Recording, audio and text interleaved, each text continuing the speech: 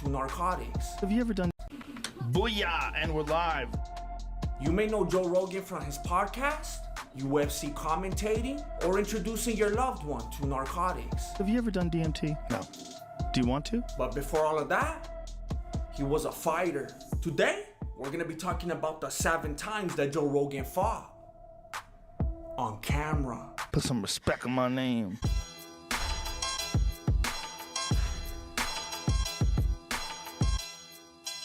Hey, what's up everybody? My name is Jesse, and I'm the founder and grandmaster of MMA, Mexican martial arts. This video is sponsored by the Ridge Wallet. More on that later. It was like the happiest moment of my life. If you're a train by day, Joe Rogan podcast by night fanboy, then you've seen this clip 1,000 times. But have you really? Most likely you were distracted by the walk-off KO or the bowl cut. You look like Bo from Three Stooges. But if you look at it closely, You'll you'll see that his opponent looks a little bit familiar. Personally, I will recognize that movement anywhere. That's a young Brian Callen. And as graceful as he might be, he always had a little bit of trouble with his technique, which Joe Rogan has been trying to help him improve to this day. Fortunately, this match led to a lifelong friendship, and it taught Brian Callen what Taekwondo truly is all about: breaking boards. strike! Hiya! That fateful day, Joe Rogan convinced Brian Callen that competing just wasn't for him. But he does that for all his friends. I don't see you beating Cain Velasquez. This is a bad example. But it's not a bad one. You can find plenty of footage of Joe Rogan rolling, but this time was different. Joe Rogan had been challenged by some fool on MySpace, aka a keyboard warrior. The fact that Joe Rogan accepted the challenge says a lot about that fool's insecurities, but that's for another video. However, since we're talking about insecurities, what's up with the headgear, Joe? Who you trying to keep your ears pretty for? You're waiting for that news radio reunion or what? Even Steve-O's out here trying to get those Randy Coutures. And you're playing touch butt with the headgear? So Rogan locks him up with the guillotine. And he carries that fool like if he was Brendan Schaub. You could see him go limp, but Rogan pulls guard anyway. Savage. That fool wakes up just in time to tap. And then Rogan taps him 2 more times. And Eddie Bravo's all happy because that fool thinks he's gonna be on World Star. The moral of the story? Don't be talking papas online if you can't back it up. Or this fool's a genius because he got to roll with Joe Rogan. This stuff is so unbelievably fascinating. So Joe doesn't like people touching him. I want to kiss you. My God! So Joe doesn't like just anybody touching him. Joe had already been talking to this fool, and he could tell that he wasn't all there. He's a little crazy. Like a little crazy. A lot of crazy. But he still allowed himself to get all worked up. Apparently they were disagreeing about politics, which never ends well. That's why I stay away from it. The last person that I voted for was Kelly Clarkson. The more that I look into Joe Rogan's real life alterations, the more I see that fool's always eager to throw down. He has a lot of anger. This fool touched him, but he clearly didn't pose a threat. And Joe even touched him back. So they're even, right? Well, that's not good enough for Joe. He basically triple dog dares him to do it again. Touch me again and I'm gonna choke you out on camera. So Joe Rogan's been kicking fools in gymnasiums and cafeterias. He's been rolling on his homies' mats. But he wants to be able to tell fools that he fights in the streets. You know, like those fools that always want to tell you about how they used to be a bouncer? And look at how it goes down. Joe doesn't intercept him. He pursues him. That fool's already retracting. And then Joe lunges at him. He knew he was on camera. He was just trying to build up his rep. And then he starts asking that fool about his cuete. Where's your gun, dude? No gun, man. He's looking for trouble. But this fool's not even taking it too hard. He's just having a good time. Dude, you're fun, man. You're still blasting it up, man. That was awesome. And then he decides to touch Joe again. You do that again if I touch you again? You could tell that there's a moment where neither of them really know what's gonna happen next. Fortunately, Joe lets it go this time. There's no point in tapping out the same helpless fool twice, which is why Khabib doesn't want to fight McGregor again. I don't want to see McGregor versus Khabib again. I don't think it's going to be any different. My biggest problem with this scuffle is that Joe Rogan let go when that fool tapped out. This sets a very dangerous precedent for the streets. Now that fool's gonna think that every time he's in a fight, he could just tap out. It doesn't work like that. You choked me out. And I tapped. And you didn't let up. You also have to consider, hold on. I've been under a lot of pressure lately. I recently discovered that people are only watching my videos for the Ridge Wallet ads. It's kept me up at night, wondering, how can I top the last one? How can I better share the good news of the Ridge Wallet with the people?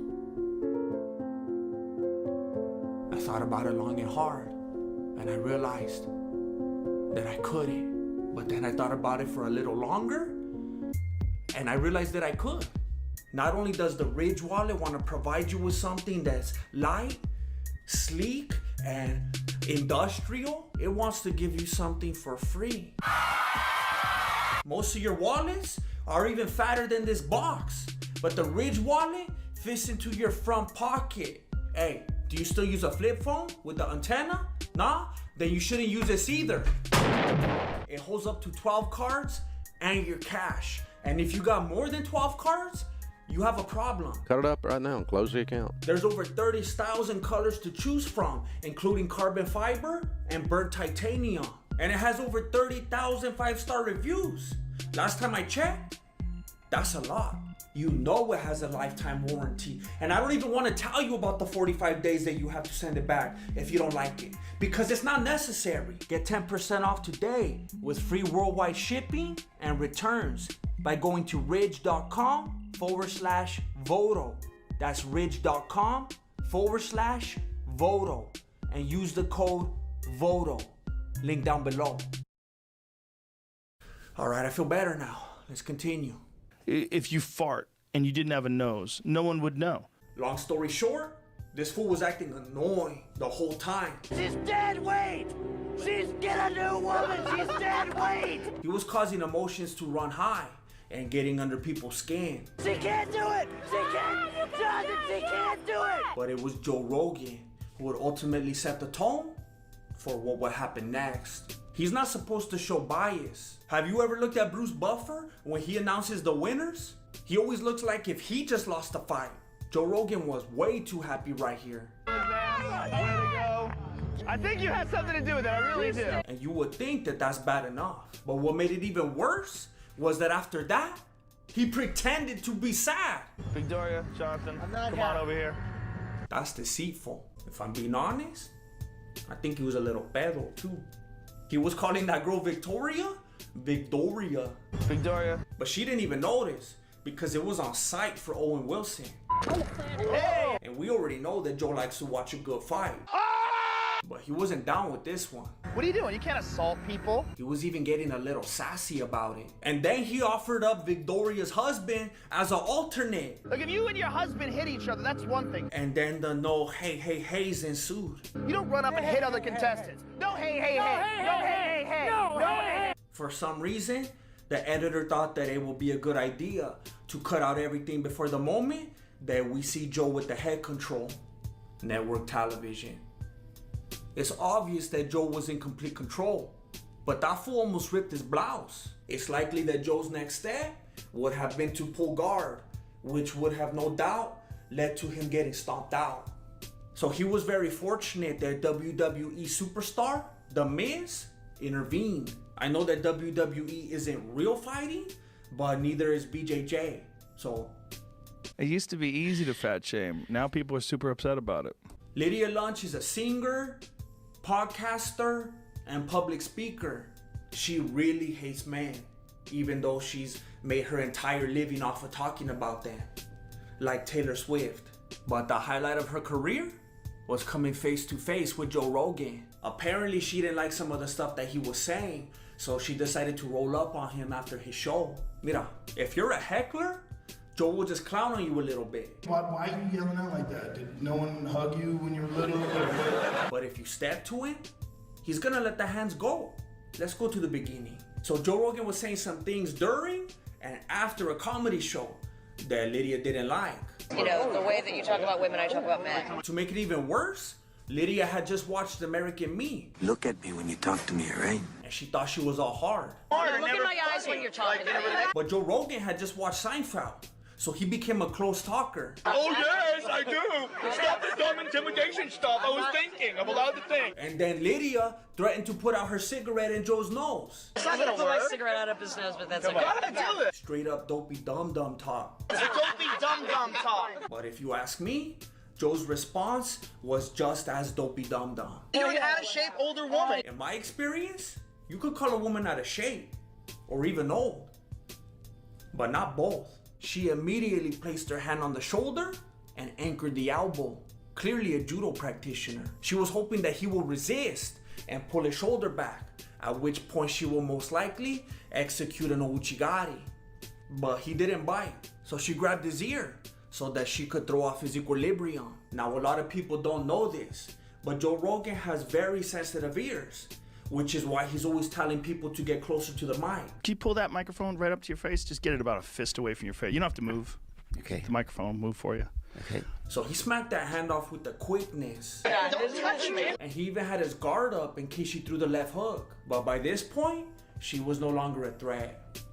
However, he did continue to clown on her. I'm gonna burn you, and then you touch my face. You're insecure and you're used to people paying attention to you. I know people like you. You're dark and mysterious. I forgot, because you're unhappy. This is dopey talk. Well, you can't be good at everything. Yeah. That's a fact. It's not possible. Joe Rogan is used to being the alpha in the room. Unfortunately for Joe, so is Mark Coleman. If you watch the entire video, you learn that Mark Coleman is radio host Jeremy Loper's homie. And Coleman is concerned that Joe Rogan is stealing Loper's listeners, like he did to Alyssa Milano. Loper's number one, Rogan number two, but he's catching you. He's good, right? Yeah, that's where we're at. He's good. And then Coleman goes on to shake Loper's hand as if he's sealing the deal on something, like fighting Loper's battles for him. During the meet and greet, Coleman says something to Joe Rogan that deeply concerned him.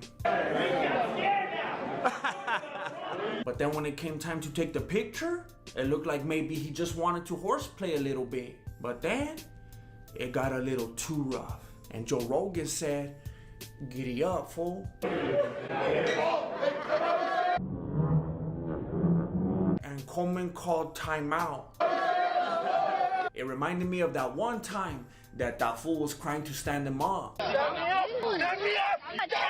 But Joe acted like he didn't hear him. So he went from the arm drag and took the back. But he was instantly intimidated by that affliction print. While he was caught on stop, Coleman spun around and pushed him into the wall. Fortunately, Joe's dome is 35% TRT growth, and he landed on the part that has no feeling. So he bounced off with the quickness. Coleman tries to apologize, but that fool still didn't know how to keep his hands to himself. If I didn't know any better, I would assume that fool was intoxicated, even though he insisted that he wasn't. People say I was drinking, was not drinking. And, you know, usually people who insist that they're not intoxicated are telling the truth. Will they get us kicked off YouTube? Jamie's got to do some finagling. Joe Rogan has never competed in the UFC unless you've unlocked him. However, he supposedly competed in a lot of those weird overseas tournaments like Boss Rutan or Frank Dukes. Right here, we have footage of him competing in a very dangerous, anything goes type of match. Anything goes. His opponent is very comfortable, very confident, but he makes the mistake of telegraphing. Joe Rogan feints high to distract him, and then he busts out the judo hip throw. All those years of Taekwondo and BJJ, and he does judo. And I already know that lots of people will say that that's a BJJ throw, but that's irregular because everybody knows that BJJ practitioners don't start on the feet anyway, because that supposedly 90% of fights start on the ground. At this moment, Joe Rogan seems to be in complete control, but he exposed one of the biggest vulnerabilities of BJJ, tickling. Mira, you could defend against a Kimura or a guillotine, but you can't defend against tickling. Nothing can stop them. Joe Rogan tapped faster than Conor McGregor in a room full of Dagestanis. Now, there was an 8th fight. Jamie, pull that video up. But it wasn't a real fight. It was from a movie. But I just thought that I should bring it up because I didn't want people to be like, hey, you didn't do your research. You missed one. Chale. I was thorough. I actually ended up watching the whole movie. It was very good. Look, I'm not a Joe Rogan fanboy. And I wouldn't say that I'm a hater. But I'm always hearing people making claims, either one way or the other, about his fighting prowess. So I set out to make the most comprehensive list of that fool's fights. And I believe that I succeeded. Perfect. If you enjoy my videos and you would like to help me keep making them, then please consider joining my Patreon. You can pay whatever you want, and all the levels are exactly the same. Link down below. And if you don't want to go to Patreon for your own personal reasons that I won't ask about, then you can support by clicking the join button down below on YouTube. And I've heard that some people can't see it on their phones, so maybe you need to go to a desktop. I don't know. YouTube, please fix this. And I want to say a big thank you to all of the people already supporting me. You literally make this possible so that I could be here today doing this. Thank you. If you want a chance to win this, then all you have to do, all right, look it. So I didn't know what I was talking about when I recorded the video, and now I have to do a voiceover to clear up how you could win the Ridge wallet. If you want to be entered to win, all you have to do is leave a comment, and the top 10 people that have the most likes, I'm gonna raffle them off. And you might be thinking like, hey, wait a minute. What if I'm the one that has the most likes? How come I can't get to be the winner? Because I don't want anybody gaming the system, all right? It's way too easy to do that. I've done it myself. So listen, the top 10 liked comments is gonna have a raffle, and then whoever is the winner from that gets the Ridge wallet. So say something creative, something funny, something emotional, whatever. If your comment gets a bunch of likes and you're in the top 10 like comments, then you're gonna be in the little mini raffle of 10 people, and whoever wins that gets the Ridge wallet. So leave a comment. Thank you for watching Mexican Martial Arts. Appreciate it. Good looking out. Lay. No one could have expected what John Jones did to Cyril Gahn in that fight. No one could have expected. No one could have expected. Well, that's just not true, DC. Not only did Henry Cejudo know exactly what was gonna happen, I made a full breakdown talking about how Gane had absolutely no chance on the feet or on the ground. I even predicted the groin shot. I even predicted that Alexa Grasso would win. Valentino tap! Valentino tap! What I did not predict was that Michael Chaser was gonna give his lady that elbow sopa. There was a script floating around before the fight that was eerily similar to the Jake Paul versus Tommy Fury script. And I can't believe that people thought it was fake. It's right here. However, it's not even close to what happened. Let me break it down for you.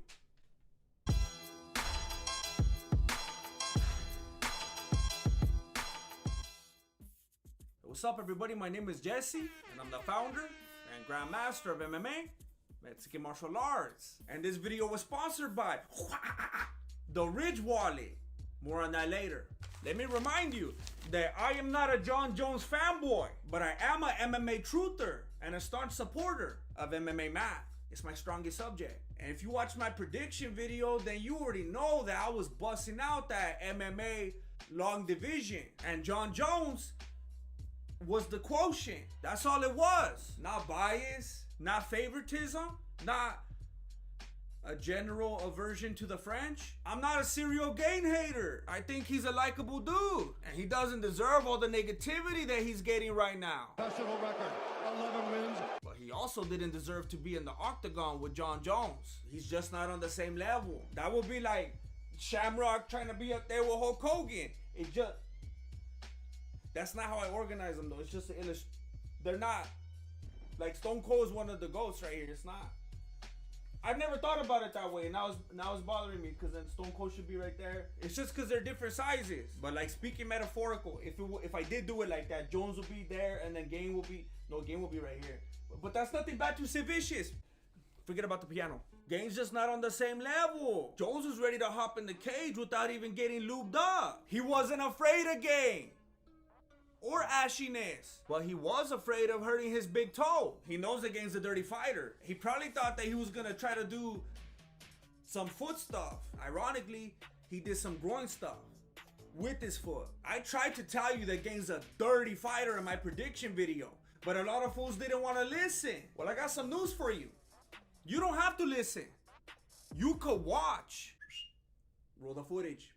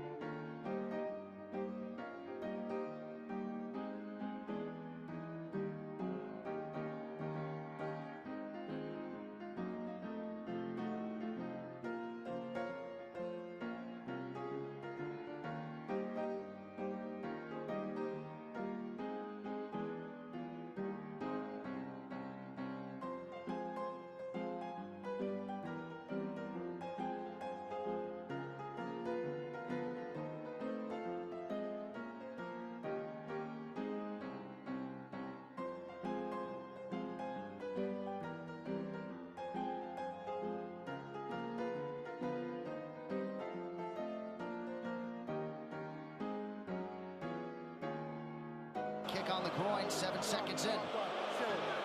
It's good that Jones made it obvious. Game's been getting away with it too much. And it's enabling to fools like Low Blow Nickel. But a low blow is no match for a high-level fight IQ. In the very next exchange, you can see Jon Jones trapping the foot. That's old school stuff right there. The number one thing people are always talking about is Game's mobility. And Jones took it away from him. And Game got scared. He didn't even want to get close after that. He looked like when Daniel Comer pushed Brock Lesnar. Game was already looking different after his loss to Nogano. And the decline continues. He lets things get to him. He's very sensitive. But he had to do something. So he did the safest thing he could think of. He threw a leg kick, but it wasn't as safe as he thought because he forgot that Jones has that 84.5-inch reach. Game's usually able to go in and out with his attacks, but Jones's reach is so long that he was able to catch Game before he could back up all the way. However, Game's a professional, and it was obvious that he had to do something different on the next exchange. But not a lot of people know that Game has OCD. So he had to do it at least one more time. And Jones was going to use this opportunity to close the distance. But all of a sudden, Game doesn't want to clinch. Maybe he had a big launch. And he didn't want none of that Jon Jones elbow sopa that I was trying to tell you about. Game couldn't stand with Jones. He didn't want to clinch with Jones. He couldn't keep from fouling Jones. And he definitely didn't want to grapple with Jones. We're almost there. Then Jones threw a horribly telegraphed kick that even Mark thinks he's Goddard saw coming from a mile away. It was so bad that it actually gave Game the confidence to kick the knee. But that fool still ain't gonna clinch. He throws a half-hearted jab that doesn't land. And Jones starts to pressure him. Game decides to stay at kicking range. So Jones lands a calf kick. It kind of looks like it didn't land, but you could hear it. And this is where we see classic Jones. Highlight reel Jones. Pre-USADA Jones. He does a no-look kick to the knee. And then some spinning stuff. And he catches a little jab on the way, but he's unfazed. You gotta learn how to celebrate your wins. And then Game landed a right hand to Jones' stomach, which was a big mistake. He drew attention to Jones's biggest insecurity. They already been calling him the Albuquerque Doughboy. That supposedly he got diagnosed with type 2 body positivity. And then this fool's gonna highlight his stomach on live national pay-per-view. Jones was watching the Grosso fight backstage, so he already knew what to do. He slipped the next strike and took the back. That was the last place Game wanted to be. Jon Jones on your back is almost as bad as a fat leather wallet on your back. Some of you fools are out there not even realizing that you're giving up your back on the daily. The Ridge wallet is a slim RFID blocking front pocket wallet that holds up to 12 cards and your cash. If you think you need anything more than that, then you don't need a wallet. You need a suitcase. Matter of fact, you don't need a suitcase. You need a backpack. You could throw all your stuff in there. Your pen, your hat, your watch, your ring when you get mad at your lady, and even spare Ridge wallets. I love my Ridge wallet. And if it was right here, I would show it to you. Wait, hold up. I forgot it was in my pocket. It's so sleek I couldn't feel it. If you want a wallet that doesn't cause back pain and isn't so cumbersome that every time you sit down you gotta take it out and put it on the table, then go to ridge.com/Voto and put in the promo code VOTO for 10% off. That's a great deal. Jones knew exactly what he was doing when he took Game down. You could see him isolate that leg from the get, and then it looked like he was either gonna use Gain's left wrist or left ankle as leverage so that he could roll him onto his back and initiate the ground and pound sequence. Gain tried to crawl away, but Jones roped him back in with that chain wrestling. I know a lot of fools thought he forgot how to wrestle because he didn't do it in his last couple of fights. But I tried to tell you, he's an opportunist. It's even on his Wikipedia. Whatever way he's fighting, it's not because he's trying to prove a point or because he can't do something anymore. Jon Jones is simply gonna do what works in that moment. And nothing was gonna work better in this fight than wrestling. In the top 25 ranked heavyweights, there's only one who's never had a wrestling match. His name is Ciryl Gane. There's only one heavyweight in the top 25 that doesn't have a black belt in jiu-jitsu. His name is Ciryl Gane. Ciryl Gane is 1-1 in his last two. Jones tried to get the hook in for a moment, but then he remembered what Cejudo taught him. Remember who you are. You are my son.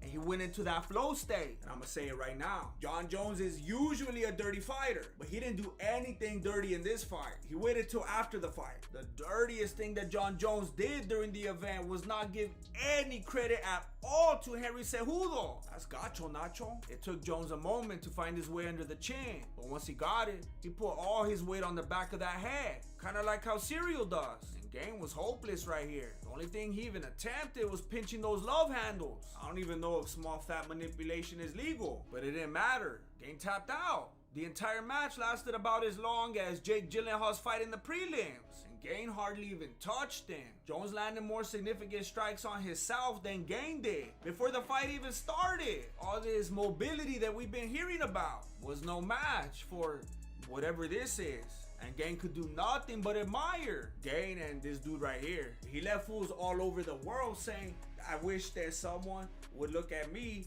the way that Gain looks at Jon Jones. Even Dana White was getting in on it, but this one was a little creepy. It was like when Michael Scott was peeping on Jim and Pam. Kiss her good.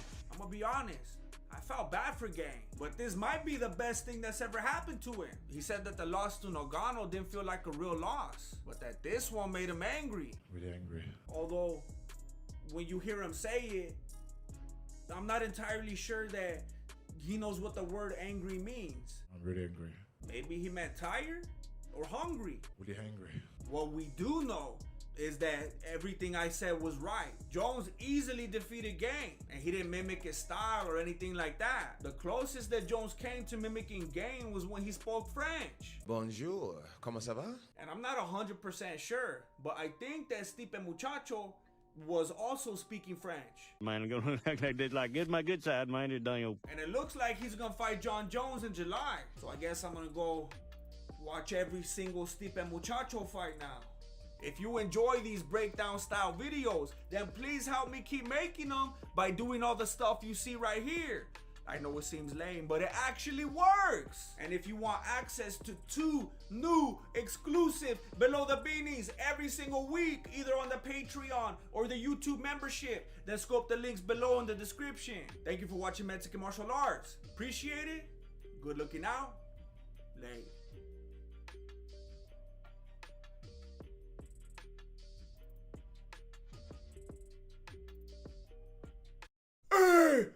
G, what happened to you? No forget, Adesanya was running the whole fight. It's hard to do an accent within another accent. Hey,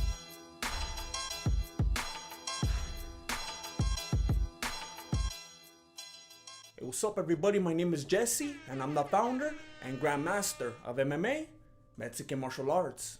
Today, we're gonna be talking about 10 reasons why Adesanya is not a real champion.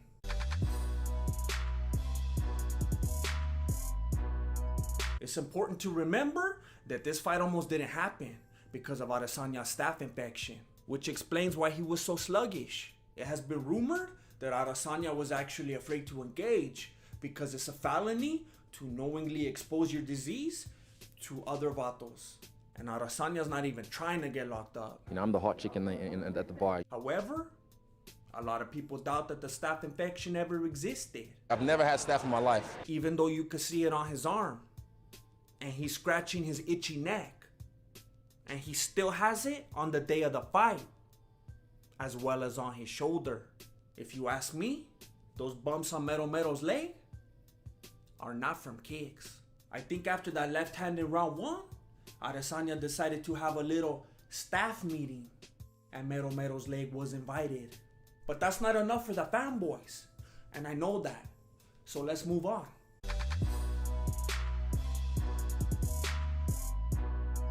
What about the disgusting display of sexism? Mero came out quickly, quietly, all business, ready to put on a show for the hard-working fans. Adesanya, he took his sweet time, objectifying women and enjoying every moment of it, treating them like servants, throwing flowers at his funny-looking feet. All of this within the modern culture of the Me Too movement. And I can't even watch Louis anymore. Everybody took it down. And I know what you're thinking. You're thinking, but Grandmaster, weren't you rooting for Tyson Fury? And didn't he do the same thing? Chale. Tyson Fury empowered women. He didn't have them throwing flowers at his feet. He had them carry him, displaying their power and strength. But maybe the fanboys don't care about things that happen outside the fight. All right, let's move on.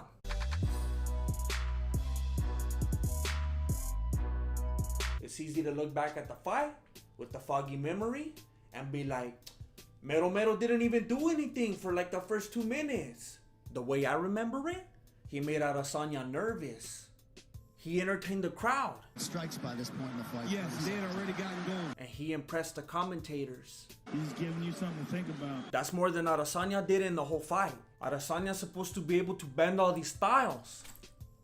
But he couldn't bend Mero's. Mero set the pace. And fools are getting mad about it. They're getting mad because Mero wanted to counter-strike. How come they don't get mad because Adesanya wanted to counter-strike? He keeps making excuses. Basically, he's saying that he needs someone to attack him in order for him to be able to do his thing. Kelvin brought the fight. Robert brought the fight. So then why blame Mero for wanting you to take the fight to him? Are you admitting that you're worthless without counter-striking? Why don't you attack him? I feel like a true style bender would. I'm not gonna chase you. You're gonna chase me. You know, I'm the hot chicken at the bar. Counter-striking is only acceptable when it fits the narrative. The challenger is not allowed to counter-strike. But wait a minute. I thought Adesanya was the challenger. Isn't he such a savage for challenging Mero? For calling him out when no one else wants to fight him? Nobody wants to fight, Romero. Oh, you must have realized that that's not true. You must know by now that Adesanya really wanted to fight Jon Jones. Another stick and move runner. Come see me at 185. I'll let him jump the queue. And that means you must also know that he was trying to fight Paulo Costa after that failed, but he was hurt. I mean, I was trying to fight Paula. Mero was the only name. Who else is he gonna call out? Darren Till? That fool showed weakness. I don't want to ever fight him. He's a beast. It's over for him. And Adesanya likes money. I love the money, don't get me wrong, and the money love me. He knows that Mero's the people's champ, and that a lot of people were gonna pay to see Mero knock him out. It was all a money move. But let's forget about all that. Let's forget it. We're in the cage now.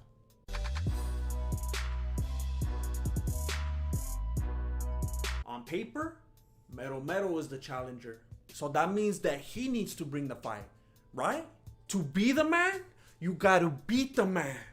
That's right. Where have I heard that before? To be the man, you gotta beat the man. Oh, so we're taking MMA advice from Ric Flair now. In case you don't know, Ric Flair is a professional wrestler. You know, like John Cena or Doink. All I've been seeing on social media from all of these sheep is to be the man, you gotta beat the man. Unless you can frog splash that man and give him a 3 count, you are grossly misinformed. It's still real to me. But don't take my word for it. Maybe you want to hear it from Chael. And there's an expression, to beat the champion, you have to beat the champion. If it's close, the benefit goes to the champion. I don't know where that came from. Nowhere within the rules or the bylaws is that true whatsoever. There is no clause that you have to really take it to the... That is absolutely made up, and it came somewhere in the 80s. Somebody dropped that, it got coined, and it's one of those things that just stuck around. Oh, you don't like Chael? Me neither. Maybe you want to hear it from Ariel. To be the champ, you got to beat the champion. When you're scoring a fight, people say, oh, he didn't do enough to take the belt away. No, that's hogwash. I spoke about this at length following the Reyes-Jones fight. Doesn't make any sense. It's not the way it is. All you have to do is win 3 rounds out of 5. That's it. Doesn't matter if it's the 1st, 2nd, 5th, 3rd, 4th, 5th, 1st, 3rd, 5th. It doesn't matter. Just win 3 to 5, and you're the champ. That's it. When you judge a fight, you can't think of it that way. You just have to score who won each round. Oh, you don't like Ariel? Maybe you don't like the truth. All right, look. I want to address everybody. All right?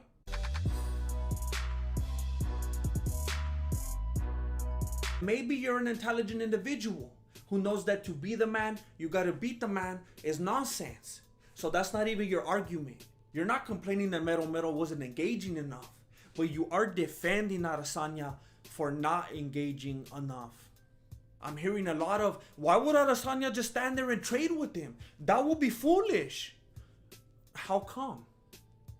Everybody seems to think that Adesanya has the most sophisticated striking the UFC has ever seen. What kind of strike is he going to throw? When is he going to throw it? At what distance is he going to throw it? He can mix it all up in one fell swoop. He's a 75-5 kickboxer. He's the champ. He bends styles. He's the best at setting traps. He's like, in my opinion, probably the very best in the sport at setting traps. Yeah. Mero's an old man. It's his last shot. Lost his last 3 or 4. So why is Adesanya afraid to engage? The broken native can't handle that broken rhythm?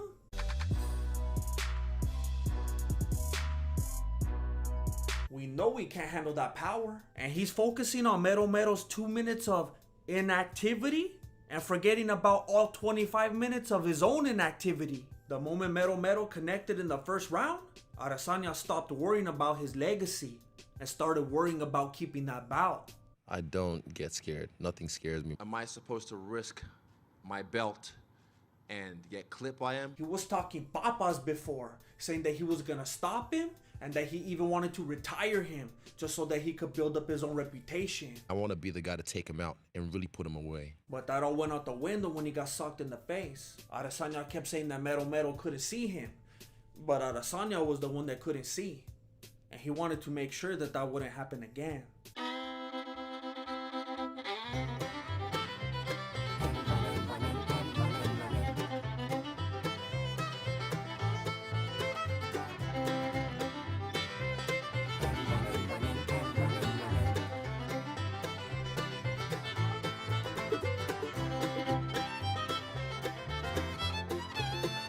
I just felt like running.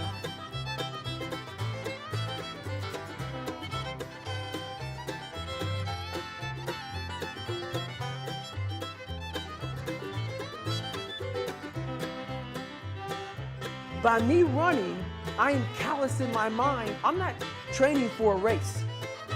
I'm training for life.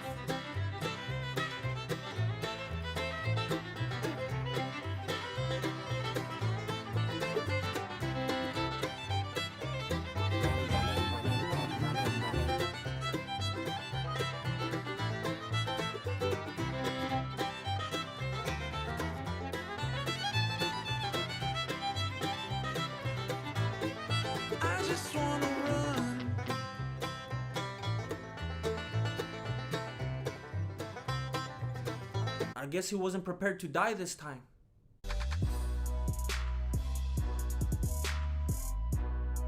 And once Adesanya accepted the fact that he was punking out, it became a point fight.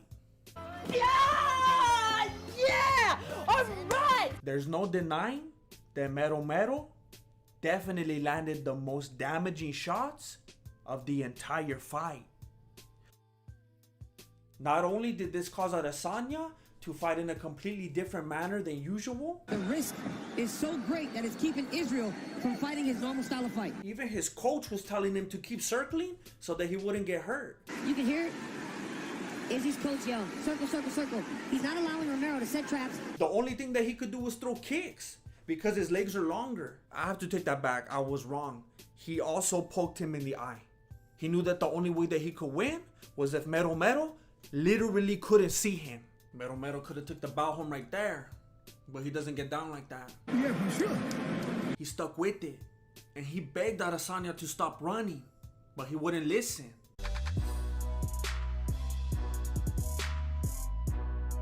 And even though all Adesanya did was kick the meatiest part of Mero's body, which he was willing to take all night because it clearly wouldn't cause him any damage, that was enough for the judges. Because they decided not to count the takedown, which was the same kind of takedown that they counted so that Jon Jones could win his last fight. It doesn't matter how many times you sock him in the face. Control the ring. Make him scared. Make him run. If he taps you on the thigh with his foot, he's a reigning champion. If you ask me, this is ageism at its finest. Why do we as a society hate old people so much? Mero has been robbed at least 3 times now. I say 4, but whatever. All because the UFC wants a fresh, young face to represent the company, even if they make heartless remarks about the Twin Towers. I'll touch him enough times and eventually he'll crumble like the Twin Towers. Too soon? This fool's joking about human lives, but he can't stop crying about his cat. I know it's just a cat for most people, but for me it was different, and I didn't even deal with it this whole camp, so yeah. Oh, no. Adesanya might have won, but he still lost. And you could see it on his face. Look at that sigh of relief. Listen to the boos. Look at the social media. Nobody but the Vegas judges and the fanboys thinks he won that fight. Adesanya officially became a Floyd Mayweather type of champion that night. And he embraced it. I don't really care what people think at the end of the day. I get paid. But I'm not gonna risk millions of dollars on the line just so I can please some drunken buffoons in the crowd who've been drinking since 4 p.m. But Mero had his victory. This is my victory. And he remained the lineal people's champion. But I want to know what you think. Do you think Mero won? Or do you have poor judgment? Let me know down below. Thank you for watching Mexican Martial Arts. Appreciate it. Good looking out. Late. What were you thinking? The best there is. The best there was. And the best there ever will be.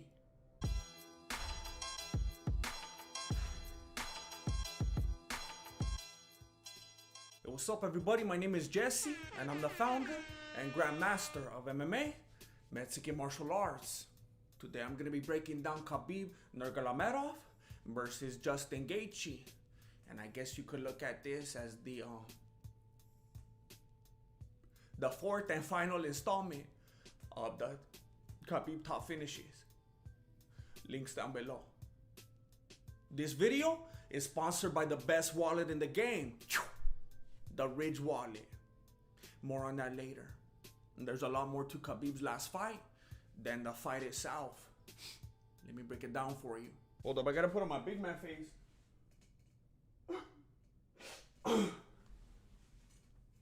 You lose!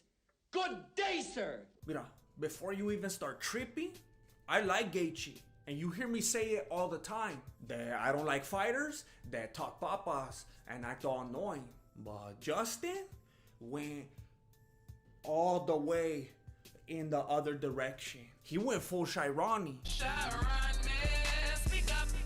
Matter of fact, that fool was telling himself that he was gonna lose. I've been telling myself that's gonna happen, as a matter of fact. You got Adesanya out here making fun of the Twin Towers. Mike Tyson saying that he's gonna eat people's children.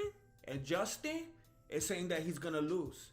and that's what drives him. And that's what drives me every single day. That's what drove you off the cliff, homie. That fool was driving under the influence of insecurity. He was so insecure that he didn't even think he belonged there. I'm not even supposed to be here. I'm not even supposed to be here today. And that's the mindset that caused him to be unprepared. I didn't watch any tape. Why wouldn't you study for the biggest test of your life? This is what happens when you don't keep score. And when you take your kid to Baskin Robbins just for getting a participation ribbon. You know what my mom said when I got a participation ribbon? Nothing. Because I didn't show her. Because I was ashamed. Why are you going to be proud of your performance if it's not good? But that's irregular. Justin kept talking about how he's a performer. I'm a performer. It's hard to be a performer in an empty stadium. It's what happens in the octagon that matters. When I step in that octagon, nothing matters. Let's move on. Hey, I need a new chair. Fools keep thinking that I'm farting. People are calling this fight Khabib's most dominant performance. I feel like that was his best performance in the UFC, and that's saying a lot considering what he's done as of late. And he did it with a broken foot. Apparently he was in the hospital, he broke his foot. A broken foot will give most fighters cold feet. But Khabib wasn't even tripping. He understands that it's all up here. He said, Coach, he goes, my toe may be broken, but my mind is not. He just put on some tape, and he was good to go. My homies have been getting down like that for the longest. But that's not the only thing. He had the mumps. We think he's fighting for the title. And he's over here fighting for his life. I know what you're thinking. How are people still getting the mumps in 2020? He said chale to the vaccine. He said Bill Gates can't even keep my computer from getting a virus. How's he gonna help me? At the end of the day, I don't care if it's the mumps, broken toes, or even if that fool broke his face running from a snake. You guys hit teeth?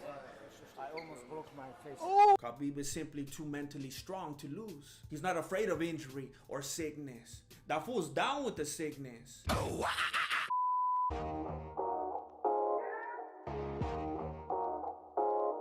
Ridge Wallet, Grandmaster Jesse, collaboration for the nations. Let's get it. You get it, I got it. You want it, Ariana. I'm living in this modern world, 2020. I gotta look for something new where I can put my money. This wallet is industrial, sleek and light. Front pocket gang, all day, all night. Gift cards, iPods, double mint gum. If you're still rocking this leather, you are really dumb. It holds up to 12 cards and there's room for your bills. So many styles and colors, homie, I'm getting the chills. 30,000 5-star reviews, that's a lot. And RFID blocking so you don't get got. I really use it. It's my only wallet. What you call it? You know, the Ridge Wallet. Go to ridgewallet.com/Voto and use the promo code VOTO for 10% off. There's free worldwide shipping and you have 45 days to return it if you don't like nice things. That's ridgewallet.com/Voto and use the promo code VOTO for 10% off. Please do yourself a favor and get one. Don't act like you're not impressed. So the same fools that call Justin Gaethje the most exciting and violent man in the UFC are the same fools that call Khabib Nurmagomedov the most boring man in the UFC. A lot of people were disrespecting and acting like the eagle wasn't gonna take flight because that Justin Gaethje has the highest striking rate in UFC history and the highest striking accuracy in UFC lightweight history. But I guess nobody told Khabib because he went toe-to-toe with that fool. And his toes were broken. That fool went toe-to-toe with broken toes. Savage. He was letting those hands go, throwing knees to the face. He even kicked that fool in the ribeye. Not only was he dishing out the offense, he was making Gaethje's hands look like pillows. Hey, I respect a pillow fight, but that fool wasn't doing it right. To be fair, Gaethje did a good job of defending the takedowns early on, but then Khabib got one at the end of the first round. And while he was looking for the submission, Gaethje was looking for the clock.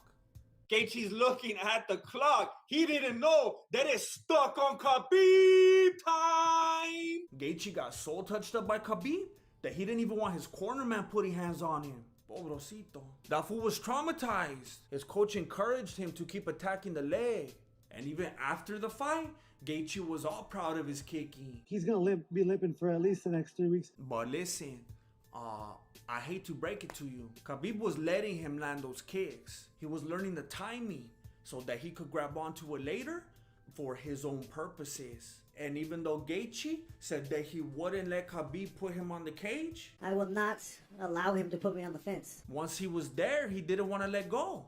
And it seemed like the referee didn't see it. But that makes sense because the referee didn't see all the tapping either. He was too busy miring the eagle. But I can't blame the ref too much for not seeing the tap. He wasn't looking for the tap because Justin said that he wasn't gonna tap. He saw that Justin said he would never tap. Justin would never tap. And Khabib, being the gentleman that he is, didn't want to break Justin's arm in front of his parents. He didn't want to hurt him in front of his parents. So he went to the triangle and just kind of put him to sleep. So he decided to both honor his father. He said it's his dad's favorite submission, right? Wow. Get into the mounted position, go into the armbar, go into the triangle. And give Justin a nice little dream at the same time. You know, you get a nice little dream. It's crazy.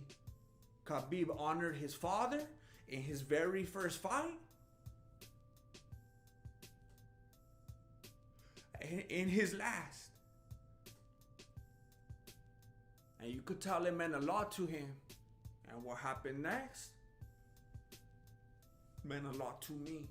You're all right. Justin Gaethje had just been dominated and put to sleep with billions of people watching. And he was the first one to console Khabib. I had already liked Justin, but this made me respect him. Did he maybe show a little too much respect before the fight? How many rounds has he lost in fights? I'd say 0, but they say 1. 1? Yeah, they say 1. Yeah, so. I think so. And I think his respect for Khabib affected his performance in the cage as well. But the respect after the fight was next level. Even George St. Pierre was impressed. Normally when fighters lose, they dip with the quickness. They're frustrated, angry, embarrassed. But Justin stuck around just so that he could pay respect to the eagle. The only reason I stuck here is to give this man praises. Justin's a real vato, and he proved it when he poked his nose and looked at it on live TV. Respect. When it was time to officially announce Khabib as the winner, I noticed his homies fumbling with his gloves, and it was giving me the ice spill vibes. Three Stooges. What are you freaks doing? And at first I thought that it was weird that they were so concerned about his gloves. But then I knew. He's trying to get those gloves off. Wait a minute, is he gonna retire or something right now? Oh! He's retiring. He's retiring.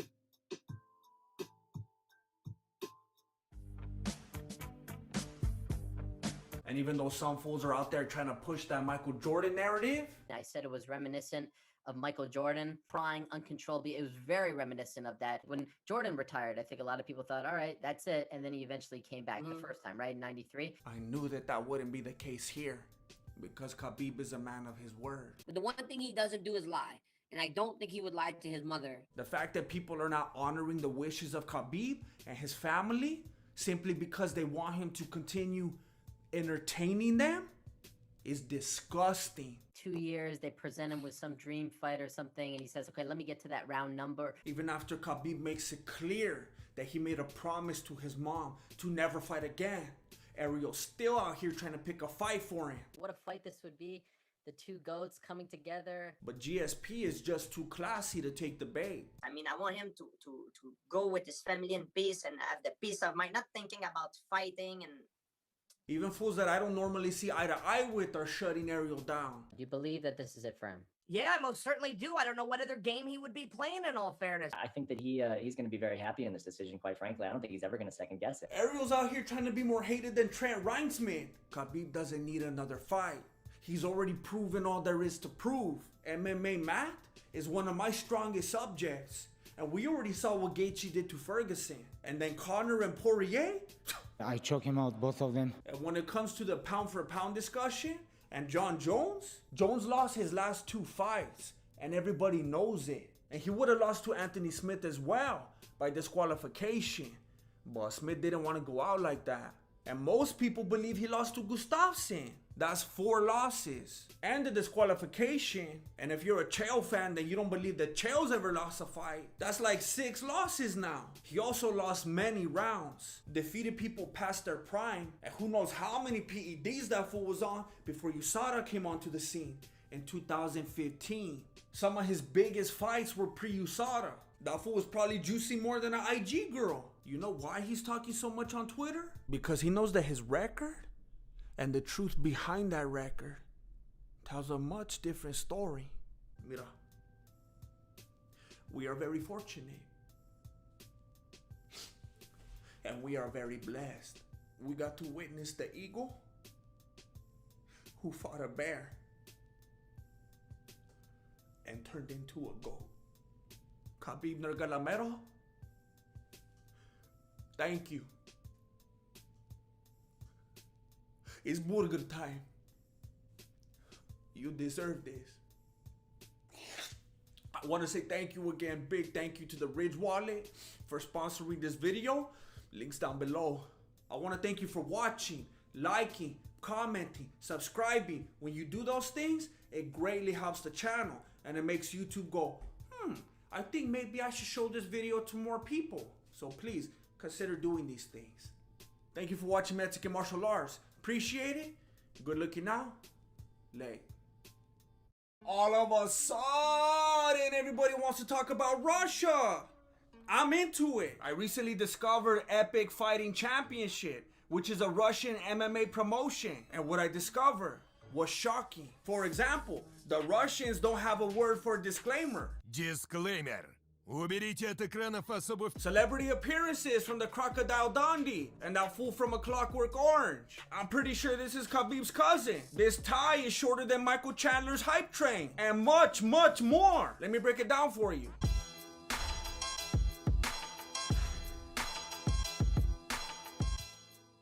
What's up, everybody? My name is Jesse, and I'm the founder and grandmaster of MMA, Mexican Martial Arts. And I'm very happy to let you know that this video is sponsored by the official wallet of the Mexican Martial Arts, the Ridge Wallet.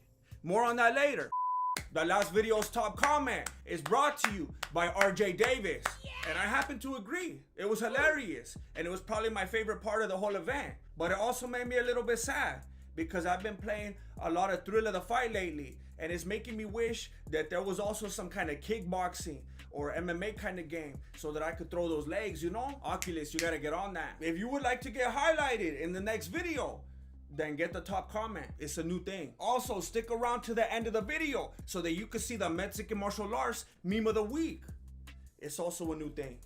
I first heard about Epic Fighting Championship, which I affectionately refer to as the EFC, when I was searching for UFC news. And after sorting through all the articles about how Dana White doesn't want to pay his fighters, whatever Conor McGregor's doing on Twitter, and the Naut Boys, I finally came across something worth my Wi-Fi. A grandfather and his grandson were fighting a lady. The last time I saw something like that was at Thanksgiving, and I was feeling nostalgic, so I went searching for the full video. I thought I was gonna end up on a Russian Wix page and get a virus, but it turns out that this fight was actually part of a full fight card from Epic Fighting Championship, which, as far as I'm confirmed, is basically the Russian version of the UFC, but better. Hey, yes, dude! Hey, Dana White, Trucha, the Russians are coming! We are, of course, Norwegians. The event kicked off with who I was tempted to call the low-budget 6'9", but upon further inspection, they're probably closer to equal value. And his grandpa, who looks like your average Whole Foods customer, versus a lady who does not shop at Whole Foods. It was a classic handicap match. Can you still say handicap match? You can't say anything, so it doesn't matter. It was a classic handicap match. You might think this fool looks intimidating, because he got more ink than an Office Max. But you gotta consider that his opponents got more mass than the Vatican. And he plays it off by covering up and mobbing in the Cosby sweaters, which does not quite carry the innocence that it used to. And he doesn't even look like he benches, but he does do push-ups on a bench. And he's trying to get into that GOAT conversation by becoming ubiquitous with it and whatnot. But the promotional content doesn't matter once the cage doors close. These fools were fighting like if they were in a movie, like if they had to take turns or something. And the grandson was acting like if he was a witness and was taking notes for the police report. And then when he was in danger, he just ran like if he actually was 6'9". The grandpa realized that he was gonna have to get creative. And to be honest, I can't tell if he was trying to throw feints or if he was trying to cast a spell on her. But whatever he was doing, it didn't work. She got knockdowns, significant strikes, control time, and a Las Vegas type of decision. Far be it from me to imply that the Russians would tamper with the results. But that decision was dirtier than Dana White's search history. Bernadette clearly won that fight, and I was upset. But I quickly forgot about it because of this amazing sponsorship. The EFC even knows how to make sponsorships entertaining. Hey, Olimbet, you better be paying them. And EFC, you better keep that money in your Ridge wallet. Duh. Have you ever seen an action movie? The hackers are always Russians. I've never seen a non-Russian hacker. That would be like a non-Mexican elote man. But it's 2022. They're not trying to hack your Macintosh. They're trying to hack your wallet. But you can't hack a Ridge wallet. It's RFID blocking. And that's why it was so important to Marsalis Wallace. Wait, what is it? Is that what I think it is? Mm-hmm. It's beautiful. You work hard for that money and you need to keep it secure. And you play hard too. That's why you got so many credit cards. But this ain't an intervention. I'm trying to enable you right now. The Ridge wallet holds up to 12 cards. And when you hit that cash back, there's room for that too. I know what you're thinking. What if I only got Bitcoin? Then you could take a screenshot of the Ridge wallet. And you could keep your Bitcoin in that. And then you could spend it later in the metaverse. But if you're still living in the universe, then you're gonna want this slim front pocket wallet that has over 30,000 5-star reviews. There's different styles, colors, even products. Just go to ridge.com/Voto and put in the promo code VOTO for 10% off. That's ridge.com/Voto and put in the promo code VOTO for 10% off. The next fight was another handicap match, but this one looked like it might be with actual fighters. I know what you're thinking. This fool doesn't even look like a fighter. Neither did Roy Nelson. And this fool has Don the Dragon Wilson in his corner. The match started with the awkward salutation, which looked a little bit familiar. But once the fight started, it got more awkward. This time the partners attacked at the same time, as they should. But Roy Nelson's homie didn't like that. And he did the reverse Khabib. And the handicap match turned into the Royal Rumble. Everybody freaked out when it happened in the UFC, but this is just a regular day at the office in Russia. If this had happened in America, lawsuits would have been filed, apologies would have went out, and there would have been several hashtags. But they kept going. They actually resumed the match. Imagine if Sterling had fought Peter Yan in Russia. If he dies, he dies. There's no quitting, and the match wouldn't quit being weird. This fool socked his partner in the face. And then this fool was waving at the camera. I don't even know how to articulate this. The light-skinned Herb Dean didn't know what he was doing. It looked like if he had his own corner and he was looking at his referee coach for advice. But I can't blame him. He was dealing with a loose cannon. And I don't imagine that the EFC has very many rules. Well, whatever they are, this fool isn't following that. So now it's a traditional one-on-one fight. And that just ain't gonna fly in Russia. You gotta make things weird or don't do it at all.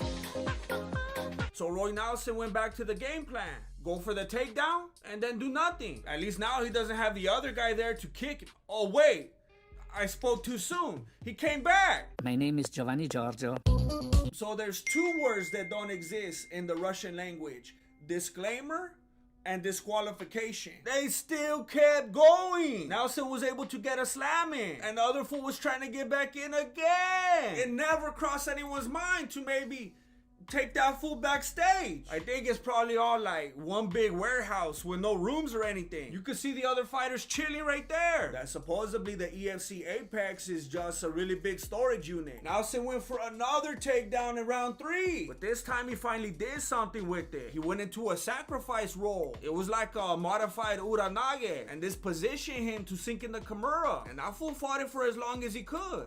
but then Nelson got a leg up on him. That was clean. However, I can't help but wonder if this whole thing was just to set up a grudge match between these two. Stranger things have happened. Like this 500-pound dude fighting one of the Shevchenko sisters. And that's not even his real weight. During his fight camp, he had to buy a second fridge so that he could dirty bulk with the quickness. And then during his one-a-days, he was drinking soda. This is a photo of him just 2 weeks before the fight. And supposedly he knew the only way he could beat her was if he could eat her. Well, his loved ones didn't support these drastic measures, and they tried to subliminally intervene by hacking his intro music.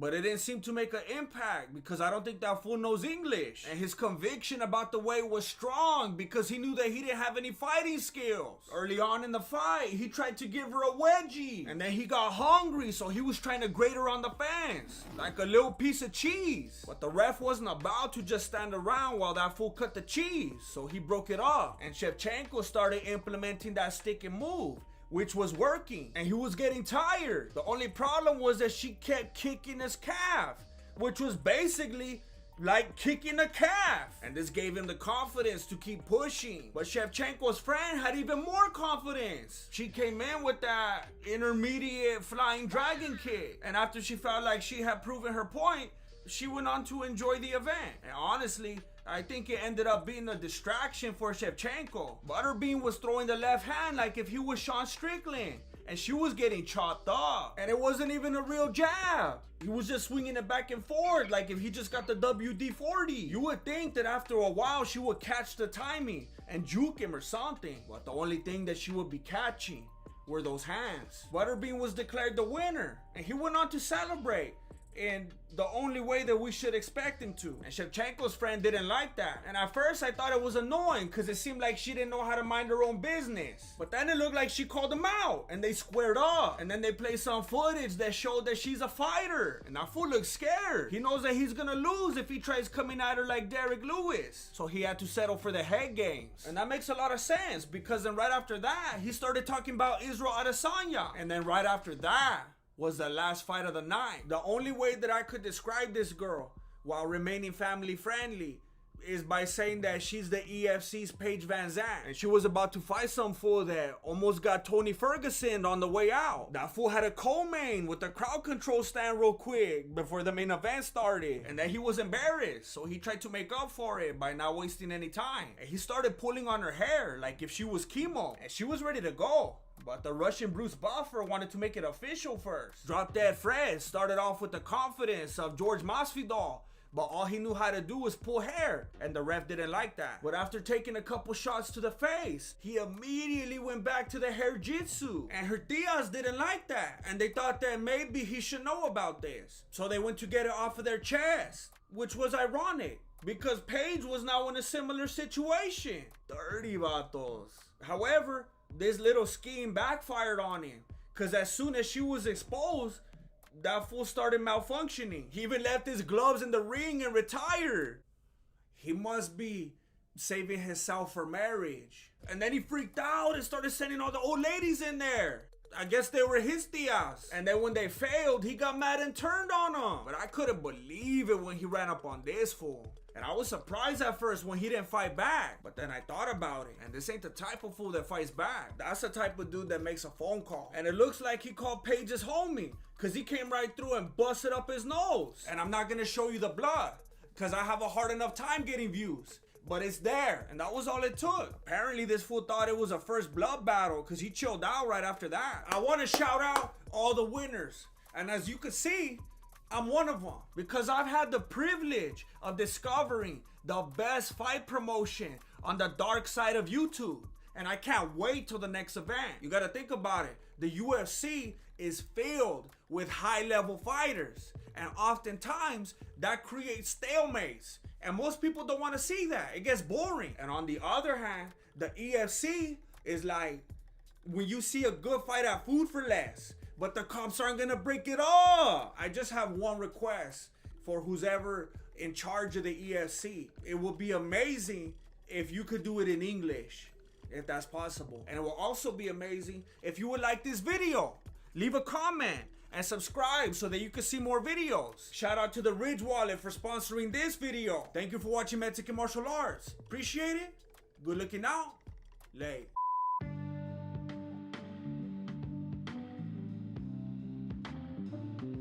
If you like this video, then please consider clicking some of the other ones right here. I specifically chose these ones because these are some of my favorites. So I hope you enjoy them as well.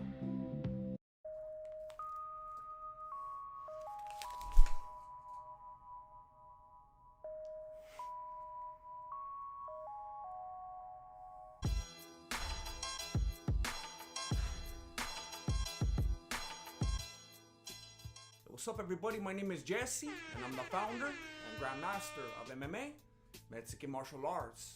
This video was sponsored by the Polish power of Wallace, the Ridge Wallet. More on that later. Hold up, don't forget to subscribe and like the video. All right, continue. So a lot of people are getting off the hype train, and those aren't even my words. If you want to hop off the hype train, bro. Adesanya already knows that the reason he gets away with his shenanigans is because he keeps winning. This time. They say he bends styles. We've seen him bend the truth. He even bends over his opponents. But you can't bend weight classes, homie. And now you're being a bad influence to Dominic Cruz. I would love to get a charity fight lined up. You couldn't even beat the fool that's 4.5 pounds more than you. And he's calling out Hans Molenkamp. He's got 100 pounds on me. I know what you're thinking. Blanco was probably gained like 20 more pounds after the weigh-in. So Adesanya couldn't get another pizza or what? Everybody gets mad when fighters don't cut enough weight. That supposedly they're unprofessional or whatever. So then how come no one says anything when Adesanya doesn't gain enough weight? The size played a factor in the 5th round. That's on you, fool. So he doesn't want to gain any more weight, but he does want to throw his weight around. He's over here putting bottles down, taking off stickers, clowning on Cruz. Of course he's gonna call out Hans. He had no choice. But you did. You decided that the 185 strap wasn't enough. And you got greedy. DC's out here trying to tell people how hard it is. It shows how difficult it is to be going up in between weight classes trying to become double champion. Does he have inferior motives? That's not important. Joe Rogan changed the subject anyway. It's hard to tell because they got masks on. All right, a few minutes ago, Piotr Jan. But you didn't come here to hear about Monster any more than you watched the press conference for those sound effects. Win. Defend my belt. Moving up. Stalls for the... I can imagine of mine. Like those guys. Champion. Pro momento. It's a world they call it. First time.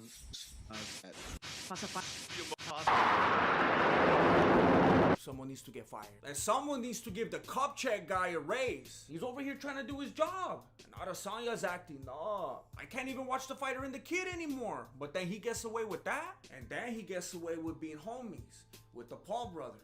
The fanboys that are rooting for Adesanya are the same fools that are crying about Jake and Logan fighting. But Adesanya's down with them. Logan Paul's over here praising him right there on the screen. And then you got Adesanya saying that he's a fan of Jake Paul. Nah, he's a fan. So he got a new fan in me too as well. How do you feel about that one? If you ever wanted a visual representation of what an Adesanya fan looks like, that's it right there. 9,500.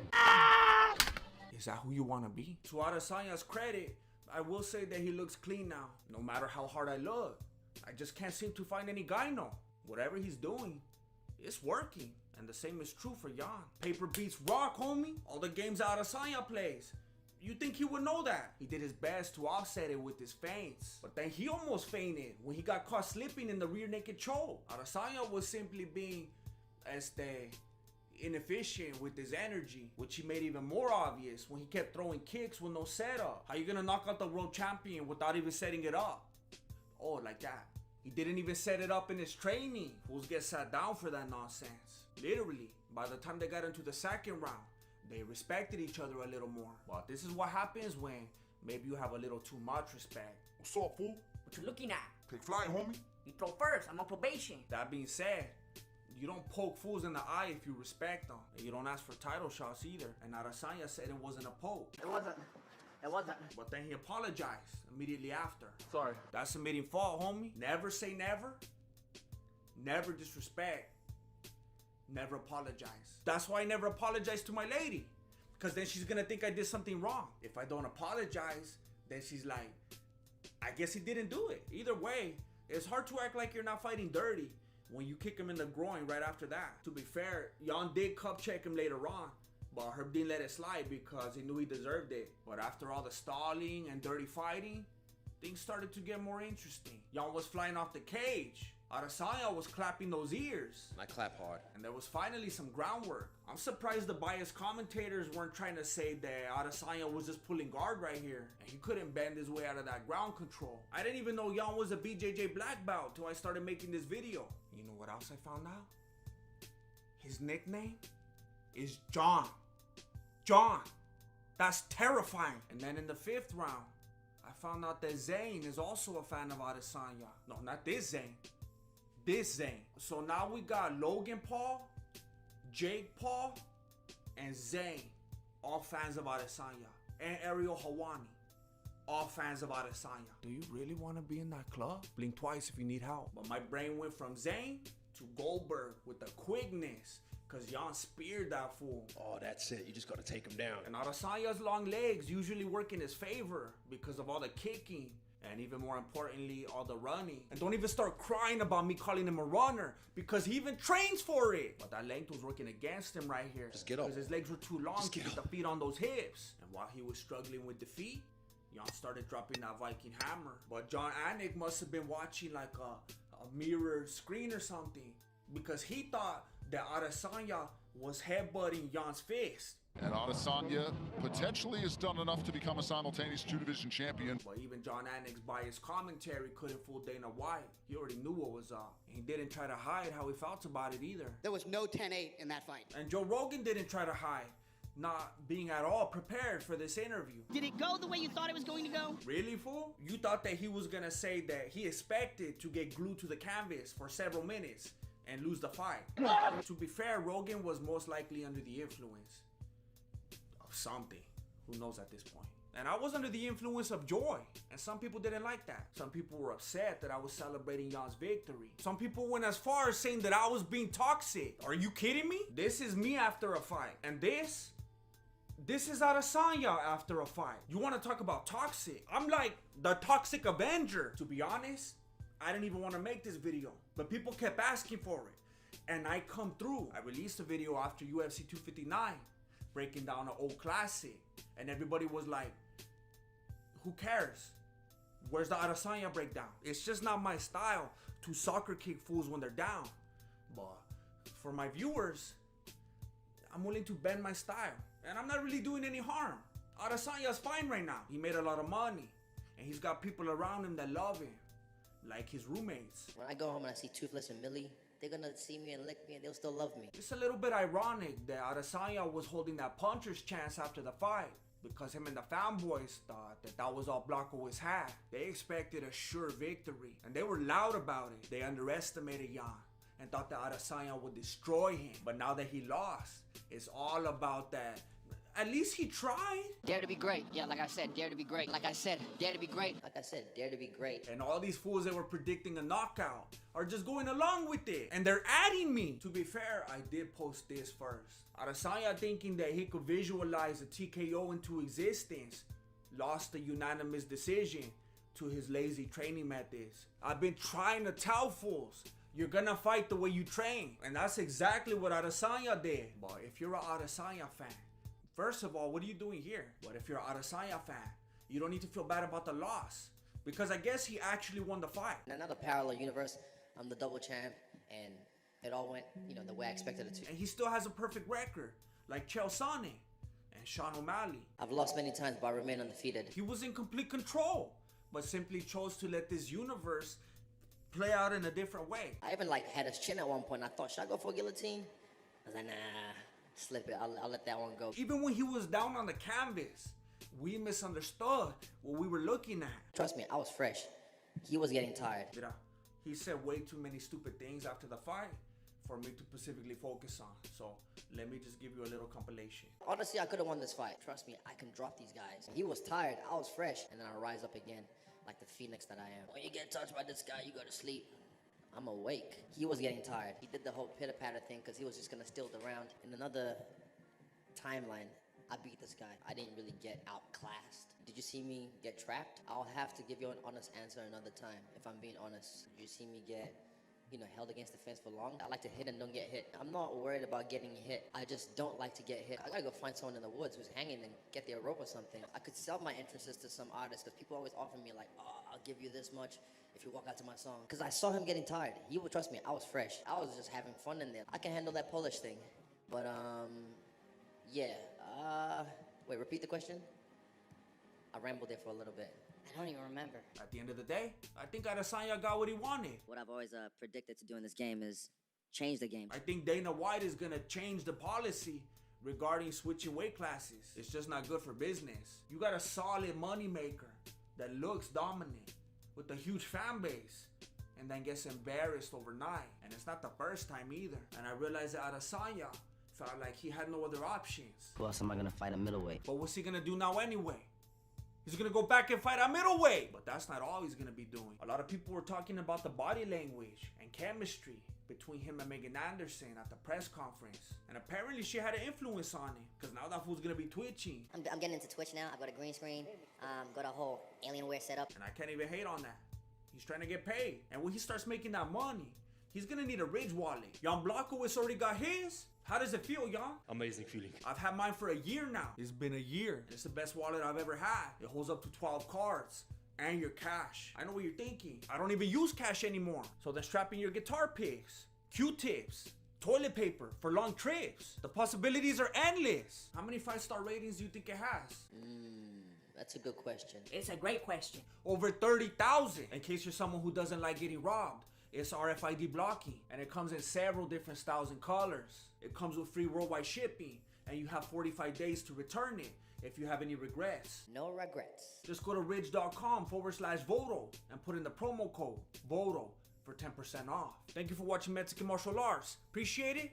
Good looking out. Wait, what? Like, the biggest loser of this fight was Bernie Sanders. He was on top of the meme game for like 2 hours. And then this one took over. Fortunately, we have this little nugget. It's like a Venn diagram. Hey, what's up, everybody? My name is Jesse, and I'm the founder and grandmaster of MMA, Mexican Martial Arts. This video was sponsored by the Ridge Wallet. Oh, you want to win this? Well, then you got to watch the whole video. All right, listen, I'm editing right now. And I just realized that I forgot to mention in the video that I'm gonna be doing new videos every single Wednesday. And I wanna make sure that you know that so you keep coming back to scope them out. So I'm just gonna put up a picture right now of something interesting for you to look at while I say this so that you don't get bored. Thank you. I know what you're thinking. Grandmaster, your prediction was wrong. You said that Conor was gonna knock out Dustin. Objection. I said that Conor was gonna knock that fool out if he came into emotional, looking for that bloodbath that he kept talking about. If you want to hear my full-length prediction, actually in favor of Poirier, then you gotta go check out the episode that I did with the homies from We Out Here MMA. Don't forget to like and subscribe while you're there. Link down below. A lot of people are in denial right now over Conor McGregor's loss, especially ESPN Plus. If you log in right now, this is the photo that you're gonna see for the fight. That's how they're doing Poirier. I almost couldn't even see the fight because of ESPN. And now they're gonna act like this? That's exactly why Dustin's not in love with the game anymore. Immediately after the fight, Dustin told DC that he's over it already. I'm not in love with this no more. After Khabib beat Conor, he wanted to keep fighting. He was insatiable. Well, I don't blame Dustin. They're doing him worse than the first time Stipe Muchacho fought Ngannou. That's why he looked all traumatized during the press conference. He was looking like when Lance Armstrong had to lie about the moon landing. I'll be honest, for a moment, I thought that Poirier was looking guilty because he was about to pull a cowboy. And then when he gave that fool his chile, I thought it was over. But Poirier just doesn't care anymore. Even the process leading up to the fight was driving him crazy. And it's the day before the fight. I'm sitting there. I'm like, I'm about to jump off the balcony. And then to go and make things even worse, Herb Dean had to go and mess it up. No, not that mess up. This mess up. I'll be fair. Technically, it was Conor's fault. Herb Dean asked that fool if he was ready, and he jumped the gun because he was nervous. I've never seen him that nervous. But Herb Dean should have put him in his place. Big John McCartney style. Mira, from the very first exchange, Poirier started with those leg kicks. Very interesting. I have been saying for weeks that Poirier was a more rounded fighter than Conor. I said that his stand-up was solid, but that he should be patient and keep a good distance. And people were saying, but Conor fights his best at a distance. I said that Poirier's ground game is better. And people were saying, but Conor's takedown defense is too good. In the first minute, he landed 4 of the leg kicks, which will be the demise of Conor McGregor, and the takedown. You could actually see McGregor having flashbacks of the Khabib fight, but then Poirier got him too, so he let him back up. Then they started exchanging shoulder strikes, which was hilarious. Spent some time fighting for a position on the cage, and then, with a minute and 40 seconds left in the first round, Conor had his first big moment. He landed a clean elbow that left Poirier a little wobbly. Dustin started telegraphing and getting touched up. I became the most concerned when he started with the theatrics. This is what fools usually do when they know they're in trouble. And then Conor landed a beautiful spinning back kick, which landed right on Dustin's glove. But Poirier never stopped with the kicks, and he finished the round strong. But McGregor didn't want it to show, so he was trying to act like Khabib, and he didn't want to sit down. He probably should have though. 4 seconds into the second round, Poirier landed the kick that will alter the course for the rest of the fight. McGregor did land a solid uppercut after that, but he wasn't able to capitalize on anything because of his dead leg. The only problem was that Dustin threw the kick so much that Conor started timing it, and he caught it 3 times. And at first I was like, Poirier, you gotta Joaquin Buckley that fool. But he wasn't even concerned because he knew that Conor couldn't do anything with it. What's he gonna do? Take him down so that Poirier could choke him out with the guillotine? Guillotine Island. Even if Conor wanted to, he couldn't do anything with that leg because his own leg was in so much pain. You could actually see him think about it for a moment. But then he said, Chale, in a moment of frustration, that fool starts swinging like Nogano. And he wants to rope it though, but he's trying to do it against the guy that beat the best boxer in the UFC. Wait, what? McGregor doesn't respect the power in Dustin's hands, and the meme is born. Well, as far as I'm confirmed, there is no greater meme than this one right here. Listen, I understand that it holds more stuff. Your library card, your family photos, your shame, but it's not worth the risk, homie. If you're watching this video right now, then there's a good chance that you're a martial artist who does not need back pain in your life. The Ridge wallet is a front pocket wallet that you never have to sit on, unless you want to put that in your fat wallet too. I know what you're thinking, but wallets are supposed to go in your back pocket. Why? Because that's what they told you to believe? Hey, don't be like this fool. There's different styles and colors for you to choose from. Free worldwide shipping and 45 days to return it if you like living with chronic pain. If you go to ridge.com/Voto and put in the promo code VOTO, you could save 10% off and greatly help this channel. But I also have one right here, and I would like it to find a good home. The last winner was Will A, and you could be next. No, not you. You. I'll tell you how in a little bit. This fight has such a big ending that people basically forgot about how they almost missed it. A little bit of tech issues at the start. Do you know what happened there? A little bit of tech issues. That's why that fool always gets the first questions. Fair enough. Of course, Dana's response didn't help. It was mostly on the West Coast. West Coast had some problems, but they got it fixed, and yeah, it was a good night. It was a really good night. And now he's not even sending out refunds because he's too busy trying to convince Khabib to fight. It's not gonna happen, Dana! To be honest, even McGregor himself showed more class after the fight than Dana. Even with the football in his leg, he made no excuses.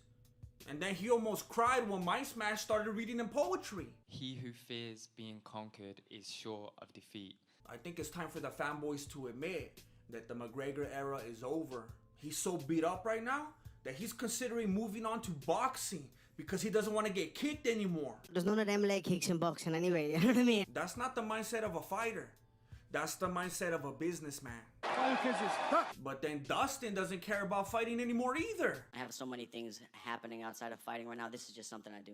This was the biggest win of Dustin's life, and he still couldn't enjoy it. And we all know why. I choke him out, both of them. This was the battle for second place, and Dustin doesn't want that. And now they're disrespecting him by talking about Chandler. Could I be more sorry? He said that he'll fight Conor again because he knows that's money. Or even Nate Diaz because he just doesn't like that fool. But even if not, he doesn't care. That's it, exactly. I don't really like this anymore. I don't know. A lot of people have been coming out in McGregor's defense saying that they think the only reason he lost is because that his suit was too tight and that supposedly it cut off his circulation. Kind of like a Deontay Wilder situation. Either way, it says a lot about the difference in these gentlemen. You got one with the Rolls Royce looking like one of the Beatles. And then you got the other one in the t-shirt and jeans. One clowning around and one ready to kill. It doesn't take a rocket surgeon to figure it out. Conor's a boxer now. Dustin doesn't care about fighting. And Khabib is retired. So Charles Oliveira is the next champion. If you want to try to win this wallet, all you have to do is leave a comment. The 10 comments with the most thumbs up will go into a little pool and I'll raffle off a winner from there. So leave a good comment. I'm going to be picking a winner on Valentine's Day because that's the day of love. And you're going to love this wallet. Please don't forget to like this video. I've been told that it helps a lot. Thank you for watching Mexican Martial Arts. Appreciate it. Good looking out. Late. Possibly the greatest knockout in UFC history. Possibly the greatest comeback in UFC history. And probably the best thing that could happen for the UFC right now. Let me break it down for you.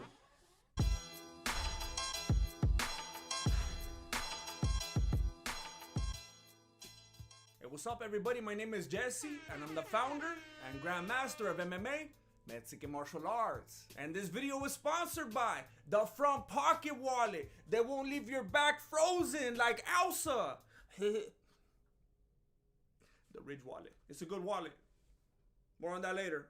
I'm gonna share some thoughts regarding my prediction video at the end. But right now I want to get straight to the fight. Adesanya came out to the song Headstrong by Trapped. And I don't know how that doesn't violate USADA. Headstrong is known to be a natural testosterone booster. He even admitted after the fight to having methods of boosting his testosterone. I learned how to raise my testosterone. But I'm not gonna focus on that right now because I don't want to make excuses. I don't want to focus on implying that he's boosting his testosterone. And I refuse to focus on any obvious signs that would indicate that someone's taking testosterone. I have no intention whatsoever of doing that. My intention is to focus on the lack of growth from Pereira. And is that possibly due to the fact that he was taking advice from a dude that got knocked out in his last 4 fights? I don't know. But it's definitely not because of that. By the way, that fool switched up with the quickness. Maybe he was just playing the part all along. For some fools, it's all about the money. For example, for those of you who didn't see my prediction video, there was a lot of footage about the fact that Adesanya used to be a Chinaman. And here's a new clip that I recently discovered, thanks to a homie tagging me in the Keenan K video. You'll take a look at me. What are you thinking? I'm a black man? I come from Africa? Come on, please, look at my heart. Haven't you seen it yet? Wait a second. Yes, I'm a Chinese. I have a Chinese heart. And then the algorithm was like, hey, here's another one. Black outside, China inside. I am Chinese. But then he told Ariel that it was all about the money. It was just me pretty much going to the Lakers. That's how I see it, because they were paying me and they were giving me attention. And then he started making fun of him. And there's always little people like, oh, basketball. Like they kept on looking like Kobe Bryant. Who you making fun of, fool? You're the one out here acting like Wayne Campbell. Mira, I told you in my last video that Pereira doesn't have a good fight IQ. I didn't come at you like Joe Rogan, talking about, that fool's made out of mahogany. I told you he doesn't defend well. He doesn't throw feints. And that he's reckless. I told you that his whole strategy is basically Pereira hit hard. And then he came into this fight the exact same way. Pereira has a really awkward stance and hand positioning. The best way I could describe it is that he looks like someone that's afraid to catch a ball because they don't want to get hit. And I think I know what it is. It's because his fighting style is so one-track minded. He's always looking for that knockout. And it's like his whole body is always all tensed up in anticipation of it, and it prevents him from getting into that flow state. So his body tends to be very jerky and redundant, even when he throws leg kicks, which are effective. He gets too predictable and he throws too many just for the sake of throwing them. And I know that some of you are saying that those leg kicks are why he was leading on the scorecards. But you need to realize that the scorecards don't matter. If they did, then Michelle Watterson all of a sudden Gomez wouldn't have lost to Panera. And I don't want to hear nothing about damage because Watterson had the bigger moments. The bottom line is that Pereira was fighting Adesanya like if he thought he was a heavy bag. He bought into his own hype. He started playing around too much and he didn't respect Adesanya. Pereira thought that it was a lock because it was already 3-0. He thought that he had that fool's number, but he didn't know that Adesanya had caller ID. And Pereira showed up as spam likely when he got Adesanya on the cage because he started spamming for the finish. Like if there was no hitsies backsies, confirming everything I said about him in my prediction. Aside from my actual prediction, I went back and watched my prediction video, and depending on how you look at it, I made approximately 66 claims in that video, and only one of them was wrong. My actual prediction that Adesanya would not come back from the 3-0 deficit and win the fight. Not because I thought he wasn't talented, but because I knew how talented he was. And even after having 3 opportunities, he still hadn't pulled it off. It looked like it just wasn't in the cards, even though it defied all logic and observation. I knew, and I told you, that on paper, everything says that Adesanya beats Pereira. He was even the betting favorite. But in the end, I sided with history. Little did I know, this time, it was his story. History! And I'm okay with being wrong. I may be the Grandmaster, but I'm not perfect. And last time someone was perfect, they crucified him. Now there is some speculation about the way the finish went down. That Adesanya's legs get so beat up that he was forced to lean on the fence. And then he got off some perfectly timed shots against a guy who thinks that defense is strictly a basketball term. This dude does not guard his head when he's comboing up. Or was this his plan all along?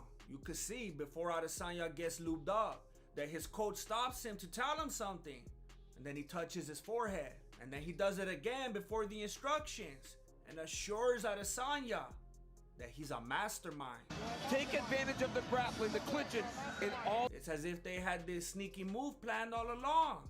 Counting Crows didn't want him to forget about it. He wasn't telling him anything about throwing leg kicks or to keep running or to stick and move or throw good feints. This mastermind angle seems to indicate that they had something more sophisticated in mind. I even noticed during the stream that Adesanya kept inching toward the cage. I don't understand why Adesanya is so close to the cage. It's like he didn't watch the first fight. Some fools are going as far as saying that Adesanya was playing that long game and that he committed so hard to the role of playing possum in the rematch that he actually got TKO'd on the cage on purpose during the first fight, just to build up Pereira's confidence for the second fight. And because of Adesanya's fight IQ, that makes sense to me. What does not make sense to me is that Adesanya absolutely, positively does not ever want to fight Pereira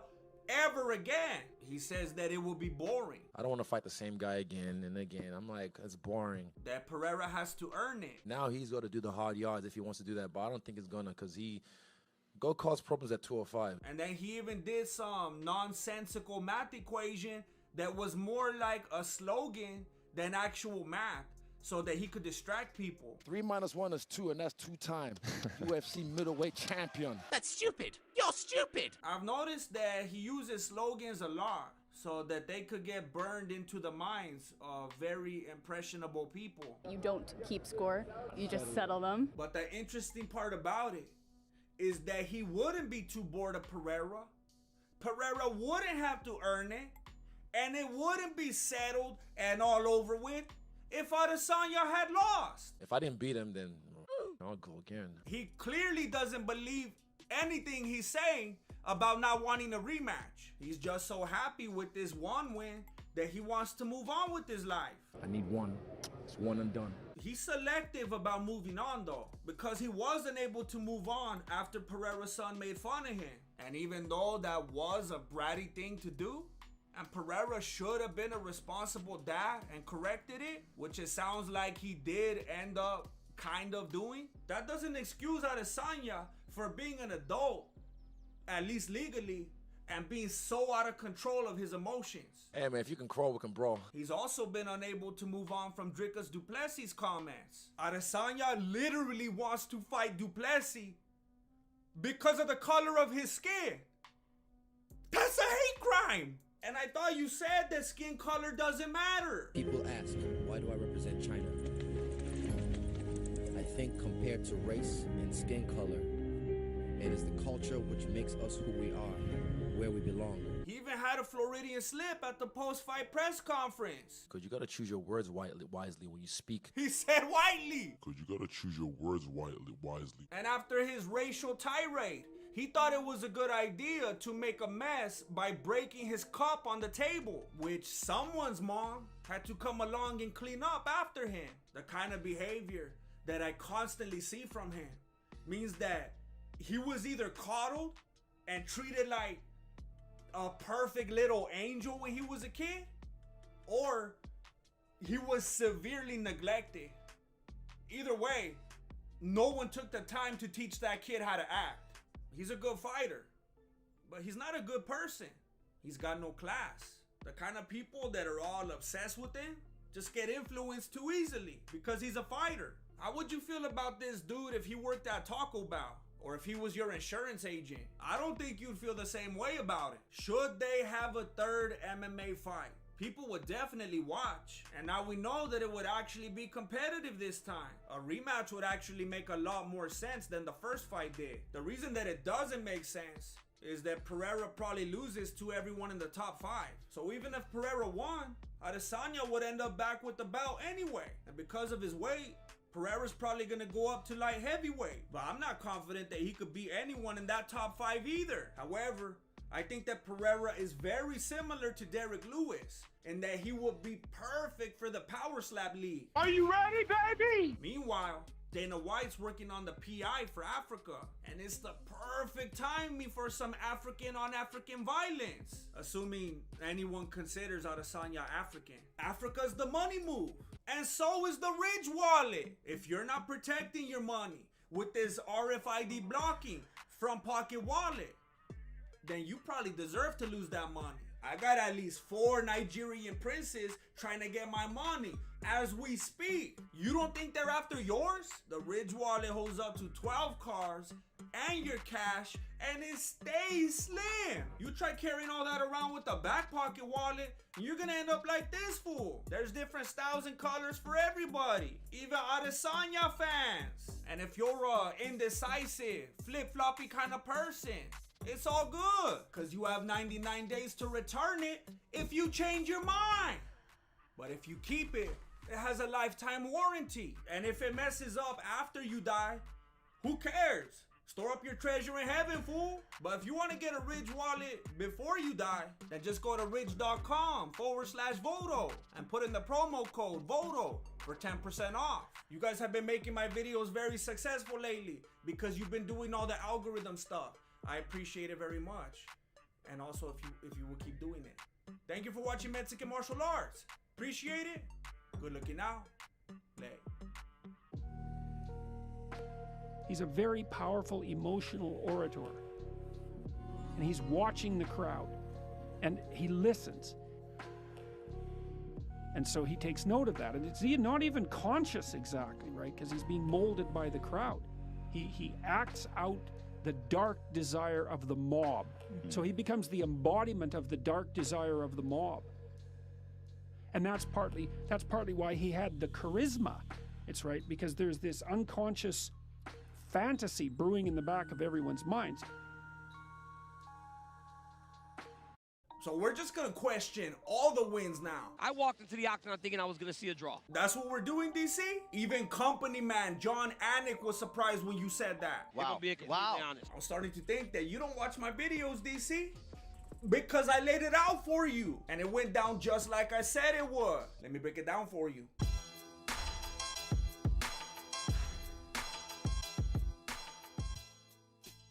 What's up, everybody? My name is Jesse, and I'm the founder and grandmaster of MMA, Mexican martial arts. And this video was sponsored by the only wallet that I let anywhere near my credit cards, the Ridge wallet. More on that later. I already knew that it was gonna be all bad for Usman the moment they cut to the backstage area. Matter of fact, I knew even before that, but that's not important right now. When they cut to Edwards, you see men in that room. Men that are holding that fool accountable. Men that will slap him across the face if necessary. Then they cut to Usman, and his room looks small and dirty. And, oh yeah, no coaches, because they were too busy putting all their eggs in one basket. And when you do a quick search about who Trevor Whitman trains, it all starts to make sense. GSP wants to be a wrestler now. Donald Cerrone races little cars. TJ Dillashaw's in rehab. Stipe Muchacho's a fireman. Rose Namajunas is a farmer. Aspen Ladd can't stop eating. Kamaru Usman's time is run out. Yesterday. Justin Gaethje's all that Whitman has left. And those gloves that he never shuts up about. So Usman was left to his own devices. It reminded me of when Rocky was all by himself in the locker room because he didn't have a coach. Now that you mention Rocky, Edwards was willing to do whatever it took to get the win. Just like I said in my prediction video. He was hooking the glove early. And then when Usman ratted him out, Herb Dean was acting like he saw it. I saw that. Don't do that again. If you saw it, then how come you didn't say anything before Usman started crying? All of a sudden, he wants to act all hard. Say what again? But don't get it twisted. Leon didn't roll up to the pay-per-view trying to turn it into an episode of Cheaters. He had a game plan. In addition to the cheating, he was eating up those legs like if they were a delicacy. And he made sure to touch up the knees because he heard Joe Rogan running his mouth about him. It's amazing that guy fights as well as he has, the kind of pain that he has.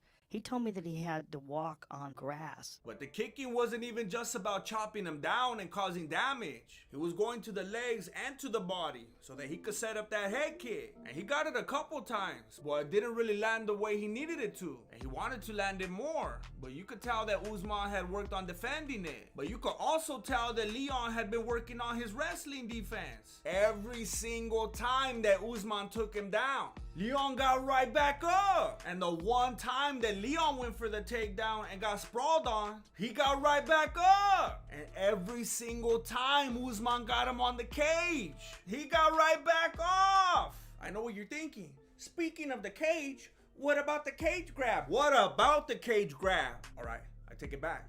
Kind of. Cage grabbing is wrong. If you're not supposed to do it, then don't do it. Personally, I think that's a ridiculous rule. I think you should be able to grab the cage all you want. However, it's against the rules. That's just the way it is right now. But for all those fools out there saying that Leon cheated his way to victory and that moment would have led to a takedown, did you forget what I just said about all the other takedowns and cage work? That's just one more takedown that Leon would have got out of. And again, I'm not trying to condone cheating. You could even tell that Leon was doing some stuff on purpose. He's not a good actor. It wasn't me. But the bottom line is, whatever you want to point to as cheating in this fight didn't in any way affect the outcome of the fight.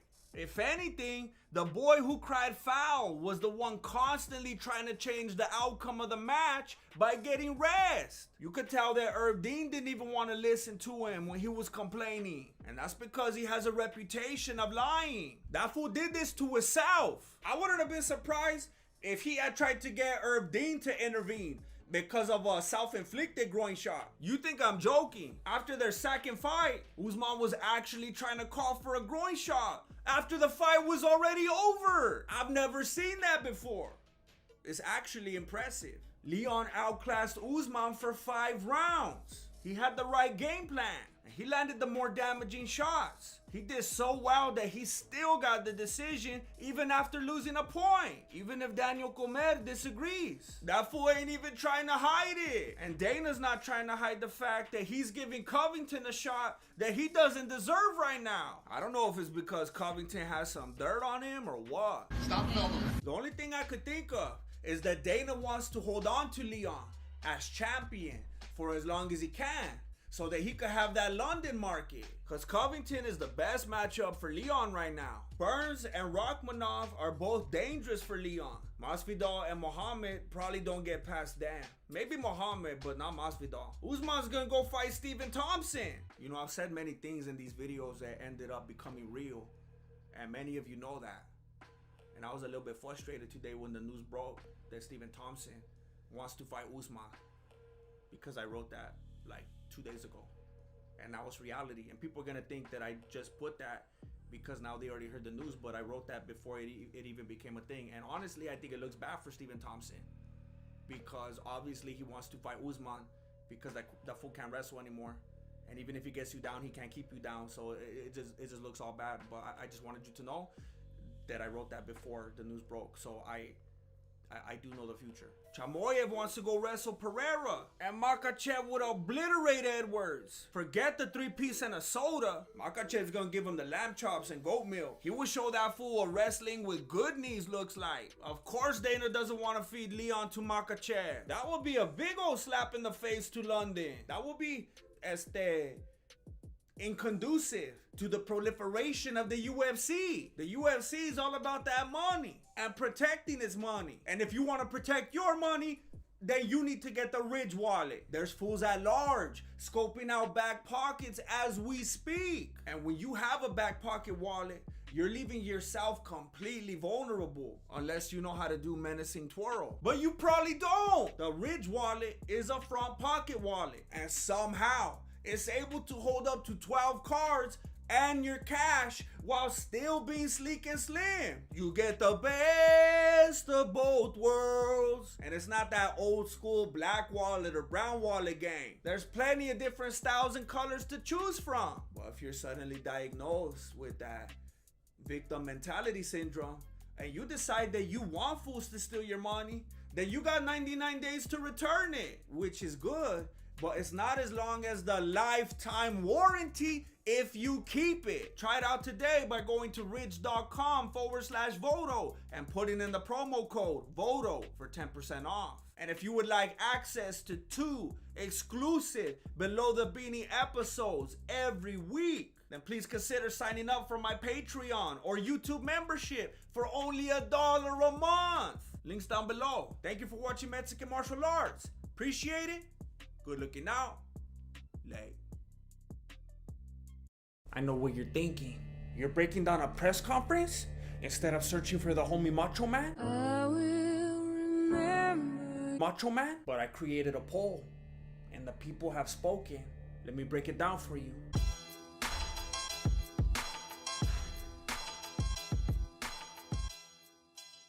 Hey, what's up everybody? My name is Jesse, and I'm the founder and Grandmaster of MMA, Mexican Martial Arts. I'm very happy to let you know that this video is sponsored by the Ridge wallet. More on that later. You know what I think is very interesting? The UFC is taking drastic measures to prevent spreading the flu. No fans in the arena, location changes, even canceling events altogether. But they don't seem to care about preserving the most important fight in the history of the UFC. Besides Michelle Waterson and Paige Van Zandt.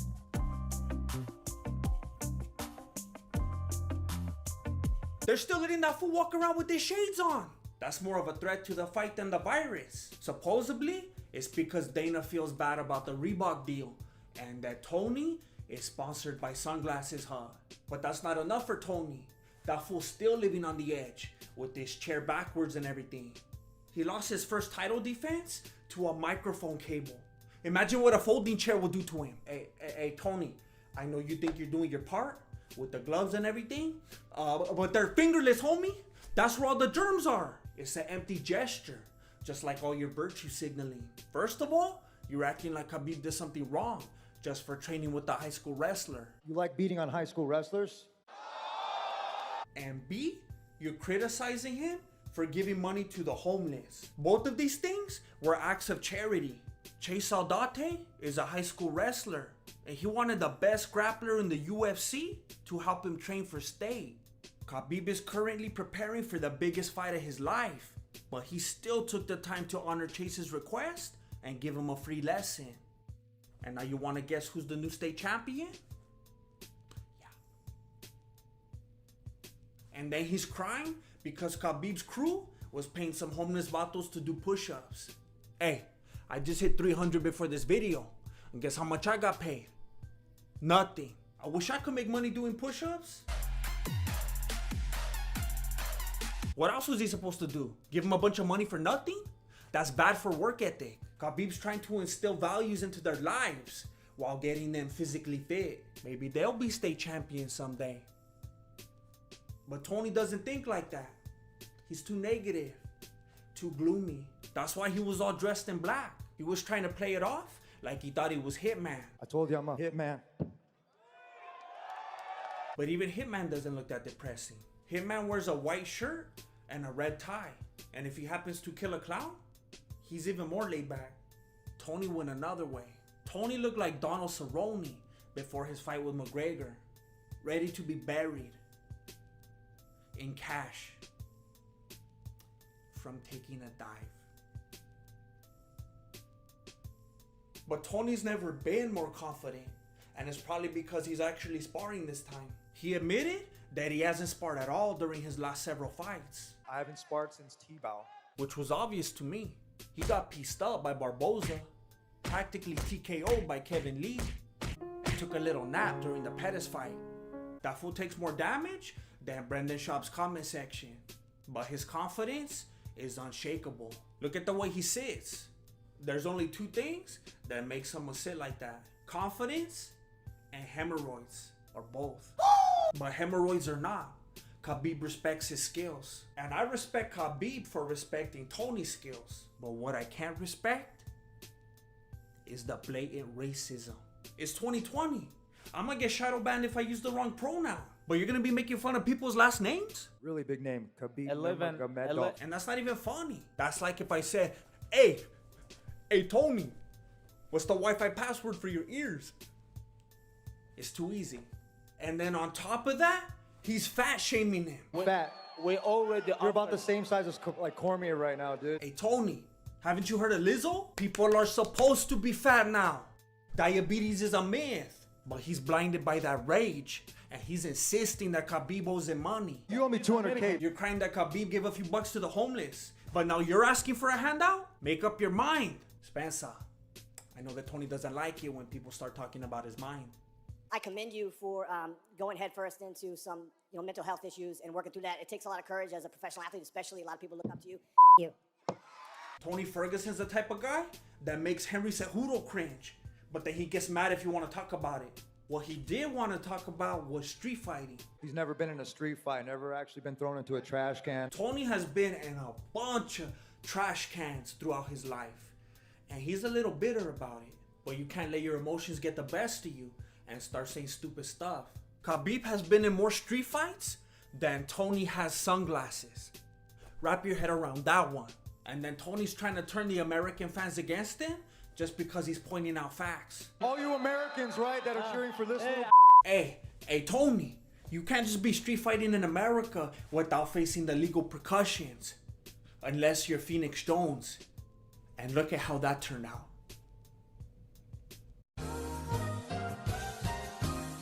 Before I got the Ridge wallet, I used to be like you. I walked around with this catcher's mitt in my back pocket, and it almost destroyed my martial arts training. In this before and after photo, you can see how the Ridge wallet saved my posture. We don't think about how much pointless stuff we carry in our wallets. With this minimal front pocket design, all I need to carry are these cards that I haven't maxed out yet. It comes in titanium, carbon fiber, aluminum, and over a dozen different styles and colors. If you want to learn more, then scope out the 30,000 5-star reviews. Get 10% off today with free worldwide shipping and returns by going to ridge.com/Voto. That's ridge.com/Voto. And use code VOTO. Link in the description below. Khabib says that where he comes from, he could literally eat you in a street fight. And I believe him. Have you seen Dagestani food? Humans not that far off. But Khabib went ahead and flipped it on him. He was like, all right, when's the last time you were in a street fight? When you fight in street. Tell me when you fight in street. But all Tony wanted to talk about was where he's from. I'm from Oxnard. What? What is this? What is this, Oxford? And then he made sure to mention where else he's from so that he doesn't lose any fans. And Muskegon, Michigan. But Khabib kept pressing. He wanted to know when Sunglasses was actually in a street fight. When you fought last time in street, tell the people true. And after Tony had a few moments to decide how he wanted to respond, this was the best that he could come up with. Tell the people true. The street, man, it was a one-punch knockout. What? But hey, One Punch Man's not afraid. He seems to not be worried about his comebacks or his training. But Khabib's not buying it, and neither am I. As soon as the press conference is over, Tony starts training in his jeans. All of a sudden, that fool's trying to get ready for his first street fight. He's even wearing a bow and the Kenneth Coles. But somehow, the weirdest part about this video is that he's not wearing sunglasses. But that's not why you're here. You already know this. You've seen the Instagram posts. You've watched Tony Ferguson be weird. The reason you keep asking for this video is because you want to know what I think of Khabib calling Tony a fake Mexican. Some of you want to know if I was offended. And some of you want to know if I agree. Mira, I'm what you might refer to as a Chicano, like Selena. So I gotta prove to the Mexicans how Mexican I am, and I gotta prove to the Americans how American I am. I gotta be more Mexican than the Mexicans, and more American than the Americans. Nobody knows how tough it is to be a Mexican American. Do I forgive Khabib for not quite realizing that Oxnard is in California? Of course. The only two places in Russia that I know are Dagestan because of Khabib and McDonald's. Do I forgive Khabib for thinking that Tony's not Mexican just because his last name is Ferguson? Definitely. Names in America are a tricky thing. Mira, Bobby Lee, Kevin Lee, Ray Allen, Woody Allen, Jaleel White, Jack Black. We're breaking down racial barriers today. I'm not gonna hold it against Ferguson just because his last name isn't Mendez. But I will forever hold that cringy Spanish against him. Tienes suerte, porque no te dé de una putiza, güey. El mío no es mucho mejor, pero el papel de lija de mono nunca intenta. Everybody raise your hand if you think I'm in his head already. I was actually a little surprised that they were allowed to face off after such a heated press conference. I figured that Dana would try to keep them from doing something crazy and jeopardizing the whole fight. And it almost happened. Dana tried his best to keep the two men separated, but Tony disrespected the hand that feeds him. Literally, he pushed his hand away and made him look like a punk. But Tony got his comeuppance. That's right, I know big words, when Khabib kicked the bout away. And I don't blame Khabib for kicking the bout. He was probably just trying to get it out of the way so that Tony wouldn't trip on it. But Tony got all sad about it, so he probably didn't see it that way. He continued to grow more and more upset. And then the nice man took him away. Mira, I know a lot of you are concerned right now because of the virus. Dana promised that the fight would happen no matter what. You little liar. But there's still not a venue. Hey, don't even trip. We might be looking at a street fight after all. I hope you enjoyed this video. But now, I gotta go find Macho Man. Oh yeah. Thank you for watching Mexican Martial Arts. Appreciate it. Good looking now. Late. That's like if I said, hey, My prediction changed during the making of this video.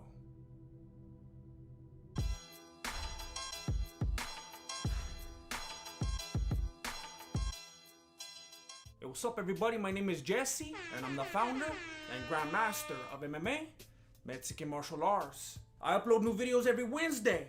Please don't forget to click that like button if you enjoy them.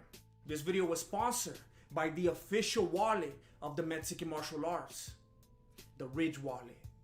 More on that later. There are two main things that people are focusing on when it comes to their pick for this fight. They're either picking Jake Paul because they've seen footage such as this, or they're picking Ben Askren because they hate Jake Paul.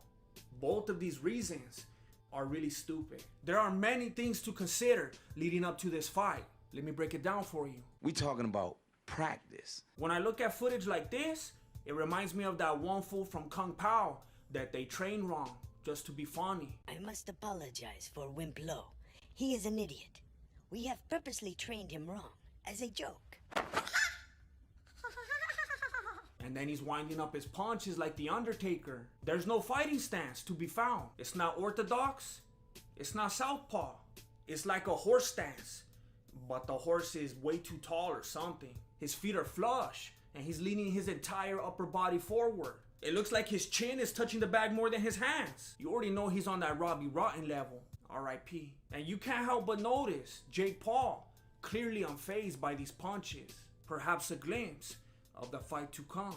But there's an element that people often overlook in situations like this: self-awareness. If you can't pick up on this, then you're gonna take the bait every time. You have to be able to tell the difference between fools that are naturally annoying and unlikable and fools that are just doing it for the entertainment. I experience this myself all the time. I often have people leave comments on videos like this one saying stuff like, I didn't even know he was joking till about 5 minutes in, when clearly I was not joking.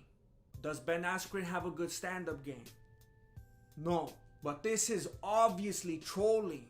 Ben Askren has that self-awareness and he knows when he's on camera and what he's putting out there for you to see. And he's not just on camera, he's the director. Good. Awesome. All right. I know what you're thinking. What about that fight with Damian Maia? That looked pretty bad. I'm telling you, Ben Askren is a genius. The ultimate troll. He's on that Sacha Baron Cohen level before Borat Part 2. He's been playing that long game so that he could get that Jake Paul money. I'm not saying that he threw the fight, but he has been hustling us. Uncle Phil style. R.I.P. Here's where it gets tricky. Hustling doesn't mean that you have to come back and win. It just means that you get paid. They offered me a bunch of money and I'm excited to do it. I don't have any hands. Everyone's so focused on Ben Askren's lack of hands. What about the gif of him like shadow boxing? What about that? I mean, that has to concern you, right? Yeah. Come on. That's impressive, no? Nah, bro, like... For the sake of content, let's forget that I just debunked this. All right. Ben Askren doesn't need hands to defeat Jake Paul. All he has to do is not get hit, which is exactly what he did his entire career. To be fair, I don't really think that we should count the UFC as part of his career. Ben Askren in the UFC is like Joe Rogan on Spotify. The glory days have come and gone, you know? And Ben Askren wasn't just avoiding punches. He was avoiding elbows, kicks, knees. Remember, the UFC doesn't count. All he has to do with Jake Paul is not get socked in the head. And Askren has moves for that. He's just gonna be taking the back all night long. Line out Richie style. R.I.P. He's not dead. He could also tie him up early and try to get him tired. I've been seeing a bunch of footage of Jake Paul laying out his training partners, but no one's clinching him up. They're not preparing him correctly. Remember how much Conor McGregor was tying up Floyd Mayweather? Ben Askren is a two-time NAACP state champion wrestler. He's gonna tie that fool up like a pair of shoes. Askren doesn't need to knock out Jake Paul. He just needs to use that dad strength for 8 rounds and show him a little tough love with that squeeze. Home court advantage is a thing for a reason. I don't really think it's a big deal, but people let it get to them and then it becomes a big deal.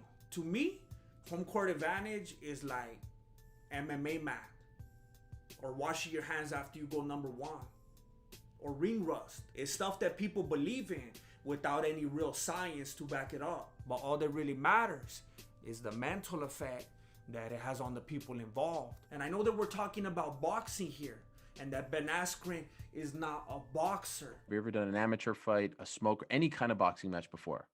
No, I've not. But he is the real fighter. So this is the first time that Jake Paul is gonna face someone of that caliber. Ben Askren has been fighting on pay-per-views, main cards, title fights, Olympic stages. Jake Paul has been in a couple of freak shows up to this point. I'm surprised he hasn't fought Bob Sapp yet. So Ben Askren has the whole MMA community behind him, cheering him on in hopes that they'll stop seeing Jake Paul on their feeds, like this video, for example. Of course, there are a few who would like to root for Askren, but simply believe that Jake has the attributes to put him away. This hurt Ben Askren's feelings a little bit. DC said I'm gonna lose. Can you believe this guy? I thought he was a friend. DC, I can't believe you. But then DC was like, hey fool, facts don't care about your feelings. Tell him he's dead to me. Okay, fair enough. The mess up thing is that up to this point, Ben Askren has never had the support of the MMA community. People clown on that fool more than CM Punk. And now all of a sudden, they want him to swoop in and save the day. That's gacho, Nacho. Listen, I don't like them that much. They don't like me. It's fine. I'm great. The purse doesn't make any sense. And neither does the traditional wallet.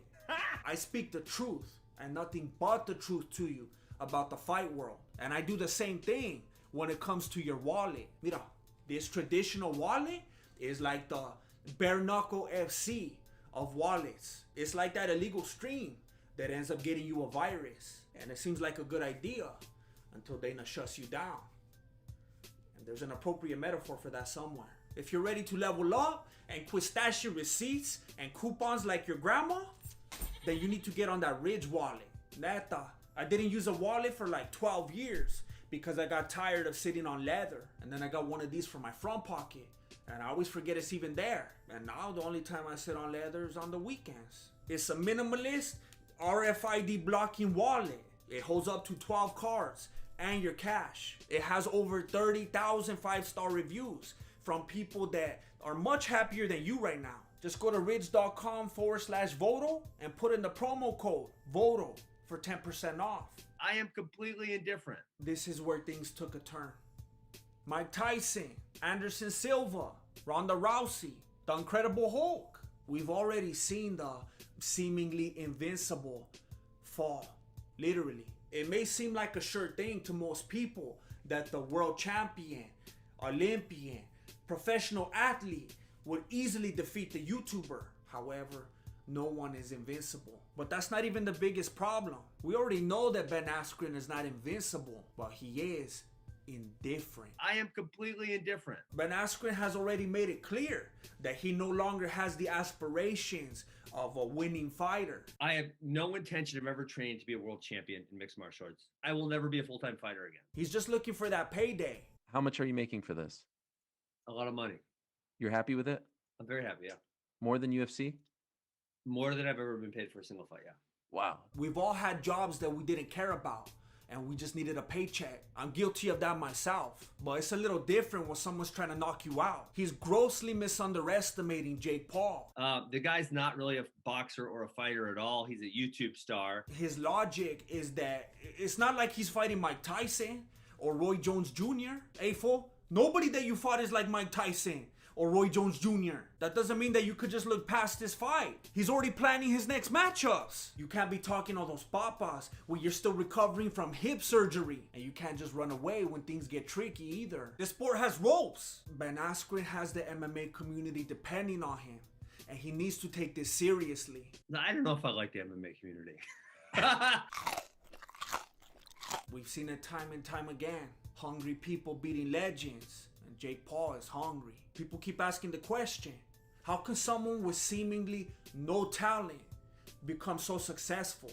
Ask Chael Sonnen. But I could tell you the real answer. Hunger.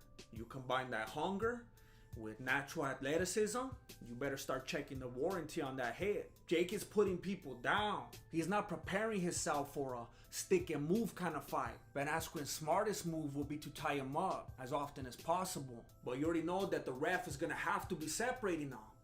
But you also know that Jake is gonna be boxing dirty in that clinch. He will be getting hit from every single angle. I have a feeling that this fight is gonna have a lot of similarities to Mayweather versus Ortiz. And it's even more dangerous for Askren because his chin sticks so far out of his guard. He can't simply rely on his stamina and assume that he's gonna wear Jake down. Jake Paul has been on that wrestling conditioning since childhood. I was a Division I Ohio State wrestler, had over 200 wrestling matches. Both of these fools are conditioned, but Jake is hungry.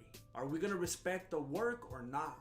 Jake Paul might talk papas to sell fights, but he respects Ben Askren. Ben Askren was really the only one who was serious about it and that wanted to make it happen and was ready to go. So kudos to him. He respects that he took the fight and he respects his legacy. He has less losses than McGregor. Well, he's found a way to balance it perfectly. Sometimes a fighter has no respect for their opponent, and so they underestimate them. Other times they have so much respect that they don't know how to handle it, and they don't fight at their highest level. Jake Paul respects Ben Askren, but he also believes in his own attributes enough to declare victory. I'm too sharp right now. But remember, he's a YouTuber, so he can't fight, right? That's how it works. So then I guess Wonder Boy can't fight either, or Masvidal, or Max Holiday, or Nogano, or Ben Askren. I think you get the idea. So it looks like fighters could become YouTubers, but YouTubers can become fighters. Mira, I've turned a blind eye to double standards over the years. But this is where I draw the line. The hate that I'm seeing from the MMA community toward Jake Paul almost makes me want to root for him. Look what you're making me do. It's hypocritical. It's ill-informed. And your favorite fighter's probably even worse. My official statement is that I am not rooting for Jake Paul. But I think he's gonna win. I think he's gonna come out swinging like Will Smith's lady. And Ben Askren's only hope is to hold on for as long as the ref allows. But it doesn't really matter to him anyway, as long as he gets to hold on to that money. I'm being compensated well. And I don't blame him. He's earned it. I would love to see Ben Askren win, but I have to pick Jake. Let's go, bro. What's your pick? Jake Paul or stubbornness? Let me know down below. Thank you for watching Mexican Martial Arts. Appreciate it. Good looking out. Lay. Israel Adesanya is clearly a better fighter than Alex Pereira, but it's also very clear that it doesn't matter. Let me break it down for you.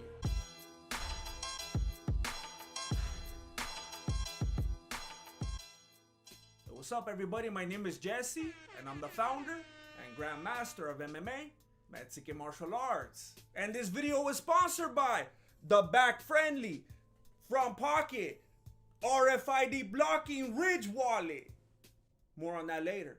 So I'm gonna start off this video by showing some love to Israel Adesanya so that I don't get canceled, because Adesanya is actually the very first transracial fighter in UFC history. A lot of people don't know that early in his MMA career, that fool was Chinese. I'm happy when I'm in China. China is my home. This is my home. The spirit of China will always guide me. Hey, people, 中国心，我是中国人，我是黑龙。 He's a demon dialect, right? Everybody know that demon dialect. He even called himself the Black Dragon. I am the Black Dragon. You have to call me Nighthawk. And it kind of sounded like he resented the color of his skin. Even if my skin is black, I still feel I'm the descendant of a dragon.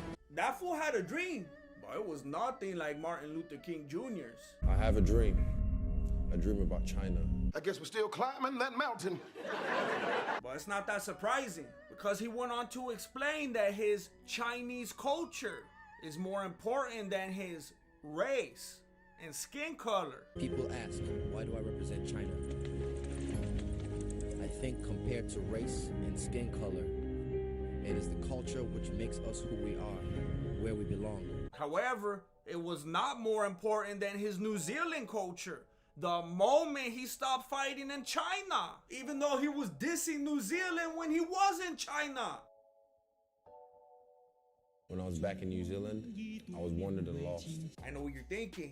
You're thinking, maybe that fool was at nuclear weapon point, like Chamoyev. That doesn't explain him continuing the same pattern after leaving China. What about his Brazilian culture when he wanted to act like he could grapple? You know, my jiu-jitsu gets better, my friend. My grab, you know, but it's okay, porra. Or his Nigerian culture, the moment he got to the big stage. I just the last chance in Skatakwata.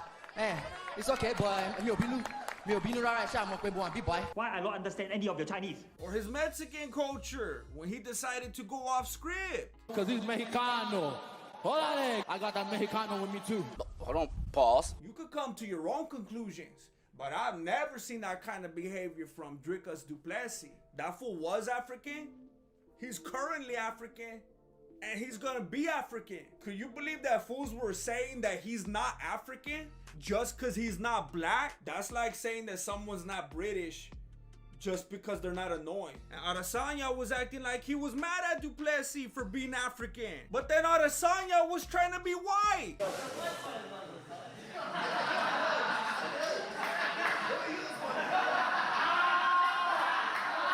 This dude's having an identity crisis. He's like Steve Martin in The Jerk. You mean I'm gonna stay this color? I know what you're thinking.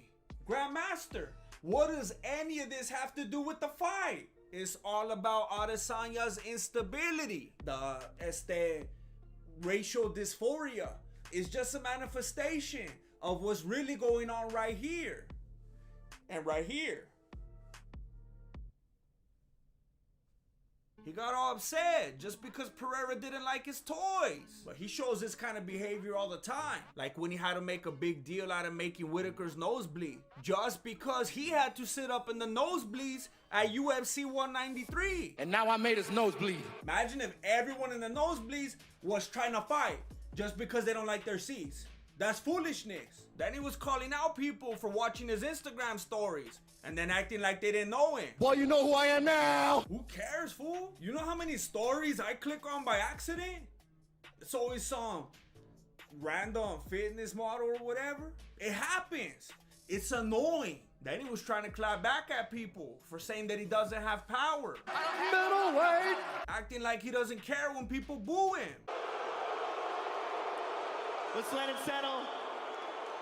Saying that he's the fastest man alive because people say that he runs too much. Fastest man in the world, baby. Overcompensating by telling the USADA guy how clean he is. You know me, cleanest athlete in the game.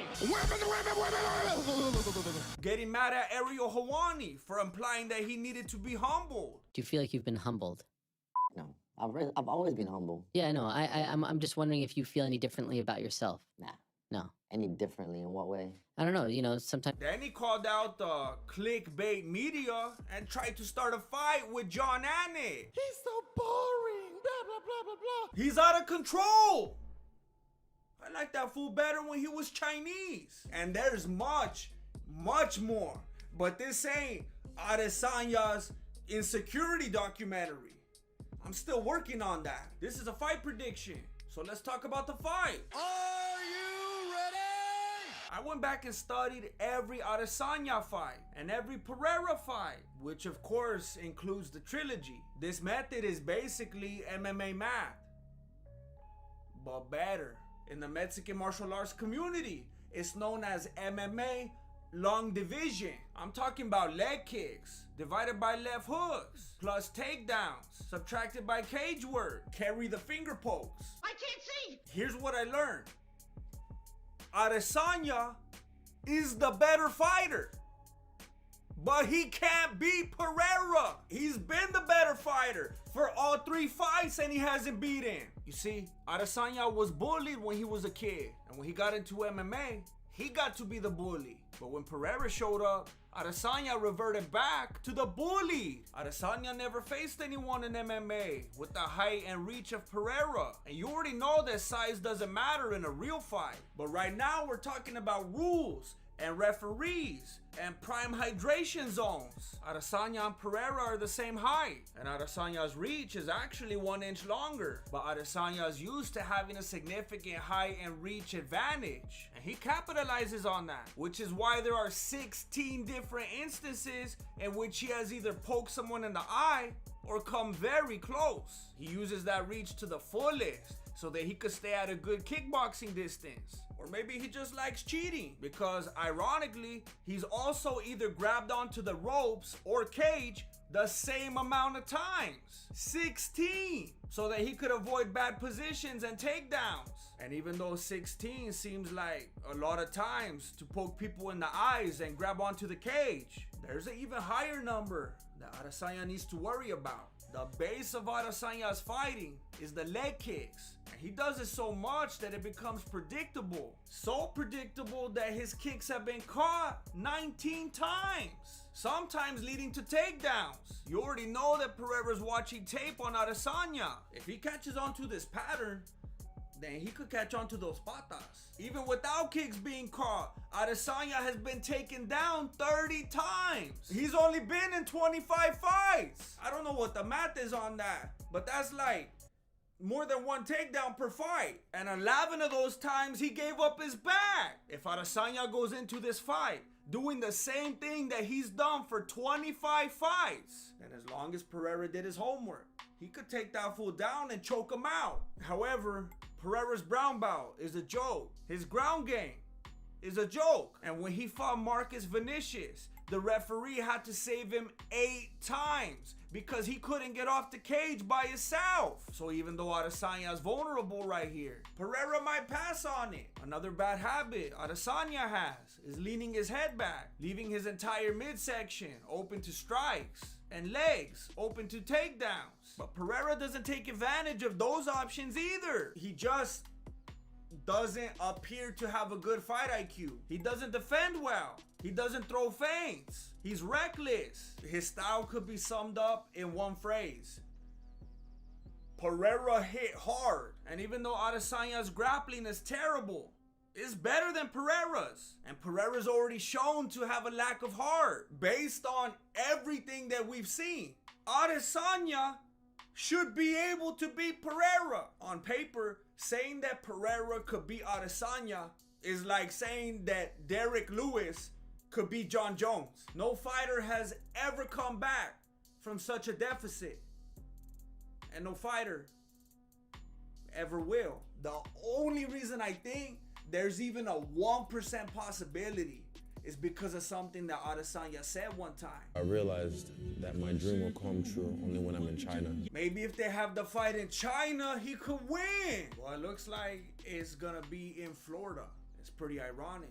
Apparently Pereira gave up drinking so that he could start fighting. And now it looks like Adesanya is gonna give up fighting so that he could start drinking. Adesanya has all the attributes and the skills to beat Pereira. But Pereira has one very important thing: Adesanya's number. And that's all there is to it. Leg kicks and question mark kicks and footwork and feigning, and all that doesn't mean anything when some fool's got your number. Plus, he's gonna be 30% better this time. And Glover's all fired up. He's taking this camp serious.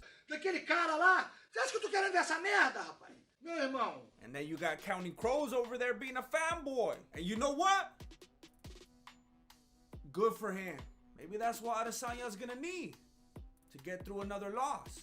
Pereira can't make this weight cut for long, and he's gonna move up to avenge Glover. And then Adesanya could dominate at middleweight again until he faces the true African king, Dricus du Plessis. And you can't talk about kings without talking about the king of the wallet game, the Ridge Wallet. You've basically been walking around with Adesanya in your back pocket.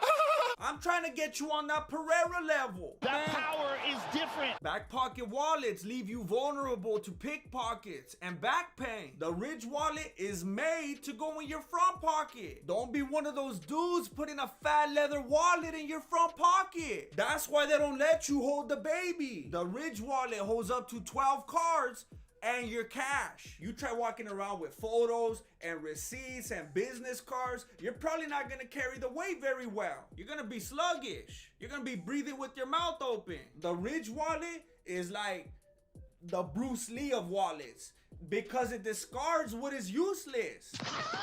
Let's be honest. This is a purse. I would not carry a purse. And I know that's probably bold and beautiful today, so it's probably a bad illustration. But if you don't want to be walking around with the purse, then I suggest you try this slim RFID blocking wallet by going to ridge.com/Voto and putting in the promo code VOTO for 10% off. Thank you for watching Mexican Martial Arts. Appreciate it. Good looking out. Late. You got the slapper and the slappee. Now there's one question. Did Will Smith kill Tupac? Only thing that can kill me is death. That's the only thing that'll ever stop me is death. I didn't even know Tupac was with this lady. And she says that they were just friends, but you know she did Will like Biz Markie. But you say he just a friend. Some people are going as far as claiming that Hit 'Em Up was actually about Will Smith. There's a few details you will have to work around, but if you really want to see it, it's there. Will Smith was not happy about that relationship. And now things are starting to look a little bit sketchy. I wasn't man enough to handle that relationship. But this ain't about cold-blooded murder. It's about cold-blooded Jada. It could have been Tupac. It could have been August. It could have been Pee Wee Herman. With Jada, it's gonna be somebody. And that's it right there. This wasn't about a joke. It was about emasculation. And Will has talked about how they have a open relationship. But Jada's the one that opened it. And she opened it like when you bust open the chips like a savage. And now Will can't close it. He's trying to get Jada to love him. But she won't even call him her husband. She calls him her life partner. I got a bunch of life partners. My piano, my nunchanclas, my Ridge wallet. He wants to be her husband. He didn't tell Chris Rock, hey, keep my life partner's name out your mouth. No, he wants a wife. She's over here trying to play that musical chairs. And Will's like, stop the music! Their family has been a laughing stock for years. And it's not just because of the YouTube rewind. It's because Jada wants to make sure that everybody knows about their business. And Will's the one paying for it. And then Chris Rock paid for it. I can't believe that anyone thinks this is fake. If I had any faith in humanity, I would lose it. And I already know what you're thinking. You're thinking, we already saw Will do this. He sets it all up so that he could look like the hero in front of his lady. This guy will let me punch him 10 times for $40. I lay him down. Lisa and everybody thinks I'm a hero. If they were acting, they would have acted differently. This wasn't acting. This was cringe. Okay. I know they're actors, and one of them got an award for Best Actor that night, but you're still giving them too much credit. We're not dealing with a couple of Andy Kaufmans right here. One fool's just trying to be Ricky Gervais, and the other one is humiliated and looks at least mildly inebriated, if you ask me. I'm gonna be honest. I didn't think the joke was funny, but that's probably because I had already known that Jada was diagnosed with amnesia. And it just seemed like he was being a bully and piling it on, you know? But that's irregular. He told the joke and Will laughed.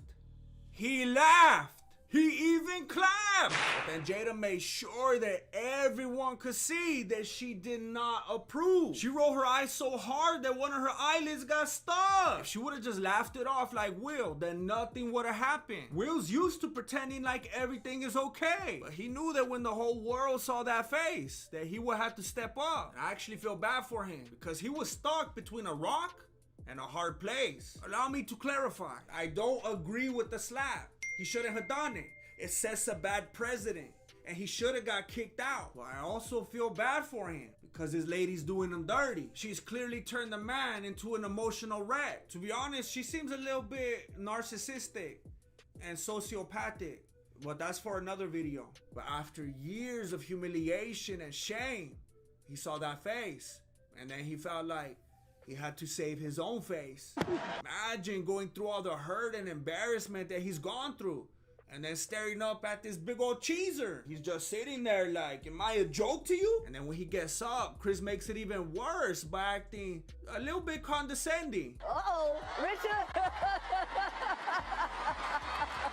Now look at the way that Will's walking. Look at his head. The way he's leaning downward and the way he's swinging his arms. He's making sure that he doesn't telegraph. He's not letting Chris look into his eyes because he doesn't want to let him see that rage. And he doesn't want to reveal his target and true intention. Fighters do this all the time. And he's swinging his arms like that so that he doesn't clench and tighten up. If his arms are too stiff, then you will see the smack coming from a mile away. But he tried to give his arms some rhythm so that Chris will get caught off guard. And then you actually see some decent point of origin striking right here, which simply means that he didn't try to pull his arm way back and load up for power. He wanted to make sure that Chris didn't see it coming. Scope the pivot, the hip rotation, the left hand guarding just in case. It looks like he's possibly done some training, and Chris Rock wasn't prepared for none of this. Wow, dude. When he saw Will leaning in, he leaned in too. He thought Will was just gonna roll up and tell him trucha, but Will said talk to the hand. If this was fake, it would have been a punch, or at least a backhand. But Will decided to open hand slap him at the last second because he just wanted to make a statement. He didn't want to kill him. We're talking about Muhammad Ali right here. Look at that torque. But don't sleep on that chin either. You could even tell that Will Smith was a little bit surprised that Chris Rock just laughed it off. Oh, wow. And that he made some space so that he could throw the check hook if Will was still feeling froggy. I ain't a killer, but don't push me. Rock wasn't scared of him. That made Will look even worse because Chris Rock is a small dude. This is live. He probably wanted to hit him again. Now he was feeling like he couldn't even defend his lady successfully. And then Chris went full Owen Wilson and he said, wow. Oh, wow. He was even more condescending than before. Uh-oh, Richard.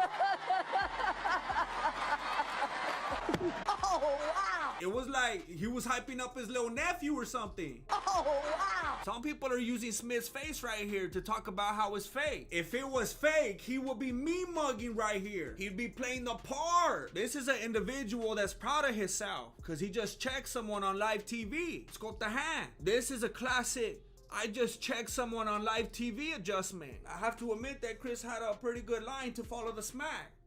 And if there was one single thing that will make it all look fake, it will be the perfect delivery of that line. Will Smith just smacked the out of me. But I think most people realize that it wasn't fake at the same time as this girl right here. This was not clever, pre-planned dialogue. This was, I can't believe this is happening. I don't even know what to say. Awkwardness. Okay. At first, it seemed like Chris Rock was nervously trying to de-escalate things. I'm going to, okay? Then it seemed like he thought of some other way that he could burn him real quick. Okay. Will was clearly emotional and unstable, and Chris was mad that he smacked him. And he knew that he could really tear him apart with some more jokes, but then he decided to be the bigger man. Okay. Then it seemed like he was wondering where security was, and if there was anyone at all in the entire building who cared that a misdemeanor just took place on live national television. Then he tried to move on with some banter, which was a little bit clunky. That was a greatest night in the history of television. I think he meant the greatest moment because the night wasn't over yet. That fool was speaking from the future. He tried to compose himself. Okay. Then he stumbled over his words again because he was in shock. So we are here to give a documentary out, to give an Oscar out for best documentary. Mira, the smack didn't do any damage because Chris got that chin like a rock. But he was in shock about the situation, and any normal person would be. You could defend your lady, but you gotta match words with words. Give him some of that verbal judo. If he smacks your lady upside her bald head, then hit him. But don't do it because of a joke. When you're sitting in the front row during some stand-up comedy, especially when she already said that she doesn't care how people feel about her hair. Tell her to stop lying, and you need to stop lying to yourself. You said that you want to be a vessel for love, an ambassador of love and care and concern, that you're being called to love people and how you're protecting everybody. And then you blamed your actions on the devil coming for you, and then you blamed your actions on just being a crazy father like Richard Williams, implying that Richard Williams is basically the devil. And then you blamed your actions on love, saying that it makes you do crazy things. How did a building full of people let him get away with this. Can you imagine if someone like Joe Rogan smacked someone live at the Oscars? They will already be dissecting his brain on a college campus right now. But this fool got to stick around, win an award, and give a speech talking about how it was such a beautiful moment. You know that he wasn't even supposed to win the award? Supposedly they were gonna give it to Benedict Kombucha, but Uma Thurman didn't want to get smacked up, so they called the audible. And then he gave a 30-minute speech and they didn't cut him off because the producer was scared and he wasn't even supposed to be there. We now know that they asked him to leave and he refused. Did they have any kind of security whatsoever? They asked him to leave and he said no, and they're like, all right, have a good day. After decades of top tier work, Will Smith tarnished his good name in one night. And now he's being compared to other disgraced Oscar winners, such as Roman Polanski and Harvey Weinstein. Roman Polanski did some unspeakable things with the underage individual. And Harvey Weinstein produced Vampire Academy.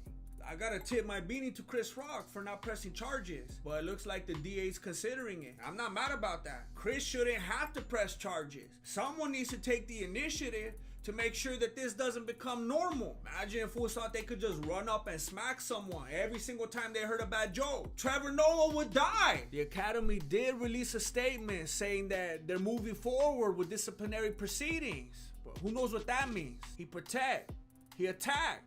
But most importantly, he might have to give the Oscar back. Some people have made the good point that if Will Smith wouldn't have smacked him, Chris Rock would be looking like the bad guy right now for telling such a bad joke. But since he did smack him, Will Smith looks like the bad guy.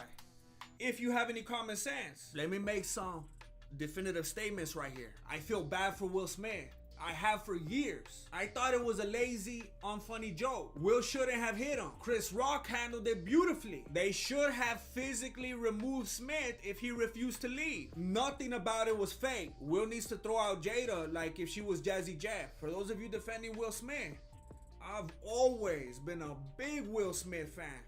I'm just not a fan of what he did. And if you don't allow people to experience the repercussions of their bad choices, then they're just gonna keep making bad choices and other people are gonna follow their example. There's nothing wrong with defending your lady, but there's a lot of things wrong with the way he did it. And that's not my opinion. It's the law. Social media has destroyed people's brains because you're so used to going off and lashing out online. All of a sudden you do it in real life and you don't think you deserve any consequences. If you really care about Will Smith, you won't encourage him to defend Jada at all. You'll encourage him to get away from her. I watched The Pursuit of Happiness and Jada wasn't in it. And she's also not in this video. So you should go watch this non-Jada content right now. The Academy did release a statement saying that they're moving forward. The Academy did release a statement saying that they're moving forward. Max Holiday was working that Hawaiian punch all night, but apparently the judges were on that Tampico.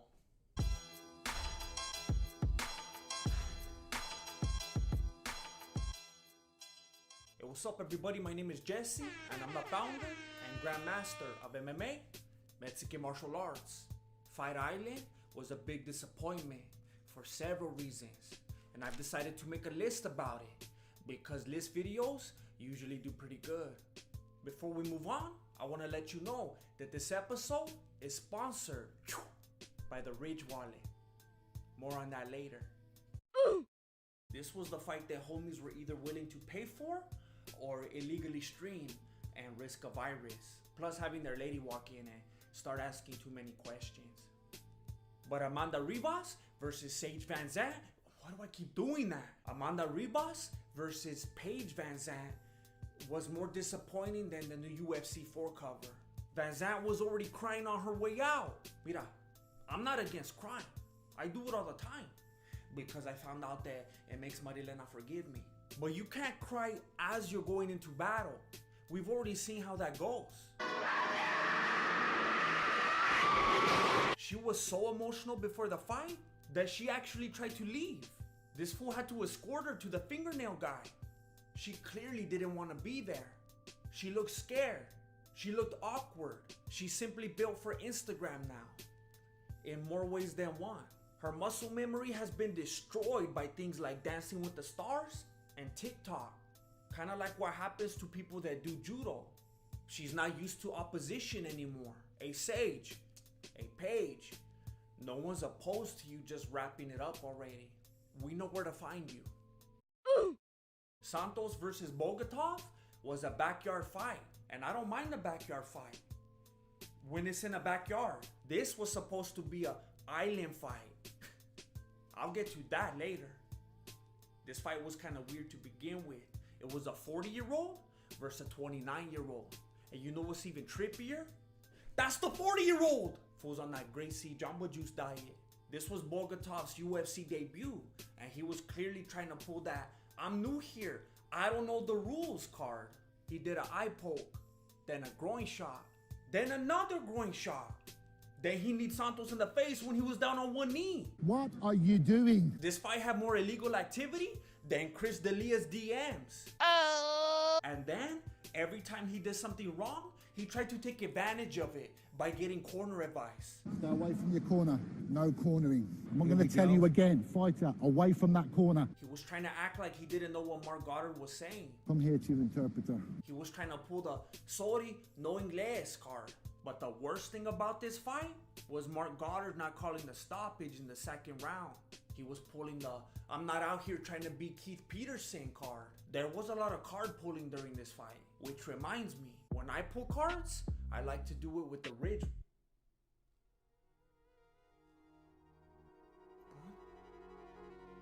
I thought I had a... Where's my ridge wallet?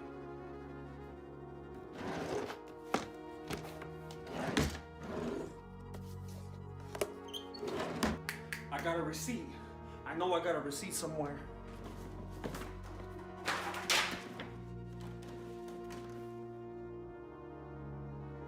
Cheap wallet, please. I've never even seen a handwritten receipt. Is that cheap? When I pull cards, I guess I use this fat, ugly wallet. Oh!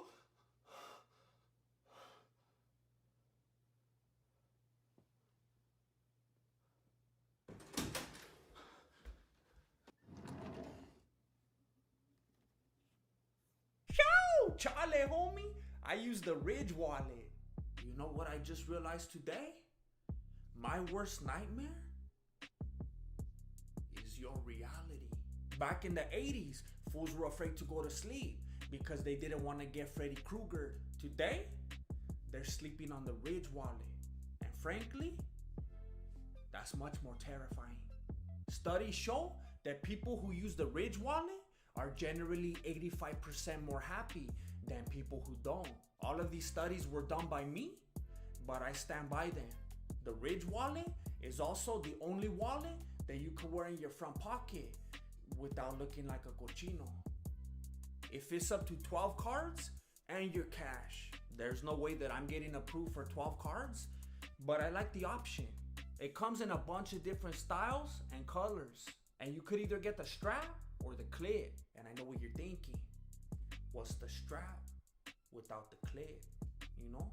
So get one of each. It has over 30,000 5-star reviews. And if you have really bad taste and you want your money back, you could get a refund within 45 days. So quit sleeping on the Ridge wallet and go to ridge.com/Voto and put in the promo code VOTO for 10% off. Please get one. This one wasn't thought of as a disappointment, but it was a disappointment to me. This fool was fighting like Anderson Silva. I didn't expect that, and it was exciting to watch. The problem is, we've already seen how that story ends, and it's often neglected who knocked him out. If you get knocked out by Chris Weidman, you know you did something wrong. This drunken master style is a gamble, and it's a bad influence. Fools are out here actually thinking you have to get drunk to do it right, and it's causing problems. I know that's how Jackie Chan did it, but that fool also killed James Brown just because he was wearing a magic suit. Hollywood. At the end of the day, if you're gonna get down with this drunken master style, you better be rocking a beard. Fighters are getting smarter these days, and using them to help absorb blows to the chin. I'm telling you, the smartest fighters have beards. Curtis Blades, Zabit Magode, Zabit, Austin Vanderford. Aldo was given an on-screen death at UFC 251. Not a big surprise after seeing him come out with this hand iced. He's one of those fools that just won't go away and doesn't know when to wrap it up, like BJ Penn or Chael Sonnen. So Dana White decided to write him out of the script himself, and he did that fool like Mufasa. And the worst part is, he used Peter Pan to do it. After watching that performance, I have no doubt that Triple C would have smashed him. So was Sterling and O'Malley. I might even be willing to say Cody. Dana was trying to prove a point. The only thing it proved to me is that Yamasaki is a master of disguise. Turtle. Max Holiday was working that Hawaiian punch all night, but apparently the judges were on that Tampico. It looks like so many people are upset about the decision that they're sending threats to the MMA media for not standing up for Max. That's not right. I've sent plenty of threats to Luke Thomas, but not about a decision. But then some people are saying that it's Max's fault because that while he was kicking bottles on Instagram, Volkanovski was kicking Adesanya in Thailand. But Max was active. He broke 2 striking records that night. And then he broke a 3rd record for not getting knocked down. And he knocked down Volkanovski twice. Mira, I'm not a Holiday fanboy. I actually picked Volkanovski to win. But we all saw how that fight went down. But he held on to that bout. And now I'm gonna have to try to keep figuring out what that fool's saying. Still got the job done, so that's the main thing. Dug deep. Come to think of it, Max is harder to understand. We get on 2000, I think so, that's on 4. I haven't seen that much stomping since my prima's quinceañera. Usman stomped Masvidal's feet 50 times per toe. He was trying to send those piggies all the way home, and a lot of people didn't like that. But I wasn't even tripping. You gotta do what you gotta do to win a fight. One time I won a fight by clowning on some fool's credit score. Broke his spirit. The thing that I didn't like was Usman perpetuating Conor McGregor's tactics. When Usman wasn't foot stomping, he was giving Masvidal that cold shoulder. First, Conor McGregor gets to sit at home and watch Mike Perry face consequences from the UFC for doing the same thing that he did, with no consequences. And now he's watching the welterweight champion using his moves. But that's irregular. You already know I'm not a fan of Masvidal, but he was my pick. Based on what I've seen him doing lately, I felt like he had the tools to get the job done. And I felt like him winning could have been exciting for the MMA community, you know? I saw that photo that Ariel had posted of him looking like a prisoner of war, but I was like, he'll have a Gatorade, some pizza, he'll be all right. It wasn't until he started sticking out his tongue that I became concerned. I had seen that tongue before. Tongues don't win fights. It's obvious to all of us that Metal won that fight, but the judges didn't think so. But the judges aren't always right. If they were, I'd be locked up right now. Anyway, Masvidal stayed true to his Scarface gimmick, which ended up being kind of ironic. He even said hello to his little friend when Mark Brown FaceTimed them in the corner. But it wasn't enough. Hey, now we know. More than 6 days notice? Super necessary. Island this, island that. Fight Island was like if you watched The Office, but they never even showed you an office. I thought it was gonna be sand, waves, tiki torches, loincloths. You know what adds to the experience, don't trip. The UFC had me thinking it was gonna look like a Street Fighter location. Hey, that's false advertising that, man. As far as I'm confirmed, it looked like they were still at the Apex. Some people say they never left Las Vegas. When Dana White kept talking about the infrastructure being built, I thought he was talking umbrellas and lawn chairs, not Abu Dhabi Square Garden. Did I miss anything? What disappointed you? Let me know down below. If you would like to see outtakes, bloopers, blog posts, win-free stuff, then please consider signing up for the Patreon. It's what keeps this channel going. And it's only $1 a month. Link down below. And I want to say thank you to all of the people who are already supporting me on Patreon. Shout out to the Ridge Wallet for sponsoring this episode. Don't forget to go to ridge.com/Voto and put in the promo code VOTO to get 10% off. Thank you for watching Mexican Martial Arts. Appreciate it. Good looking out. Late. I'm gonna ask you to subscribe now because according to my research, people are more likely to subscribe when you ask them to. So please, subscribe. As Conor McGregor cruises the streets of Cali, contemplating his next move. I already figured it out for him. He needs to finish up that trilogy that he keeps running away from. Literally.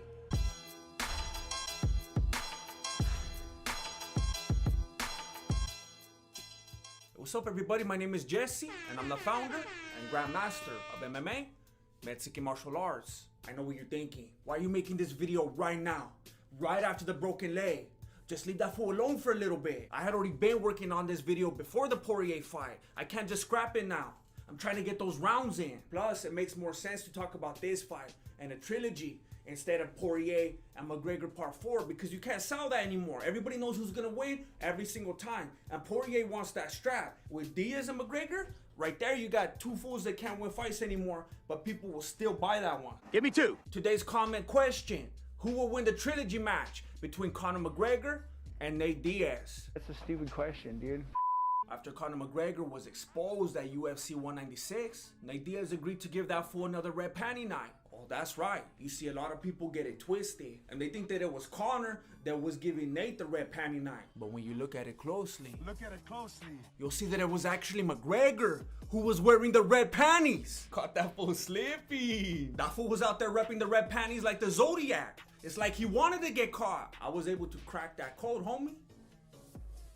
Because of the, yeah, I forgot to talk about this in the first video, and it kept me up at night.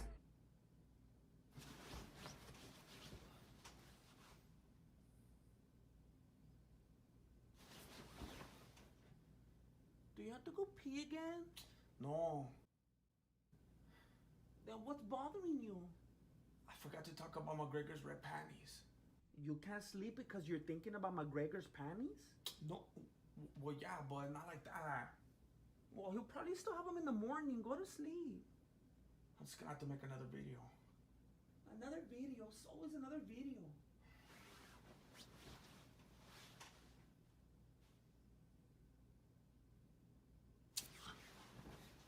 Where are you going? Oh, no, I have to go pee. I was inefficient with my energy. That's on me. But today, I come correct. Even after McGregor's humiliating loss to Diaz, he still hadn't learned a thing about respect. He didn't respect Dana, he didn't respect Nate. Once again, Conor McGregor is not here. It's rude. And worst of all, he didn't even respect David Copperfield. You have to start respecting people's time, man. Mine, theirs, David Copperfield's, everybody's. Well, he actually showed a lack of respect for himself by falsely claiming that Nate was too big. Nate's not even a real welterweight. He fought at lightweight way more. I fought 155 pounds in my whole career, so. The only reason he could even make welterweight is because vegans eat too much bread. You gotta remember that vegans must not live by bread alone because they also have soy. But then that fool's gonna be a soy boy. But Nate wasn't even tripping about it because he understands the game. I don't know how I suddenly became this monstrous heavyweight against Conor McGregor. Just because I want to fight. But like always, Conor was taking everything that Nate had worked for, and all they cared about was Conor being late. Dana, if Conor doesn't show up to this press conference, will there be any repercussions? He's showing up. He's en route. Very good. In his defense, he was only late because he was trying to find a smaller shirt. Well, he had to settle for a medium, but Nate wasn't willing to make up for that time that Conor had wasted. So he did. And they started doing that bottle challenge before it was cool. They were doing it before it made Sensei Seth a viral sensation. Sensational Sensei Seth. Most people's takeaway from this is McGregor's hilarious throwing form, which predated his Dallas Cowboys incident, and which proves to us that McGregor does not improve over time in any aspect of life. Your wife is in me DMs, hey baby! But my takeaway was that he was crazy enough to take Glover's can. Imagine what Glover would do to that fool. I mean, he didn't do it to Rumble, but he would do it to McGregor. Conor's always in enough trouble as it is for touching people's cans without their consent. And now he's pulling this, and then he has to go and get racial. He's a big, slow Mexican. Beanbag. You could have called him a punching bag. You could have called him a training dummy. But you went full beam. Never go full beam. But what's even more interesting to me is the Dylan Dennis conundrum. Conor was landing leg kicks early, and they were starting to take effect, which led to Nate deciding to pull guard. But Conor didn't want none. It's always Dylan Dennis this and Dylan Dennis that. Got the mindset, he's got my mindset, he's like a protege. But then when it was go time, he said, Charlie.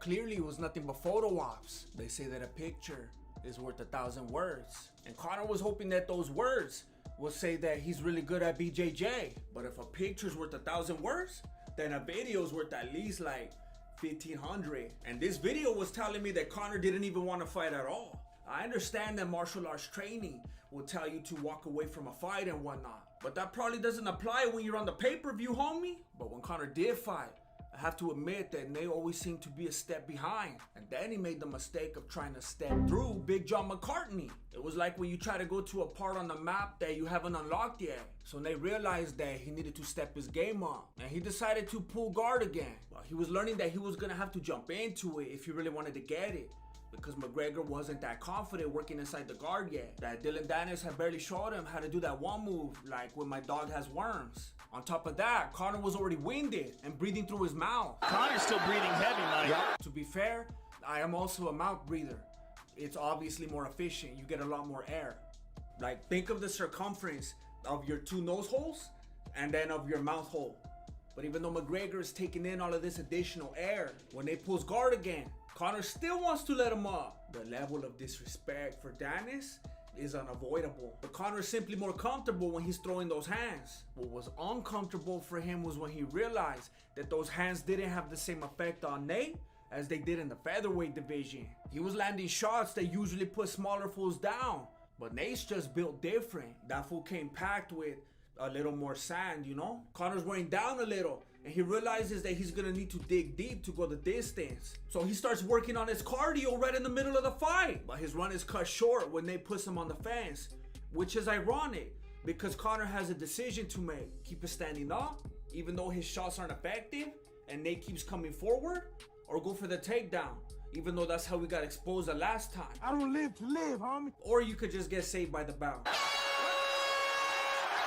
If the fight still had no time limits, which should have never changed, this would be a much different video. But the reality is that the fight went on, and both of these men continued doing what they do best. McGregor ran, and Diaz pointed and laughed. And I continued trying to break it down. But you'll never guess what happened next. Young Jamie was there again. I'm over here trying to be all professional and take aerial spot at ESPN. And this fool's trying to torpedo. At least he wasn't making all those dumb faces this time. I think Joe Rogan told him trucha. And I think McGregor's coach told him the same thing. That fool wouldn't stop running. I thought he was trying to get elected for something. After a while, Nate got sick of it. And he slapped that fool. And it wasn't even really like fighting at this point. It was more like a moment of correction. Why did you make me do this? It was like if Conor was in trouble or something, which he was. Nate almost finished him, but Conor got saved by the bell again. Conor gets saved by the bell more than Mario Lopez. For Nate, this fourth round was like all psychological. That fool came out like that one scene from The Shining. He was trying to make Conor freak out like that little kid, but Conor wasn't really that concerned until Nate put him against the fence and tried to take him down. Conor was determined to do everything that he possibly could to make sure that he wouldn't have to use anything that Dylan Dennis taught him. And he succeeded. And Nate was like, hey fool, if you don't want to go to the ground, then I'll just go by myself. But Nate's corner was over it already. They weren't focused on going to the ground anymore. They wanted to capitalize on McGregor's flat feet. He's flat-footed, so look to land the two. Have you ever noticed that fool has those Fred Flintstone feet? So Nate tried to stand with him, but he was still one step behind Conor. Literally, Conor kept running away from him. And with feet like that, he was able to cover more distance with each stride. He was trying to yabba dabba do what he thought was the right thing. And he continued to try to walk away from the fight. And then when he wasn't running, he was trying to hug him. It was like that one video where the cop is hugging that guy with a knife. He had the right to remain hugged. I myself have won a fight by hugging. I know what you're thinking. Grandmaster, that's anecdotal. I know what else you're thinking. This was a fight with Marilena, wasn't it? And I'm not gonna dignify that with a response. Having said that, as I have mentioned before, I'm a lover, not a fighter.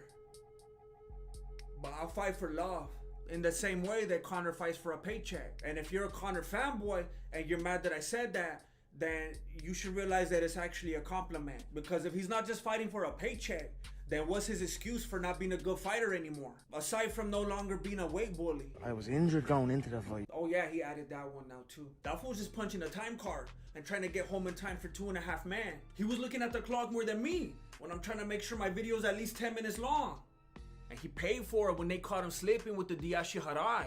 But that's alright, because that fool had already been elected to win, having been predestined according to the plan of him who works out everything in conformity with the purpose of his will. Of course, I'm talking about Dana White. And even though I'm a semi-Pelagian, Dana White power is very real. Even Joe Rogan was all happy when he peeked at Bruce Buffer's cards and saw that they were giving it to Conor. But they couldn't phase Nate because he already knows how they get down. I'm too real for this sport.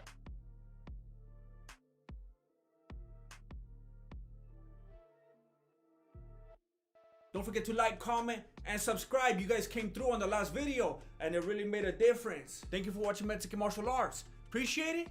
Good looking out. Late. UFC 196 was the beginning of the end for Conor McGregor.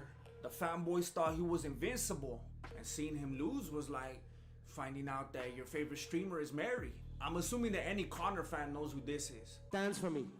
And don't look me in the eye when you dance.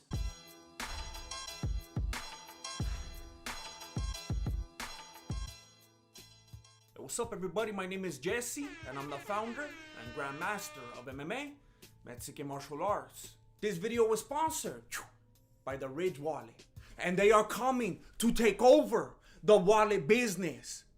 More on that later.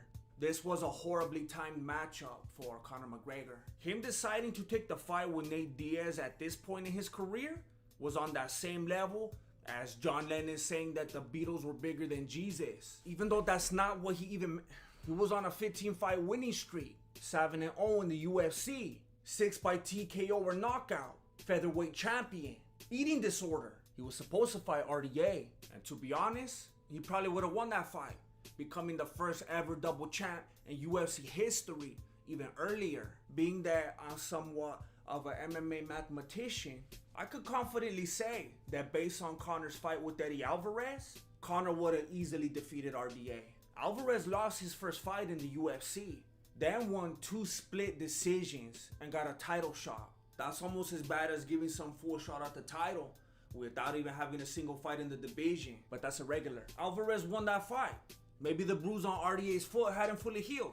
I don't know. Conor would have stayed looking like a king had he fought Dos Anjos, at least for a little longer, because he probably still would have fought Mayweather. But supposedly RDA's foot was a balloon, so he had to back out. And that's where Nate Diaz comes in. BJ Penn wanted the fight. So did Pettis, Cerrone, and Faber. But you already know Dana White's always trying to be Vince McMahon, so he couldn't resist that call out. Nate Diaz wanted respect, and Conor McGregor wanted carbs, so they agreed to fight at 170. Conor underestimated Diaz, and he claimed that he would be like a ghost in there. I'll be a ghost in there. Little did he know that this will become one of his Mystic Mac predictions come true. And his lack of respect for Diaz caused him to go into the fight unprepared. I'd never prepare for opponents, I simply prepare. He spent all of his time training, almost kicking stuff, almost kicking candles, almost kicking Conan O'Brien. You're gonna fight the way you train, homie. And then there he is, almost kicking Nate Diaz, almost saying good enough. Unless you're talking about Almost Famous. That's a great movie. I don't even know what to say about this. I just want you to see it. But I know what you really want to see is that fight. Let me break it down for you. So Nate Diaz took this fight on 11 days notice, making it the first time that a short notice fight was actually worse for the one with the full training camp. In case you're ever interested in becoming an MMA fighter, then training for a triathlon like Nate Diaz was apparently doing is clearly a lot better than whatever Conor McGregor was doing. But the start of the fight had me wondering what Nate Dogg was doing. This was the biggest fight of his life, and that fool was still blocking shots with his face. But then it kind of evened out because McGregor was almost kicking him. But even that was too close for Nate's liking. He didn't want to end up like a candle in the wind. So he clinched him up and put him on the cage. And to be completely honest, I got a little bit distracted right here because I noticed young Jamie noticing himself on camera and he started clowning. And he doesn't get a lot of attention, except for when Joe Rogan gets mad at him, so I couldn't really blame him. This was his big moment, so I rewinded it to see what I had missed. And I got distracted again, but then the third time, I saw what happened, and I realized that it was actually pretty uneventful and not at all worth spending this much time talking about. There was actually some pretty good boxing in this first round, by MMA standards, of course. But when McGregor disrespected Nate's style, he slapped him up. You would think that Conor will find a lot of success with his infamous left hand, being that Nate Diaz is a southpaw and that his right side is a lot closer than most fighters. But Nate's ancient blocking punches with head style is actually a method of conditioning. You see, some fools are born hard-headed and some fools earn it. So these shots simply didn't faze him. I just hope that it doesn't have any long-term effects. You better hope. So Conor facing a southpaw actually backfired for him, as it usually does. And since you bring up Poirier, I thought McGregor had never heard about leg kicks. The low calf kick, I've never experienced that. So how was he throwing them right here? Either way, all that throwing was making him tired. His conditioning had failed him. I played touch butt in the park. He wasn't doing it right. He was moving slow. And Diaz took advantage of this. Conor threw a sloppy kick and got taken down. And then that fool thought he was gonna get a leg lock. McGregor trying to throw a leg lock is like Chase Hooper trying to throw punches, or Donald Cerrone trying to throw a fight. Nobody's buying it. There's no denying this choke though, unless your name is Herb Dean. But you already know that Nate's not going out like that. So he disrespects Conor by farting in his face. You almost can't hear it because of the horn, but it's there. So Conor just got slapped up, left wasn't working, he was winded, took a pedo to the face. And now Joe Rogan's acting like he just made a highlight reel. There's a nice left hand by Conor, and there's another one, and there's another one, and that was the one that really cut him. Yeah. But maybe that was a good thing, because Nate Diaz heard what he said, and he got mad. So he slapped up Conor again. And you already know that McGregor is not one to take a slap lightly. So he started working the body, and he was feeling pretty good about himself. And at this point, a lot of people watching probably thought he was doing good because he had cut Nate open. But you gotta understand that that's just a part of Nate's game plan. You see, most fools are sensitive to seeing blood. So he constantly uses this trick to intimidate his opponents. And he learned it from the best. Unfortunately, it backfires sometimes. But it was working right here. Conor was feeling queasy, and there was nothing behind that left hand, making him feel even worse. But of course, the commentators kept hyping him up. He said he didn't come here to take part. Said he came here to take over. We didn't know it was going to be at multiple weight classes. They were obviously rooting for Conor. Their commentary was almost as biased as mine. So this fool could bend styles, but he can't bend weight classes. And finally, Nate had had enough. And he started teeing off on that fool, like if the price was wrong. The price is wrong. So Conor got an idea, and he started trying to intimidate Nate by getting his own face bloodied up. It was brilliant, really. So he tried throwing shots again, hoping that his new appearance would discourage Diaz. Well, he might as well have thrown a shot at proper 12, because Nate was already buzzing. This was one of the most ill-fated moves in all of UFC history. They become panic grapplers. But we will all be forever thankful for the memes that it produced. Oh, you're a wrestler. Conor tapped like if he had somewhere to be. And then all of a sudden, the fickle fans started cheering. Everybody was booing him earlier, so he started flexing on those haters. Literally. But he was a gentleman. He went up to McGregor and they squashed it. But Bruce Buffer and Herb Dean thought they were losing their jobs. I don't know why everyone was acting so surprised though. Nate wasn't surprised. I'm not surprised. That fool that started banging on Joe Rogan wasn't surprised. But that look of surprise was on McGregor's face throughout that entire post-fight press conference. Even when Diaz started cracking unintentional jokes. Hold up. I'm warmed up now, so I figured it would probably go somewhere. And then I thought that McGregor was joking at first when he started talking about BJJ.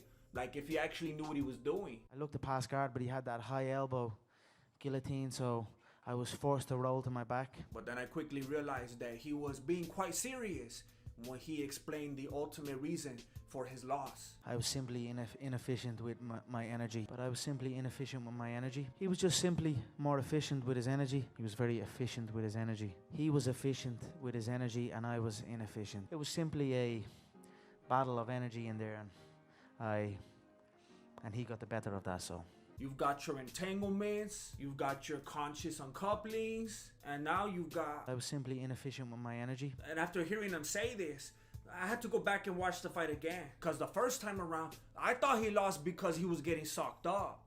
He didn't have any stamina. His punches couldn't phase Nate. And that he got choked. But after watching it the second time, I realized that I was inefficient with my energy by watching it again. Because I was clearly right the first time. At the end of the day, Conor was simply not prepared for this fight. You can't fight every single fighter the exact same way. Unless your name is Royce Gracie and you only plan on winning until a few other fools learn how to be JJ. And the trash talk that usually gives them the upper hand actually backfired this time. You can't trash talk someone that's dead inside. Nate, that must get into your head when someone says they're gonna bury you in Vegas. Mm-hmm. Yep. Conor, how close are you? And then he exposed himself when he was trying to act like he knew about Stockton. Full of snitches in Stockton. Mm-hmm. Never heard of Stockton in my life. He knew even less about Stockton than Khabib knew about Oxford. What is this, Oxford? And when he saw that Nate wasn't intimidated, it broke him. That fool's gimmick had worn out. A lot like your wallet. If you're still walking around with one of these in your back pocket, then you better hope that you haven't already done permanent damage. You better hope. If you haven't switched over to the Ridge wallet, then this is basically you right now. The Ridge wallet is a front pocket wallet that fits up to 12 cards and your cash. I know what you're thinking. What about my coins? Get a backpack, homie. Throw them in there. You could throw in a phone case while you're at it. Hey, this is real life right here. My phone recently got messed up and I can't charge it right here anymore. It doesn't fit. Good thing I got my power bank. The Ridge wallet has over 30,000 5-star reviews, free worldwide shipping, and a 45-day money-back guarantee if you decide to be inefficient with your energy. Just go to ridge.com/Voto and put in the promo code VOTO for 10% off. Thank you for watching Mexican Martial Arts. Appreciate it. Good looking out. Late. Tune in next week for the Blockowitz versus Adesanya breakdown. I know it's gonna be old already, but that's why I'm gonna remind you. We learned very recently that a lot of fools need to put some respect on MMA math. What did he tap to? But what about MMA science? I didn't watch every single fight this time around because I did that last week and I thought I was gonna die. This time I just focused on the first 2 fights of the trilogy. And in order to come to a reliable prediction for the rubber match, we need to first consider the micro evolution that has taken place, not only with the fighters, but with the UFC. Let me break it down for you.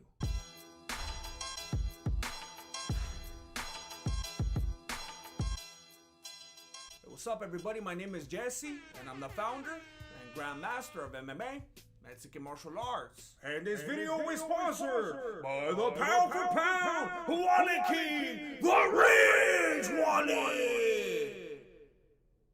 More on that later. It's very important that we base our prediction upon a foundation of truth. And the truth is that Leon Edwards actually won that first fight. Now before you accuse me of being biased, let me assure you that this is a scientific, MMA scientific conclusion. As you already know, the wheels are in motion to rewrite history. Apparently John Jones did not have too many picograms, so he didn't cheat. He did not do anything illegal, so he's still undefeated. And when he was up all night partying, he was consuming Coca-Cola. Similarly, when Kamaru Usman defeated Leon Edwards back in 2015, that's when the UFC cared about takedowns and cage work and control time. But the UFC isn't the same today as it was back in 2015. We're dealing with a new strain. It's all about slapping that ass, man. I've been talking about how the UFC has turned into glorified kickboxing unless there's a submission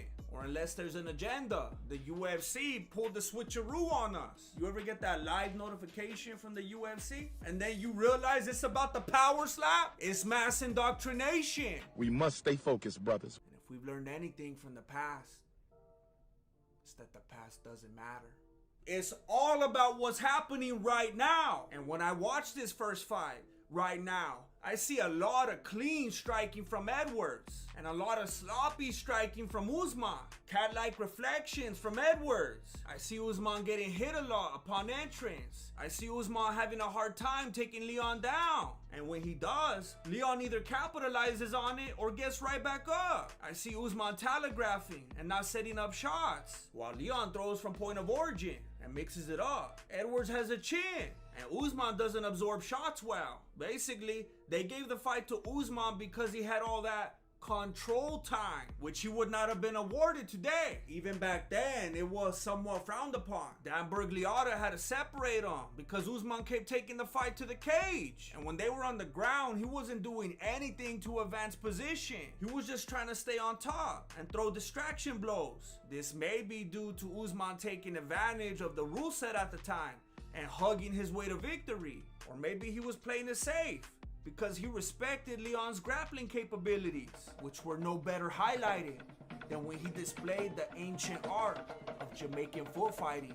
It was a combination of the old rule set combined with Leon's patience and composure that allowed Usman to take the win. When people see stuff like this, they get all hyped up. But when Leon does it, they don't look at it the same way. They just think that he's inactive. And they don't realize that he's playing that long game. And that's what Leon does best. Him and Usman both have a lot of decision wins, while Usman hugs and controls his way to victory, while Edwards battles his way to victory with patient and intelligent striking. That being said, Edwards has shown a tendency to get discouraged and give up on himself when facing Usman.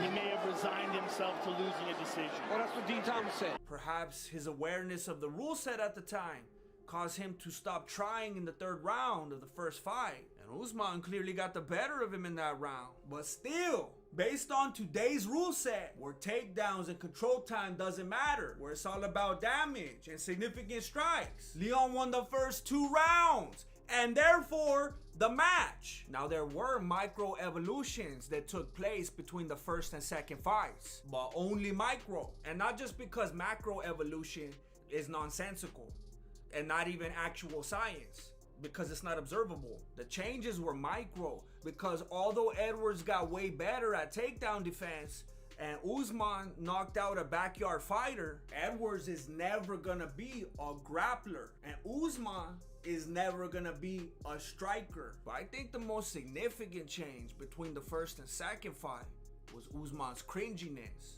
Leon even broke the fourth wall, like if he was the Fresh Prince of Bel-Air, because that fool was being so weird. And that's really just part of his insecurity. Usman is a very emotional fighter. That's why he takes unnecessary risks and gets hit a lot. And Edwards capitalized on this during the first round. It was the first time that Usman had ever been taken down. And Edwards knew that Usman likes to train at elevation. So he even memed on him by giving him that elevation mask. And you could tell that Usman took this personal because he dominated the next 3 rounds. Not only with pressure and hugging, but also with the fake eye poke. Well, it kind of went to the side of the eye. It hit the side. And groin shot. That was not low. That was not low. That did not look low.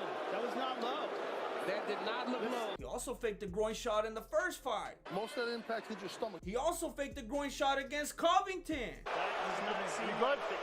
I don't like jumping to conclusions, but either that fool's lying or he's anatomically incorrect. But I gotta be fair. It looks like both Usman and Edwards are willing to do whatever it takes to get the win. They both like to grab the cage, and they both like to hook the gloves. Keep your thumbs out. Leon, you're in the gloves. I see you. And the refs called some of it, but they were more focused on telling them to work because Usman kept wanting a hug. He looked like he was trying to steal Leon's wallet. And if Leon's rocking that Ridge wallet, then I don't blame it. The Ridge wallet is the pound for pound best wallet in the game, boasting a sleek and minimalist design while carrying up to 12 cards and your cash. You carry anything more than that, you're gonna have to move up weight classes. And you're just being inefficient with your energy. Think about how much you sit down during the day. Too much, right? And when you sit down on your nice couch to watch some TV, you're not even sitting on your couch. You're sitting on your wallet. Why are you even spending money on furniture if you're just gonna sit on a wallet? The Ridge wallet is a front pocket wallet that keeps you from sitting unevenly, and it keeps fools from stealing your identity. Ironically, there's plenty of different styles and colors to match your personality and identity. And if your personality changes into someone who loves back pain and hates furniture, then you have 99 days to return it. Try it out today by going to ridge.com/Voto and using the promo code VOTO for 10% off. I'll take your entire stock. Long story, not as long as it could be. Edwards was very discouraged after the first round. Maybe because Usman started playing that hugging game again, like he did in the first fight. And Edwards just figured the judges would give it to him. He started looking like he didn't even want to be there. But then the most significant strikes entire fight were landed, and that's probably the biggest dependent variable of this entire science experiment. The coaches. He's bullying you, son. Don't let him bully you, son. Leon's coach is like that dad when you score 20 points and he's like, how come you didn't score 25 and no triple double? And Usman's coach is like one of those friends that tells you that you could sing and then you go on American Idol and humiliate yourself. That fool was even smiling when they gave Leon the belt. There's such a thing as being too positive. Sometimes you gotta be realistic. And that's what I'm doing right now. It's a MMA scientific fact that Usman cannot beat Edwards with that hugging and control time style any longer. Especially because Usman isn't the champion. So they're not gonna give him that leeway. In the last fight, Herb Dean had to keep telling them to work. And he even separated them. In the last pay-per-view, the GOAT, Jason Herzog, separated Valentina Angrasso. The UFC just doesn't get down like that anymore. Usman can't rely on hugging, and he can't compete with Leon's striking technique. I don't care if Usman comes into the fight with more jabs than Walgreens. Leon's striking is at too high a level for him. Usman has hype men in his corner, and Edwards has people that are gonna push him and make them dig deep. We need to respect science. And scientific discovery informs us that due to the evolution of the UFC and of these two fighters, that Leon Edwards will be victorious. If you would like to help me make more breakdown videos like this, then please consider doing these things right here. A lot of you have been doing it, and it's been working. That's more science right there. And if you would like to have access to 2 exclusive Below the Beanie episodes every week, then please consider joining my Patreon or YouTube membership. Links in the description. Thank you for watching Mexican Martial Arts. Appreciate it. Good looking out. Late. I know what you're thinking. Grandmaster, that's not a real Khabib hat. That's a disco wig. I know. But the real Papaca was like $90. And this one was only 12. But it's extremely itchy, so I'm gonna take it off right now. And I don't want to hear anybody tripping in the comments either. Last time I posted a photo with it, and people were saying that I look like that one girl from Ozark. That's gacho, macho.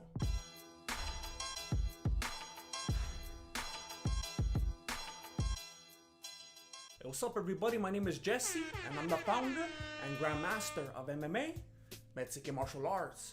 I'm very excited to let you know that this video is sponsored by the Ridge wallet. More on that later. I also want to take a moment to say thank you to everyone that decided to support me on Patreon. I literally wouldn't be able to do this if it wasn't for you. But that's not what you're here for. Nah, you're here for the homie, Khabib Nurmagomedov. A while back, the UFC put out a video of Khabib's top finishes. Well, I watched that video, and there were only 7 finishes. Unreal, I'm out of here. So I did some research, and I decided to make my own list of Khabib's top finishes. And what I discovered will shock you. All 28 of his fights were top finishes. And I already know what the haters are thinking. He didn't finish every opponent. Hey, didn't he finish the fights? It's just semantics. So Khabib has had 28 fights. That's 28 finishes. That's a long list. So I put up a poll asking people if they would be okay with watching a long video. And they were like, That's cool, homie. But then a lot of people started leaving me comments and they were like, hey, just cut it in half. That way you could get way more views. And that way, you could get way more money. And I was like, you think I'm in this for the money? And I refused to cut it in half. So now it's a 3-parter. You're watching Khabib Nurmagomedov, Top Finishes, Part 1. Is loyal is number one. If you don't know what is this loyal, you have to go Google Translate. Believe it or not, Khabib's first fight was in a church. They don't let us fight at my church. Supposedly, we wrestle not against flesh and blood, but against principalities. But if I see a principality, Khabib took no damage and put that fool to sleep with a triangle choke. It's not listed on the Wikipedia because of state commission and insurance purposes, but when you watch the video, it's pretty obvious that that fool died. But his cornermen were able to bring him back, like Lazarus. That fool's lucky the fight was in a church. I think we should fight in church more often. Give me 30 minutes and I can fight with anybody. Tony or Conor, doesn't matter. Maybe DC. Khabib's second fight might be the most awkward fight I've ever seen in my life, besides this one. Look at the people in the crowd. They look like they're being held against their will. They look like all of us during the quarantine because of the New World Order, because of the coronavirus.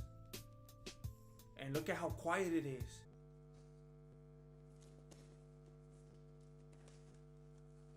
It's like Dana White after I started dropping fire. First you was dissing the eagle. Now you're gonna bother the mouse? You used to say that was illegal. Now they got you stuck at the house. Supposedly you got an island. You Instagram living and bragging. Hey fool, do you think this is Enter the Dragon? That's right, fool. Hush mode. Honestly, I was surprised at how much his opponent looked like John Stamos. That must have been a little bit intimidating.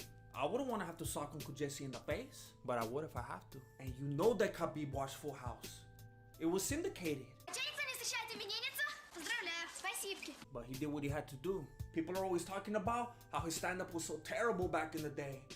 But he let the hands go, and he broke that fool's nose. Have mercy. They gave him a little while to rest, and then I finally figured out why Khabib doesn't sit down in between rounds anymore.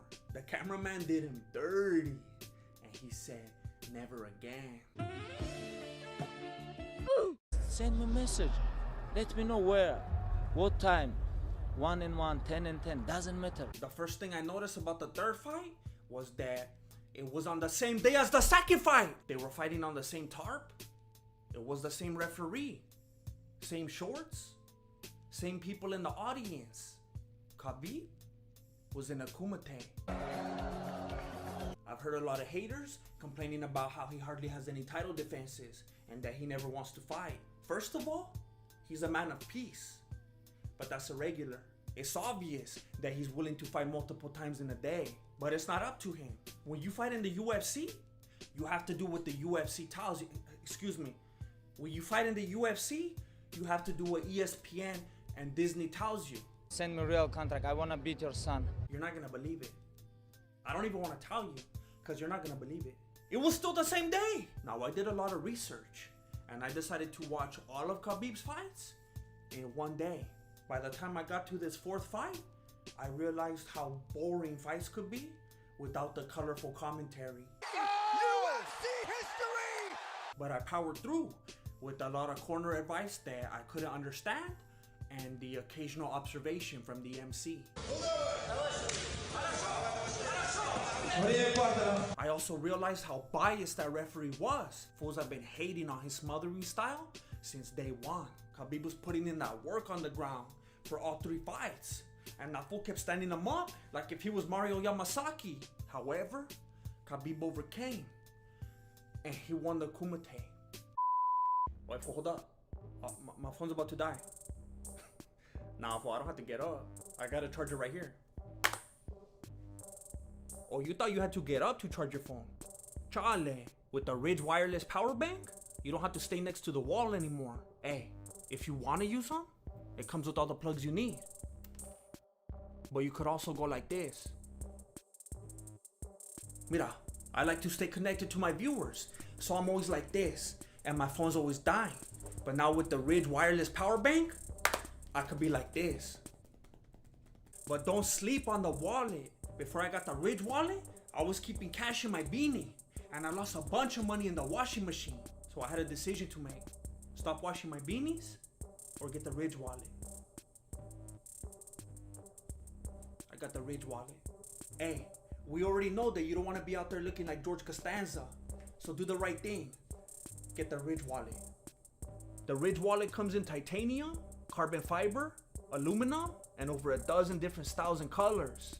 Get 10% off today with free worldwide shipping and returns by going to ridge.com/Voto. That's ridge.com/Voto. And use the promo code VOTO. Link down below. Please get one. No, she's not bad, but I don't understand why nobody kiss her. Alright, don't get excited. This fight is in the same place, but it's another day. Probably the next morning. I don't know.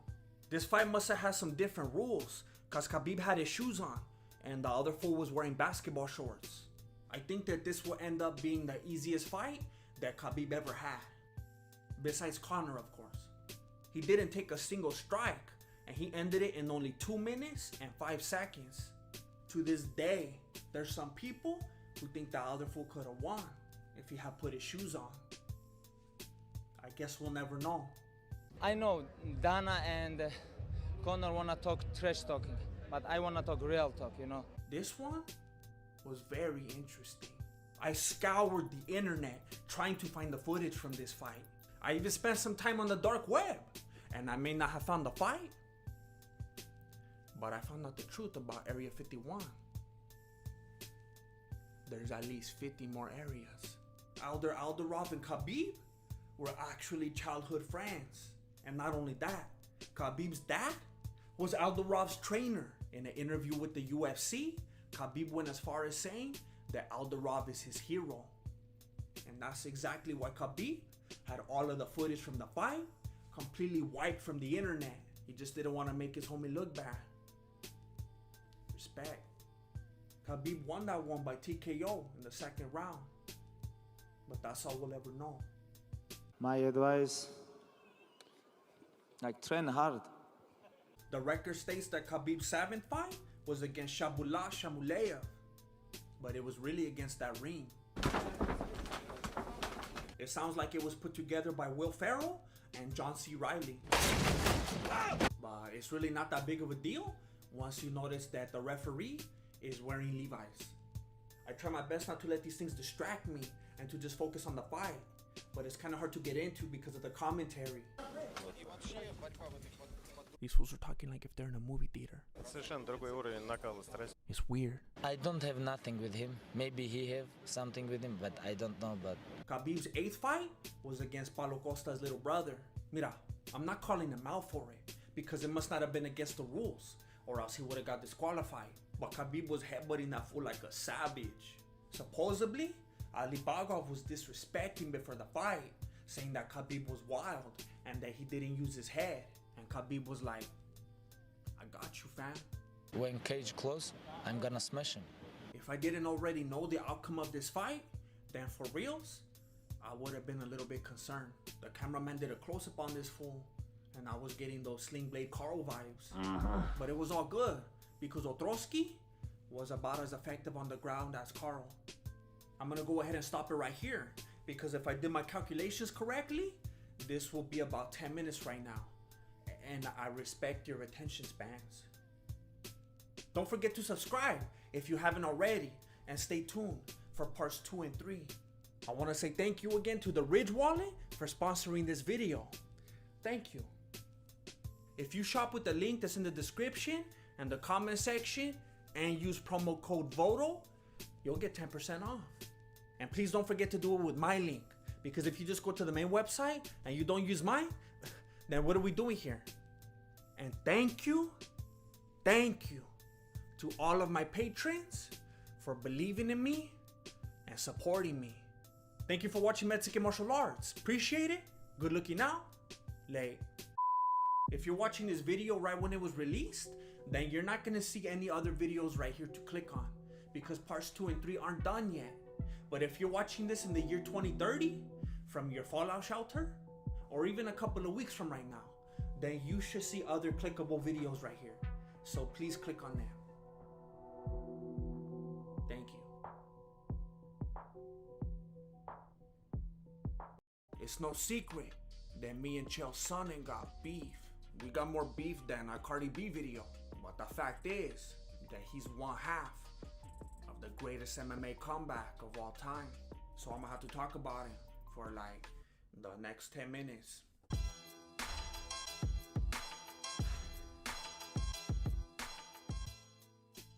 What's up, everybody? My name is Jesse, and I'm the founder and grandmaster of MMA, Mexican martial arts. I upload new videos every Wednesday. If you want to make sure that you don't miss them, then you need to click all when you subscribe, and then you need to enable the notifications on your phone. We've been through this. This video was sponsored by X Martial, the home of the Mexican martial arts rash guard. More on that later.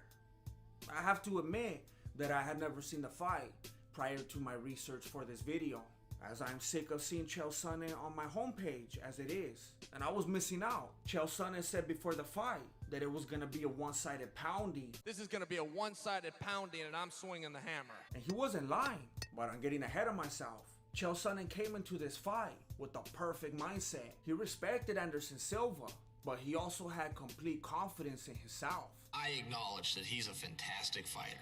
He is the champion, but I am the best. And he also came into this fight with what seemed like the perfect game plan. He was attacking those daddy long legs from the get. He was on that Poirier game plan. Apparently Conor McGregor had never watched this fight either, but I know who did. Anthony Ferguson. I didn't know Chael could move like that. I didn't watch a lot of UFC back in those days. I'm used to seeing Chael just sitting down, running his mouth about the people that are actually fighting. And it wasn't all for show either. Within the first minute, Silva got rocked, and Chael followed up. He was putting on such a performance that the commentators started harmonizing. He had him again! Things were different back then. These days, the arguments between the commentators are almost better than the actual fights. But back in the day, Chael was bringing fools together. He had him again! And this was kind of embarrassing for Silva. Up to this point, he was 11-0 in the UFC, reigning champion. And then all of a sudden, he's getting smacked up by some fool with biceps. This goes against everything that Silva's BJJ was supposed to represent. So he was trying to save face and act all hard. But it's not a good idea to save face by getting your face socked up. Silva was trying to prove to Chael that the biggest arms in Wesleyan, Oregon didn't have the power to phase him. Unfortunately, Silva did not consider the cumulative effects such decisions, and it came back to haunt him later. He lost a lot of respect from Chael by playing games like this. He thought that that fool was being cheesy, so he started grading him, and he absolutely punished him for the rest of the round. To be honest, Chael was sunning that fool, and I've seen fights stop for much less than that, maybe not less money. Silva was so beat up after the round that he didn't even want to go to his corner. His nose hurt, his ribs hurt, his feelings were hurt. Serio. His corner was all mad at him. But that's good, because it motivated him. And I mean motivated in the traditional sense, not in the Conor McGregor sense. He came out for the second round with enthusiasm and a big leg kick. Again, a cumulative effect. He got a little too excited and tried throwing another one, but Chael caught it. And then he discombobulated that fool, rendering Silva helpless, which led to the funniest ground and pound that I've ever seen in my life. It was kind of like that one scene from Kickboxer. And then he started covering his mouth. Silva was already looking winded, so Chael decided to capitalize on it, and he gave him that homemade elevation mask. He later confessed to Joe Rogan that he farted in his glove before the fight. Dirty vato. I have to admit that Chael executed probably my favorite move that I've ever seen in an MMA fight right here. He was acting all tired and dropped a couple of lazy elbows to throw off Silva's timing, and then he surprised him with the elbow to the face. This was one of the funniest things that I've ever seen in a fight. The skill that Chael Sonnen has to make you laugh while he's fighting for his life is frankly undeniable. And then he did the same thing again right after. It's that broken rhythm. And then at the end of the round, something very interesting happened. Silva had a pretty solid Kimura that Chael didn't seem to have an answer for. And for some mysterious reason, he let it go. And he went for a leg lock instead. Chael slipped out of it, socked him in the face, and proceeded to give him another bevel. Silva came out big again at the beginning of the third round. He landed a kick, and Chael didn't like that. So he took him down and gave him a dead leg. And he kept intense pressure for the entire round. It was like he was dropping a beat on that fool's head. And it was catchy too, because Joe Rogan started playing along. Chael Sonnen was pounding on him so much that it was starting to look like a gif. And then that caused him to think of how angry it makes him when people mispronounce it as Jiff. So in a blind rage, he straight up choked that fool. But it's like I always tell people, if you're gonna choke someone, you gotta do it in that ex-martial gear. There's fools out there who will literally tell you to do it in your pajamas, cause they're sleeping on these rash guards, which I can't fully blame them for. They are very comfortable. Mira, when you're at Walmart and you gotta take that fool down and he's on PCP, I guarantee you that he's not gonna be wearing pajamas. The first thing that fools on PCP do is get naked. The rash guard imitates nakedness so that when you're training, you don't condition your muscle memory to rely on grabbing jackets and pants and bows. You're just grabbing what God gave that fool. I know what you're thinking. I want a Mexican martial arts rash guard. It looks clean, but I'm not Mexican and I don't want to get canceled. Mira, if I said it once, I've said it at least 2 or 3 times. The Mexican martial arts is not about the color of your skin. It's the way you think and the way you live. At the end of the day, it doesn't matter if you're Mexican, white, Chinese. The only color that this rash guard sees is green, homie. Just use my link down below and the promo code Mexican Martial Arts for 10% off of anything. That's a good deal. The beginning of the 4th round was the absolute worst that Chael looked throughout the entire fight. Perhaps this was due to the fact that this was his first time ever competing in a championship round, as well as his last. Silva was landing kicks. He rocked him. And for the first time, Chael's takedowns were unsuccessful. And for the first time, Chael got put on his back. But then Silva dropped a 12-6 elbow, and the ref got mad at him. And he got embarrassed or something, and kind of lost his momentum after that. And then Chael straight up took Silva from 12-6, and he controlled the rest of the round. It would be very easy to assume that Anderson Silva was completely helpless. But maybe he was just very patient.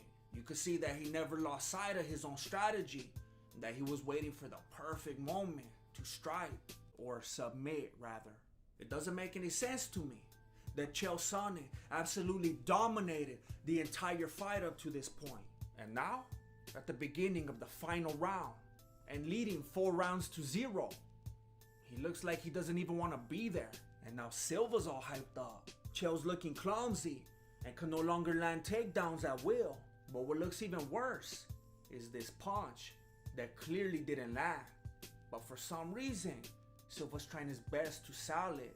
And then right after that, Chael locks in a pretty good choke from side control and willingly gives it up by moving into Silva's guard. And then that reminded me of that perfectly good Kimura that Silva had given up earlier. And clearly, I wasn't the only one that suspected foul play. Things were starting to look so obvious that the UFC had Joe Rogan call this a slip. The punch that looked like it knocked Anderson down was actually a slip. I was just showing the replay. Anderson ducked under it, lost his footing, and now he's in side control. It was actually this incident that caused Spotify to first take notice of Joe Rogan and the fact that he's willing to push any narrative for the right price. But that's irregular. The UFC was obviously just trying to cover their tracks, because you could see that Silva was acting all dramatic, like he was hurt. And he appeared to continue to do so for the next couple of minutes. I guess he's a method actor, like Marlon Brando or Chris D'Elia. But none of the shenanigans from this fight could prepare me for what I was about to see next. I've never been a fan of Chael. This is public knowledge, but I am a fan of truth. And when I see the footage of the tap, it doesn't look like a tap to me. Remember, this is the same fool that was slapping up Silva's ears a little earlier. Discombobulate. And I believe we're looking at the same kind of thing right here. This is obviously an inner thigh slap, which is a very effective technique. You could see that it didn't have the characteristic motion of a tap, just a single, distinct strike. Ladies and gentlemen, this was no tap. Of course, Chael ruins my case by openly stating otherwise. That was a misunderstanding of the rules. And the way I thought it worked was that if you tapped, you lost that round. So I thought what they would do is they go to a judge's decision, they go 4 rounds to 1, and we go home and I'd be the new champion. And if anyone had explained to me that that stops the bout in its entirety, I would not have tapped. That being said, I think it's pretty ironic to lose the fight by way of your own sponsor. But as far as I'm concerned, this is not where the story ends. That's right. I'm about to pull an M. Night Shyamalan on you. Vámonos! This video was not about Anderson Silva's comeback. It's about Chael Sonnen's. Right about now, Anderson Silva's probably playing Rainbow Six with Steven Seagal. And Chael Sonnen? Well, he currently heads the biggest MMA talking head channel on the planet. Who else is there? Luke Thomas? Brendan Shaw? The numbers don't lie. I know what you're thinking. What about Ariel Helwani? First of all, the only reason that anyone watches Ariel is because DC is so darn lovable. But on top of that, Ariel's backed by ESPN. And there's a ton of other videos on that channel that he's not even in. Chael Sonnen is all by himself. And he's right behind the behemoth that is ESPN. Chael Sonnen is like PewDiePie. And ESPN is like T-Series. I know what you're thinking. You're thinking, but Grandmaster, where do you fit into all of this? That's a good question. But I'm not an MMA analyst. I'm what you might refer to as MMA truther. And even though I'm not a Chael Sonnen fan, for reasons between me and himself, the truth is, Chael Sonnen has successfully pulled off the biggest MMA comeback in history. Chael Sonnen, respect, but you already know what's on site, homie. Thank you for watching Mexican Martial Arts. Appreciate it. Good looking out. Late.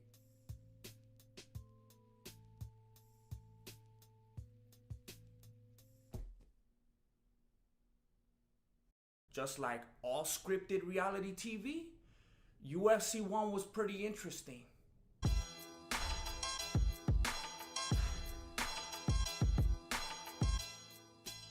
Hey, what's up everybody? My name is Jesse and I'm the founder and grandmaster of MMA, Mexican Martial Arts. I'm very happy to say that this video is sponsored by the Ridge Wallet. Now let's get it. Acting! Brilliant! Thank you! Thank you! The very first fighter ever to make his way to the UFC cage was actor Taylor Wiley. Alright. However, during this performance, he would be playing the role of Taylor Tooley. And this wasn't a coincidence. This fool had already been on TV. They knew he was an actor. This was just another gig for him. You may recognize him from Hawaii Five-0 or Forgetting Sarah Marshall, where he was also paid to pretend like he was fighting. I know what you're thinking. You're thinking, Grandmaster, why would the UFC pay someone to pretend like they're fighting? For the same reason they do it today, to fit their narrative. Having a giant like Taylor Wiley in the tournament would just make Royce Gracie look that much better when they gave him that medal. And they knew that Royce wouldn't have to fight him because they had that Popeye looking ref looking for any excuse to stop the fight. Hey Cinderella! The UFC has had problems with dirty referees since day one. Some things never change. He wanted to stop it because Taylor lost a tooth. Anthony Smith was handing his teeth to the referee. And the UFC is softer today than it ever was back then. And then supposedly, he was concerned about the blood. Hey fool, this isn't a grappling tournament. I guess it was. No fight since then has ever been stopped for such a small amount of blood. Nate Diaz bleeds that much during the walkout.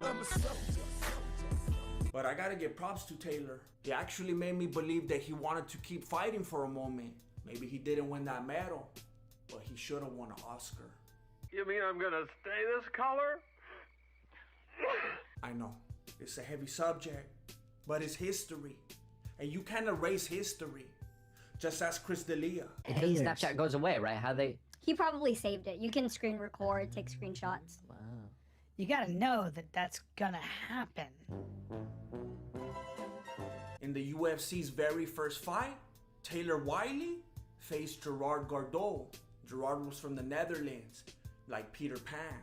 But he was acting like he just came straight out of American History X. But then during his interview, he started talking like Goldmember. The look of it, the taste of it, the smell of it. It was very disarming. Smart move. You would think that Gerard wouldn't be so obvious, but he probably thought that the UFC had his back on this one. Think about it. All of the first round matchups were between light-skinned vatos and what Twitter refers to as people of color. UFC 1 was nothing short of a race war. But you gotta be careful when you enable people like Gerard. He didn't even want to stop when the fight was over. He was trying to curb stomp that fool. And Taylor Wiley was over here like, chill, homie. It's only business. I'm a thespian. The first one's free. UFC 1 was just one big Gracie Jiu-Jitsu commercial. Grappling is a very, very interesting art, and I think what you're going to see tonight is quite a few of these fights go to the ground. And they were as relentless back then as they are today. Well, you know, it's interesting. 95% of the fights, according to PD, police department studies, end up on the ground. When you watch the event, it's as if they were given very Pacific talking points. A large percentage of fights anywhere end up on the ground. Well, you know, it's interesting. 95% of the fights, according to PD, police department studies, end up on the ground. This fool sounds like he's trying to sell me a car. You're probably going to see jiu-jitsu, in my estimation, at its best. Or at least try to sell me on how to fight in a car. She dives around, she puts the hand around the neck, she locks it up, gable grip or standing right here. Wait a minute. Machado? That name sounds pretty BJJ-ish, doesn't it? Well, I don't know about you, but I don't like to speculate. So I went on Wikipedia, and it didn't take much research to find out that Rod Machado trained in Gracie Jiu-Jitsu for over a decade. They had a man on the inside, and Bill Wallace confirmed it in an interview with the karate nerd, Jesse Enkamp. So basically I'm thinking, no, something doesn't sound right here. Right. Seems to me like it's a 2-hour advertisement for Gracie Jiu-Jitsu, which is what it turned out to be. Gracie Jiu-Jitsu was the product that they were trying to sell you, and Royce Gracie was the poster boy. They even made him play up the accent so that he could sound like Mackenzie Dern. To give him the chance, the opportunity to go through this. And what's up with all the talk and confusion about his weight? Of all the 8 fighters, Royce is the lightest. I think he weighs 176. 178 pounds? I bet you that fool was like 215. I know what you're thinking. Grandmaster got that OnlyFans cake. And even though you are correct, that's not what's going on right here. That's what I look like when I use my old wallet. I was carrying around things I didn't need. Things that didn't make sense.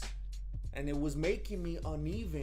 I guess you could use 2 wallets, one on each side, if you want to get on that Louis Stevens level. But I'm not trying to get that kind of attention. You can also try keeping this wallet in your front pocket, but if I show you what that looks like, then this video will get age restricted. Let me get to the point. If you don't got a Ridge wallet, then this is your best look. Mira, it's sleek, it's stylish, it's practical. It fits up to 12 cards. Oh, what about cash? It's right there. Oh, what about coins? I heard that they're all gone. I don't know. Stop carrying around things that you don't need and make your life simpler with the Ridge wallet. It's the last wallet you'll ever have to buy. Nah. It's the last wallet you'll ever want to buy. There's over 30 styles and colors to choose from, including burnt titanium and carbon fiber.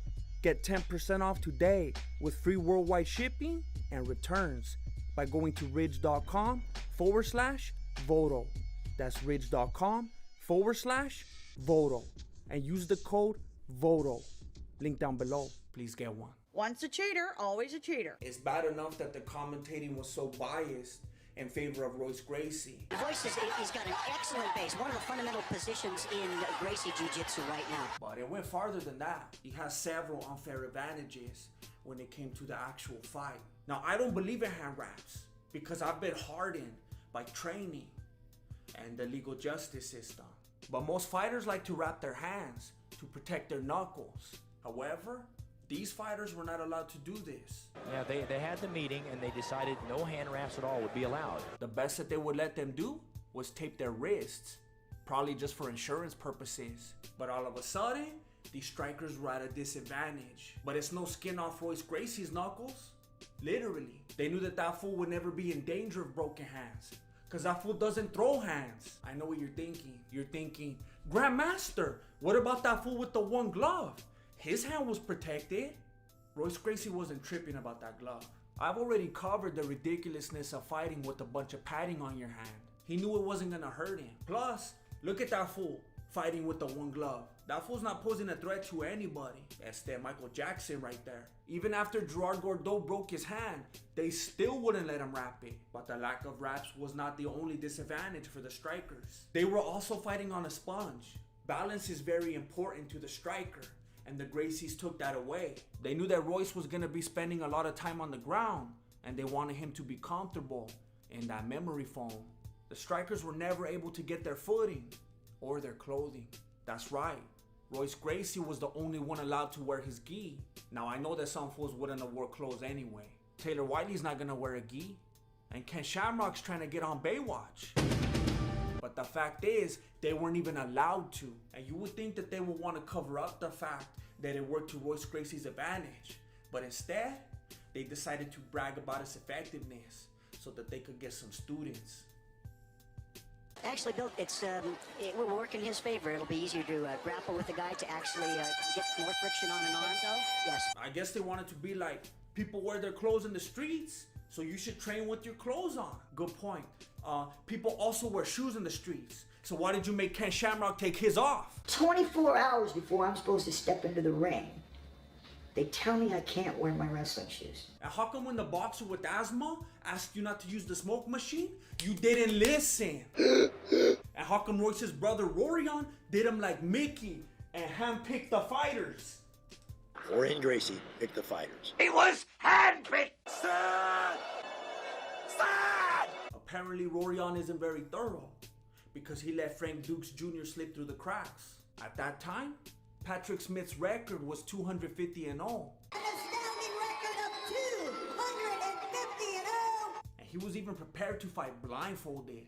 He changed his mind at the last second, but still, if he wasn't fighting the world's most dangerous man, he probably would have left the towel on, and he probably would have left undefeated. However, his record was tarnished that day. And a few years later, so was his other record. But somehow, he is still actually held in higher regard than Frank Dukes.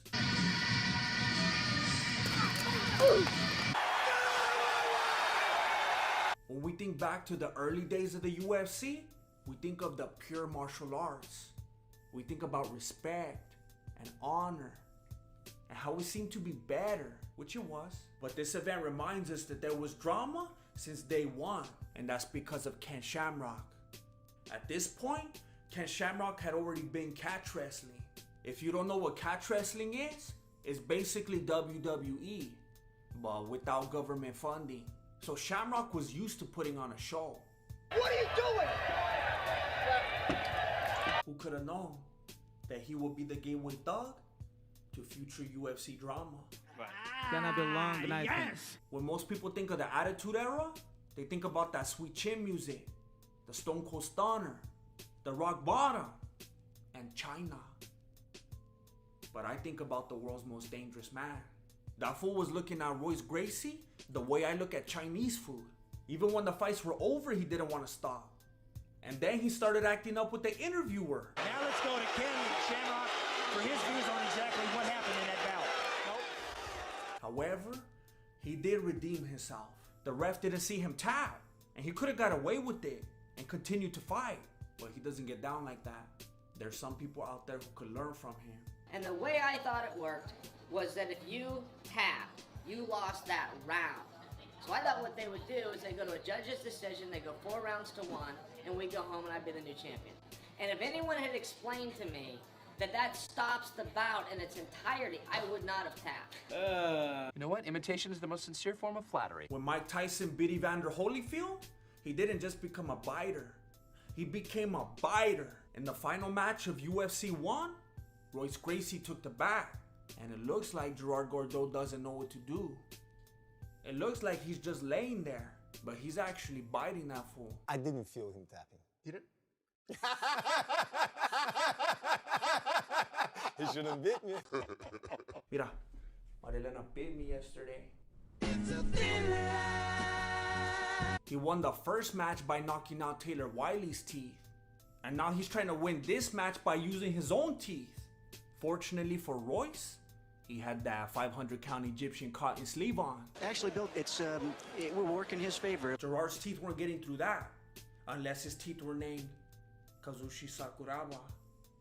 Remember, UFC 1 was in 1993. 4 years later, Mike Tyson beat Evander Holyfield. And somehow, it remains the least weird thing that he's ever done. But he was clearly watching and learning. UFC 1 influenced the world of fighting. The biting, the getting paid to pretend like they're fighting, the drama, the heels, the Dana White privilege, the Dana White power, the biased commentary, the dirty referees, the BJJ propaganda. Having said that, please don't forget to join me for the Mexican Fight Companion on September 26th and all the fight nights before that. Thank you to the Ridge Wallet for sponsoring this video. And thank you to everyone who supports me on Patreon, YouTube membership, PayPal, Super Chat. I appreciate you, and I'm here because of you. If you would like to support me and help me keep doing this, then you can find the links down below.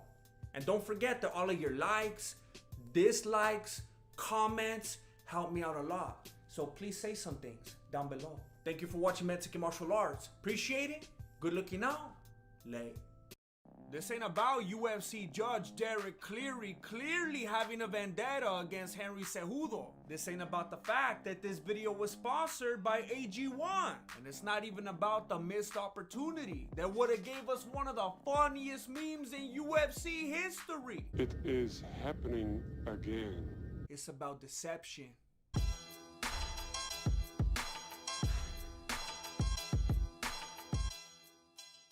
What's up, everybody? My name is Jesse, and I'm the founder and grandmaster of MMA, Mexican Martial Arts. And I recently uploaded a prediction video, which was tainted by misinformation, manipulation, and a little backstabbing. When you make a prediction that the Chicago Bulls are gonna beat the Utah Jazz, it's probably based on the fact that Michael Jordan plays for the Bulls. And if you suddenly hear that Jordan's out for the season, then you're probably gonna change your pick. I haven't watched the NBA in like 15 years, so I don't know any of the new people. Well, when I made my prediction, I didn't know that Matt Serra was gonna be in Sterling's corner. I'm walking here. They had a falling out, and then supposedly they made up on camera. But Matt Serra still said that he was done cornering. I'm just gonna retire altogether from the whole corner thing. And then all of a sudden, he comes back out of nowhere, like a little cold sore. By the way, Matt Serra is the Michael Jordan in this situation, not Sterling. Sterling is like Horace Grant. And it's like they hid the fact that he was gonna be there on purpose. He was nowhere to be found on the embedded episodes. They knew exactly what they were doing. The corner dramatically impacts the situation. And Cejudo's corner definitely impacted his situation. Santino DeFranco told him not to wrestle. When he's shooting on your legs, don't try to re-wrestle. He's too long. Disengage unless you're attacking. He told his Olympic gold medal fighter not to wrestle. He also told him not to clinch with him. Hey, you're clinching with him? Just separate out of the clinch. He told his Olympic gold medal fighter to avoid clinching. And then he told him that Henry was beating up Sterling outside the clinch. Just separate out of the clinch. You beat him up there. Mira, I know a lot of people hate Sterling. And still champion, the Funk Master, Aljamain Sterling. And I know that it's inefficient, embarrassing, and somewhat devious that there's no open scoring in the UFC. But you don't need open scoring to see that the only thing that Henry was beating up was the reputation that he worked so hard to build. He couldn't even reach him. And it wasn't even just because of the height and reach. Cejudo's fought bigger dudes with no problem. But it was the height, plus the reach, plus the timing, plus the awkwardness, plus the movement. And Cejudo didn't have any answers. He was losing the physical battle as well as the mental battle because his coach kept messing with him. Henry was getting nowhere with the striking game. So his coach was like, hey, do more striking. We need volume. You gotta go, you gotta box this. And then he told him something about being more Mexican. DeFranco knows as well as we all do. Cejudo doesn't want to be Mexican. You guys will never see me with the Mexican flag. Why you always lying? He was basically trolling him and trying to get into his head at this point. Looks like Ryan Garcia isn't the only one with the mole in his camp. Mole, mole, mole, mole, mole. And it was so obvious that Henry should have seen it. It was like when Michael Corleone found out that Fredo was a traitor. Henry should have kissed his trainer and then had his homie kill him on a canoe. But apparently, he's not a student of cinema. So he went out there and continued to not act like an Olympic gold medalist, both because of the coach's game plan and the cardio. Cejudo did not display Olympic wrestling cardio in this fight. He was on that Conor McGregor cardio. He looked how I used to look before I started drinking AG1. And that's why I drink it every morning now. This is a fictionalization. Always prepare your AG1 fresh.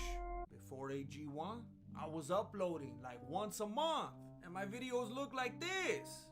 But now, my content is almost as regular as my bowel movements. And if you want your digestion to improve, then don't sleep on AG1. Ironically, it has also improved my sleep. I don't need to be drinking coffee all day just to end up crashing anyway. Because drinking AG1 in the morning gives me sustained energy and provides me with 75, you heard that right, high quality whole food sourced ingredients. I'm talking about vitamins, minerals, superfoods, probiotics, adaptogens. You know what coffee has in it? Beans. By the way, I know that a lot of you fight or compete in one form or another, and I want to let you know that AG1 is NSF certified. So you don't have to worry about Nate Diaz trying to expose you. Just go to athleticgreens.com/Mexican martial arts to get started on your order. And AG1 is gonna hook you up with a free 1-year supply of immune supporting vitamin D3 and K2. And 5 free travel packs with your first purchase. Shout out to AG1 for sponsoring this video. AG every day. I want to clear something up right now. I'm not one of those fools acting like Cejudo won the fight. Matter of fact, I think it's annoying that he keeps trying to get people to say that he won. You tell me. I don't know. You tell me. Anybody think that I won here? You guys can be sincere, man. Think I won, Schmo? Be honest. What'd you think, Mike? What'd you think of the fight? He did not win the fight. And I'm talking about beside the fact that he didn't win the fight, he also didn't win the fight. And I'm not even gonna waste time talking about how he would have won the fight on paper if Derek Cleary had given him the 5th round, which even Sterling fans agree that Henry won. But since we're on the topic, here's a clip of Helen Schmo lacing up Henry Cejudo about how Derek Cleary clearly hates him. Quick one for me. They just posted the scorecard, and in the 5th round, the same judge that scored your fight against Joseph Benavidez for Benavidez was the one that scored it for Aljo in the 5th round. Who is it? What's his name, by the way? I mean, according to the scorecards, Derek Clearly. Oh, he's got something. I don't know if I owe him money. I don't know what. Everybody who saw the Benavidez fight knows that Cejudo won that. And apparently Cleary is becoming well known for these unfortunate types of outcomes, to the point where he actually had to release a statement. Here's a little excerpt. We are all human. duh. But refs and judges are expected to get it right every single time. That's what you get paid for, fool. But that's not a realistic expectation. Although we do strive for perfection. If you made a mistake as an official, be honest with yourself. Learn from it and move on. So basically, he's admitting fault. But aside from that, Henry came up short. No pun intended. There were 3 forms of deception in this fight. Matt Serra unexpectedly being in the corner, the mole, and Henry Cejudo's acting abilities. He led us to believe that he was the same monster from 3 years ago. Even Sanhagen was miring, but that fool was false advertising. I'm not a believer in ring rust, but when I saw that fool trying to get lubed up while he was still wearing his gold medal, and then also forgetting to take off his chanclas, I knew something wasn't right. And then when I saw him walking around with those little magnetic ankle sleeves like my Tío Beto wears because of his osteoporosis, I had a feeling that a lot of fools might be returning to my prediction video with some copy pasta. Sterling came out throwing kicks like I knew he would, and lots of them were sloppy like I knew they would be, and Cejudo was catching them like I knew he would, but he didn't do anything with them. And when he was in the perfect position to go for the ground and pound that made him the monster that he was back in the day, he took a break and gave up the position. And he ended up in a position in which he could have went for the guillotine, Darce, Anaconda, or even if he doesn't know any submissions, he could have just squeezed. You don't have to do BJJ to squeeze a neck. And he ended up in this position several times and never capitalized on it. Even when Sterling was obviously compromised, he was in this position so much that a lot of people actually think that Sterling was doing it on purpose, hoping that Cejudo would throw the knee for another DQ. Even Matt Serra knew that he was up to no good. I don't want you on all fours anymore, okay, Aljo? That fool was straight up presenting, but it didn't matter because Cejudo wasn't interested. He didn't want to ground and pound. He didn't want to go for a submission. He didn't want to chain wrestle. He didn't want to get off the cage. He didn't want to protect himself. He didn't seem to have any heart. There was no aggression whatsoever. There was a punch and a kick here and there, a takedown, but zero aggression, zero urgency. The way that he was fighting reminded me of that one Bruce Lee movie where he made a promise that he wouldn't fight. The bottom line is that this was just an entirely different person than the Henry Cejudo we used to know. And unless this was a fluke and he could still somehow summon the old Triple C, then I hope he stops now before his legacy is further tarnished. If he fights Merab like this, he's gonna die. And no commission in their right mind would even let Volkanovski near him. Unfortunately, it seems like there's no possible way of knowing if he could ever get back to form without at least one more fight. Maybe give him a gatekeeper like Peter Yan or something. I wanted to be clear that I'm not trying to hate on Henry Cejudo, but I do think he lost. And I do want to see him win. Henry, if you want to keep fighting, then please watch Rocky 3 first. I think the problem is that you got civilized. You got money. You got a family. You got a YouTube plaque. But you need to get that hunger back. You need to get angry. And you need to see a dermatologist because you got a mole that needs removing.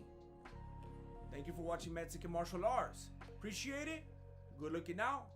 Lay. Conor McGregor's coming back after a 2-year layoff. And I could see the stiffness. And I'm not even talking about his sparring. I'm talking about his face. That fool shot so much Botox into his dome that now they have to do the fight at 170. Because that supposedly spot reduction is a myth. And you can't sweat out Botox anyway. So Conor McGregor's gonna go into the fight looking like one of the Garbage Pail Kids. Where there's a will, there's a way.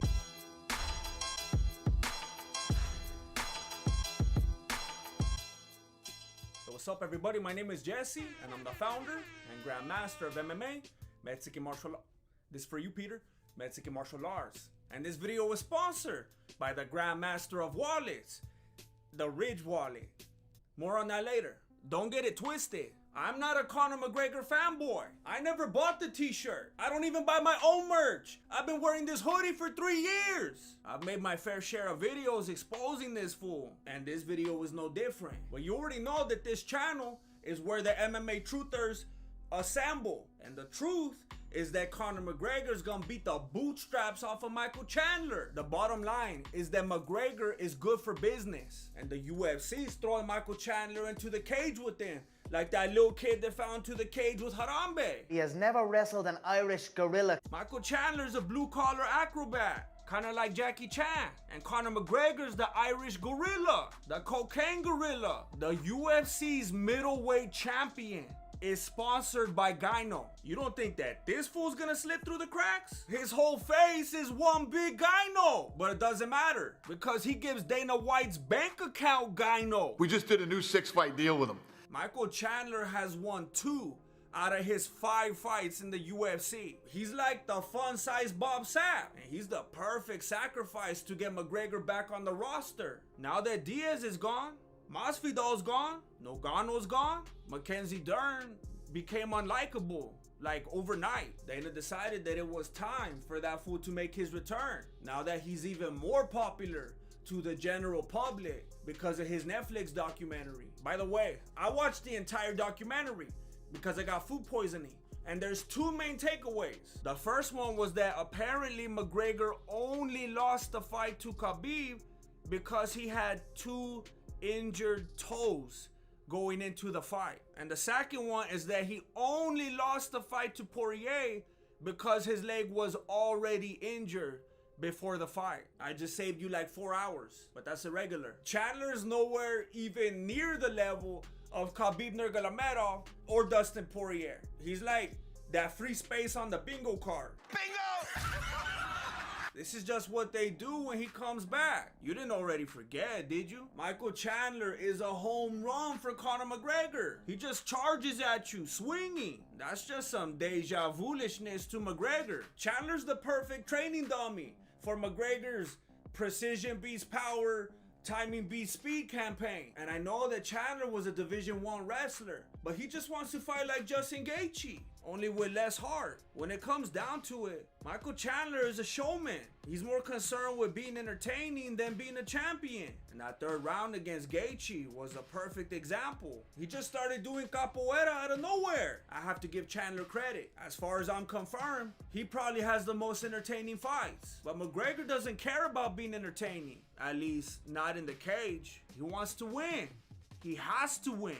He's not one of these dudes that has to take fights that he probably shouldn't take because he needs the money. He has more money than he could ever even know what to do with. But that's still not enough. He has to be a winner. I want to win! And Chandler's just not much of an obstacle, even if he chose to grapple, which he rarely does, and which also is his best hope against McGregor. It still won't make a difference. Did you see the way that he manhandled Ebony Bridges? Basically, Michael Chandler is a less threatening Chad Mendes because Mendes actually used his wrestling, and Chandler's most likely preparing for a boxing match. It'll probably last 2 rounds max, and they'll be very exciting rounds. But it's clear what's really going on right here. This whole thing, the Ultimate Fighter and this and that, it's not about Chandler and McGregor. It's about Dana White creating a path for McGregor to Makhachev. If he can't have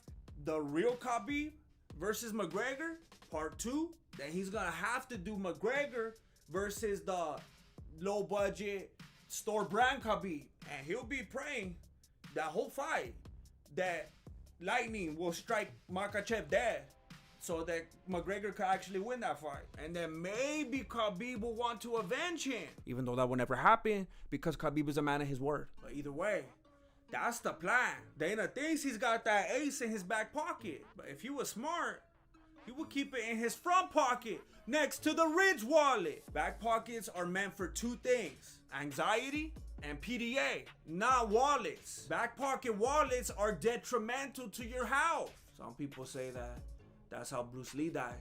Speaking of Bruce Lee, you gotta discard what is useless. You see this card? It's useless. You don't need to fill your wallet with business cards, receipts, gum wrappers, photos of people that you could just see on Instagram. All you really need is up to 12 cards and your cash. And if you're trying to flex and you're like, I got too much cash, then get some more wallets. There's plenty of styles and colors to choose from, and all of them are RFID blocking. Just go to ridge.com/Voto and put in the promo code VOTO for 10% off.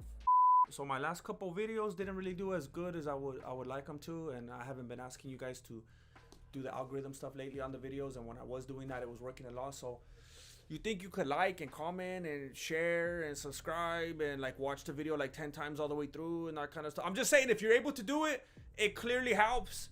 And I didn't want to bug you anymore, and I wanted to stop saying it, and then I stopped, and then it went so if you would be so kind, thank you. Thank you for watching Mexican Martial Arts. Appreciate it. Good looking out. Like, after getting all my thoughts out, I happened to come across this video, and now I fear that I may have been inefficient with my energy in predicting. Well, I'm gonna go ahead and stand by my prediction because I already made the video.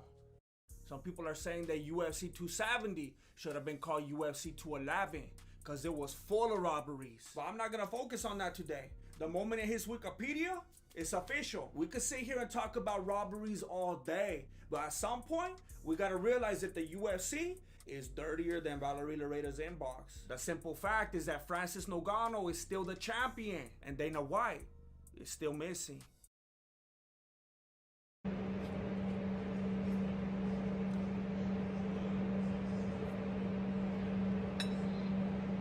That's awesome.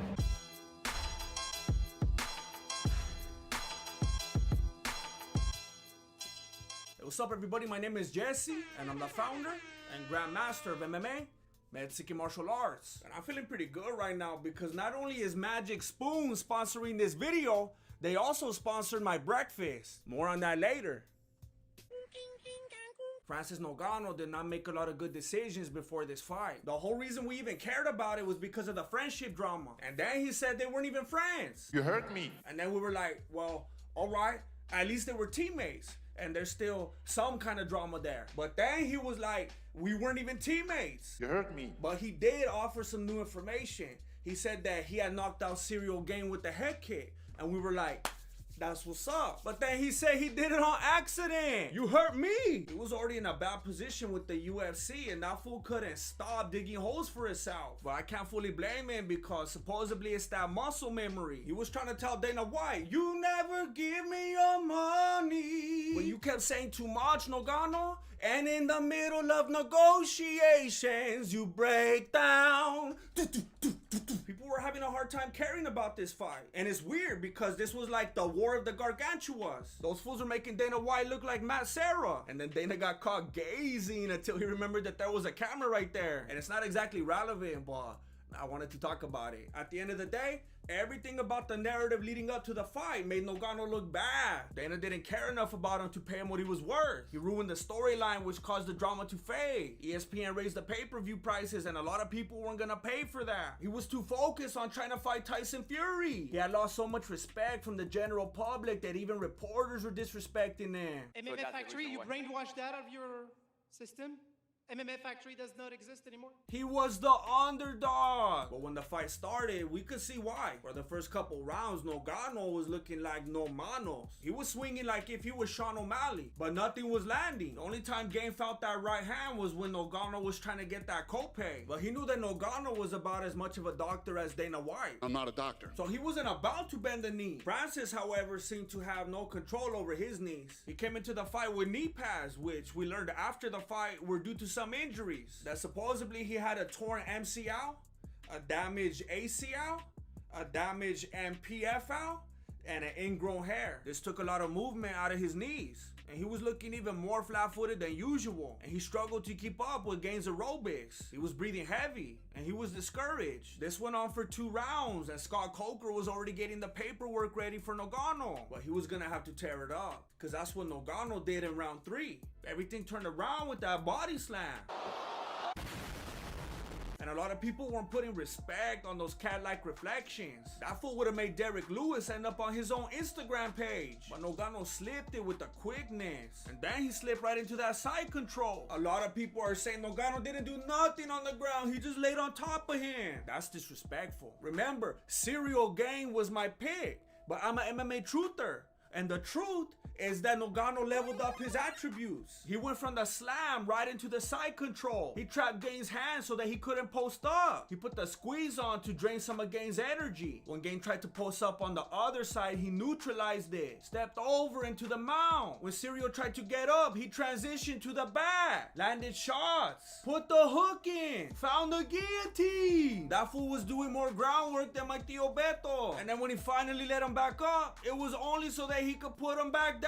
He hit him up with the modified Uchimata, and Serial crashed to the ground. But you don't have to crash with Serial. Not if you got Magic Spoon. It has 0 grams. That can't be right. It is. It has 0 grams of sugar. That way you don't have to smile now, cry later. There's no crash, and there's no shame and regret. But there are games. I'm over here trying to get that New Year body. I can't be eating sugar for breakfast. It's bad enough I don't even eat breakfast because I wake up at 11. But you already know I'm eating Magic Spoon for lunch. It's my pre-workout. It's my during workout. 0 grams of sugar, 13 to 14 grams of protein, and only 4 net grams of carbs in each serving. Only 140 calories per serving. Keto friendly, gluten free, grain free, soy free, low carb, and best of all, It's not habit forming. well, I don't know if that's completely true because I can't stop eating it. Click the link below to get some Magic Spoon cereal so that you can accomplish your health goals in the new year. Come up on a variety pack and try it today. And don't forget to use the promo code Mexican Martial Arts at checkout to get $5 off any order. Or go to magicspoon.com/Mexican Martial Arts. And Magic Spoon is so confident in their product, it's back with a 100% happiness guarantee. So if you don't like it for any reason, they'll refund your money. No questions asked. Besides, what's wrong with you? They won't say that, but they should. So click the link below and use the code Mexican Martial Arts for $5 off. Or go to magicspoon.com/Mexican Martial Arts to save $5 today. My favorite's the frosted. And I want to ask what's your favorite, but you gotta buy some first. Ironically, Nogano was making Serial eat the canvas. And Serial didn't want to be rude, so he returned the favor. And he was trying to feed Nogano that elbow sopa. But Nogano's a picky eater, so he said no thank you. And he went right into another takedown while stuck in a Kimura. And he flexed right out of it. Gang trapped the leg, so Nogano pressed him into the canvas and landed a couple of shots. Gang sat down against the cage and Nogano told him, "That's as far as you go, homie." You might think the most shocking part of this fight was that all of a sudden Nogano was fighting like Curtis Blades. But that doesn't even compare to what happened in the corner after round 3. The groundwork wasn't a part of the game plan. Some people thought he came in with the knee pads because he was trying to wrestle, Steiner Brothers style. But those were just because of his injuries. Sure, his wrestling got better, but that doesn't mean it was part of the strategy. Just because you're a good wrestler doesn't mean you have to use it. Just as Metal.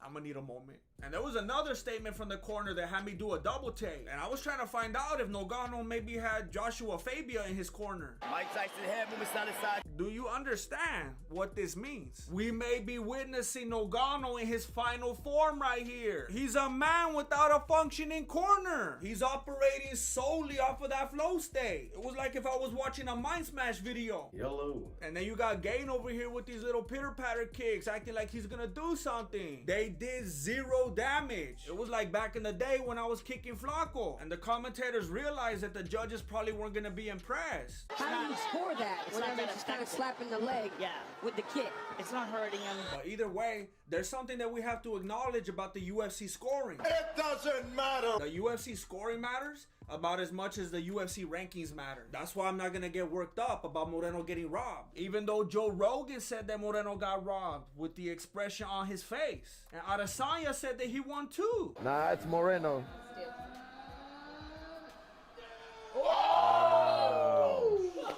Wow. Now, I don't particularly care what either of those fools think, but I know a lot of you might put some weight into their opinions. I'm not gonna cry about it though, because when it comes to the scoring, literally any fight can go in the wrong direction. So Nogano wanted to do anything he could to tip the scale because he needed to make a point.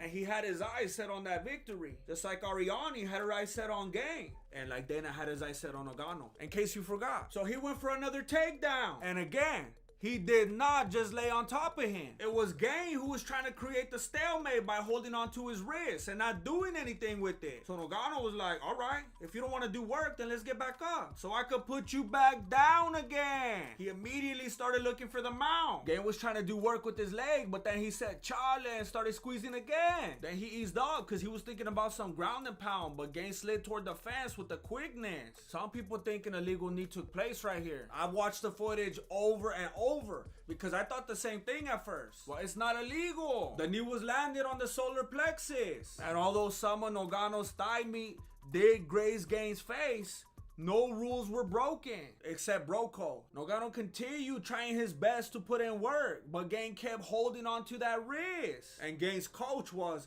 holding on to a dream. We cannot lose the fight. It's impossible. We cannot lose this fight.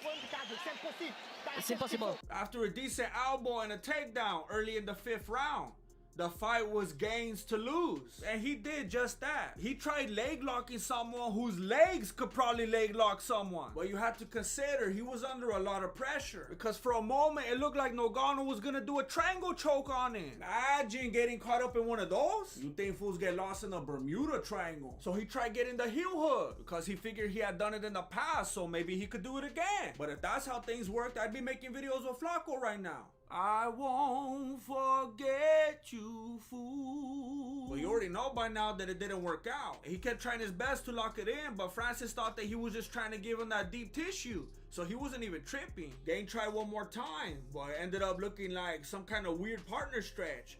And frankly, Ngannou seemed like he could go much farther. Being that he was now all stretched out, Francis decided that it was time to get back on top. And Serial tried to distract him by, doing something weird with his shorts. Ngannou didn't appreciate that, so he socked him and put the squeeze on. Gang wiggled out of it and found himself in a guillotine, which he was able to reverse. But he wasn't able to reverse all those bad decisions, and Francis would take control from this point on. He got the wrist, chopped the leg, and threw hands. Maybe I missed the part where he was just laying on top of him. You could tell by looking at these fools that they both know who won. And you could tell by looking at Gang's trainer that someone needs to call Rob from McDojo Life.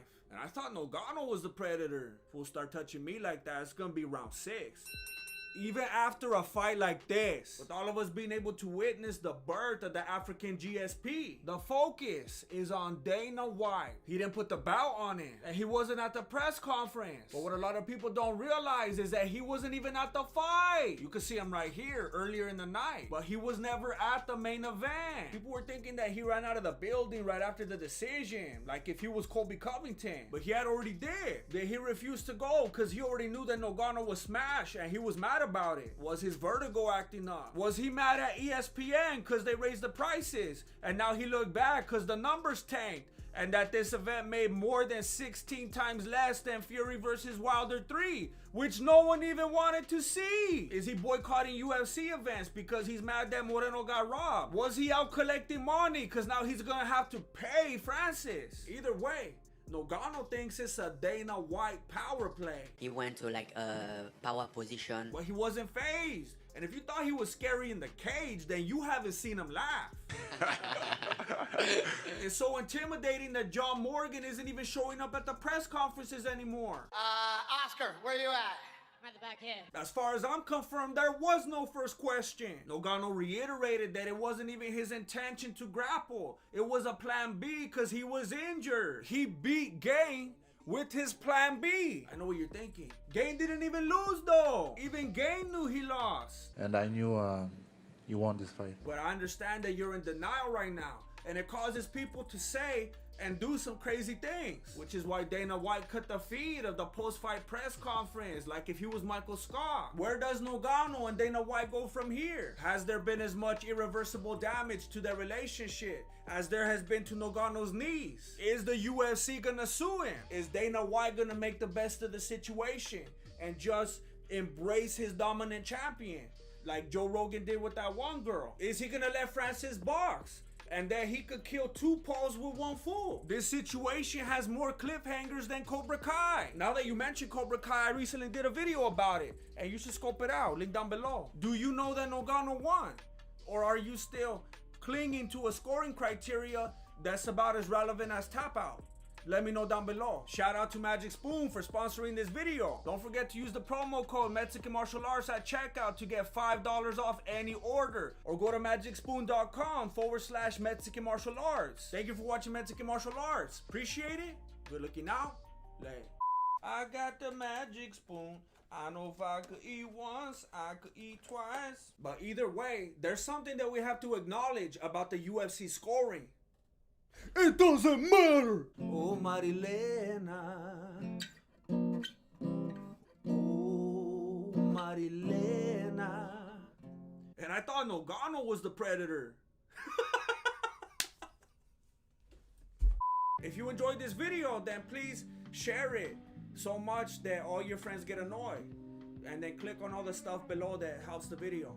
Thank you. So Russia currently has one redeeming quality, and it's the Epic Fighting Championship. It's the mixed martial arts promotion where you could watch 2 dudes fight a lady. A 530-pounder versus a 140-pounder. Also a lady. A Royal Rumble. A crime. And much, much more. Let me break it down for you. Duke Nukem was one of the best games of the 90s. But after that abomination that was Duke Nukem Forever in 2011, that fool went into hiding. Never to be seen again.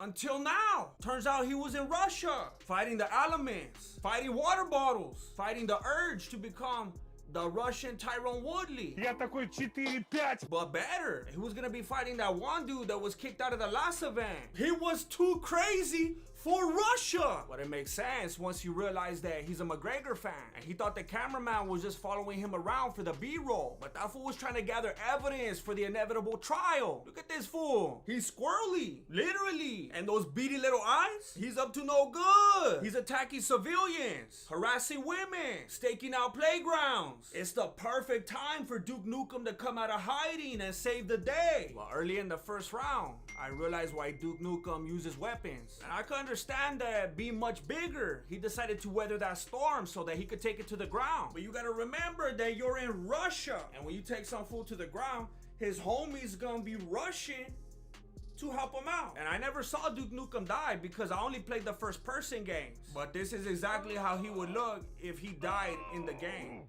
After loading a new game, Duke was ready to continue. But now he knows that he's gonna get pieced up on the feet. And that if he takes it to the ground, fools are gonna be rushing to the cage. It's a tough spot. He finds a good in between against the cage. Then he almost pops that fool's head off. I'm not even rushing. And I wanted to jump the cage on that one. He took it to the ground again. And I couldn't believe that no one hopped in. But that fool was saved by the bow. Round 2 begins, and Duke wants that fool to bring it. He knows that he could make that aggression work against him. And it worked. And then his own corner worked against him too. They retired him on the spot. They didn't just throw in the towel. They got all metaphorical with it and threw in the gloves. And as far as I'm confirmed, it wasn't even necessary. I haven't seen an early stoppage like that since, well, not that long ago. I'm assuming that this was his retirement speech right after the fight. But then some other fool came in and said that he should unretire and fight someone his own size. And because I don't know a lot of Russian, I'm gonna have to wait until the next event to see how it plays out. Rinedi Chestuvanyo.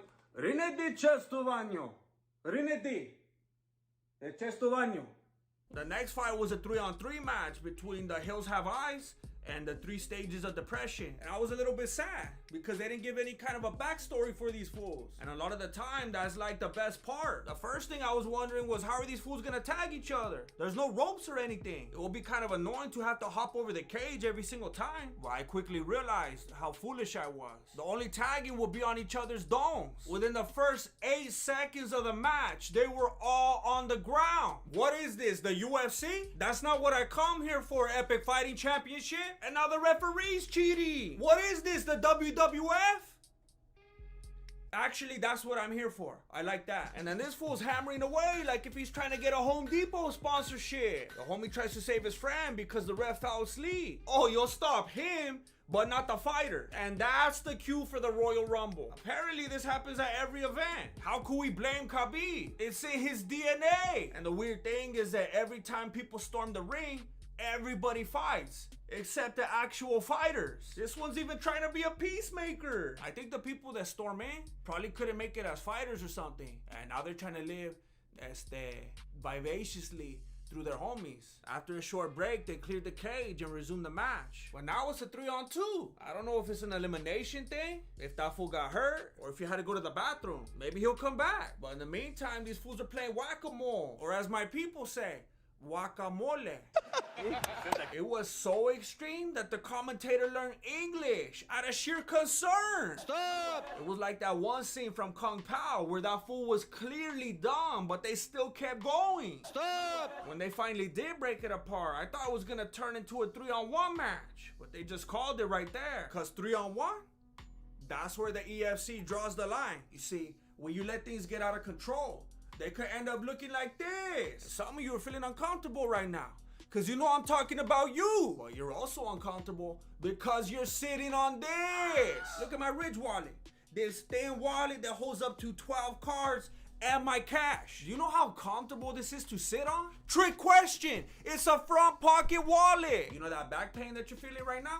It's not because you used to play JV football. Quit lying to yourself. You're in pain because you gave into peer pressure long ago, and you allowed yourself to believe that it was a good idea to let your back get all chueco. Say no to peer pressure and get the Ridge wallet right now. Everyone who cares about their back and RFID blocking protection is doing it. Some people are buying so many that they're even gonna get the backpack so that they can fit them all in there. This could be us, but you don't stop playing. Just go to ridge.com/Voto and put in the promo code VOTO for 10% off.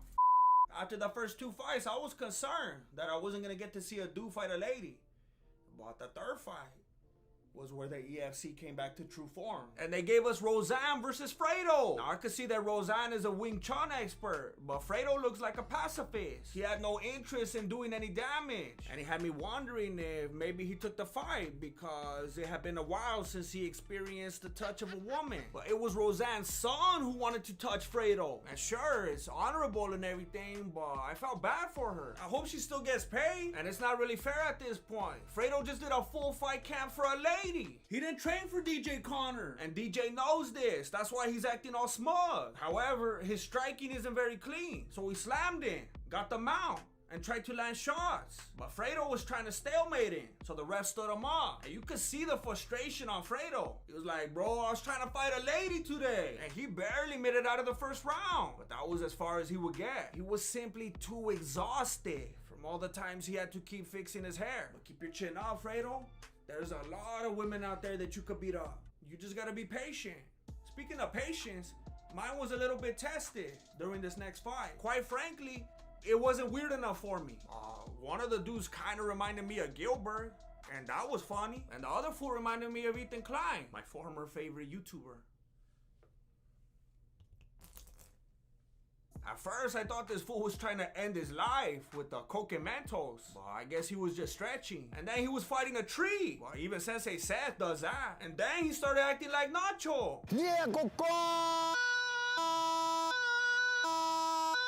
He was trying to be weird. And I appreciate that. But he looked more like a malnourished Stipe muchacho than Nacho. And then this other fool went to Spirit Halloween real quick. But he wasted his money because his technique was even scarier than the costume. And he was training with stuff that he can't even use in the match. Yes, the EFC has handicap matches, Royal Rumbles, Divas, the Titantron, Steel Cage matches, but not hardcore matches. The EFC is the MMA promotion closest to the ECW, but they still don't allow weapons. However, this fight made me wish that they would allow weapons. Baby Stipe was in beta mode, and Ethan Klein is only used to beefing on the internet. After the first round, Baby Stipe knew that Ethan had nothing to offer, so he let the hands go and got the TKO. Never mind the kick to the groin and the 2 shots to the back of the head. They don't even count stuff like that in the UFC. You think they're gonna do it here? But it was alright. Ethan took it well. Maybe a little too well. The main event was star Khabib's cousin and the Bogdanov twins' older brother. And even though I am a Khabib sympathizer, I'm not really sold on his cousin. He seems to have no personality. The best way I could describe him is that he's like the EFC's Luke Rockhold. On the other hand, Bogdanov is a man of the people, trains fighters at the EFC Apex, and uses public transportation. But he's gonna have to buy a one-way ticket to Palookaville because Khabib's cousin broke him in the first round. He was looking for that submission from the get. He was just too strong, and Bogdanov didn't have any takedown defense. And it wasn't even that he choked him. It looked like his neck was getting cranked, like if he was Conor McGregor. Bogdanov's head was all chwack after, so they gave him a beanie, which didn't help at all. I think it was probably a sponsorship thing. Which reminds me, shout out to the Ridge Wallet for sponsoring this video. Thank you for watching Mexican Martial Arts. Appreciate it. Good looking out. Like a crime.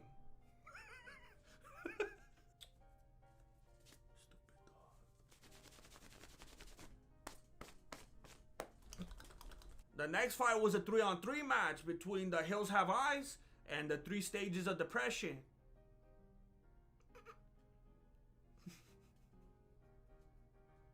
Finally, The Rock has come back to the piano. I want you to think about something. The Rock and Joe Rogan both got way more successful after they shaved their heads. If you like this video, I think you'll love this one. And you should also subscribe. Now I know why Colby Covington's always thanking the first responders. Because he needs their assistance.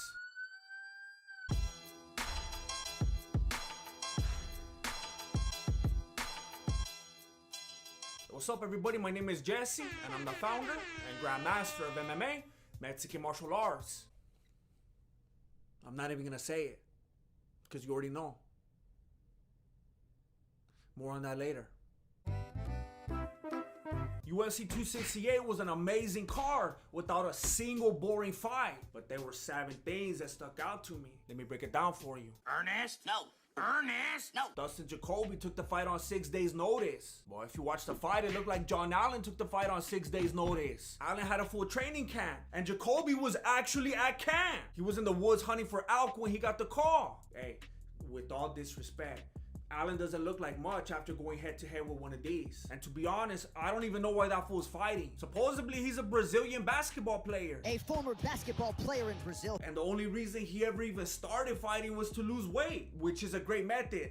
But maybe not at Madison Square Garden. To give Allen the benefit of the doubt, maybe when they offered him MSG, he thought they were talking about Chinese food. We do have to commend him for his warrior spirit though. He got eye poked and he could have took the easy way out. If that was Aljamain Sterling, he would have been asking for a new eyeball like Bisping. But in the end, Allen's will was broken. And so were his teeth. Said something was broken, yeah.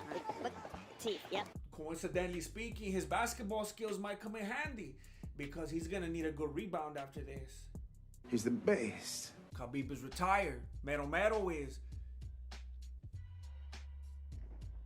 retired. Chris Barnett is my new favorite active fighter. Him and Rose.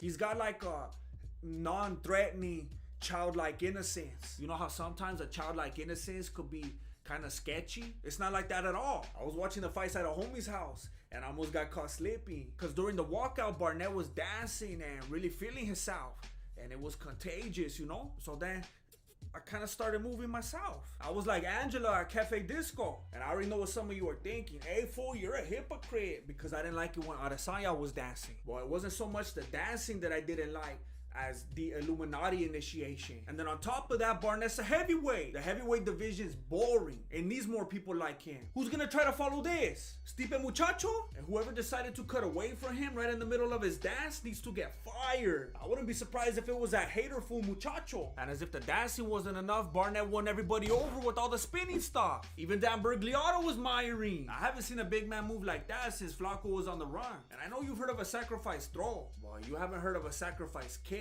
Barnett almost broke his heel on Viante's dome. My foot is on fire right now. And then Barnett hit that trifecta. Dancing, spinning knockout, beautiful sportsmanship. It was Viante's last fight and Barnett wanted to show him some love. Stand up for this man! What's not to love about Barnett? He's an exciting and charismatic individual. He's so charismatic that John MacArthur wrote a book about him.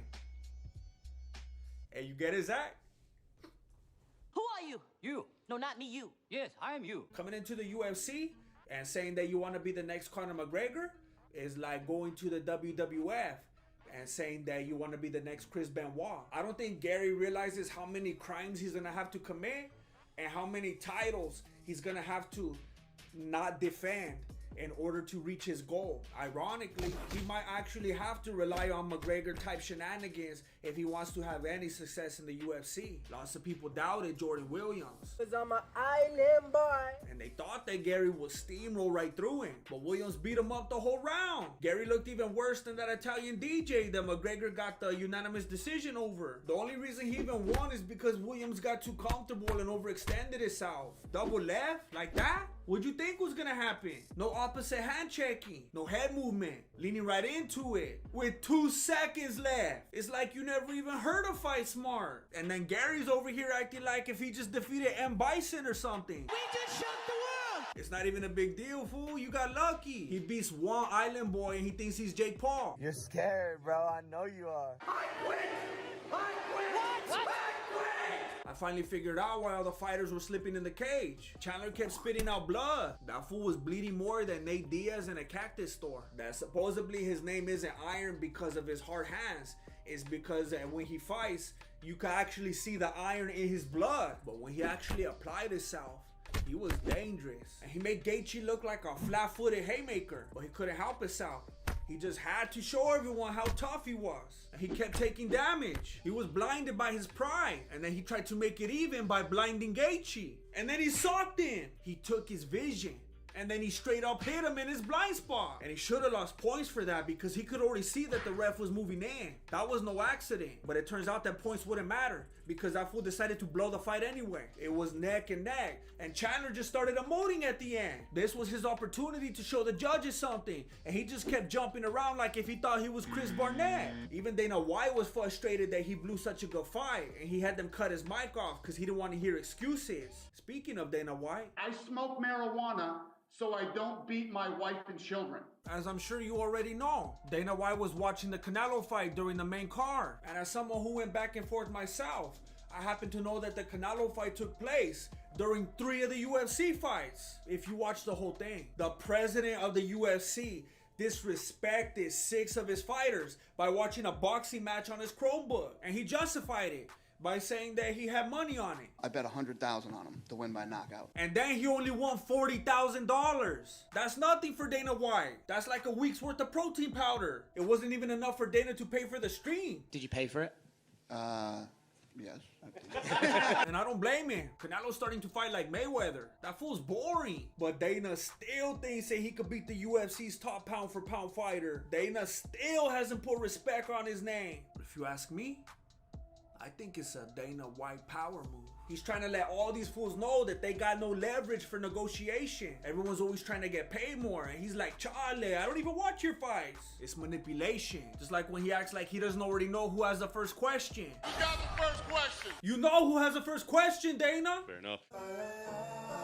Rose scared me. I'm a big fan because I like how real she is. She doesn't let the money and the fame get to her head like everybody else. To this day, she's still rocking the overalls like a little farmer, growing tomatoes and whatnot. And she didn't even display the belt on the table. She's just trying to hold her pants up. But she almost had a wardrobe malfunction because she almost had to leave without that belt. Triple C almost became quadruple C because he caused Wei Li to level up. Some people actually thought she won. They're wrong, but they thought it. She vastly improved since the last time, both physically and mentally. That supposedly part of her training was for her teammates to heckle her and boo her. Unfortunately, in the Asian language, the word boo actually means cheese. So it didn't really have the desired effect. And neither did her groundwork. Mira, when you're grappling with the Rose, you're gonna get some thorns. Everyone thought that it was gonna be a knockout one way or the other. But Wei Li found a way to make it competitive, but not competitive enough. Because like Rose always says, when she's talking to herself out loud, she's the best. Last time Wei Li lost, she cut her hair so that she could be more like Rose. During the post-fight press conference, she said that this time, she's gonna start playing the piano. And she's gonna get a really weird boyfriend. There's something about you.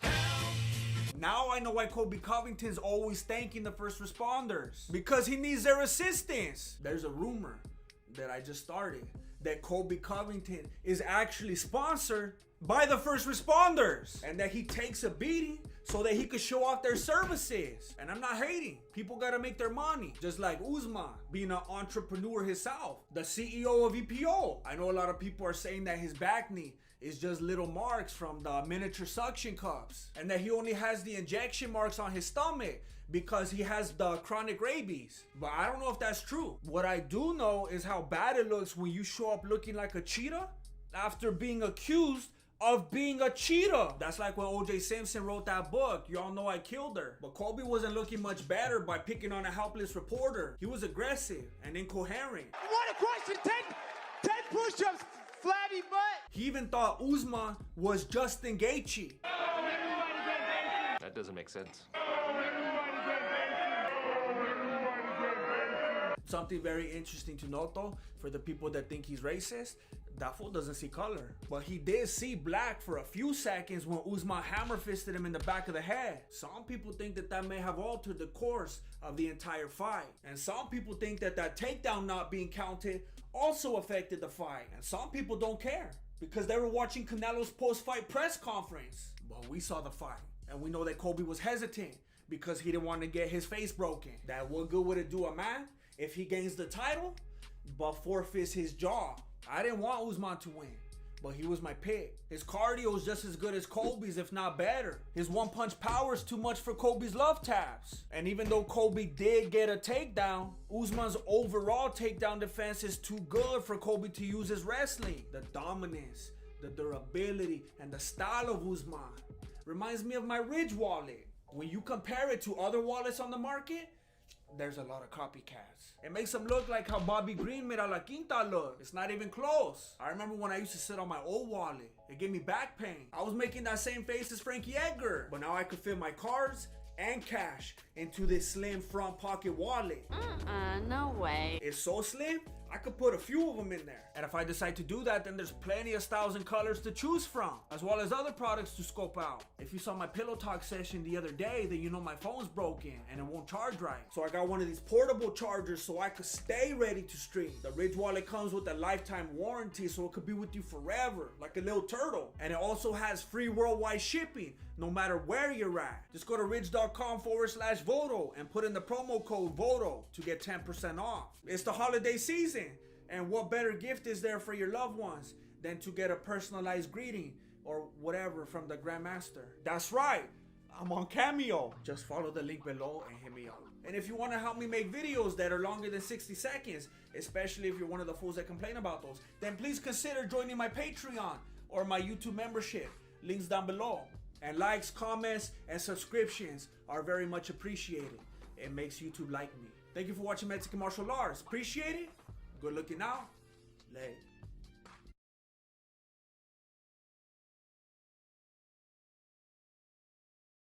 That's it. Recording.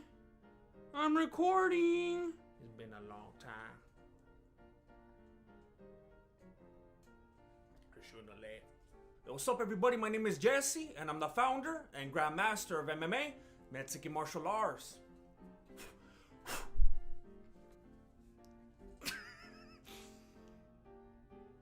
Okay.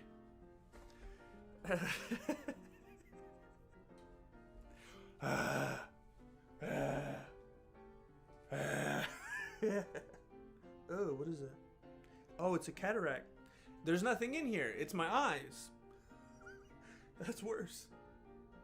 To give Alan the benefit of the doubt, maybe when they offered him MSG, he thought they were talking about Chinese food.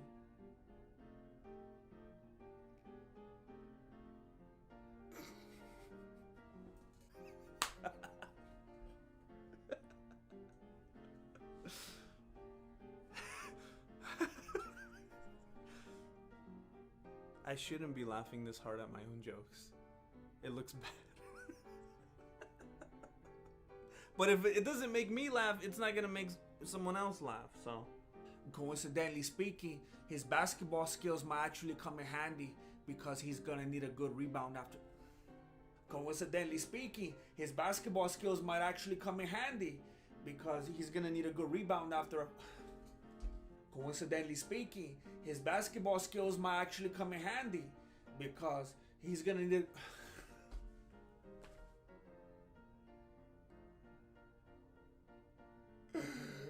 My mouth doesn't work.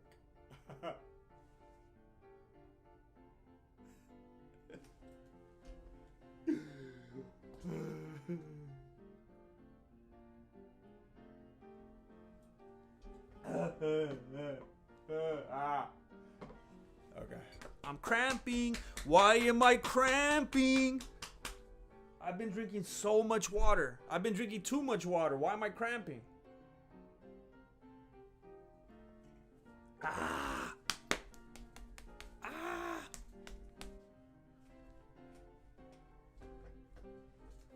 So then I kind of started moving myself, you know? What was that? I've never moved like that. I can't even replicate that. So then I kind of started moving myself, you know? What? Stipe mo.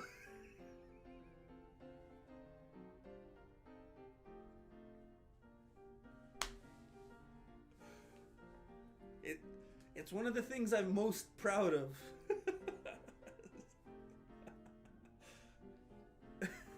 It feels like the first time. Stipe muchacho. I'm not ashamed of how proud I am.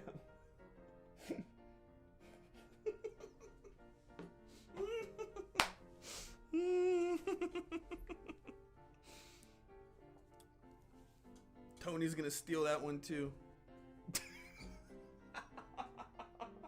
I forgot about this.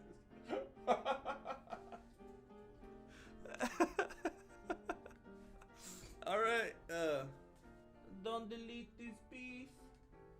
What is this from? Gary looked even worse than that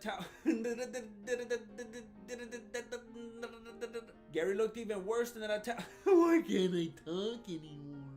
To give Allen the benefit of the doubt, maybe when they offer him MSG, Great. Marilyn is home.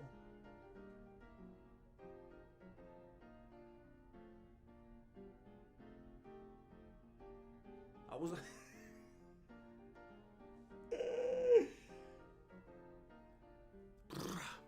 well, it wasn't so much the dancing I didn't like as the that supposedly his nickname isn't Iron because his hard hands. It's because when he fights, you could actually see the blood in his iron. Iron in his blood. That's supposed. Oh! Oh! Oh! Oh! Oh! Oh! Okay. I'm gonna click and I'm gonna hope that does something. I'm gonna hope. Better hope. Better hope. Better hope. That's like a week's worth of protein powder.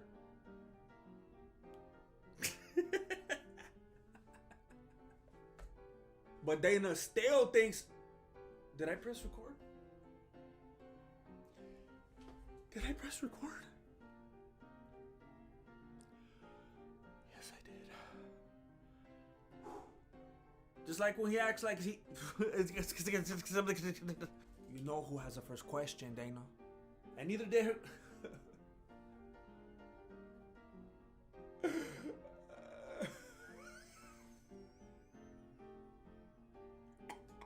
And either my mouth is tired.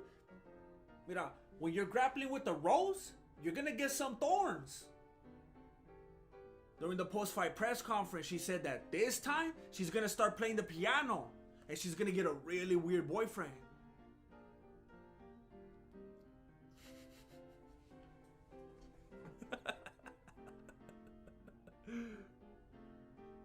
And that he only has the injection marks on his stomach because he has the chronic rabies.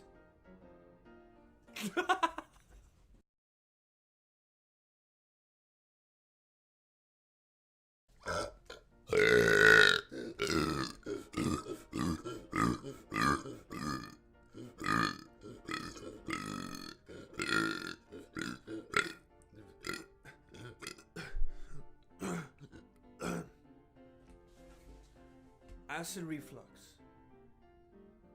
The commercial. I gotta go find money for my Ridge wallet. I gotta go find money for my Ridge wallet. I gotta go find money for my Ridge wallet.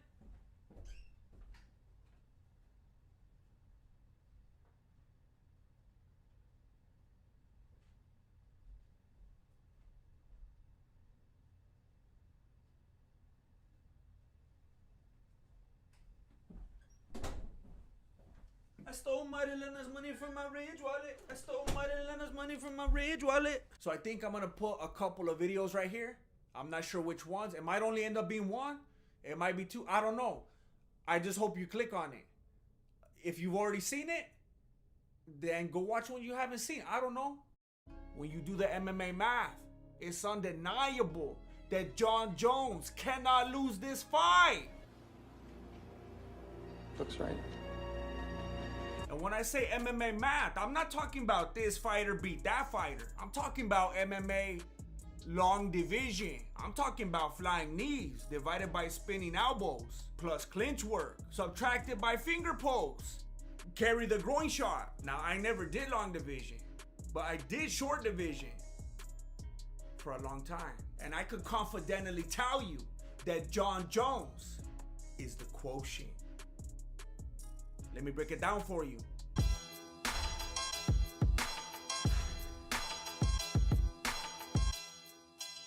What's up, everybody? My name is Jesse, and I'm the founder and grandmaster of MMA, Mexican martial arts. And this video was sponsored by the Ridge wallet.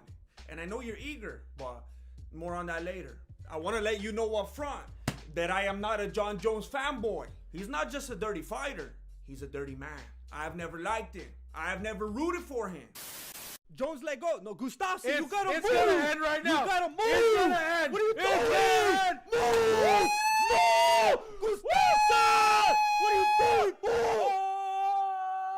yeah! Jones! Dirty Bones Jones! But I am a MMA truther, and the truth will set you free, homie. You gotta understand that the narrative is lying to you right now. It's cool to hate Jon Jones. I get it. People want to see him lose, and he does everything he can to make us feel this way. But I just watched every single Jon Jones and Serial game fight, so you don't have to. And my absolute biggest takeaway is that the Fight Pass website is very glitchy. But the other thing that I learned is that it's basically insulting to Jon Jones to put Serial Gain in the cage with him. And it's dangerous for Gain. He has never fought someone like Jon Jones, unless you count Don'Tale Mayes. In Serial Gain's first 4 fights, not one of his opponents switched stances, threw elbows, or attacked the legs. All very important things to consider when talking about Jon Jones. The only thing these fools wanted to do was throw haymakers and wear t-shirts in the swimming pool. But I noticed something different in this 5th fight against Don'Tale Mayes, which, as far as I'm confirmed, was his toughest challenge, besides Francis Ngannou. Mayes was switching stances, throwing leg kicks, and for the first time, Serial had to slow down and think about what he was doing. And then the commentator says something very interesting. Mayes making vast improvements to his game, and he credits a lot of that to the Jackson Wink camp. This fool was training at Jackson Wink! But he's really clicked with the coaches down there, and with Jon Jones, who he does a lot of tape study with. He was homies with Jon Jones! And when you watch the fight through that lens, it's obvious that Mayes was mimicking Jon Jones, or at least trying to. And Paul Felder confirmed it. I don't know where he's picking that spinning stuff up, but it's not his style. I feel it doesn't suit him. Clearly Mayes is no Jon Jones, but you can't ignore how well he did with the cheap imitation. There's only 3 fighters who went farther with Serial, besides Ngannou: Bozer, Rosenstrike, and Volkov. and none of them were more competitive than Mays. Bowser was light on his feet and stayed active, but it was like a glorified sparring session. Gang coasted, knowing that he was landing more and that his strikes were more powerful. Rose's strike is basically Derek Lewis. Gang was trying to play it smart and not get caught with that equalizer, so he bounced around the whole time, as Rose's strike stood there looking like Frozen strike. Volkov did nothing but throw leg kicks. Every time he tried to close the distance, Gang touched him up,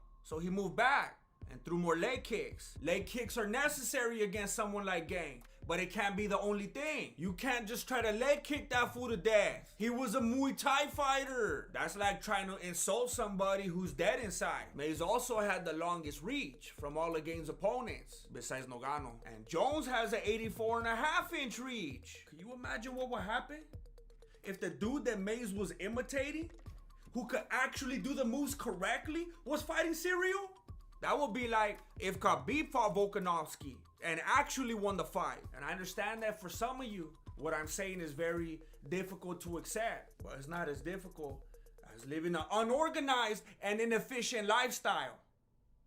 Plus back pain. If you don't have a Ridge wallet, then that means your wallet is like Serial Game's first few opponents. Bulky, outdated style, and somewhat self-sabotaging. I don't know if it's true, but I've heard that traditional leather wallets actually might lower testosterone. And I can't prove that, but I'm not gonna take a chance. And 50,000 5-star reviews says a lot of other fools don't wanna take a chance either. I'm not talking about a cult where everyone has to have the exact same wallet and haircut and everything. There's plenty of different styles and colors to choose from, all with lifetime guarantees. And if you ever decide that you enjoy going through life with lower testosterone levels because of your own personal choices that are none of my business, then you'll be happy to know that there's a 99-day trial. So all you low T dudes can send it right back with free shipping. Basically, you have no excuse to not get the slimmest and most reliable front pocket wallet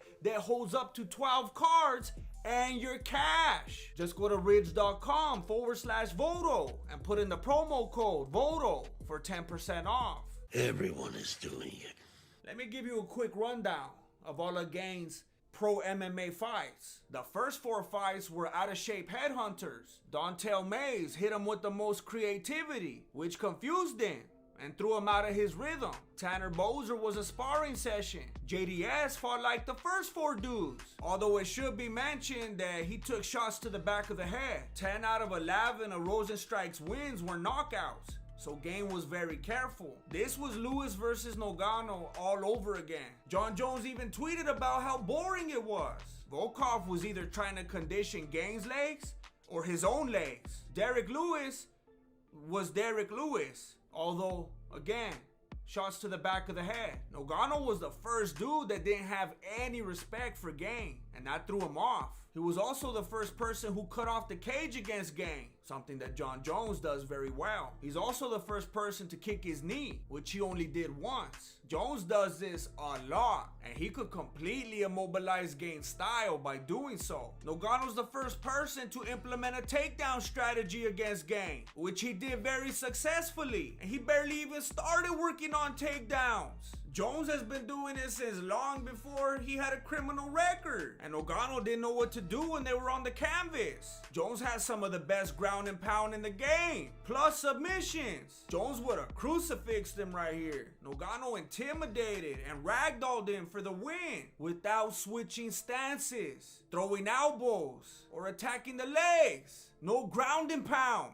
No submissions, no creative and unexpected attacks. Imagine what John Jones would do to him. Imagine if we had like MMA, but you could take PCP. Gang didn't look like the same man against Tuivasa. He looked traumatized from the get. Tuivasa wanted to take his head off like those other dudes, and he almost succeeded. No one else had ever done this to Gang, not even Nogano, which shows what kind of mental state that loss torpedoed him into. Tuivasa also made use of some really good leg kicks, which helped to wear Gang down. But Tuivasa was so concerned with the offense that he didn't really protect himself, even though it's kind of hard to protect the back of your head when you're not even supposed to get hit right there. That's a dirty trick. After watching all of his matches, Here's some things I learned about Gang. He's very mobile. He moves in and out with the quickness and very fluidly changes stances. He likes to throw elbows from the clinch, spinning back fists,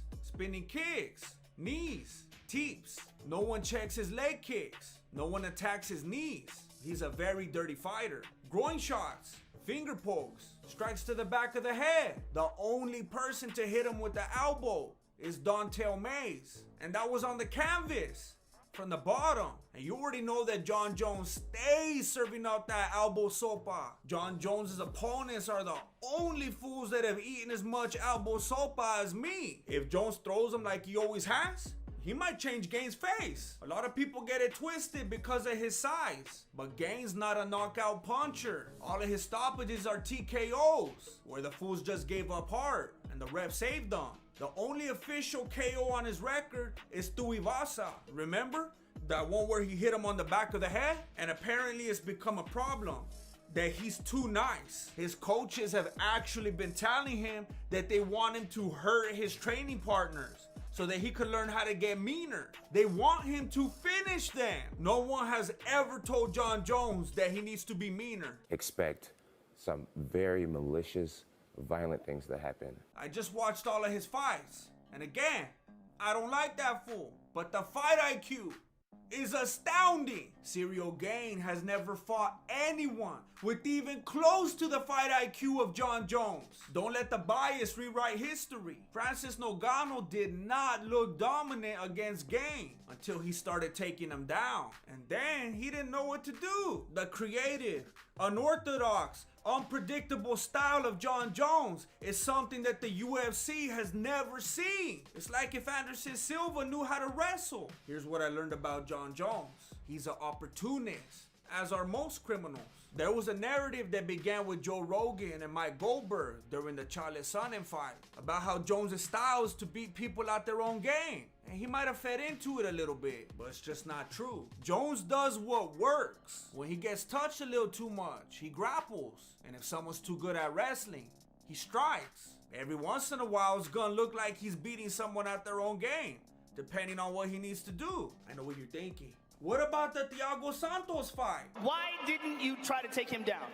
I felt like I was winning. He simply didn't think he had to waste his energy wrestling. He wasn't trying to prove a point. Something else to consider about Jones is that his legs have never fully been tested. So that might be the Ciryl game plan. Jones's legs basically went completely untested all the way up until his fight with Santos. But then Santos hurt his knee early in the second round. And Jones still couldn't even walk after the fight. Imagine if Santos hadn't got hurt. Jones said that was a hole in his game and that he will work on it. And he did. Reyes tried to implement a leg kick strategy, but Jones kept checking him. And then Reyes gassed out. Gane could try attacking those legs, and I don't think he's gonna gas out. But he'll risk Jones grabbing onto his leg and taking him down. And if Gane couldn't handle being on the ground with Ngannou, he doesn't want to go there with Jones. I know that Jones hasn't been in the octagon for over 3 years, but he never stopped fighting. That fool's been fighting his demons. And clearly he's traded in a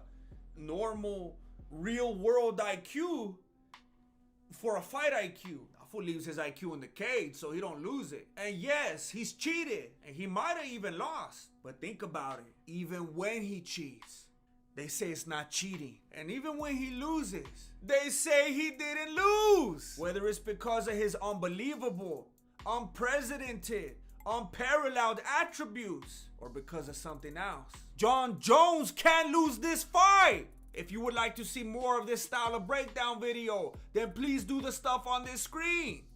I said that I would come out of retirement after UFC 256. And now, it's time to celebrate.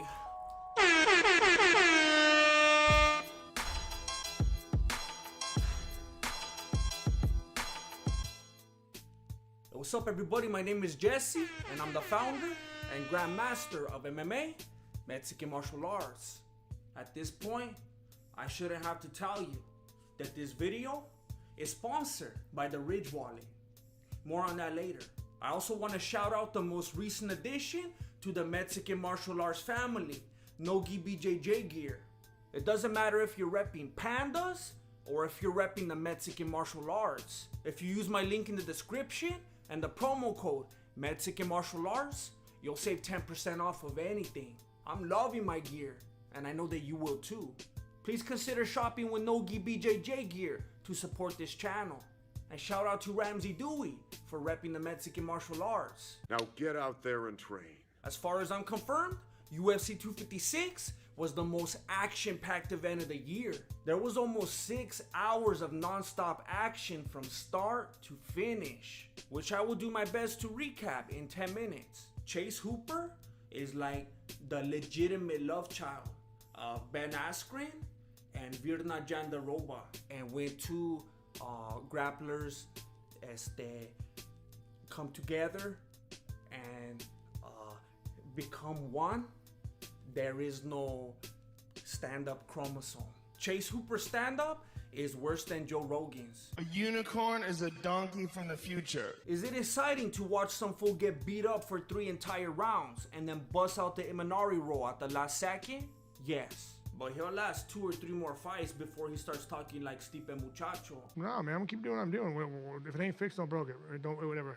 I'm tired right now. He might be the youngest fighter ever to both enter and retire from the UFC. Chase Hooper needs to work on those hands if he even wants to think about getting anywhere near the top 15. He's lucky that this time it was Peter Barrett, aka Lil Brows, aka Slippery Pete. Unfortunately for Pete, he just wasn't slippery enough. Sam Hughes took the fight with Ticia Torres on less than 6 days notice, and we already know that that never goes well. Unless you're Nate Diaz. Angela Hill had to drop out after getting the coronavirus. But honestly, I think she got the better end of the deal. She might have lost her sense of smell and taste for a couple of weeks, but Sam Hughes lost her vision, and then she basically gave up.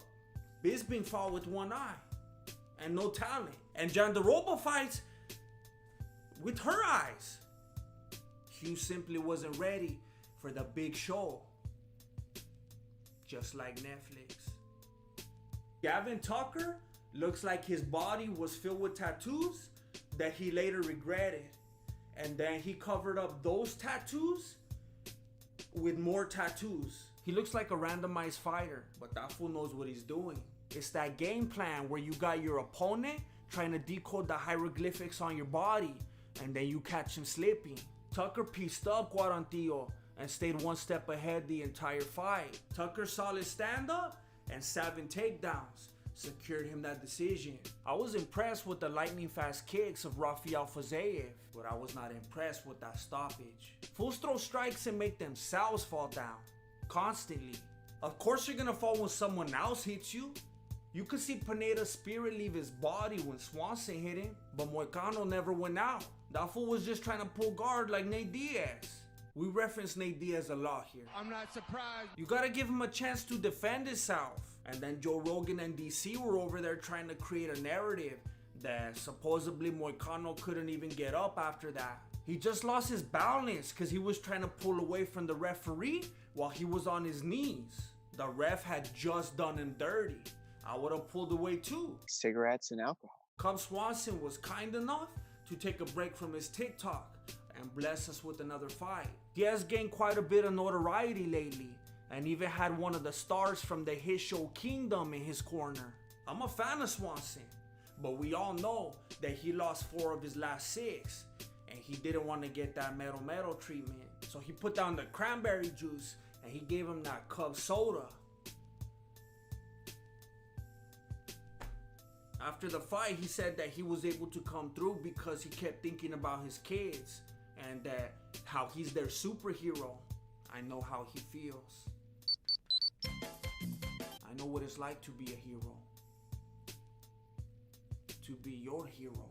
Over the last several months, I have established myself as something of a financial guru. Many people have come to me and asked me, Grandmaster, what should I do with my money? And I told them all the same thing. You gotta put it in that Ridge wallet. The Ridge wallet is a front pocket wallet. And a lot of people don't understand that it's symbolic, you know? keeping that money in front of you. Always keeping that money in your future. It's like no matter where you're moving, you're always moving toward that money. And then when other fools try to move in toward your money with their scanners and whatnot, never fear, because it's RFID blocking. I don't even know what that means, but I love it. Mira, it holds up to 12 cards and your cash. In my opinion, your wallet shouldn't be doing more than that. Go to ridge.com/Voto and use the promo code VOTO to get your Ridge wallet for 10% off. It has over 30,000 5-star reviews. And I know you're about to add another one. That's ridge.com/Voto and the promo code VOTO for 10% off. Please get one.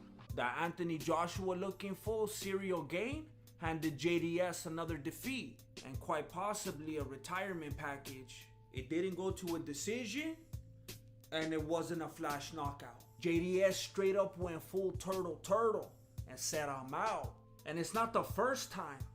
It's not a good sign when a real fighter is coming out to the music of a fake fighter. That's how winning is done. This is real life, homie. That fool probably went into the turtle thinking that someone was gonna call cut from the roster, maybe. Did he get hit in the back of the head like 3 times? Maybe, but that doesn't fit the narrative. That's 4 losses in a row for Junior and 4 by being knocked out. Do you think maybe it's time he starts looking at his future in fighting in general? I do. Yep. I want to be a fan of Kevin Holland, but that fool's annoying. He's one sensual assault charge away from going full Adesanya. To be fair, I do suspect that he's acting like that just to get inside of Adesanya's head. He's playing that long game, and it's a smart move. We already know that it's not hard to get into Adesanya's head. One little backflip and that fool malfunctions. Holland's also trying to get on that Dana White privilege, but Dana left him hanging. Very interesting. All that aside, it was a pretty amazing finish from the bottom, which creates a bad matchup for Adesanya. Virna Jandiroba took counter fighting way too literally. When you counter fight, you're supposed to counter and then fight. But she was trying to counter the fight. If it was a fight in the streets and she was just trying to avoid damage, then she was doing the right thing. But you can't win an MMA fight by simply running the whole time, unless you're Israel Adesanya.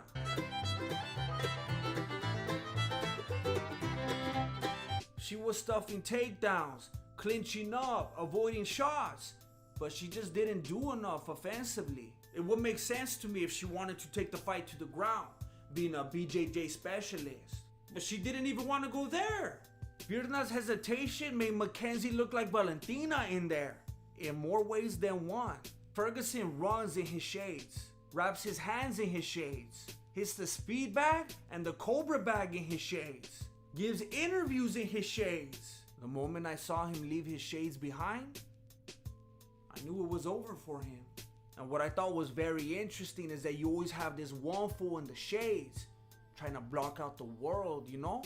And his opponent coming out like that ethnic Clark Kent with those prescription lenses, determined to zero in on everything around him. Quite a contrast. Oliveira is just a different kind of animal. That fool gets hyped up off of his own pheromones. He came into the fight with the most finishes in UFC history and the most submissions in UFC history. And Tony came into the fight with no Eddie Bravo. But that's alright. Eddie clearly took his teachings elsewhere. Might have to throw in Eminari. Mira, Oliveira did to Ferguson what Fury did to Wilder. He knew that he couldn't fight under pressure, so he just kept backing him up. Usually people go into the cage being intimidated by Ferguson because of his antics and whatnot. But when you look at his actual fighting game and the damage that he takes, you see all the holes. So Oliveira got on that Gaethje game plan, and then when he got bored of that, he took it to the ground. People are always talking about Tony fighting from his back, but I don't think this is what they mean. The most impressive part of this fight was that Tony didn't tap out to that armbar. But you gotta remember that he trains for this. He's got that power suit and has conditioned his arms to become double jointed. The least impressive part of the fight was that illegal up kick from Tony. That fool was getting desperate. But that's alright. Oliveira continued to lay him out all over the canvas, like if Tony was a sponsor. Mira, there's still some good fights left for Tony. Cerrone, Drew Dober, Jake Paul. But if he wants to be a contender again, he's gonna have to reinvent himself, like Gaethje did. No more damage, no more papas. You gotta stop acting like a 1990s villain and start focusing on your craft. Tony Ferguson is the type of guy that... I'm gonna let you finish that one, Tony. I'm gonna let you write your own story. Figueiredo is built different. Serio. That fool's head is almost as big as Joe Rogan's. He's built like a Funko Pop. It could be intimidating. And then in this corner, you got the Mexican McLovin. Gangsters. No wonder the judges took advantage of him. If this fight was really a draw, then so was Tyson versus Roy Jones Jr., which we know it wasn't. Hey, my pick was Figueiredo, but the moment I saw him in that Conor McGregor costume, I was out. I can't support that. Figueiredo obviously underestimated Moreno. He was stronger, faster, and more confident than Figueiredo expected. So he eye-poked him. And then he straight up teeped him in the groin. He gave him the old TP and the PP. He lost a point for that because it was so bad that some people thought the fight was over. DC, this might be it. I don't know if he's getting up. It was a bad one. But Moreno didn't even take the full 5 minutes. But he almost took Figueiredo's life. Moreno punished him so much that Figueiredo was falling all over the place, even when he was throwing. Moreno gave that fool the beating of his life. The commentators were trying to act all unbiased before the decision, so they wouldn't be too obvious. One final time tonight. I don't know who won. I don't know. Bruce Buffer does. But as soon as it was made official, they showed their true colors. Without the point deduction, Figueiredo would have won 48-47, right? So yes. They did Moreno dirtier than Bret the Hitman Hart, but somehow he remained very gracious and very respectful and had no excuses. And then you have Figueiredo over here saying that he was sluggish because he had diarrhea the night before. It's alright. They're gonna fight again. Moreno's gonna let that eye heal, and Figueiredo's gonna take some Pepto-Bismol. What are your thoughts on UFC 256? Do you agree with me, or are you incorrect? Alright, I got some things to plug, and I'm gonna do it as fast as I can. I'm a gamer boy now. If you wanna follow the gameplay, then scope my Twitch link in the description below. We have a Discord. If you wanna join it, then become a patron or a YouTube member by using the links below. If you wanna help me keep making videos, because a lot of fools use ad block, and I don't get that ad money, then please sign up for my Patreon or YouTube membership by using the links down below. You could also turn off your ad block just for this one channel if you want to do that to support. We have new merch. There's now undercover student merch in the Mexican martial arts store for those of you who want to represent but are afraid of getting called out for appropriation by your friends and family. Don't forget to use my link down below and the promo code VOTO to get your Ridge wallet for 10% off. And don't forget to use my link below and the promo code Mexican Martial Arts to save 10% off your no-gi BJJ gear. Thank you for watching Mexican Martial Arts. Appreciate it. Good looking out. Late. So how does a boxing match prove that BJJ is useless? I'm glad you asked. I'm also glad about the Ridge wallet being today's sponsor. More on that later. So people have been telling me for the longest to scope out street beefs. And at first I was hesitant because where I come from, street beefs is when you get the sirloin from some fool Chevy Silverado. And I didn't want to end up being another cautionary tale just for trying to pay wholesale prices. Or because YouTube wanted to give me another strike. That's right, YouTube. This video does not violate your guidelines. Per your own video, I'm not doing anything wrong. You asked for gloves, referees, regulations. There it is. The matches are 100% legal. They even got security. And I don't want you telling me, yeah, but it's a street fight. Charlie, you said if it was with the intent to shock or disgust. The only thing disgusting here is your inconsistent implementation of extraneously arbitrary guidelines. You know how many times you've age restricted, blocked, demonetized, or taken down one of my breakdown videos? But then you left the video of the fight that I broke down alone. And I'm not gonna ride on those channels because I don't get down like that. But I will show you that the New York Times has an 18-minute video about street beefs that is neither age restricted nor demonetized. And I don't mind pointing that one out because they're not real YouTubers and they don't deserve my respect. That would be like saying that Stephen Colbert is a YouTuber or a comedian. It's just another example of big media taking everything we work for. But I have to say that I've never felt safer because after 6 years on YouTube, I finally read the guidelines. Never mind the fact that they change every 2 weeks. And it's obvious to everyone who watches my videos that they're educational, artistic, scientific, and in the documentary format. Having said that, I am fully aware that YouTube doesn't follow its own guidelines and that my channel will probably be deleted soon, as I already have 1 strike. I know what you're thinking. 1 strike is nothing, you'll be fine. That's the same thing they told my Tío Beto. And then he picked up 2 and 3 before the second day of Coachella. So make sure you stick around to the end of the video so I could tell you how to find me when they shut me down. So Street Beefs is kind of like UFC 1, but without the agenda and manipulation of the Gracie family. It's raw, it's real, and it's growing. They got the main channel. They got Street Beefs West Coast, Street Beefs Scrapyard, Street Beefs GoPro. They even got ground beefs for the grappling matches. But I came across the craziest fight in Scrapyard history on the Scrapyard GoPro channel. This match will feature Crazy Hands versus El Chapo. And to be honest, I'm not sure if it's a typo and it's supposed to say Chapo, like Sean Penn's plug, or if it's actually Chapo, like a karate chop. Either way, it's a mismatch and I love it. You're not gonna see this in the UFC anymore. Fool swung burrito and they take his belt. But Crazy Hands almost overdosed on spam and nobody was tripping. El Chapo was spamming the overhand right like if he was in Punch Out. Let's go back to the beginning. And being the tender-hearted person that he is, Chapo actually tried to help him out. He went full Max Holiday and started training Crazy Hands right in the middle of the fight. If you look closely, Look at it closely. you could see the drill. He's basically holding the mid so that Crazy Hands could get that pad work in. But Crazy Hands forgot that this is a drill. This is only a drill. And he started feeling himself. And we already seen what happens when you go down that road. And Chapo had to let him know that there were gonna be consequences and repercussions. It was at this moment. This is where the fighter stops and reassesses. Thinks about what he did wrong. Crazy Hands didn't do that. His hands stayed crazy. And then his feet got crazy too. And Chapo capitalized. And this was a turning point for Crazy Hands because he said, I'm not gonna let that fool keep hitting me with that right hand. So he hit him with the left hand.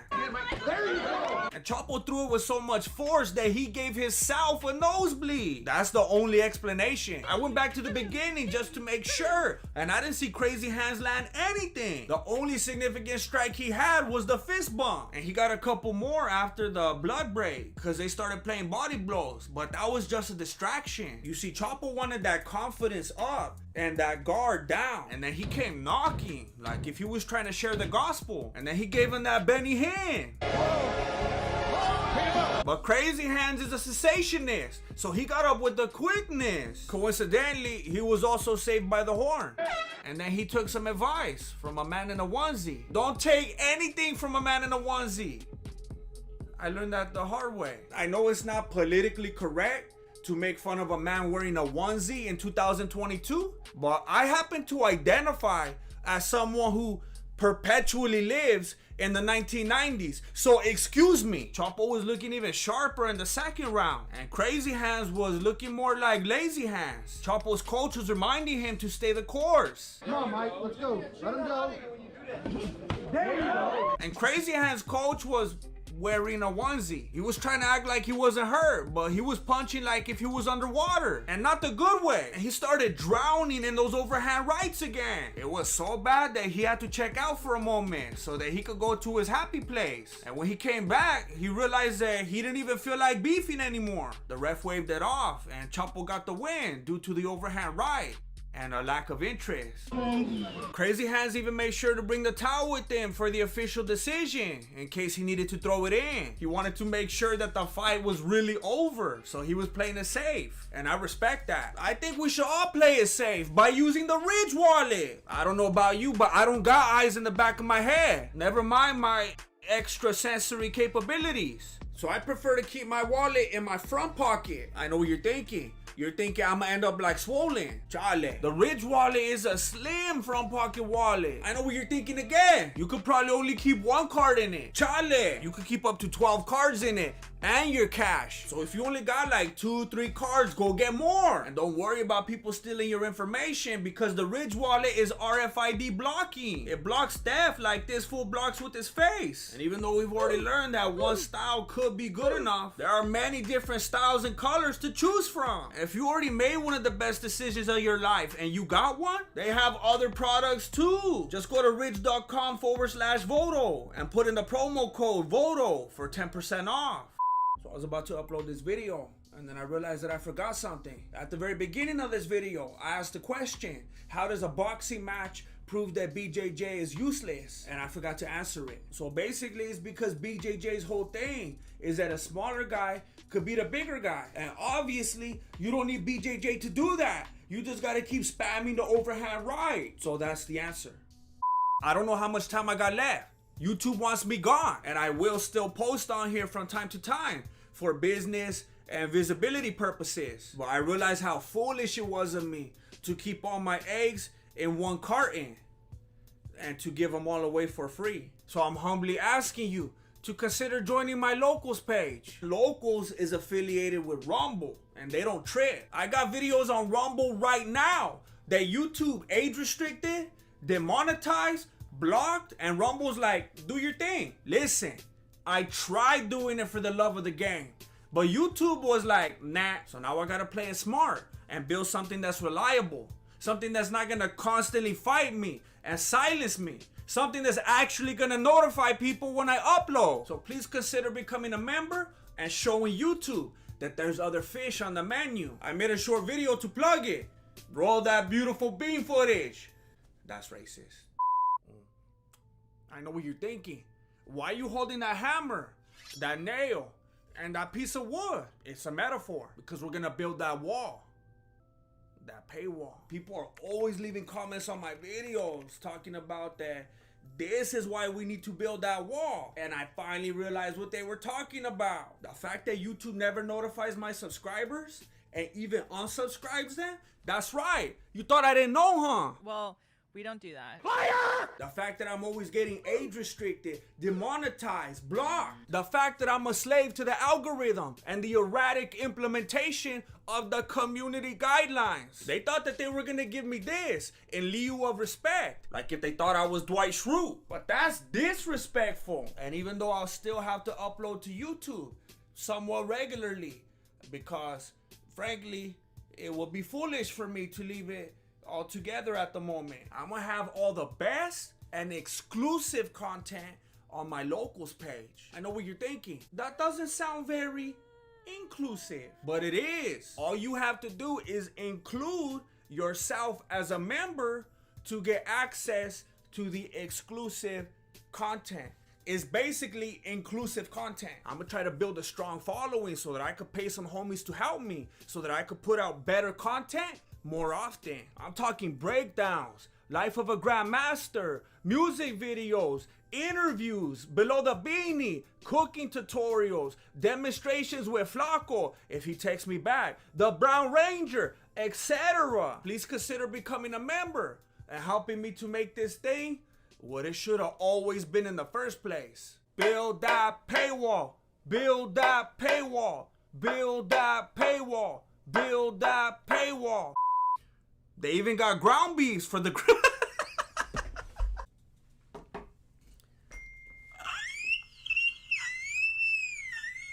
But Crazy Hands doesn't believe in the continuance of the apostolic gifts, so he got up with the quickness. You're watching Khabib Nurmagomedov Top Finishes, the trilogy. This is part 3.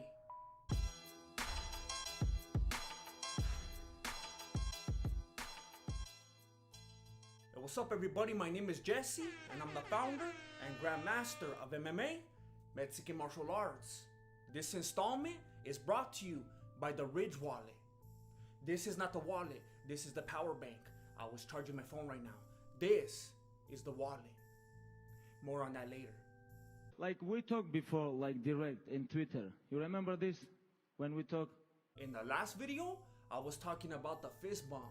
I thought that maybe that was the turning point and that his fist bumping days were over. But he's back at it again. And you know what else we're back to? Joe Rogan's disrespectful nature. And his reckless abandon, in which he leaps in with these techniques. Reckless abandon? Even after having a front row seat to what he did to Abel Trujillo.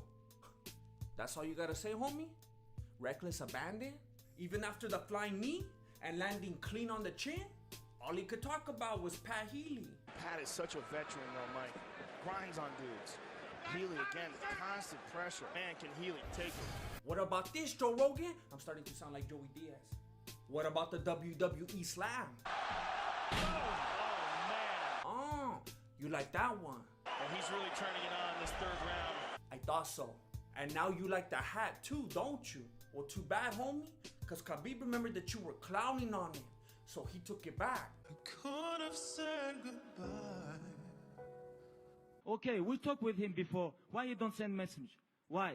At this point in his career, Khabib was now so famous and beloved that he had people in the crowd wearing his hat. Just a couple of fights ago, he was still getting clowned on for it. And now homies are biting. A lot of people believe that this was Khabib's toughest challenge up to this point. Dos Anjos is a good striker, BJJ black belt, and was on a 5-fight winning streak. And Khabib still made him look like a rookie. So what does Joe Rogan have to say now? I mean, he's just reckless. Still disrespecting. Okay. Well, at least he was getting a little more respect in the referee department. This one was officiated by Big John McCartney. Hey, tell me that fool doesn't look like Adam Sandler's big brother. He was starting to get bigger name referees, but fighters, not so much. People have been avoiding Khabib Nurmagomedov for years. Can you blame them? He gonna send me, okay, 1 guy, 2 guys, 10 guys, or alone. For Khabib's 23rd fight, he was supposed to fight Tony Ferguson, but that fool had blood in his lungs, so they had to find a replacement. That replacement will be Daryl Horcher, who was severely overweight at the time, so they had to fight at catchweight. This was only the second time in Khabib's career in which he did not touch gloves. To be honest, I don't know why. They seem to be pretty friendly at the weigh-ins. And I know what you're thinking. The physique of Horcher, the general vibe and presence. You're thinking Gilbert, but looks are deceiving. Horcher was actually the lightweight champion for Cage. What's it called? Horcher was actually the lightweight champion for Cage Fury Fighting Championships.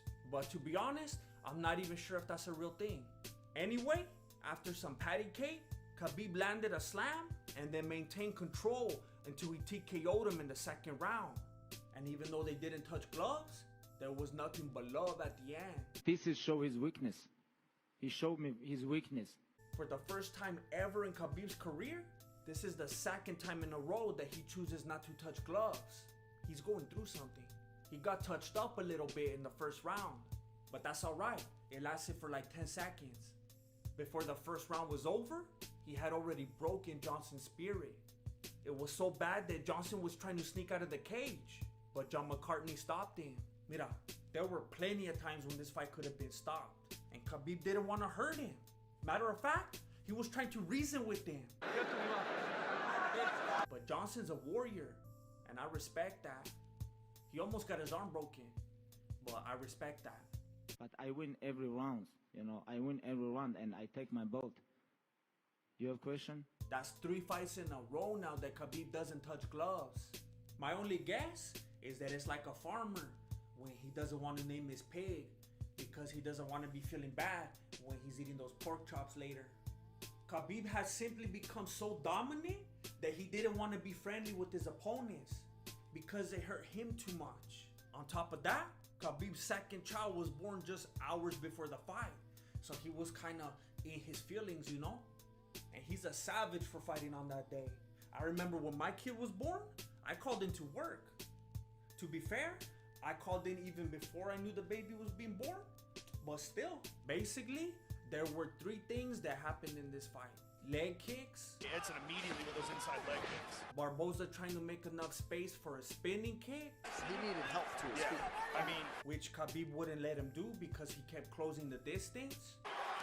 And then when he finally did get off a spinning kick, he almost knocked himself out. Oh! And John McCartney standing by as Khabib smashed him. John McCarthy may be close to having seen enough here.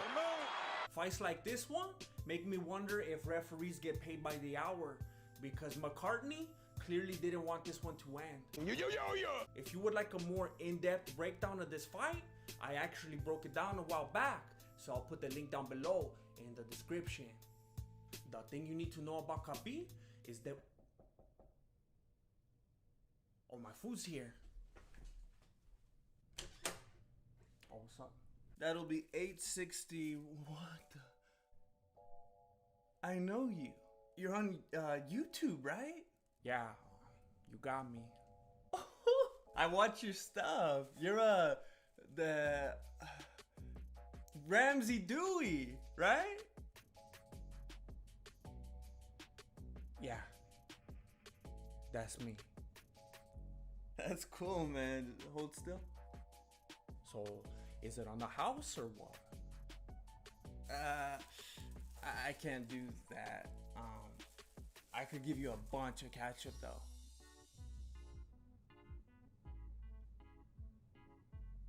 All right. Okay, that'll be 861. All right. Whoa, what is that? What? Oh, this? This is the Ridge wallet. That's pretty sleek for a wallet. Did you just take that out of your front pocket? Yeah, it's not bulky like most wallets. Mira, but it holds up to 12 cards and your cash. Yeah, my wallet's pretty bulky. Homie, that's the flip phone of wallets right there. Are you single? Yeah. That's why. You need to get with the Ridge wallet, homie. I don't know. Mira, maybe you don't like this one. That's all right. There's over 30 different styles and colors for you to choose from, including carbon fiber and burnt titanium. And maybe you're a thinker, you know? I am. Maybe you want a second opinion. All right. How about 30,000 second opinions? Yeah. The Ridge wallet has over 30,000 5-star reviews. And only one of them is from me. Look it. I don't want to waste your time. And I don't want my food to get cold. But if you don't like it, you have 45 days to send it back for a full refund. And if you decide to keep it, lifetime warranty. Well, after hearing all of this, I'd be a fool not to buy one. I agree.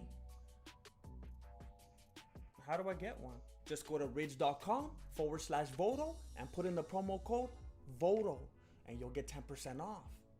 Link down below. Where? You'll figure it out. Ramsey Dewey. I forgot to pay that fool. Oh wow.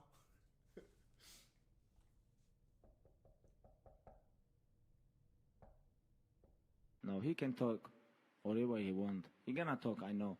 By this point, I probably don't need to talk about the fist bump. He simply doesn't do it anymore. What you hear most about this fight is how tough Ayaquinta was. Everybody was surprised at how he was able to hang for 5 rounds. But I wasn't. That fool's a real estate agent.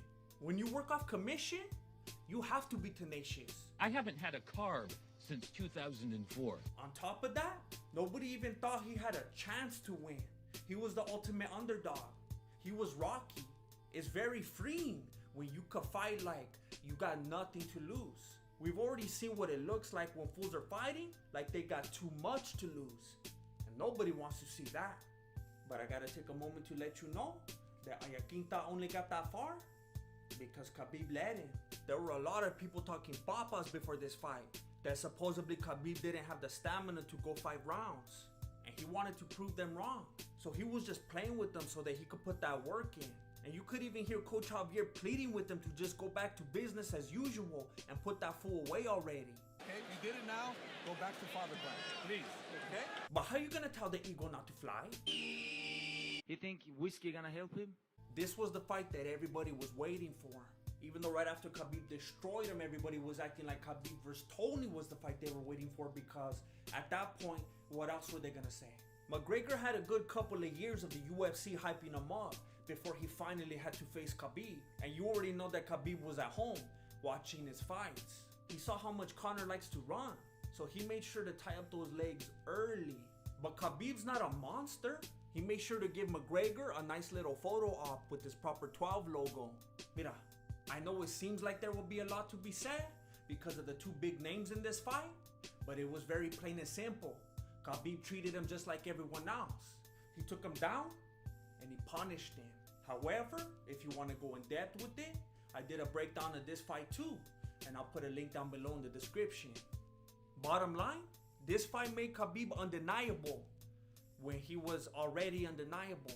And it's what gave him the respect that he should have had all along. Just like in his early UFC days, Khabib once again faced biased officiating. This fight should have been stopped way earlier. How many shots can one man take? I mean, if we could stop this, surely we could stop this. And Conor wouldn't stop cheating. Just ask D. Devlin. A lot of people were mad about the shenanigans that took place after the fight, but I didn't mind it. Mira, if you don't want the papas, then don't peel them. I don't know what his father teach him, but my father teach me you cannot never give up. Poirier is a respected fighter. He had just come off a 4-fight winning streak of some very respectable names. The fight before this one with Conor was about the drama, but this fight played a big role in Khabib getting some more very well-deserved respect, both from the fans and the fighters. Other than that, there was nothing special about this fight. The homie beat him up. Poirier was either looking at the clock or at his corner all night. Mira, Poirier's a good guy. I don't want to put him down. If you want to hear more about this fight, I broke down this one too, so I'll put a link down below in the description. It's currently my highest viewed video, so it's probably pretty good. There was nothing but love and respect after the fight, and that's the way it should be. The only disrespect was from John Anik when he didn't let Khabib's dad say anything. More about that in the full video. I want to take a moment to say something right now. I've heard a lot of talk that supposedly Khabib has a padded record. Well, I've seen every one of his fights now, and I know exactly why they say that. It's because he makes it look so easy.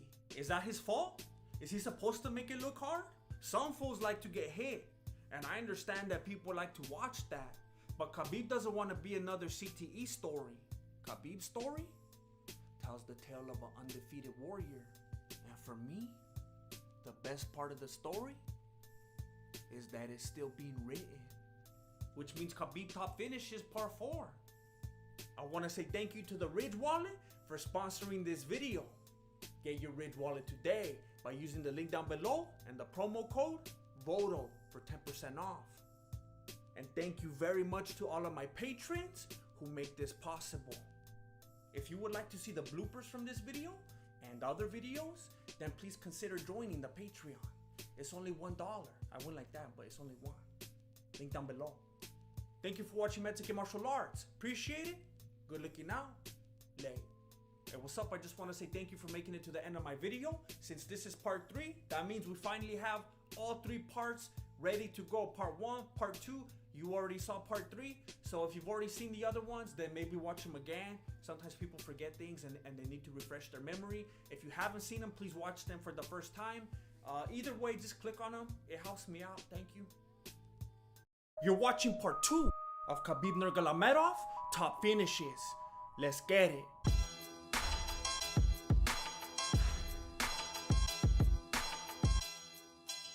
Hey, what's up everybody? My name is Jesse and I'm the founder and grandmaster of MMA, Mexican Martial Arts. I'm very, very happy to let you know that this episode is sponsored by the Ridge Wallet.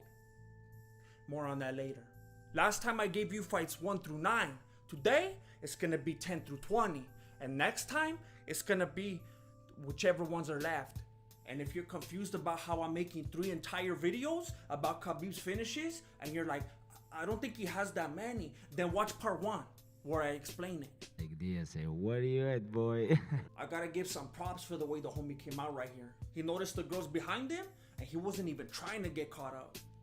So he started moving toward the ring with the quickness. Hey, I know what it's like. Like sometimes when you're on Instagram and you gotta scroll through that nonsense real quick. See no evil, double tap no evil. And then sometimes my lady's just walking by, you know, and she happens to glance over my shoulder and she thinks I'm up to no good because I was trying to scroll, you know, but then the app glitches. I'm a victim of circumstance. It's like my public defender's always telling me, it's about the intent, you know? And that's what I was picking up from this fool right here. He knew exactly what he was doing. And I'm not sure if he was trying to inflict damage or if he was trying to free the ego, if you know what I mean. But Khabib wasn't having it. As a matter of fact, Khabib was so determined to prove that this fool didn't belong in the ring with him that he decided to show everybody. Literally, Agolfanov had nothing to offer. He landed some leg kicks here and there, but who doesn't? That's point fighting at its best. I have to watch how I move, you know, like jab, jab, move, jab, jab. Not hard punch, jab, jab, move, jab. Sometimes take down, jab, move. By his 11th fight, Khabib was basically the light-skinned Mike Tyson. My style is impetuous. All of his opponents were afraid of him from the get, and it seemed like it was a matter of not if, but when he would defeat them. That fool looked like he wanted to be in there less than all of you want to be in your houses right now. And you can see what I'm talking about throughout this short fight. Kalilov was fighting like beginner level CPU, and Khabib was fighting like he always does. Like someone who knows all the cheat codes. Stay humble, bro. Khabib's 12th fight was against Ashtat Shaginyan. This looks like one of those classic one fool's on his way in, one fool's on his way out matches. This guy knows what I'm talking about. I wasn't feeling this one from the start. This fool looks like he had to gain 20 pounds just to make weight. I was getting those Gardella vibes. There was a moment during the fight where Ashtat felt like maybe he had had enough. And Khabib, being the gentleman that he is, gave him a moment to make a decision. I guess Ashtat figured that it's better to lose like a winner than to lose like a loser. So he continued. He was still very unhappy though. He didn't want Khabib to raise his hand, and he didn't even want to stick around for the official decision. He stormed out of the ring and slapped the curtain away as he went backstage. Ever the gentleman, Khabib ran backstage to console him. Hey, we have to finish this beef, chicken or something like this. He have to stop eat Burger Kings. I've noticed that overseas fights have much more exciting entrances. Very WWE. For a moment, I even thought that Khabib was gonna climb the turnbuckle like Stone Cold Steve Austin, but I guess he just needed to stretch. I guess WWE style antics wouldn't have really been appropriate anyway in this dinner theater type of venue. This fight ended up being another example of Khabib's opponents being afraid of him. That fool didn't even want to come out. At this point, we're 13 fights in, and this was the very first time that I saw Khabib get even a little bit rocked. And you could see this fool thinking about capitalizing on it, but just for a split second. By this point in Khabib's career, Kadzik already knew the danger of trying to tangle with the ego. So he decided to stop right there and be content with his one little punch for the highlight reel. The rest of the fight was Khabib dominating, as usual. And then he put that fool out with a triangle choke, like if he was Chael Sonnen. You tapped, I saw it. I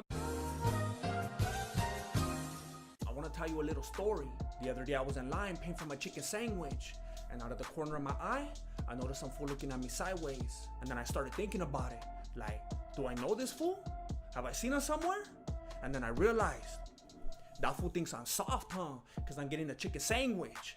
Well, that fool didn't know that it was spicy. So I started to turn real slowly, and I was gonna let that fool know what's up. And right when my eyes were about to meet his, I realized that he was looking down. And I was like, that's right, fool. Be afraid. Be very afraid. But I noticed that he was simply admiring my Ridge wallet. That fool almost died that day, but the Ridge wallet saved his life. And then after it saves your life, it gives you a lifetime warranty. The Ridge wallet has over 30,000 5-star reviews. You can't leave a review when you're dead, homie. It comes in titanium, carbon fiber, aluminum, and over a dozen different styles and colors. Get 10% off today with free worldwide shipping and returns by going to ridge.com/Voto. That's ridge.com/Voto and use promo code VOTO. Hey, don't break your neck miring the homie's wallet. Get your own. Please get one. I know he always talk trash. Like even he just pull out and he keep talking with somebody in Twitter. Hey, shut up. You pull out. Fans of Khamzat Mammadov blame his loss on the fall that took place right before the fight. But in my opinion, it hurt his pride more than anything else. These girls are coming out in their chonies and high heels while holding flags. And the fighter can't even walk. Mira, he took it out from an inanimate object, Tony Ferguson style. How do you think he did against the Eagle? The only thing that concerned me about this fool was that low center of gravity. But that doesn't mean anything if you don't have your equilibrium in check.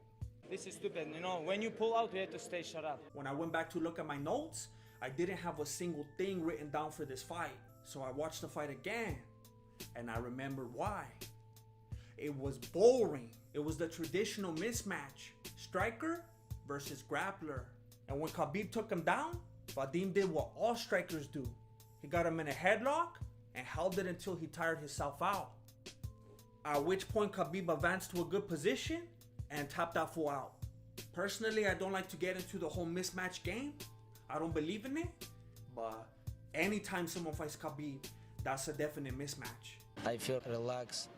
I feel comfortable, you know. Khabib's 16th fight was against Aramarso Santos. I already knew it was going to be all bad for him within the first 5 seconds when they cut to him in the corner with his dealer. Man's not hot. I think the most notable thing about this fight is that Khabib had a point taken away. And you could tell that he didn't like that because he immediately dropped that fool with a clean left right after. Maybe he should lose points more often.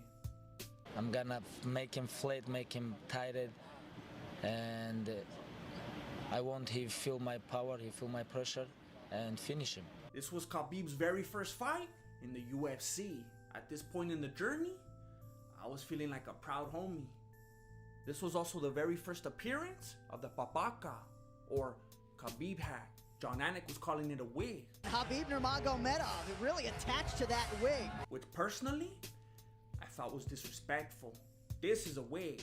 He went on to refer to Dagestan as a wrestling mecca. Dagestan, Russia, Kenny, for those that don't know, really it is a wrestling mecca. Which I'm sure Khabib appreciated very much, being that he's Muslim. If I was a SJW, I would be having a field day right now. Fortunately, Khabib didn't have to hear any of this because he was focused on the task at hand. And he showed from day one that he's that thing that Joe Rogan always says, that David Goggins always says. David Goggins likes to call uncommon amongst uncommon men. Yes. Because he came out rocking the Asics. Most people were coming out with sandals back in the day, but he was still putting in work backstage up until the last second. Honestly, I was getting a little bit nostalgic at this point. I didn't realize how long ago it was. Bruce Buffer's jacket was only one color. This was also Khabib's very first time fighting inside a cage. I hear a lot of things about Dagestan, and most likely, he probably did fight inside or at least around some cages, but not like this one. He was also gonna be making some money now. Look at all those sponsors on his shorts. Get that money, homie. Another notable thing about this fight is the difference in the commentary. Look at this brutal ground and pound. In my opinion, all of the commentary before this fight did not do justice to the Eagle. Also, I don't know Russian, so I could be wrong. Khabib dropped him with a big left hand in the first round and then followed it up with some ground and pound. But he found out that Shaloris was a hard-headed individual. However, he ended up getting the submission in the 3rd round, which he could have had a lot sooner if Yamasaki wasn't biased. In case you didn't realize how long ago this fight was, Khabib still needed a translator, and John Anik still needed a tailor. This is what I want. Broke his face.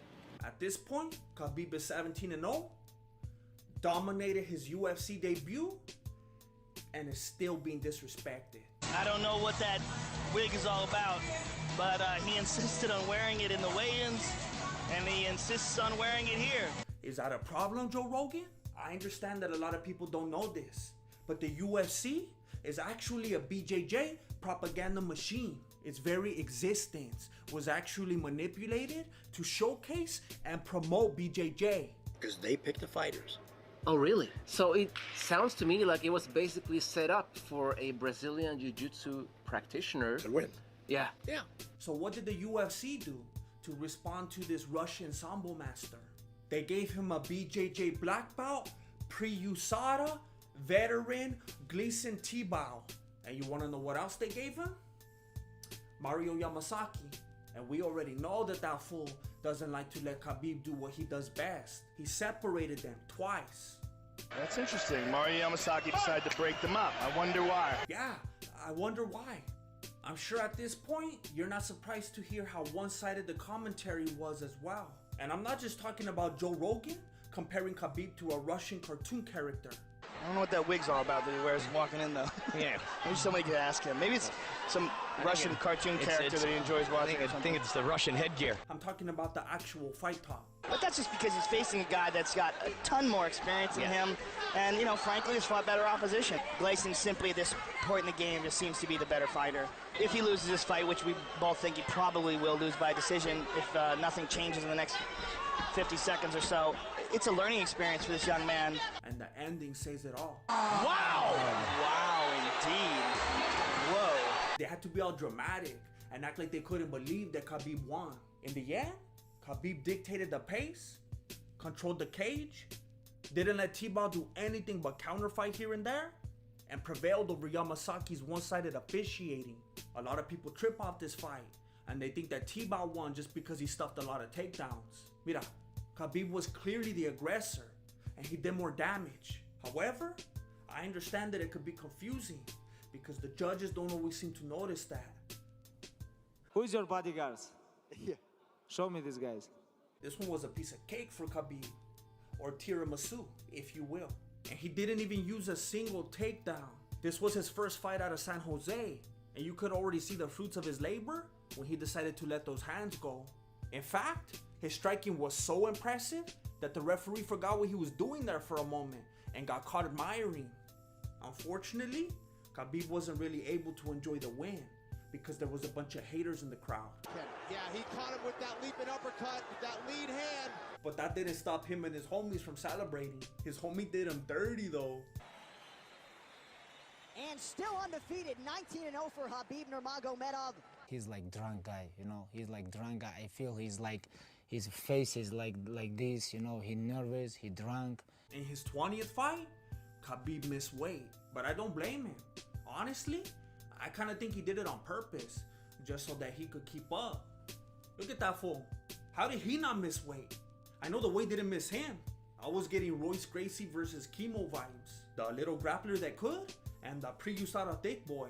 This was also the very first fight in which Khabib didn't fist bump. I know a lot of people say that he never does because that he's a straight savage in the cage or whatever. But he did for his first 19 fights. But this fight was different. There was some bad blood between these two.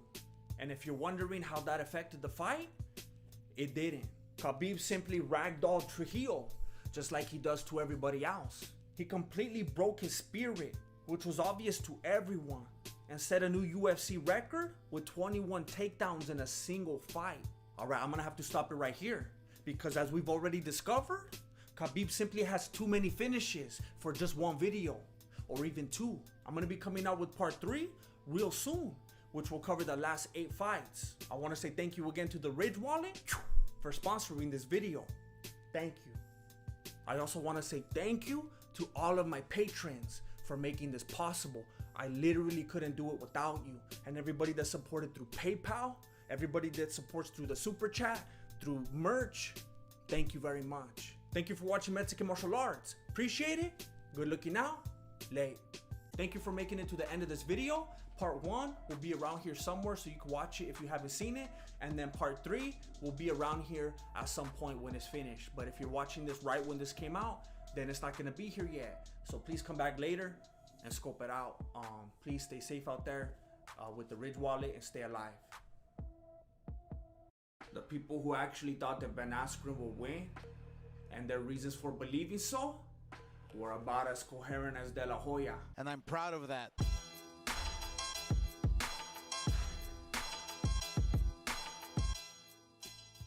What's up, everybody? My name is Jesse, and I'm the founder and grandmaster of MMA, Mexican martial arts. And if you don't know by now that this video is sponsored by the Ridge Wallet, then that doesn't make any sense, because I just told you.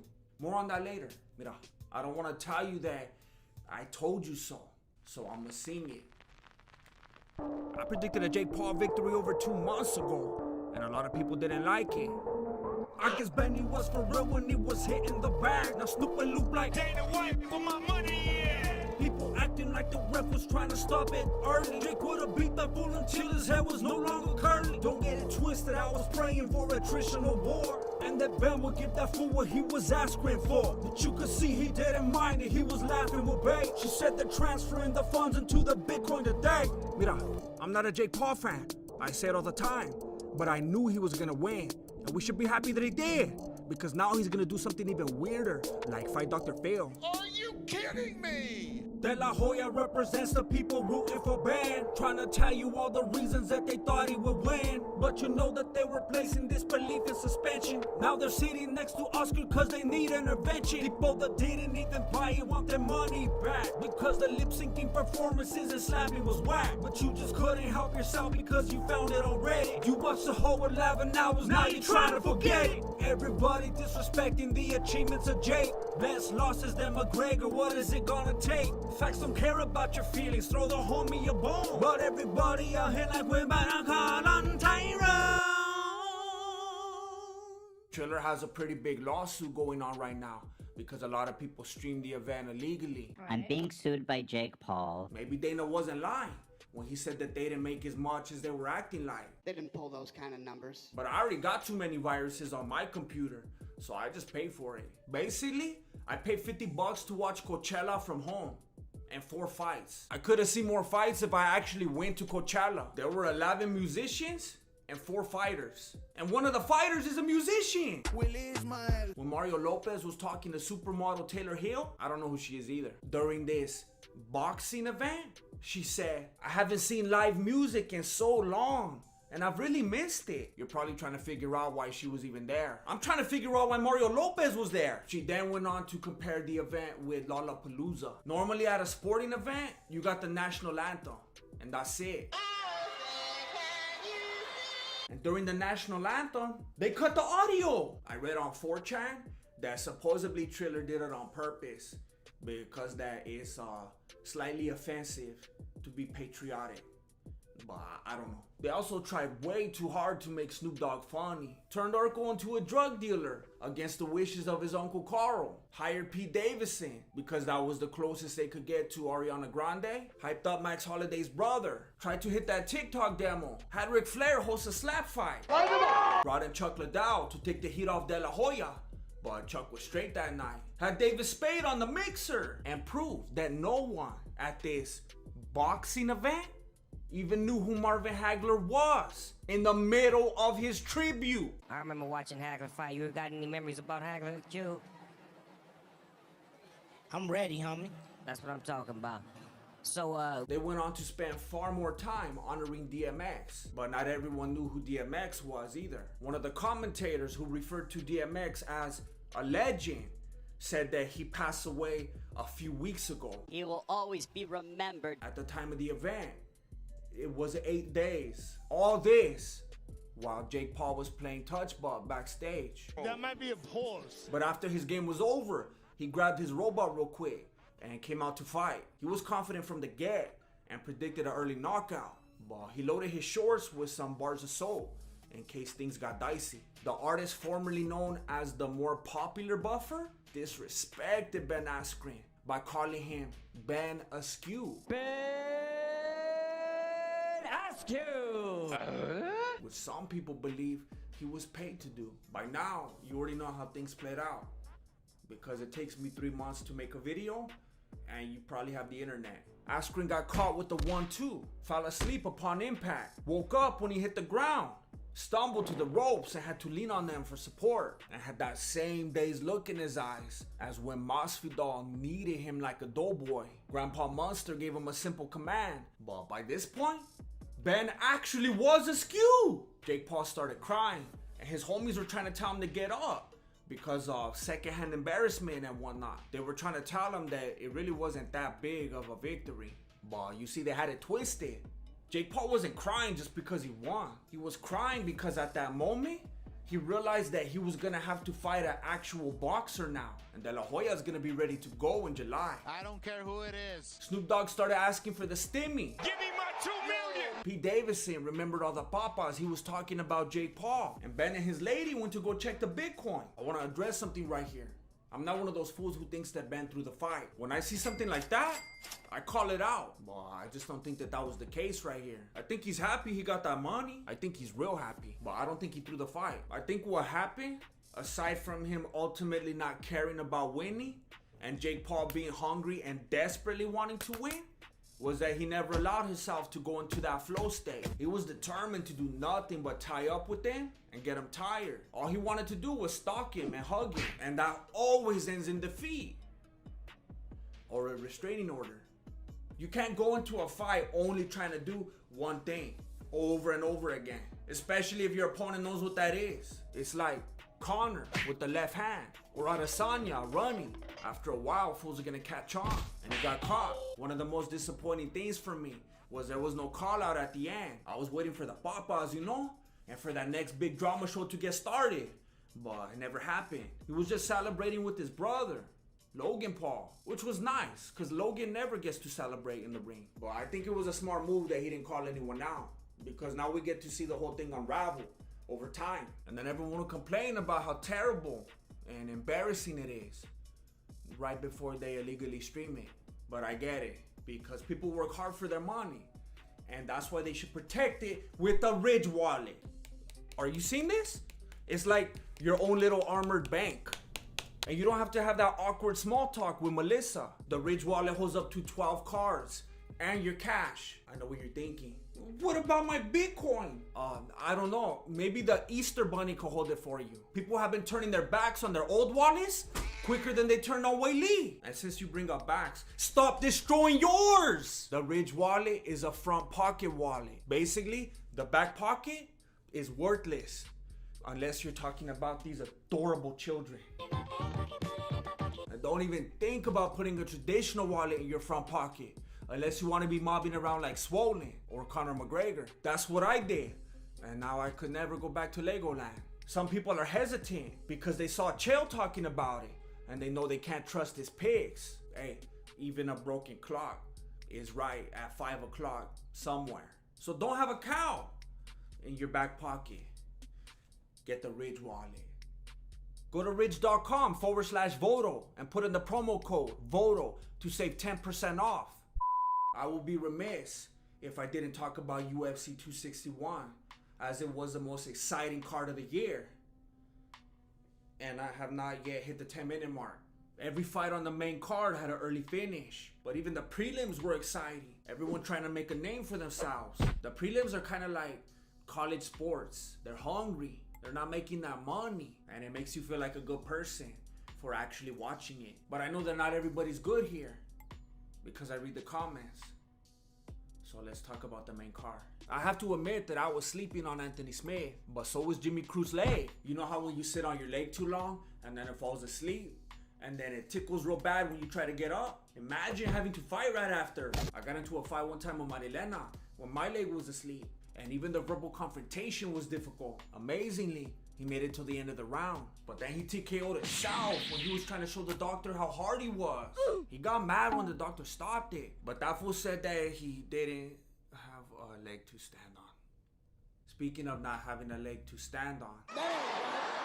It ain't right. I want to remind you that I called it during the Mexican Fight Companion. I don't know why, I feel like I could see someone losing by DQ tonight. I said that I had a feeling that some crazy stuff was gonna happen and that some of the fights will end up with weird injuries. I know what you're thinking. You're thinking, isn't it obvious that some fights would end with injuries? Isn't that like when a psychic says, you've experienced great pain in your life, haven't you? I see your point, but you had to be there. I'm looking at body language right now. I'm taking in.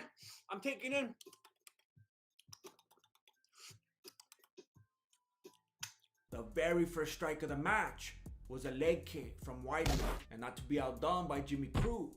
Weidman TKO'd the South as well. It's normal. If his leg had wrapped around Uriah Hall's leg any further, he would have been able to drag him like Scorpion. Get over here! It is ironic that it happened to him after he did the same thing to Silva. We were talking about Alanis Morissette earlier. That isn't it ironic? Your leg is gonna break today. Remember we were talking about that? Had too much power. Too much power under the beanie. But the most shocking thing is that Joe Rogan didn't try to interview him when he was on the stretcher, because he's just interviewing everybody again. Supposedly Jake Paul called out Weidman for his next boxing match as they were carrying him by on the stretcher, but nothing has been confirmed yet. Valentina came into the fight like she had a chip on her shoulder, and nothing goes better with chips than Valentina. She didn't just plan to win. She made it a point to beat Andrade at her own game. Andrade kept talking about how she was gonna be aggressive and take her down. She didn't take her down once. The only thing Andrade took down was notes. It was Valentina that had 7 takedowns, 82% striking accuracy, and the full attention of UFC president Dana White. You like popsicles? Rose vs. Weili made me go to a split decision. I'm a big fan of both of them, but I had to choose. But once the fight started, I think my true colors shined through. She won! She went down like Ben Askren. Feel these thorns real quick. Feel these thorns real quick. I said Rose has that IQ. Rose is dedicated. She shaved her head. I did feel bad for Weili from the get because people were already booing her. She had gotten used to people loving her and rooting for her, and you could see the confusion on her face. But you gotta remember that Andrade and young J-Chick are annoying, so it's easy to root against them. And everybody loves Rose. Maybe not like Pat Barry, but still. Mira, everybody thinks that it was the kick that beat Weili. Chale, it was the eyes. The eyes, chico. They never lie. They lied! Rose was looking down so that she could trick Weili. So Weili was expecting that low kick, and Rose never looked at her dome. She came at her like Bloodsport. Weili folded like Stipe Muchacho, but then she still went off on Keith Peterson. My experience of him was smelling like he had been out all night the night before, like cigarettes and alcohol. Shout out to MMA World for making that. That was funny. I've never understood the whole Scarface thing with Masvidal. It's like he hasn't seen the end of the movie. They did him like Phoebe Buffet. That's when my mother would shut off the TV and say the end. My pick for weeks and weeks was Usman. I think it's gonna be Usman. Like, no doubt, I think it's gonna be Usman. But then at the last second, I changed it. Masvidal's gonna win. Mystic Jesse is alive and well tonight. I had that deja vu. I remember being just as confident that Ben Askren would be Masvidal back in the day. Masvidal is going to get manhandled right now. Let's see it. And then Masvidal came out with that same look on his face.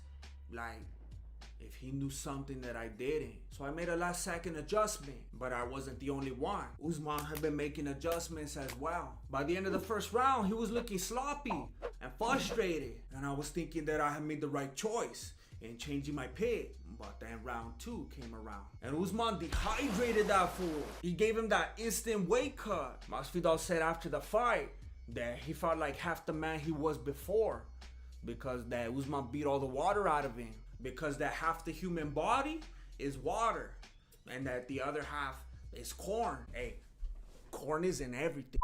I don't know if there's anyone that could beat Usman right now as much as they might want to. Hey, Usman, there's a lot of people I respect, but I respect you.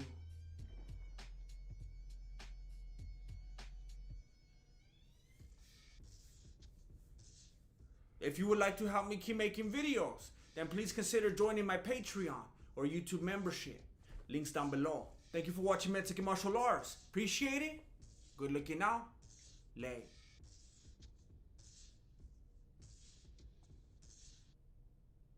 I'll see you in another 3 months. Look and listen. Stop, look and listen, baby. What's up, everybody? My name is Jesse, and I'm the founder and grandmaster of MMA. I forgot how to make a video. All right. What's up, everybody? What's up, everybody?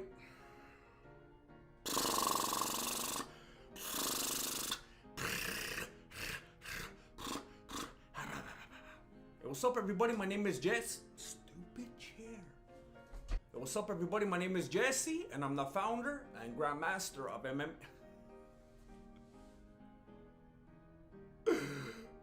Man, this is why I stopped doing this. This is why I stopped doing these videos.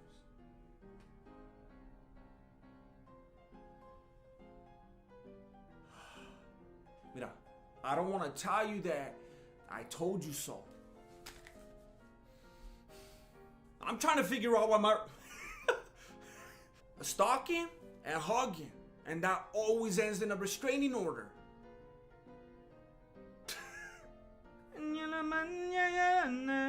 Everybody,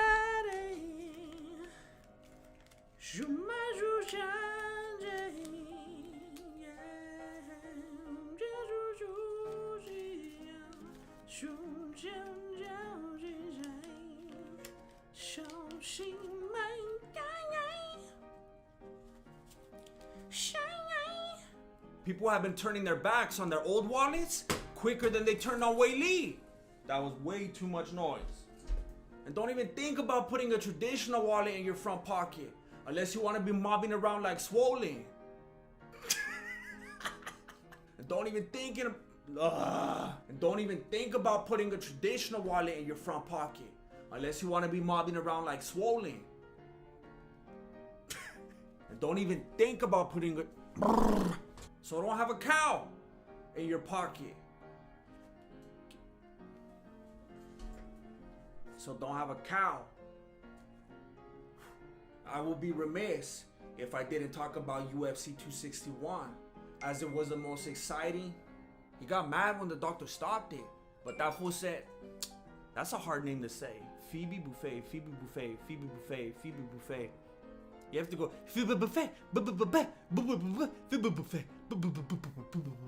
They did him like Phoebe They did him like Phoebe Buffet. The human body is like half corn. Hey, listen. What? Lick it. What the? Nate Diaz is not winning this fight. And the reason will shock you. I'm just playing. I'll let you know right now. The reason he's not winning this fight is because he's already won.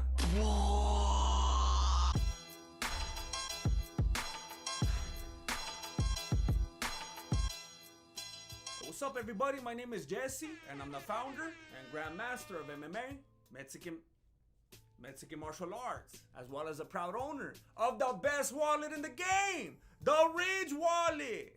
More on that later. Nate Diaz has to be the most content fighter in UFC history, and it's probably because he's got that even when I lose, I win mentality. Very similar to Sean O'Malley. Even when I lose, I win. Nate Diaz has a worse record than John Jones, but he's out here making claims like this. I'm the best fighter to ever fight in the UFC, straight up. When you believe in yourself this much, nothing could stop you. Not even reality. He created his own reality. If you're thinking about betting money on Nate, then you better realize that that fool's gonna be fighting like if he already won. He's gonna be protecting his imaginary title, like if he was Israel Adesanya. Am I supposed to risk my belt? Which reminds me, this is now the second time that Nate is fighting for a fake title. And I'm not talking about interim titles.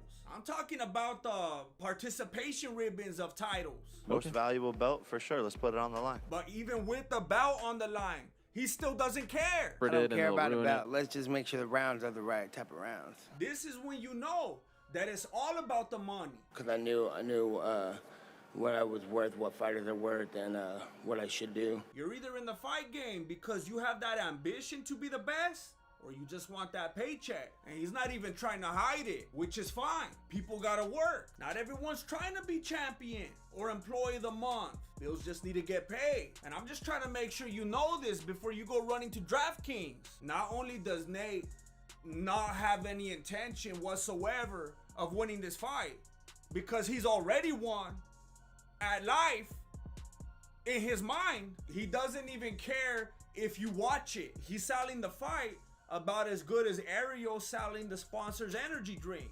He was on his phone so much that Ariel thought about trying to take it away. The only glimmer of hope was Nate rolling up with his weapon of choice. I thought for sure this was gonna be some foreshadowing for another Nate's Gone Wild clip, especially when Jake pulled out the monkey.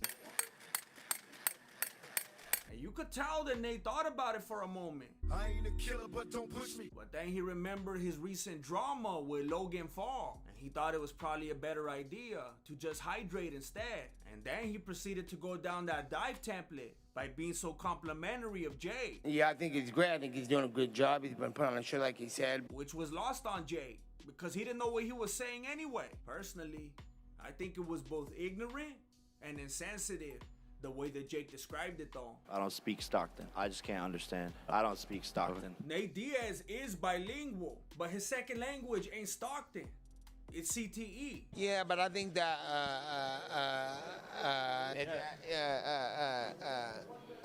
my main goal is put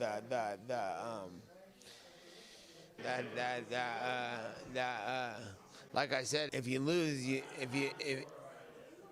if you like really lose, then you lose. And I'm not pointing this out just to be messed up. I'm trying to present you with the reality of the situation. People love Nate Diaz for the same reason they love Tony Ferguson, because he could take a beating. And that's the same reason they loved Mankind. You see this dude putting it all on the line every single time, facing the highest forms of adversity. It makes you want to root for him. But this dude ain't even rooting for himself. He's facing up to 8 years in prison for choking out civilians when he should have been training. This ain't the type of fight where he could do his I just got hit in the face, so let me make it look like I was trying to pull guard combo. He's gonna have to keep it standing for 8 rounds, unless Jake knocks him out first. Nate has never fought past 5 rounds. And the 3 times that he did fight 5 rounds, he lost. People are always saying that he gets better as the fight goes on. But in his 3 longest fights, he lost. How many rounds does he need so that he could win? 100? You think I'm playing? But that's what he's campaigning for. 100 rounds. In his short career, Jake has already fought past 5 rounds 4 times. And he would have done it 3 more times if he would stop knocking fools out. And I know that people like to talk about that Nate Diaz boxing, but you gotta remember that there is no boxing in MMA. You have never seen boxing in an MMA fight. You've seen striking in an MMA fight. And if you've ever seen a boxer go into MMA, then you've seen a boxer go into MMA and start striking. You gotta watch out for takedowns and knees, spinning stuff. The timing is different, the distance, etc. That Nate Diaz boxing has never been boxing. It's MMA striking. Average MMA striking. In between constantly trying to pull guard. He's not even in the conversation for one of the best MMA strikers. But you know who is? And who's often at the very top of the list? That dude that Jake Paul beat in a boxing match. Some people refer to him as Anderson Silva. You see, when you're striking with MMA dudes, you're striking with fools that have to split their time and efforts across many disciplines. And Jake is putting all his time and effort into boxing, while Nate's more concerned with the fact that he can't smoke in Texas. Wait, what happened? Nate Diaz not being able to smoke is like if Aljamain Sterling Silver wasn't able to manipulate the UFC rule set. It's been said that the Diaz brothers actually fight better under the influence. It's kind of like when Joe Rogan does stand-up, because people usually have to be under the influence to enjoy it. The bottom line is that Nate Diaz has nothing for Jake Paul. He can't pull guard on him. This is the closest that he's ever come to a knockout with that Chuck Liddell looking kind of boxing. When he does get a good shot, he just starts emoting. And he bleeds more than that one lady that had to touch Jesus' garment. The only logical explanation is that he wants that payday. And it makes sense that he chose to do it on DAZN because all his fans are gonna DAZN him when he gets knocked out. But the truth is, I respect the hustle. Who cares if he loses? He's still gonna win and accumulate that generational wealth so that he could take care of his family, even from behind bars. I just hope he takes care of that money with the Ridge wallet. And when Jake knocks him onto his gluteus maximus, it's all right because it's a front pocket wallet and it holds up to 12 cards, which means that he could hold each one of his homies' debit cards because they like to roll deep. And you already know that there's no way that some of these fools have a bank account. Fortunately for them, the Ridge wallet also holds your cash. The Ridge wallet comes in many different styles and colors, although this is the Stockton favorite. The Ridge wallet is also RFID blocking in case one of these hoodlums rolls up on you with a little scanner. And it comes with a lifetime warranty, so be prepared to go the distance. No matter what happens, I'll be here forever. I'll be fighting. Just go to ridge.com/Voto and put in the promo code VOTO for 10% off. Thank you for watching Mexican Martial Arts. Appreciate it. Good looking out. Late. I think Nate Diaz needs that payday because he knows if someone runs up on me, I'm gonna let them know what's up, you know.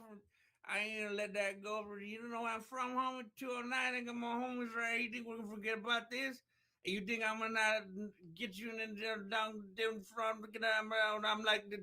I'm like the Boom Howard of Stockton. You're not gonna down over there, and me and my homies gonna up there. You know what? So I gotta take this fight with this YouTuber that I've been making fun of, saying he's not even a real fighter.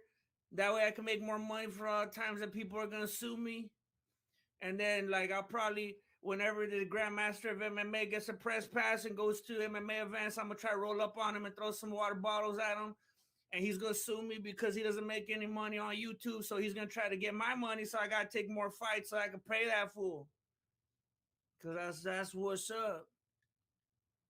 No Tap November is when fools all over the world are put to the test when they push their bodies to the limits, refusing to tap. Only a few are victorious.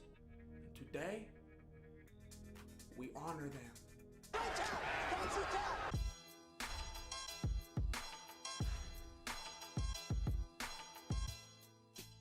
Hey, what's up everybody? My name is Jesse, and I'm the founder and Grandmaster of MMA, Mexican Martial Arts.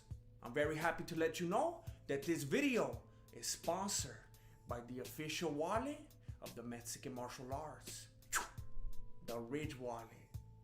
More on that later. And since we're talking about No Tap November, it's probably a good time to tell you about my rash guard. Now you can work on your no tap game while representing the Mexican Martial Arts. What? If you use my link in the description and the promo code Mexican Martial Arts, you'll get 10% off. A lot of people want to know, does it come with the abs? You gotta order it to find out. And it's not just for my rash guard. You could get whatever you want. Just use my link in the description and the promo code Mexican Martial Arts for 10% off of anything. On top of that, there's a Black Friday sale coming up where you could save up to 75%. You don't have to go at 3 in the morning, wait in long lines, or fight with any old ladies. You could order from the comfort of your own home with my link below. Shout out to Nogi BJJ for making this possible. Just go to sleep, fool! You do it every night! This fight didn't last long, but the whole time, Jordan Espinosa was jumping in and out like a karate point fighter, which doesn't make any sense because he's a state champion wrestler. Alex Perez, being an All-American wrestler, could tell that he was scared. So he put on the pressure, causing Jordan to bounce around even more. But that fool bounced himself right up against the cage, which is probably the worst place you could be if you don't want to grapple. It would be all downhill for Jordan from here. The only grappling that he was able to pull off was against the fans. He did have one of those underdog moments where he thought he was gonna get the guillotine just because the head was right there. But that's the difference between a state champion and an All-American. Jordan was fighting with the big dogs now, and it was past that fool's bedtime. Don't disturb my friend. He's dead tired. I know what you're thinking. Isn't Amir Khani a boxer? I thought the same thing. Apparently that fool's a wrestler now. Specifically a submission wrestler. But this fight was kind of boring for me because that fool was fighting like Royce Gracie. And by that, I don't mean that his big brother handpicked fighters for him and put them at disadvantages so that he will win. I mean because he wasn't engaging. He spent the whole fight looking for the takedown. Danny Henry tried his best to control the pace, but Amir Khani was patient, just stalking that fool like an anaconda stalks his prey. And when he let his guard down, he pounced at him with a flying knee and began constricting. He's switching to an anaconda choke. At first I thought that Henry was nervous because he started shaking his leg, but I guess that fool has restless leg syndrome because he was asleep. And then Amir Khani came around and started doing that McDojo life stuff. I don't really believe in that, but it's a lot better than this. That's nasty. Now they'll sleep. The worst part of this fight for me was Dan Hardy's commentary. So then I watched it again without the volume, which allowed me to be more objective. It was clear from the start that the randomie was gonna be on that stick and move game plan. It was like watching Adesanya fight. So she would interact whenever there was an opening, but she was making Peña do all the work. So Peña said, hey, if it's gotta be like that, then it's gotta be like that. So she put her on the cage, and then she laid her out. And then the whole second round went like that. It got so bad that the randomie was even having to look up at the Titantron just to see what Peña was doing to her. And it worked. The father of American Campo, Ed Parker, used to say that there's 3 perspectives in any fight. Your perspective, your opponent's perspective, and the perspective of the Titantron. The randomie used this wisdom to close out the second round with the Von Flue choke, better known as the Von Prue choke. She didn't get the submission, but this got inside Peña's head. The grappler got out grappled, and then she went full Conor McGregor and went for the takedown in a panic. The only difference? She didn't tap. What are you, a grappler now? There's only one thing I love more than mayonnaise, and that's my Ridge wallet. Sure, I can't put it in my sopa, and I can't shoot it into my mouth. I've tried, but I can fit it into my front pocket. Back in the day, my cards were all bent because I was sitting on them. But now, my cards are straight, and my cash stays strapped. Quit sitting on your wallet, fool! You think it's gonna hatch or what? Every time you buy something, you're probably giving someone pink eye. The level of disrespect. Hey, quit being a cochino and go to ridge.com/Voto and use the promo code VOTO for 10% off. There's free worldwide shipping and you have 45 days to return it if you plan on going back to your old sketchy ways. That's ridge.com/Voto and use the promo code VOTO for 10% off. Shut up! I'm trying to sleep! This fight was a real slobber knocker. It turned into a kickboxing match with the quickness. But Sean Brady was quick to have a change of heart after he got socked in the face. Immediately after that, he decided to mix things up and take the fight to the ground. And it was obvious that Aguilera was not expecting that. He thought he was in a kickboxing match, but that was the genius of Sean Brady. He hypnotized that fool. He lured him into thinking that it was a kickboxing match so that he could find the timing of that kick. That's the same thing that Khabib did to Gaethje. But Aguilera showed the heart of a warrior. And he never stopped kicking, even in his sleep.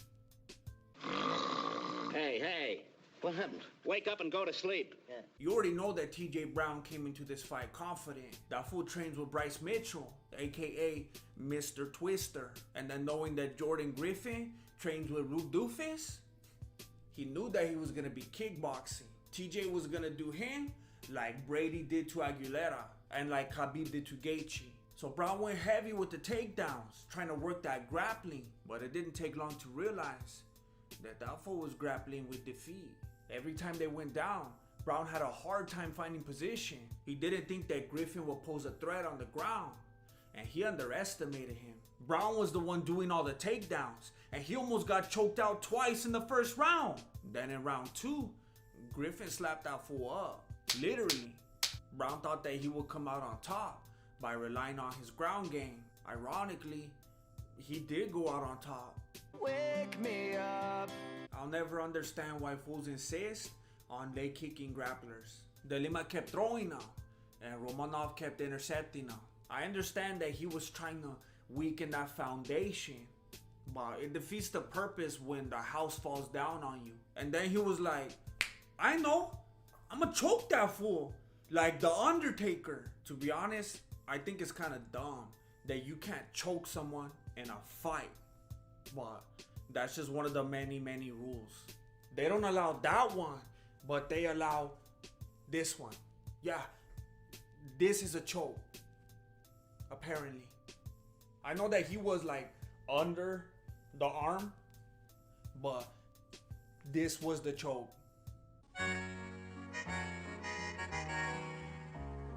I'm not hating though, that was a trick. It was such light work for Romanov that fool even started dipping his coaches right after. Savage. What's going on? I was asleep. What's everybody doing? To be honest, I could watch this fight over and over again, and not just because it lasted one round. The giant heart shown here from Benavidez, I don't even know how his precious little body could contain it. It was bad enough that his very last fight was a loss to Figueiredo. Now he gets sat down within the first minute. It was gonna be an uphill battle. Within the first 2 minutes, Figueiredo had him caught up in 3 different submissions that much lesser men would have tapped to. And you know what I noticed? After all that, Benavidez looks like Nate Diaz. And much like Nate Diaz, Benavidez likes to block punches with his face. So he got sat down a second and a third time. He got sat down 3 times and caught up in 3 submission attempts, all in the first round. That's probably some kind of record. And then he survived the ground and pound. A much lesser ref would have stopped that. After all of this, he got caught up in 1 final submission, and he still refused to tap. It's men like this who paved the way and who remind me that it's possible not to tap. Joseph Benavidez, I salute you. Honorable mention for No Tap November includes Kevin Lee for trying his hardest to pull a Chael Sonnen and claim that he didn't tap. Corey Sandhagen, because even though he tapped, he kind of looked like he did it involuntarily, Holly Holmes style. And Justin Gaethje, because according to the ref, there was no tap. I hope this video has encouraged you not to tap. At least not until December. And if it's possible, I would rather you not tap in my rash guard. It's not good for my image. Remember, you could get it by going to my link down below in the description with the promo code Mexican Martial Arts. And don't forget to scope out that Black Friday sale. Up to 75%. 1 day only. Shout out to Nogi BJJ for making it happen. And don't forget to pick up the realest wallet in the game, the Ridge wallet. They keep coming out with new designs, so I've been applying for a lot of new credit cards so that I could need more wallets. Link down below with the promo code VOTO. It would also mean a lot to me if you would scope out the collab I just did with Sensei Seth on his channel. We listed and ranked Bruce Lee's best fights, and we had a lot of fun doing it. I have the link down below. Please consider subscribing while you're there.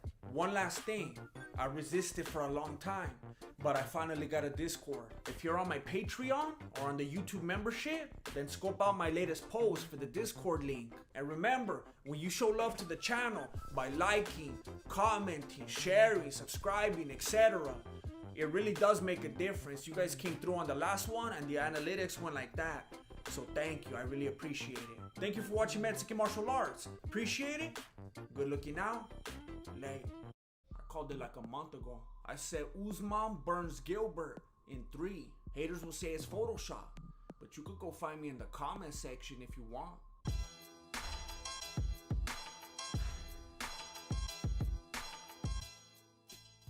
What's up, everybody? My name is Jesse, aka Mystic Jesse, and I'm the founder and grandmaster of MMA, Mexican martial arts. I know what you're thinking. That fight was a long time ago. Why are you barely breaking it down? Because a lot of my viewers requested it, alright? And I come through for my viewers. And also the video that I was working on for this week did not work out. This video was sponsored by me, homie.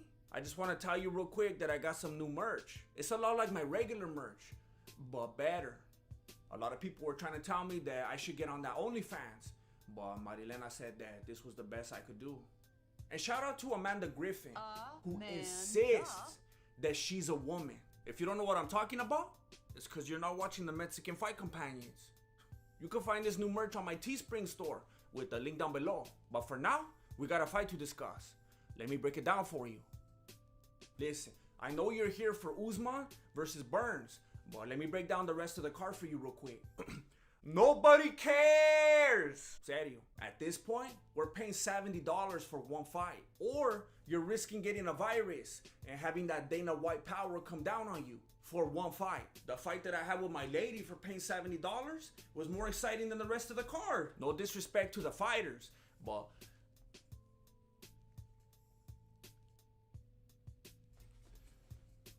my pick for the main event was Usman because I felt that he was more proven and tested. A lot of fools think that his fighting style is boring, and they're correct. But boring fighters win. Think about it. They said the same thing about GSP, Khabib, Randy Couture, etc. because of their grappling. And they say it about Adesanya and John Jones because of their running. And then people praise the likes of Tony Ferguson, Justin Gaethje, Jorge Masvidal, because they're in wars, because they like to scrap. Oh yeah? How many bouts have they won? And I'm not talking about fake bouts either. Those bouts are faker than Chael Sonnen's. When you say boring, you're mispronouncing the word strategy incorrectly. I knew that Usman was gonna win because he was either gonna stomp those feet, like if his rent was due, or he was gonna use that reach to tee off on him. And everybody was talking about Burns' stand-up, but Usman's dome is built different. He just wasn't gonna lose this fight. He's been putting in too much work. His last 5 fights all went to the 5th round. Burns has only seen the 5th round once, and that was with the SoundCloud rapper. I got nothing against Burns, and I'm not an Usman fanboy, but it seemed pretty simple to me. Now I have to mention something. Even though my official pick, based on a little research, a little logic, and a lot of MMA math, was Usman. When Usman dissed Gilbert, I got too emotional and I changed my pick. I take back everything I said. Burns is gonna win. I don't care what I said before. Burns is gonna beat him. Burns is gonna beat him. Burns is gonna beat him. Both me and Gilbert fell victim to becoming too emotional during this fight. Burns reached out his hand for the fist bump and Usman said, "Chale." I thought it was disrespectful, so I threw all my logic out the window and I started rooting for Burns. I hope Burns wins. I'm going for Burns. I wanted to see Usman get instant karma so that Burns will have to pay for his daughter's schooling. I even pay for his school if he needs to, you know. And within the first minute, Burns landed a powerful shot, which had me thinking that Marty Snoozman was about to take on a whole new meaning. But it didn't even count as a knockdown because Usman put his hands out and stopped himself. And it was at this point in the fight that Burns officially changed his game plan. He admitted during the post-fight press conference that he went full Cody Garbrandt when he heard Usman. I went like my guy, so much respect for my guy Cody Garbrandt. I just went the same way as soon as I saw he was hurt. He immediately followed up with a hammer fist, an uppercut, overhand right, another right, leg kick, overhand right. And I thought Usman blocked this when I was watching the fight. But Burns even landed this head kick. The fact that this didn't put Usman down must have taken a lot of confidence away from Burns. I'm telling you, that dome.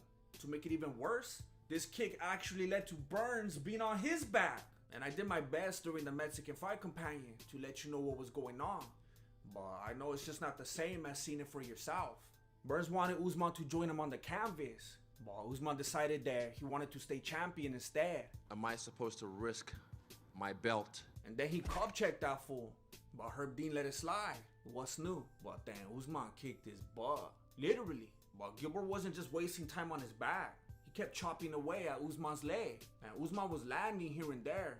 But Burns wasn't concerned. He even went into a Nick Diaz pose for a moment. And then one of the times that Usman tried to land a shot, Burns actually caught it and wanted to sink in an armbar. But Usman ran out of there with the quickness. They scrambled to their feet. And when Usman tried to close in on him, Burns landed a knee right to the mouth. Pow, right in the kisser. Then he landed a big left. They traded some solid kicks. But as I watched the fight back, I can't help but notice Usman solidly working the jab throughout the whole thing. I didn't really notice it the first time around, but after hearing him talk about it so much after the fight, it's so obvious now. The second round is pretty simple to sum up. Burns was desperately trying to land that knockout punch, and Usman was consistently working that jab. The jab was so effective that it chipped away at Burns and almost put him out twice. In his defense, he later went on to say that he was just trying to pull guard, Nate Diaz style. But still, Usman didn't want none. I'm not stupid, dummy. 19 seconds into the third round, Burns got sat down again with a jab. Usman followed up and landed 10 fight finishing blows on him. During the 7th punch, you could hear DC go full Dan Hardy and start yelling that the fight was over. It's over, it's over! I think Herb Dean let it go on for as long as he did though, because you could see during certain moments, the way that Burns is moving his hips and trying to grab Usman's arm, that he was simply weathering that storm so that he could get an arm bar. Agree to disagree. But then Usman landed one last convincing blow, and Herb Dean was like, Charlie, I'm tired of fools not being impressed with my performance. But that didn't last very long now, did it? Of course, Usman was all hyped up immediately following the finish. And he was trying to figure out that who was trying to take something from who or something like that. Taking what from who? You know what it is! You know! But after a few moments, he started to feel bad for Burns. Burns was going through it. It was a pretty sad moment. And then this fool came in and put the stool right behind Burns without letting him know. So Burns laid back and cracked his head open. He took more damage from the stool than the fight. It was a beautiful thing to see them make up after the fight. It was like the fighter and the kid actually having a kid again. Or like Chris D'Elia finally setting the record straight. I mean, I know you've seen some of the messages online. I mean, there's way more than that. They were homies back in the day. Then they weren't homies because they had to sell a fight. Now they're homies again. Would things have turned out differently if Burns had paced himself better? I guess we'll never know. Unless there's a rematch. But to be honest, I don't think anyone has even come close to putting up as good of a fight against Usman as Colby Covington did. I think that's the rematch we need to see next. Am I wrong though? Who do you think Usman should face next? And have you put respect on his name? Let me know down below. Please like this video if you enjoyed it. Thank you for watching Mexican Martial Arts. Appreciate it. Good looking out. Late. I'm gonna start doing this like the vloggers. Justin Bieber has officially called out Jake Paul for what could be the biggest boxing match of all time. It is Wednesday, my dudes.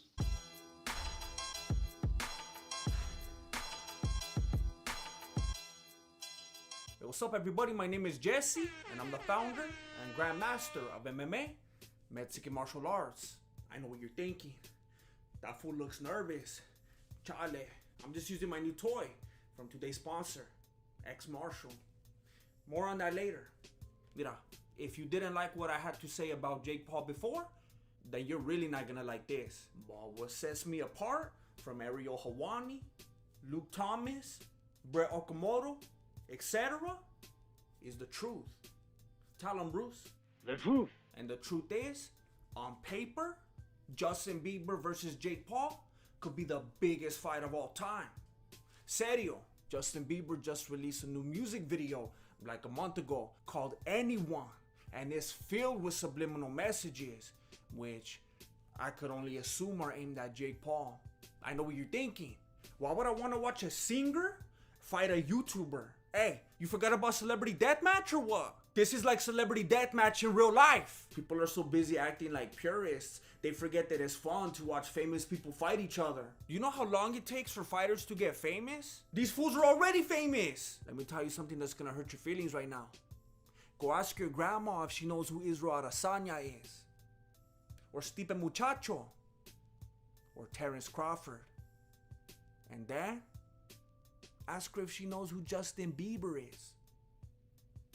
I could wait. You gotta admit that you started watching fighting because of big names. Whether it was Conor McGregor, Mike Tyson, Ronda Rousey, Muhammad Ali. You also gotta admit that you never know the fools fighting on the prelims. And if you do, then you got too much time on your hands. You're not supposed to know those. So then what's the problem with watching these big names fight? That they didn't get their big names from fighting? That's a good point. But let's not get sidetracked.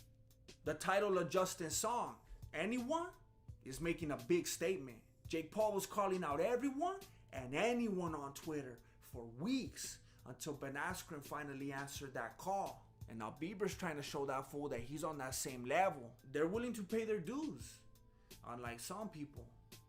And I respect that. And they're both willing to do it from humble beginnings. You got fools like Conor McGregor chilling on his yacht right before a major fight.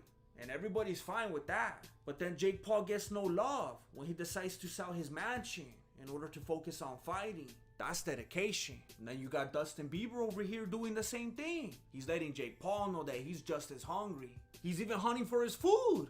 The most impressive thing about these two is that they're choosing to go back to humble beginnings after they've already made it big. It's always the glitz and glamour that destroys fighters. And these fools said they're not going out like that. Now there's a scene in the music video that has a lot of people coming up with their own theories. Bieber walks through these cage doors on his way to training. Some people are saying that the cage represents his goal to someday fight in the UFC, after he conquers the world of boxing, of course. Others are saying that it's a shot at Jake Paul and that he's calling that fool a gatekeeper. But the most common theory is that that's just how the gym is.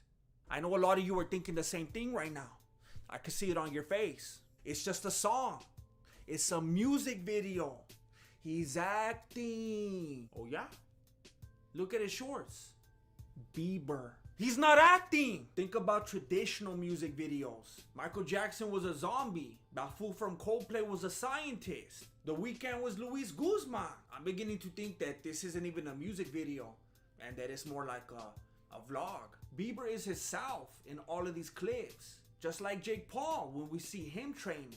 But Jake Paul's trainer seems to like what he sees. And Bieber's trainer doesn't look nearly as impressed. To make it even worse, he's bringing his lady to the gym, John Lennon style.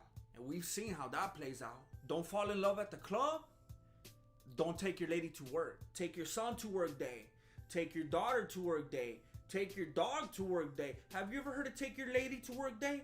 No, there's a reason. And Jake Paul knows this. He's so committed to his boxing goals that the only ladies he focuses on are his opponent's ladies. He only follows 2 people on Instagram right now. His daddy, Triller, and Ben Askren's lady. So I'm pretty frustrated right now because I was gonna get a screenshot of Jake Paul following Ben Askren's lady, but it looks like he is no longer following her. So I can only assume that she blocked that fool. So even though I am irritated at the moment, that's a good job, Ben Askren's lady. Good thinking. But just so that you have proof that he was following her, here is a short excerpt. I noticed on your Instagram, you only follow 2 people now, Triller and Ben's wife. Why is that? She thick, bro. She's what? She's thick. Okay. So Jake Paul's thinking strategically, and he's playing those head games with Ben Askren by following his lady. Like he's giving everyone else the Heisman. And then Justin Bieber's out here like Teen Beach Movie. And then when he's finally ready to train, he's pulling this stuff.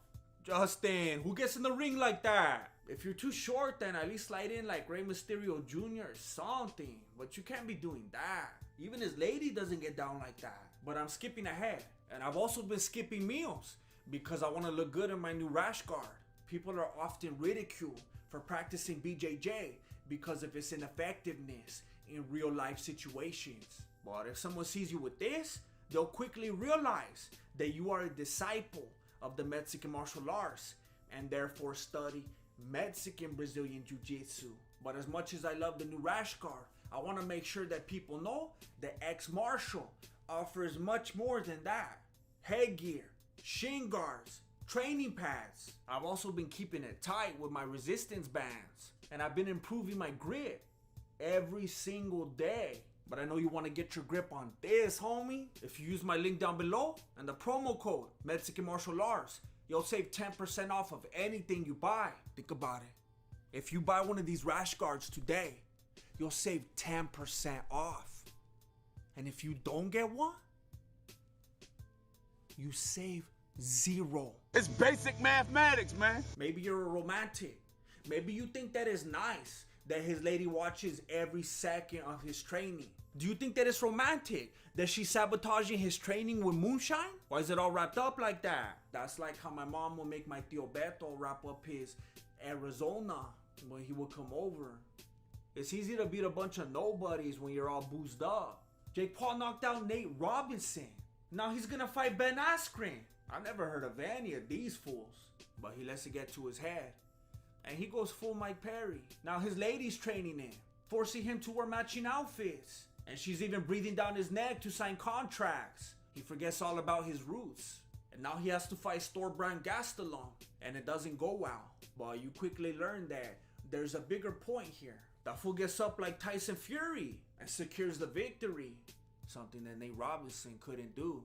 Justin Bieber's trying to let Jake Paul know that he can't be put away. And that's just off of 2 days training with the fight coordinator. Imagine if he has a whole camp. I know it seems like I'm taking sides with Jake Paul, but I'm not. I'm just saying that Justin Bieber needs to come correct. He can't be underestimating Jake Paul just because he's a YouTuber. I'm a YouTuber, and look at how deadly I am. I think Justin's on the right track, and he's clearly made some sacrifices. But he needs to tell his lady to chill, and he needs to stop padding his record with nobodies. People are starting to call that fool Ryan Garcia. Jake Paul seems to be doing everything right. He's taking his training seriously, and he's making everybody hate him, which is exactly what's gonna sell the fight. He's been getting tips straight from Adesanya on how to be as annoying as possible. Justin Bieber versus Jake Paul. Not only do I not hate it, I can't wait to see it. Who do you got? Let me know down below. Please consider liking this video if you actually like it. You guys came through big last time and it clearly made a difference. Thank you for watching Mexican Martial Arts. Appreciate it. Good looking out. Lay.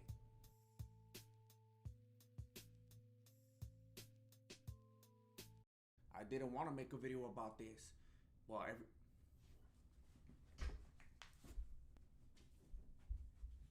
I didn't want to make a video about this because I feel like at this point, everybody has already said everything that needs to be said.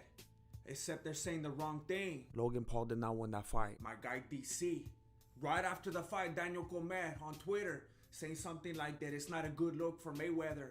That he couldn't put Logan out or something like that. For real, DC, like that? You're over here trying to get a fight with his little brother, and now you're taking sides? Never take sides with the Paul family. I know people are probably scratching their beanies right now, saying, "Hey fool, haven't you made like 4 videos already about Jake Paul?" And then we get mad and we act like that we don't want to watch him because we don't like Jake Paul, we don't want him in the community, and then you keep making videos about it because it's supposedly you're trying to get views and whatnot. And isn't that antithetical to what a YouTuber is supposed to do? YouTubers aren't supposed to get views and worry about their analytics. YouTubers are just supposed to have fun and make videos about stuff that people don't want to click on, right? Well, I will have to say I'm a little bit confused by the way you worded that question. But yeah, I should be making videos about Jake Paul. It's good for my channel. Yeah, so I'm going to be capitalizing on this stuff, all right? I'm going to make videos about it. But I'm also going to call out the truth when I see it. I don't work for anybody. I don't work for Bloody Elbow, MSBNS Fighting, ESPN. They're not in my pocket. They didn't want to call me back. So maybe I'll make the videos about it, all right? Maybe I'll make predictions. Maybe, you already know this, that's my chair, don't trip. Maybe I'll be making predictions and whatnot. Maybe I'll have some fun with theories and things that I want to see play out in the future. But I'm an MMA truther, all right? I've already declared that. And Daniel Gomez disappointed me. I'll be making videos about these fools, but I'm not going to be rooting for them just because that's what the masses are doing. DC's flip-flopping again. Just like when he said he was going to retire, and I was happy. I thought he was going to go out like a king, and then he went back on his word, and he lost. He's flip-flopping again. That fool flip-flops more than my chanclas. I thought I wasn't recording right now. I almost cried. DC didn't go that hard, so I don't want to go that hard on him. But I feel like he helped to create a narrative on Twitter when he said something like, that it wasn't a good look for Floyd because that he allowed Logan to go the 8 rounds with him. Hey, DC, did you actually watch the fight? Or were you over there watching basketball with Ariel? Mira, I've never been a Mayweather fan.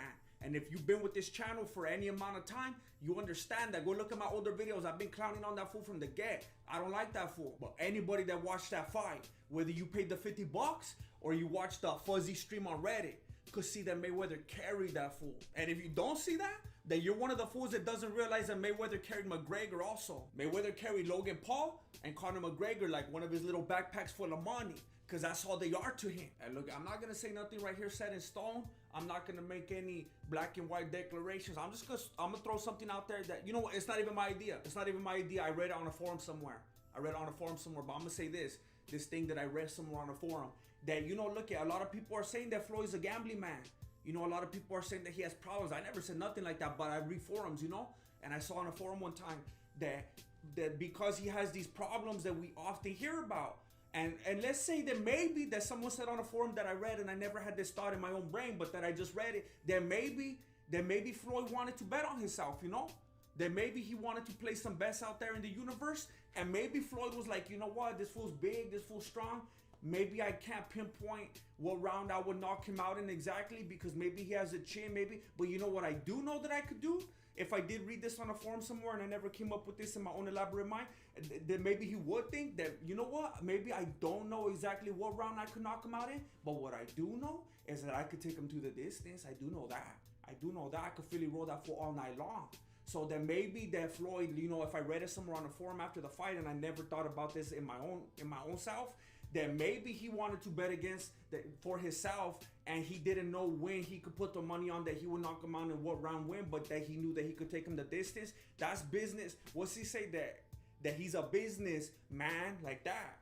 And it's the same thing that Khabib said when he beat McGregor. He was like, hey, I don't want to beat him with like a flash knockout or something like that. I don't want to elbow that fool in the dome and then people be like, oh, it was an accident. He was like, I wanted to take him into deep waters. I wanted to punish him. I wanted to submit him so that there will be no questions. I wanted people to see that it wasn't just luck. All right. And that's the same thing that Mayweather did with McGregor and with Logan Paul. He gave him a whole 8 rounds to knock him out. Did you see that one part where he was swinging at him like if Mayweather was just a heavy bag? Mayweather was just standing there like this.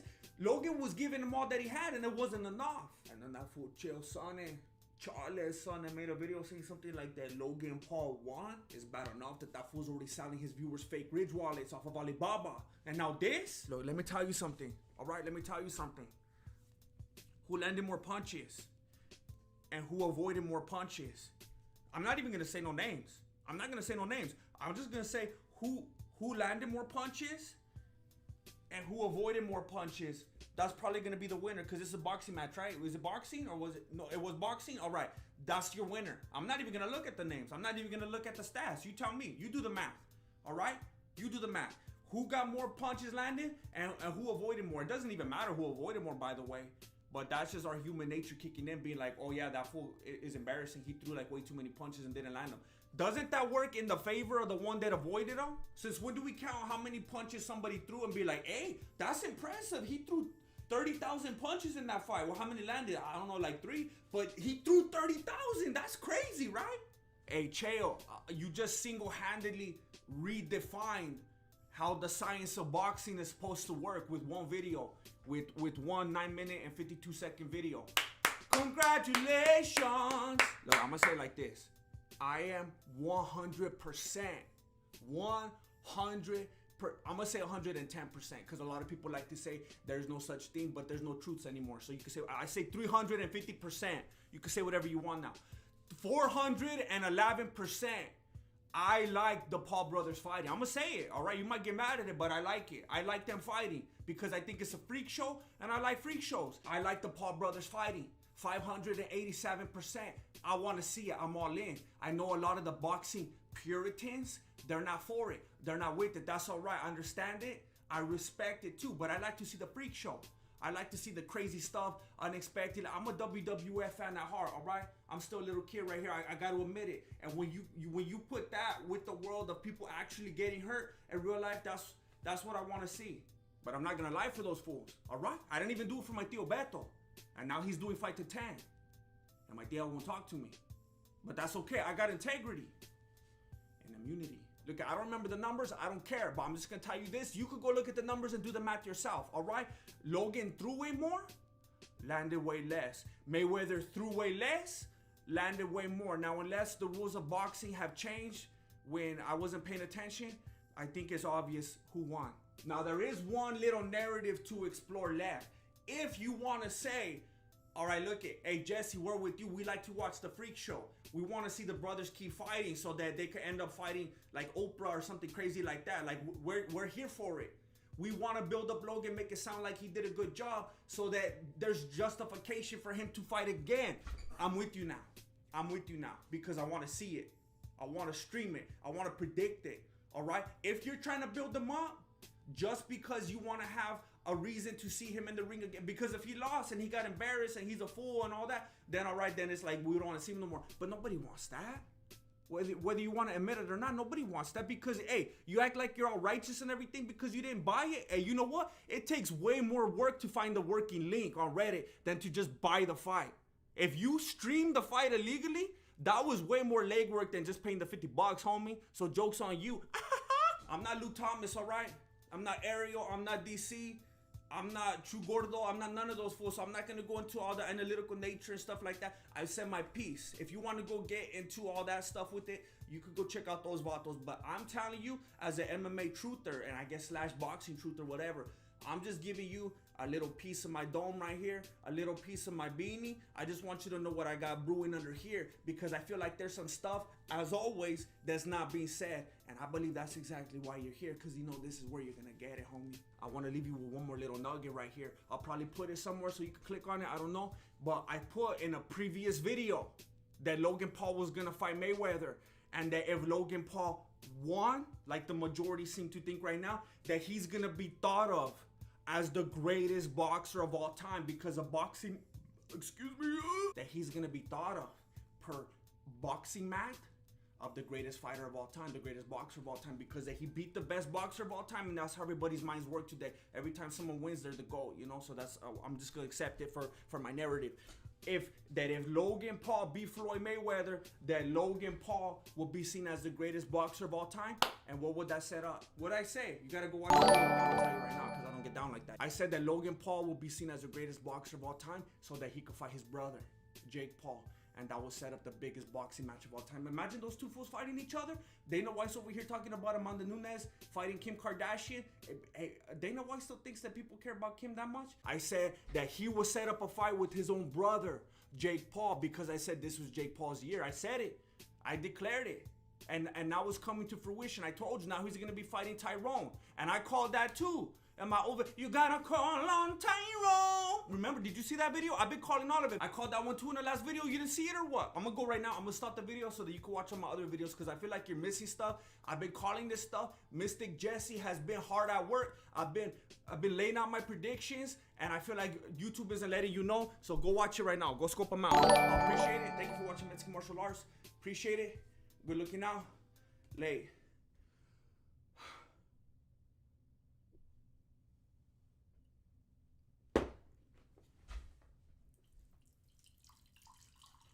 Supposedly, Gaethje vs. Chandler was a fight of the year. They took it by anonymous decision. Personally, I felt like it was a little bit monogamous. Rock 'em, sock 'em, rock 'em, sock 'em. Sock 'em, rock 'em. This fight would have been a better movie for CTE than that one that Will Smith did. I prefer something with a little more nuance. Like the Lion Tamer cracking that whip against all odds. The YouTuber putting the 5-time UFC champion to sleep like if he was white noise. Or Chael Sonnen telling us from the future that he was gonna lay out 5 fools at the same time. 1-on-1, 2-on-1, or 5-on-1. I'll make them all need 9-1-1. And then doing it. But nah, you like that non-title 3-rounder. I got you. Let me break it down for you.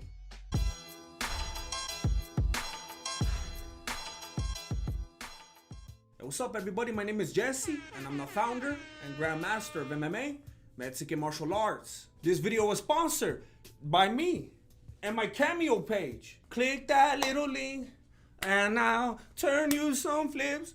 I'm your puppet. If you don't know what Cameo is, then your life is on the right track. And if you do know what it is, then hit me up. You know, I think Cameo is a beautiful platform to be on because a lot of celebrities such as myself can come on here and raise money for different charities and organizations of their choosing to help out the less fortunate, you know? But I will not be doing that. A lot of people thought that there should have been a guaranteed title shot fight because the next guy in line didn't look like he even wanted the title. He wanted to keep fighting for money, and they wanted to make sure that the low budget Khabib wasn't gonna leapfrog over everybody. But we know now more than ever that the rankings don't mean anything. Poirier got the fight anyway. And now Oliveira's waiting for the Gorilla Glue on McGregor's leg to dry so that he could fight the 9th guy in line. Oliveira's gonna skip over every single contender so that he could secure his legacy as the Gucci Whisperer. But that's irregular. This video isn't about Oliveira's 30 for 30. It's about the two fools that were fighting to get next, even though they didn't get it. Michael Chandler came into the fight having just lost to the current champion, and Justin Gaethje was coming off a loss to the actual champion. Kind of like a battle of the bridesmaids type of situation. And I think that's why they fought with the aggression that they did, because nobody wants to be second best, because that if you're not first, you're last. But then they say that the last will be first and the first will be last. And I believe that's in reference to the UFC rankings, because they obviously don't go in order. But for what it's worth, which is obviously nothing, Chandler came into this fight ranked number 5 and Gaethje ranked number 2. Looking back, I think they both knew deep down inside that neither of them will get the next shot. We're the #1 contender. It's a #1 contender fight. But it was more like a People's Choice Award kind of thing. Chandler has said at the press conference that Gaethje was going out in the first round, so you already knew he was going to come out throwing haymakers. What we didn't know is that he was on that Nate Diaz defense, and that he was going to be blocking 90% of the shots with his face. And it's that small detail that turned this fight into the battle of the brain damage. I believe that Michael Chandler has both the speed and the agility to move in and out and tee off on Gaethje all day if he could just keep his hands up. But maybe all those haymakers drained the stamina too early. And although this worked in Gaethje's favor, he proceeded to admonish Chandler for being so reckless. And he spanked that fool.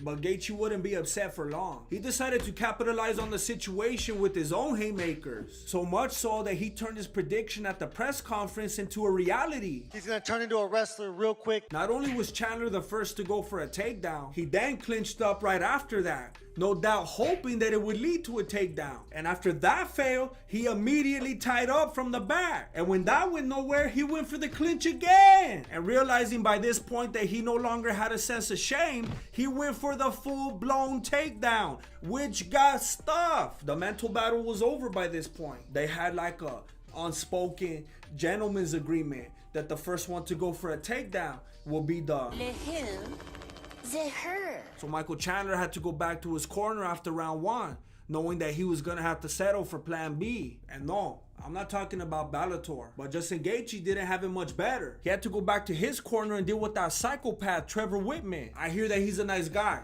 but I don't trust nobody that smiles that much. Even when Gaethje got rocked, look at that smile he has on his face. Either he doesn't have his fighter's best interests at heart, or that fool doesn't know how to express his emotions. But I have to admit that sometimes it's easy to get caught up in the moment. For example, the first time that I saw this fight, I thought that it was a lot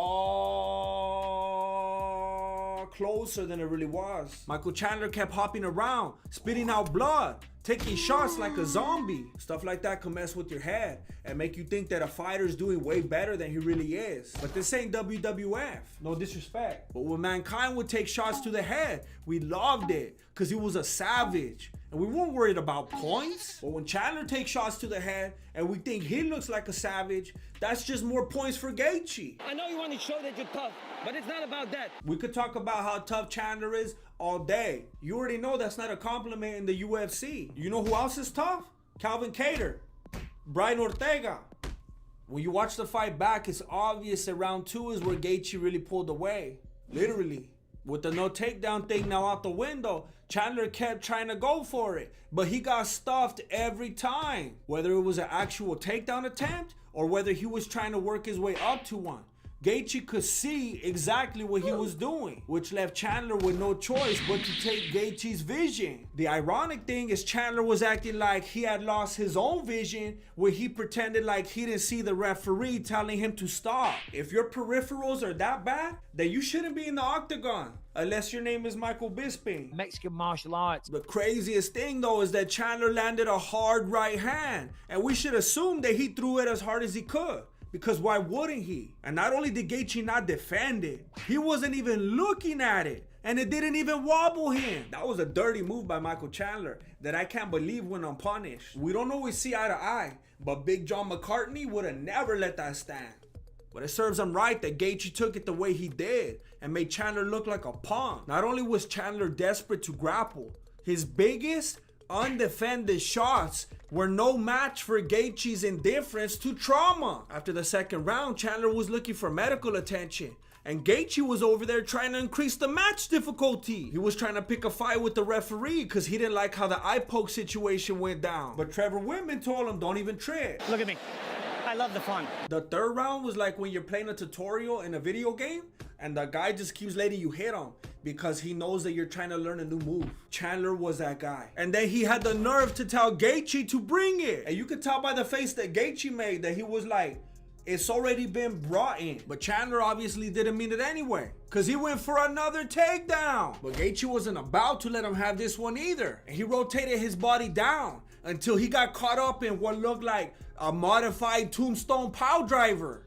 But instead of getting buried alive, he took the back. But Gaethje never wanted to grapple, so he did that catch and release so that he could go toe to toe. But by this point in the fight, Chandler couldn't go toe to toe, unless we're talking about footsies. So he continued to show people how tough he is. He did his best Michael Scott impression. He threw spinning stuff, and he started emoting. The first time I watched the fight, I thought, this fool must think he won if he's stalling this hard. But after watching the fight again, I could tell that he just gave up because it was no longer competitive. It's like when Marilena starts with all the name calling because she doesn't have any good arguments. And that's when I know I got her.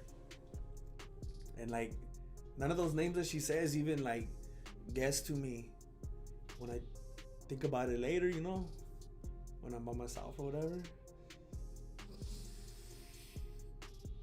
At the end of the fight, Michael Chandler was bloodier than an angry Englishman. But I probably shouldn't show you because YouTube and Justin look like, you know, he always has that face. I don't think this was the fight of the year, especially after watching it again. I think a better fight would be between Dana White and Justin Gaethje, because Dana White is disrespecting Gaethje. Dana White, knight in shining armor, is coming through for the golden boy once again. I don't know how he's supposed to lose 50 pounds though. If you ask me, he should just leave the weight on and fight Paddy Pimblett. But we have to remember that the fight of the year is objective. There's no right answer. Was it Nunes versus Peña? Very likely. Was it Jake Paul versus Tyron Woodley? Possibly. Was it Khabib versus the ring card girls? Maybe. Let me know your pick down below. Alright, so as most of you know, it's been a while since I've done a long boy like this video. I've been making those 60-second ones and people have been asking for one of these. So in celebration, finally doing it for the end of the year. I think if I'm done editing, it might come out at the beginning of the year. I'm not sure. I want to celebrate type Tuivasa style. Go and get a chancla if you want to celebrate with me. If you're a little bit under the weather like me, then you could use some cough syrup. And if you're not, then you could drink some Pepsi. However you want to get down.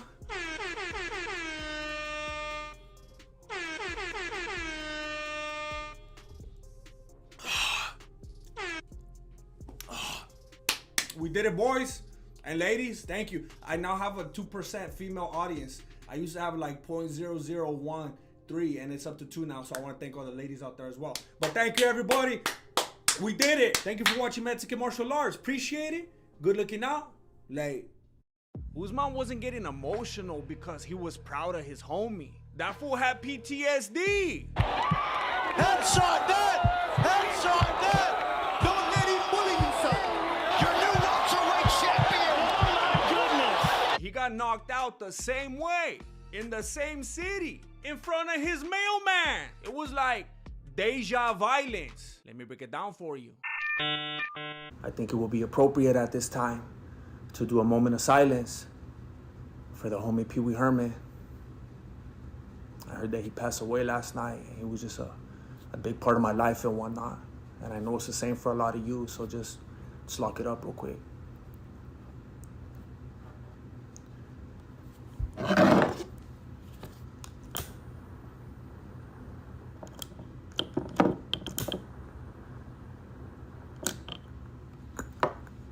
I'm not Catholic or nothing, it just stinks in here.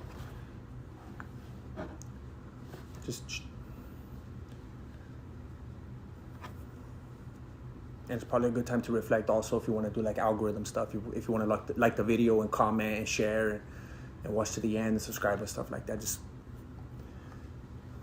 But also think about the homie Pee Wee Herman.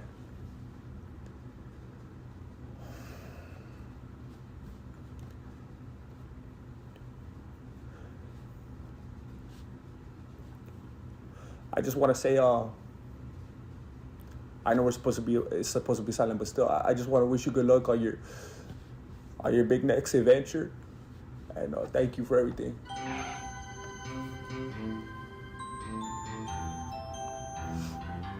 All right, cut. Today's question: who wins the rematch, Poirier or Gaethje? Comment down below. You know, it's like I got a wrestling coach now, and we're used to Kevin Holland fighting trolls, thieves, and even fans. But all of a sudden, he's fighting wrestlers now? In case you forgot, that fool retired for like a week last year because he didn't want to fight wrestlers anymore. But now Kevin Holland is a wrestler. Oh, you're a wrestler now. Because he's been training with Eric Sands. And now Michael Chiesa is a commentator. Oh, you're a commentator now.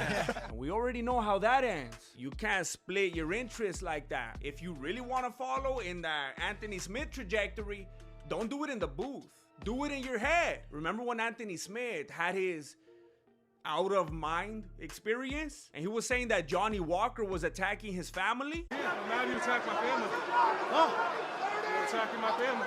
Now what? Michael Chiesa should have started role-playing like that Kevin Holland was talking about his mom or something. If Chiesa would have rushed Holland the way that he rushed Kevin Lee, then he probably wouldn't have had every single takedown stuff. Chiesa was even more aggressive toward Bruce Buffer than he was being to Holland. Chiesa implied before the fight that Kevin Holland thought he was just a wrestler and that he would have some surprises for him, which most likely meant that he wanted to strike with him. But after experiencing Holland's 5.5 reach advantage early on, Chiesa went back to grappling. Little did he know, he'd be grappling with defeat. 5 fights in the title, baby. I'm out. Tony Ferguson is the only fighter in UFC history to go on a 12-fight winning streak followed by a 12-fight losing streak. And King is the only fighter in UFC history to legally change his name right when people were finally starting to learn it. By the way, how is a Disney organization getting away with dead naming fools? Even Steven Crowder would call that hate speech. But Ferguson must have thought his corner was talking hate speech because he didn't want to hear it. This fool is notorious for not having a real gym or real coaches. And then when he finally gets them, he doesn't want to listen to them. At first, he probably told them, take these broken wings. But it wasn't long till he was back to his old habits. This fool threw Eddie Bravo under the bus and allowed him to become a meme. Might have to throw an Imanari, you know. When he was just gonna keep throwing the Imanari anyway? Dirty vato. But King ain't so clean either. He was grabbing onto the fans during a pretty crucial moment, and it clearly affected what Tony was trying to do. If he would have been able to take control of the back,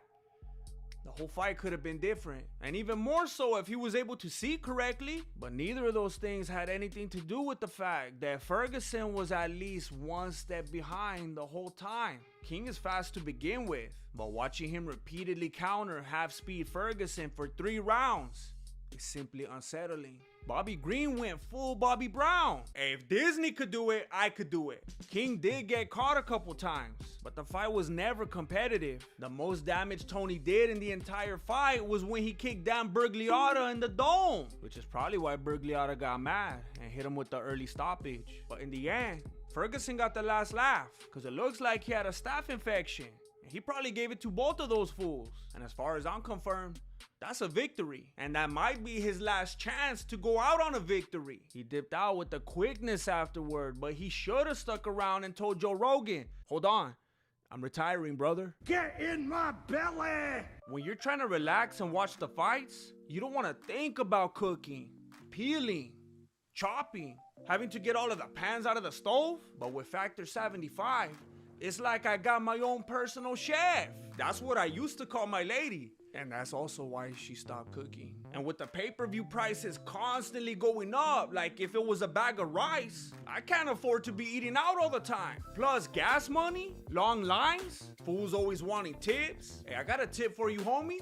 Get Factor 75. I usually got 2 speeds, working so hard that I don't feel like I have time to eat, or overeating like crazy just to get myself through it, ruining all of my gains. But with Factor 75, I could eat quick and healthy. It's fresh, never frozen, and just 2 minutes in the microwave. You could even use the oven if you want, and it makes taking out the pans worth it. And if you break a little sweat doing it, you could replenish your fluids with a smoothie. Just head to factor75.com or click on the link below and use code MMA50 to get 50% off your first Factor box. That's factor75.com or click on the link below and use code MMA50 to get 50% off your first Factor box. I don't like that she liked me more now since I got a 6-pack. Derek Lewis gets 1 6-pack, and that fool thinks he's Rey Mysterio Jr. Unfortunately, he waited for the last fight on his contract for his back to stop hurting. My back hurts! Hopefully they resign, and this will just be like a little preview for this new mythical fighter, 7-minute Abs Lewis. It's like if he lost the weight that John Jones gained. And now that John Jones looks like he's fighting underwater, Lewis is looking game bred right in front of Masvidal too. The only difference was that this time, all those extra strikes actually were super necessary because De Lima was fighting back and trying his best to cover up. Ironically, Derek Lewis was trying to do the exact opposite. Ben Askren thinks that Derek Lewis should go to the WWE now, since he's a free agent. Someone needs to tell Askren that the UFC and the WWE are the same thing now. Jan Blachowicz was exhausted and Alex was not. Jan Blachowicz clearly thought that he was going to be able to ragdoll Pereira like if he was Israel Adesanya. I guess no one showed him this video. Blachowicz must have been doing that MMA math, and he remembered what he did to Adesanya and how Adesanya controlled Pereira on the ground. But MMA math doesn't always work. Trust me. Jan probably also thought about how Pereira got a brown belt in BJJ for knocking someone out. But none of that matters when you're locked in the cage with him and you can't take him down. What are you gonna do? Whisper in his ear? Hey fool, I got a black belt in BJJ and I actually earned mine.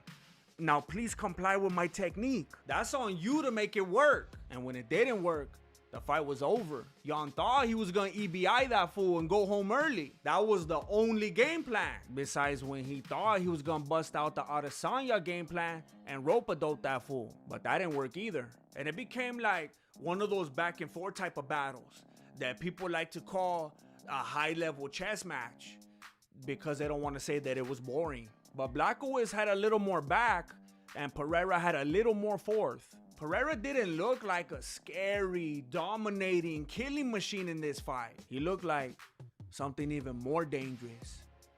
He looked patient, and that's exactly what he needs against Adesanya, which apparently he decided he wants to run back. Yeah. You know, I don't really care. I don't really care.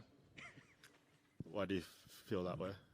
Because I don't care. The Battle of the Bridesmaids was supposed to be a one-time thing, but sometimes you just need to sell a pay-per-view, and sometimes you just have to give the fighters and the fans something to get excited about, because no one's dethroning the champion. They're probably gonna make a BMF title for the featherweights next, because Volkanovski's gonna hold on to that strap until he chooses to retire with full pension. But this time it was lightweight, and Khabib's sons were fighting for second place. The weird thing about it though was that on top of being a BMF match, It was also kind of like a handicap match because Gaethje wasn't the only one that Poirier was fighting in there. That fool was at war with his shorts the whole time. Depending on how you score it, I counted like 47 times that he pulled up his shorts throughout the match. He touched his shorts like 20 times more than he touched Gaethje. I don't know if he was itchy or if he was trying to show off his tan or what, but Gaethje wasn't impressed. He was too busy trying to tan Poirier's face. And I'm not trying to make excuses for him, but Poirier looked like he couldn't even breathe in that elevation, while Gaethje was in there breathing like if his name was Stephen Furtick. You gotta remember that Gaethje's from Colorado, so being in Utah is basically like being at sea level for him. Plus, he learned how to stop blocking punches with his face. New mythical fighter unlocked. Not in the face, Gaethje. He was mixing it up like we've never seen before. We're used to him coming in there with that rock'em sock'em. But all of a sudden, that fool has more combos than Jack in the Box. And Poirier ate one of them in the second round. He was out so bad that they were gonna try to rub some of his hot sauce on his nostrils like to help wake him up, but he didn't like that because supposedly it was bad for branding or whatever. I'm telling you, if Gaethje keeps fighting like this, he's gonna knock out Oliveira next time too, which will of course be for the BMF title because none of them are gonna be Makhachev. More Mexican martial arts content is just one click away, or one tap away, or one remote button push away. You have so many options.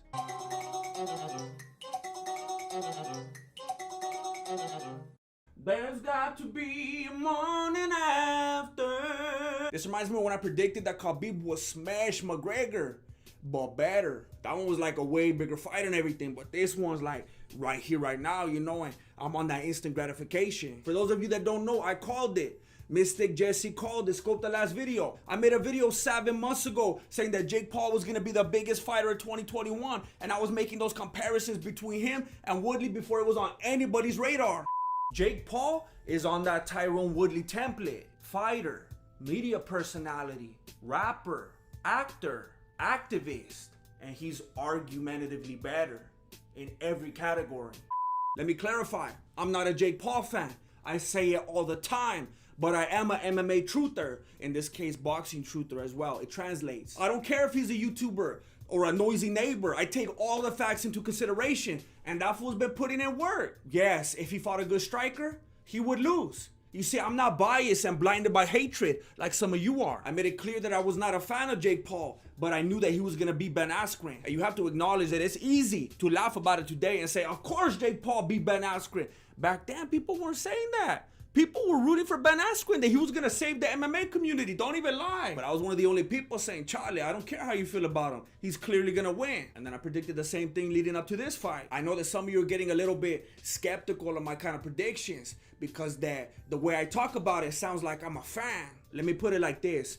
I'm not a fan of Jake Paul, but I am rooting for Jake Paul. I like the Freak Show. And I've been saying it over and over again. It's basically celebrity deathmatch in real life. Mira, if Ben Askren would have won or Tyrone Woodley, then it would have been over for Jake Paul. And he would have went back to putting Orbeez in a bathtub. But now that he won, it gets to continue. He's going to end up fighting like Doja Cat next. Jimmy Fallon, Dana White, Mama Woodley. And then all the fools are going to be crying saying that they don't want to see that. And they want Jake Paul to go away. And I'm not going to spend my money on that. But then they're going to go to Reddit. And they're going to be searching for those links. And when they can't find it, they're going to come into my chat section, begging everybody to share it with them. Jake Paul's got you right where he wants you. That fool's living inside your head like a Californian with squatters' rights. All in all, I think we got to admit that it was a pretty decent event.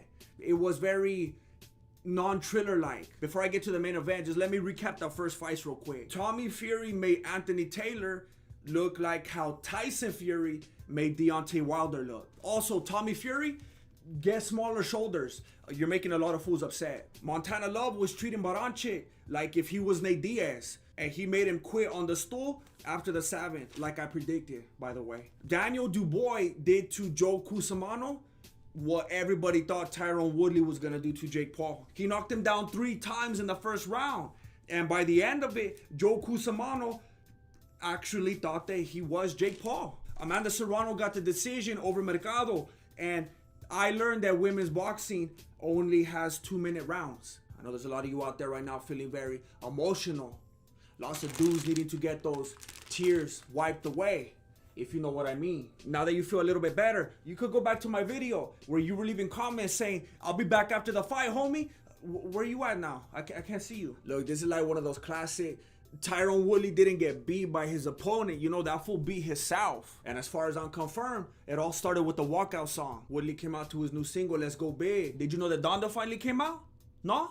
I didn't think so. It's because they came out the same weekend. Kanye's living in Tyrone's shadow. But you gotta be smarter with your walkout music. It's gotta be something that's like personal and that means something to you, not that's gonna hype up the other fighter. You can't come out to the hip hop like that with the white boy from Ohio. That's the demographic. You know that Jake Paul was backstage feeling himself like Nathan Johnson. Jake was hyped. Woodley's over here like, how about a car with no roof? And Jake's like, I like cars with no roof. Mira, there's not much to say about the actual fight itself. Woodley didn't want to let the hands go. He was acting like if he let him go, he thought he wasn't gonna get him back or something. And that stance, he looked like a praying mantis or something. It was like the old style, but backwards. And there's two different kinds of people right now starting a narrative. The Jake Paul fans from YouTube that have probably never seen Tyron Woodley fight ever, and the MMA, excuse my language, casuals that probably haven't seen that many Tyron Woodley fights, saying that he's washed up and he's afraid to let the hands go now, whatever. Hey, that fool never let the hands go. You could even look at his record when he did have TKOs, when he did have knockouts, when he beat Robbie Lawler. He never let the hands go. He might get a big bomb here and there,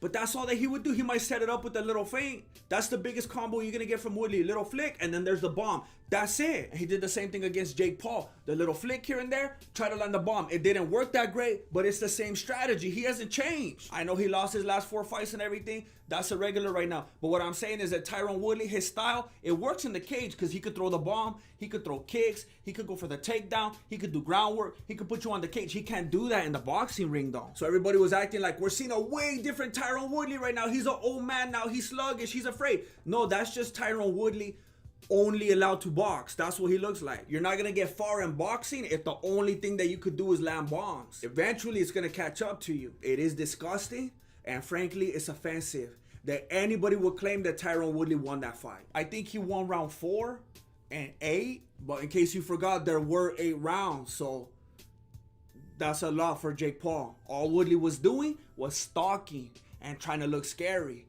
And that might work if you're trying to get back with your ex, but that's not gonna work in the boxing ring. And people are saying that Jake was running, but every time he moved back, he was landing that jab and those body shots. Woodley took more body shots than my Tío Beto on my prima's baptism. Even his corner knew that he was losing. They kept telling him, you're giving him too much time, you gotta put him away. Y'all must have forgot that Tyron Woodley has been a meme in the MMA community for the longest now, and that maybe you're picking the lesser of the two evils, I don't know, because that you hate Jake Paul so much that now all of a sudden Tyron Woodley's your hero and you want him to win so bad. At the end of the day, Jake landed more. He scored more points. He didn't get knocked down. That's how you win a boxing match, right? And Woodley's even more delusional than the people who thought he won by asking for a rematch. I'm not even gonna lie, I felt bad for him in that moment, thinking that he could actually sell the next fight better than anybody else. It came off as desperate. And anybody who watched the fight knows that the next one wouldn't be any different. There's way bigger fights than Woodley. The actual match, that's a bonus. People want the freak show. Give us a celebrity. I want to see Jake in there with Oprah Winfrey. Jake already accomplished what he set out to do by fighting somebody like Woodley. He wanted to say what's up to the MMA community, and he wanted to diss Dana White. However, Woodley kept begging, and Jake told him that the only way he would do it is if he got that tattoo. And Woodley said that he's gonna do it as long as he sees that paperwork. He could just never go home again. There is a new development though. Tyron Woodley has just accused Jake Paul of using steroids, which is a weird excuse, unless it's a brand new type of steroid that somehow freezes your opponent's hands. That's not a good way to get the next fight, Woodley. And Jake doesn't want to fight right away anyway. He was already saying that he wants to take a little vacation. That fool's gonna have a baby. She's pregnant. Imagine when that fool comes back with his dad strength. I already predicted that he will be the biggest fighter of 2021. But now, I predict that fool's gonna be the daddest man on the planet. To be honest, I didn't learn anything from this fight because it played out the way that I knew it would. But I know that there's something that a lot of you learn throughout this process. Never disrespect. Thank you for watching Mexican Martial Arts. Appreciate it. Good looking out. Late. The coronavirus has been out here taking lives, but it looks like it just saved Tony's. Real or fake, homie? Look into it. I'm trying to get the latest news, I'm refreshing the page. Time for the eagle to take flight like he's jumping the cage. They gotta celebrate a champ, but they're putting him out. And now supposedly they're busting out the interim bout. Dana White said they're gonna have the fight in Dubai, but as soon as homie left, he went and changed his mind. Now they got him like Snowden, VPN, so he could let the people know what they did to him. Free the eagle. Free the eagle. Free the eagle. Let the homie fly like an eagle. Nobody wants to see a fight between the runners up. That's like you're trying to cure the Rona with some 7-Up. I'd rather see him book a fight inside of UFC 3. Let's get the winner to unlock the golden by Bruce Lee. I'm trying to get my money right. I bet my whole tax refund on this fight. It's gonna have to be me and Dana White. Send location and tell me where to fly. Free the eagle. Free the eagle. Free the eagle. Let the homie fly like an eagle. Free the eagle. Free the eagle. Free the eagle. Let the homie fly like an eagle. A lot of people are disrespecting right now, saying that Khabib ran away. That's fake news, homie. A Dana White power play. Look into it.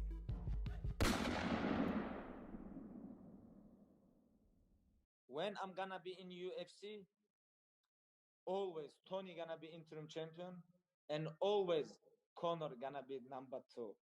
When I'm here. Here's what you gotta understand.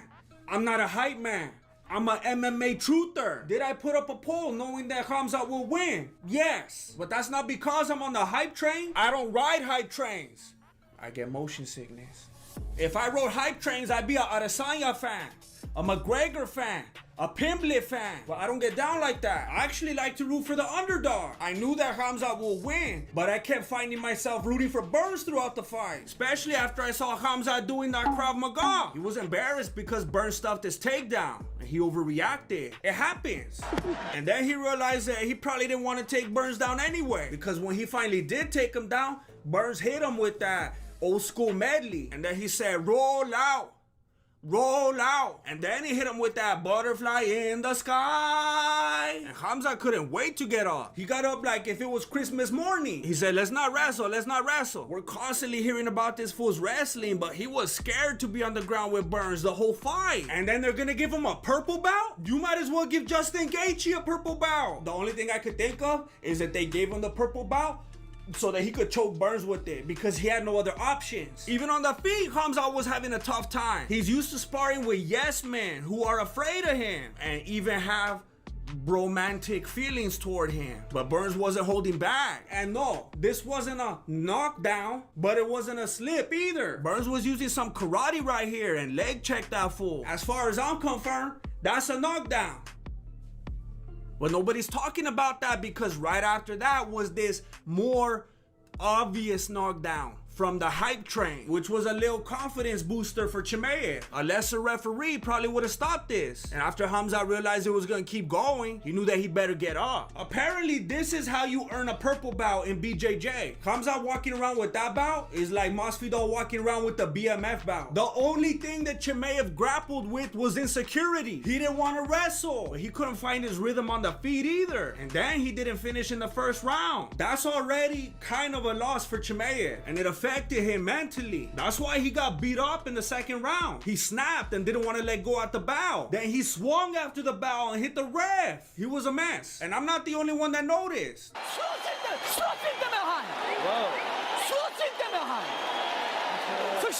But it seemed like all Paul Felder wanted to notice was that illegal knee that didn't even happen. Was that illegal?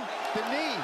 Yes, this looks sketchy. I don't know if he was trying to knee him and he missed, or if he was gonna knee him, realized it was a bad idea, and decided not to land it. Either way, what are you talking about, Paul Felder? He didn't make contact. You're talking about a hypothetical situation. After having such a dominant round in the second, I don't know how Burns came out looking so sluggish in the third. And Khamzat even checked his oil real quick to see if maybe that was the reason. But Darren Till gave him a dirty look, and he stopped right away. So it was inconclusive. Burns was able to find his second win, and he made sure that it was a close fight. It was so close that Chimaev's coach was telling that fool he better look like a winner. And it was a close fight.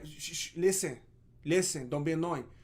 It was close. No matter who you were rooting for, it was close. I will say this though. Sometimes when it's close, it could go either way. But this time, it wasn't gonna go either way. Think about it. It's not good for the UFC if Khamzat loses to the guy that already lost to Usman. That kills all the hype right there. And then everybody starts tweeting about the levels to the game and whatnot. And then Usman retires before Khamzat gets to him. But now, Khamzat is 11-0 with 5 straight wins in the UFC. All 5 of them being performance of the night. And he got a purple belt. And Usman is trying to box Canelo with a broken hand. It's only a matter of time. Mira, I know how you feel. I too like to see hype trains get derailed. But sometimes, the hype is real. And there's some hype right now around this video all of a sudden. So why don't you see for yourself if the hype is real sometimes? I'm gonna watch it too.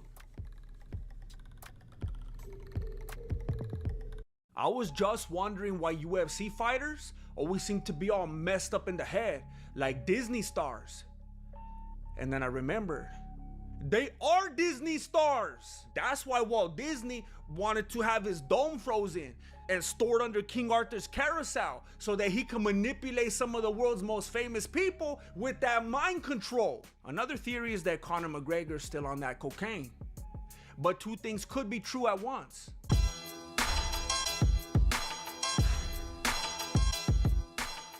Conor McGregor was just caught in 360p socking up some dude in a club. And we always have to ask the same questions. Why did the camera happen to be on at the perfect time?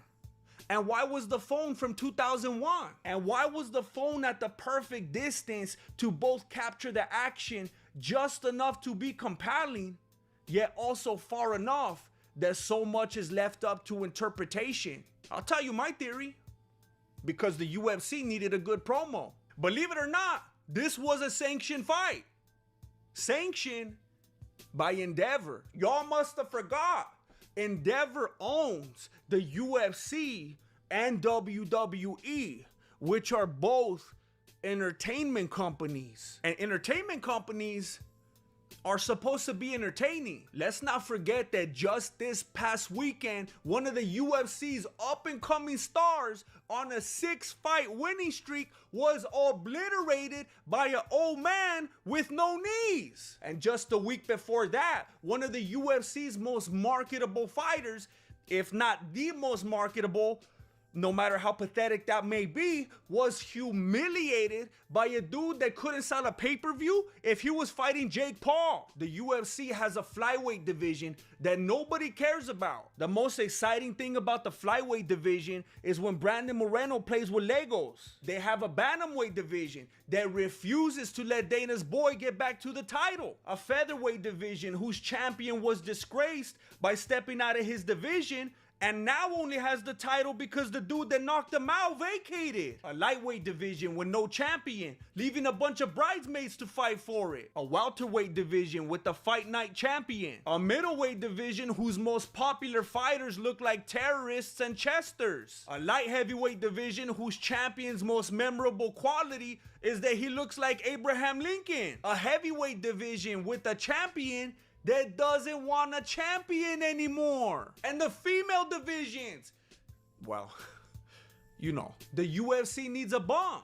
So then Conor takes a bump. They don't see nothing wrong with a little bump. By the way, prayers up for R. Kelly. They're trying to do him like Epstein. R. Kelly didn't kill himself. R. Kelly wouldn't kill himself. He's waiting on that vindication. Release the tapes. So it might not have happened in the cage, but this was a UFC fight. But let's entertain the thought that it's not. Why is Conor McGregor dancing on the podium like if he was a go-go dancer? Are times that hard? Did he get an appearance fee for this? Could I get an appearance fee for this? Maybe the dude that ran up told him there was a camera and he was trying to blackmail him. Sometimes fools try to make their money in different markets and they think no one's ever gonna find out. Maybe he was embarrassed, but he kept his composure. aside from the punches. He never spilled his drink, and he kept dancing right after. He was like,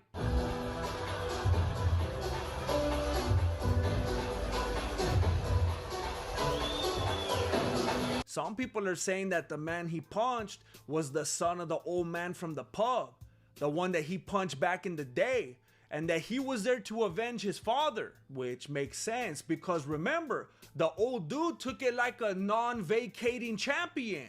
He never went down. And one of the most notable things about this video is that McGregor had to sock him twice. Supposedly one of the most dangerous and memorable left hands in all of combat sports. The hand that allowed him to pay for countless settlements. He needed to throw it twice. It must be in the genes. Either way, what is he doing in a club? In Ibiza. He's 36. He has 4 kids. He has a wife. What? D. Devlin. They're still engaged? Conor McGregor has been engaged to his fiance for 5 years. Maybe it's an Irish misunderstanding, like something's lost in translation. Maybe he's using the word like if he had a dinner engagement and he's like, what? We have dinner? That's pretty smart actually. What's not smart is this fool still mobbing in Ibiza. Ibiza is where he attacked that lady in 2023. He punched her, kicked her, and told her he was gonna drown her. Now, if there was video footage of that incident, then I could excuse it because that would be a fantastic promo. If there's video, then that tells you that the UFC's behind it. But that time might have been real. To be fair, it might not make a difference whether or not he's in Ibiza anyway, because Conor McGregor has the natural ability to assault both men and women alike, no matter where he may roam. And he only benefits from it. He gets that Will Smith treatment. When Will Smith throws hands, they put him in Bad Boys. When Conor fights civilians, they put him in Roadhouse. And in McGregor's case, he might even become the president of Ireland, which I don't think is actually that difficult to do. I think you just have to pass a sobriety test. And they don't even watch you pee. But if he's really trying to be the president, this might actually be a good move, especially in Ireland. People want to have dudes like this at the wheel, knowing that they're going to handle business. The final theory that just popped up is that the dude that Conor socked in the video is the same dude that Theo Von choked out. This dude is apparently some kind of local celebrity in Nashville and is trying real hard to make a name for himself. So he's making the rounds and trying to pick fights for clout. I can't believe he hasn't made it to O'Malley and Strickland yet. But I don't know if this is really true or not. If it is the same dude, then I could understand Conor socking him in the face, because anybody that can make Theo Von this mad has to be really annoying. Theo didn't even choke Brendan Schaub when he broke up with him. So it really says a lot that he decided to put hands on this other fool. No matter how you look at it, the UFC is an entertainment company. And Conor McGregor's entertaining us. It's like when you would watch The Office and the characters go outside of the office sometimes. And it's like, oh snap, this show's called The Office and they're not even in the office right now. I feel like something crazy is gonna happen. Conor McGregor is on side quest mode. He's playing those open world levels right now. And it's exciting to watch. Just remember that you're in that same open world. So stay out of Ibiza.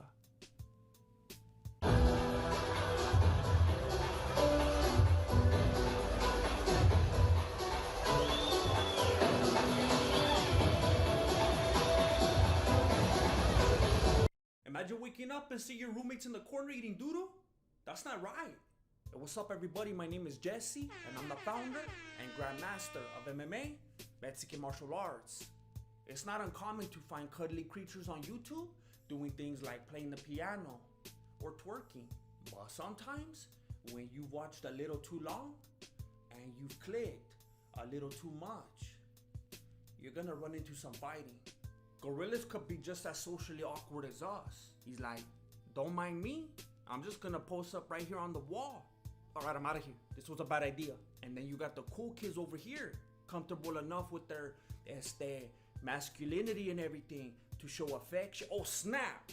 Oh, it was all a ruse. These two were colluding with Big Homie, trying to bust out the handicap match. When you watch it again closely, you could see that this fool didn't want to go where he was going.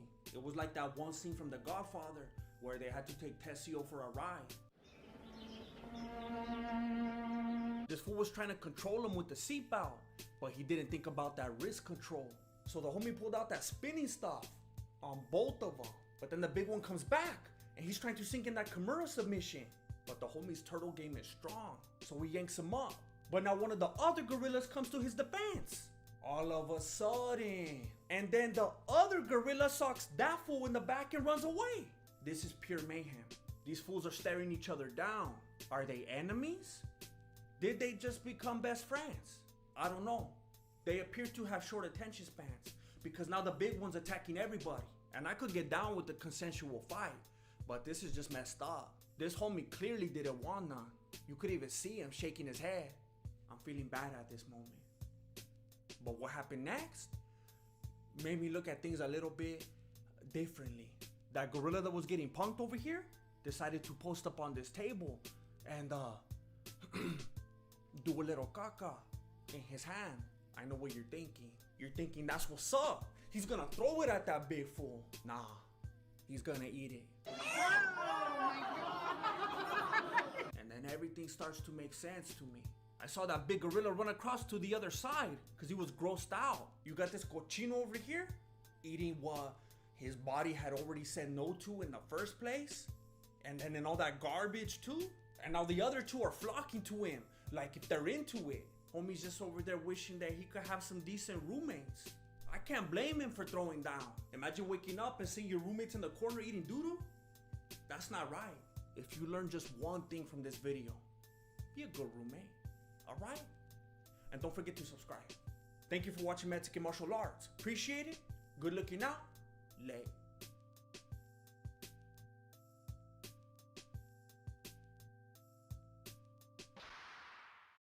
UFC 3 was like a perfect cross between Jerry Springer and the Epic Fighting Championship. And IP Vanish is like the more perfect cross between you and protecting your internet activity from outside interference. More on that later.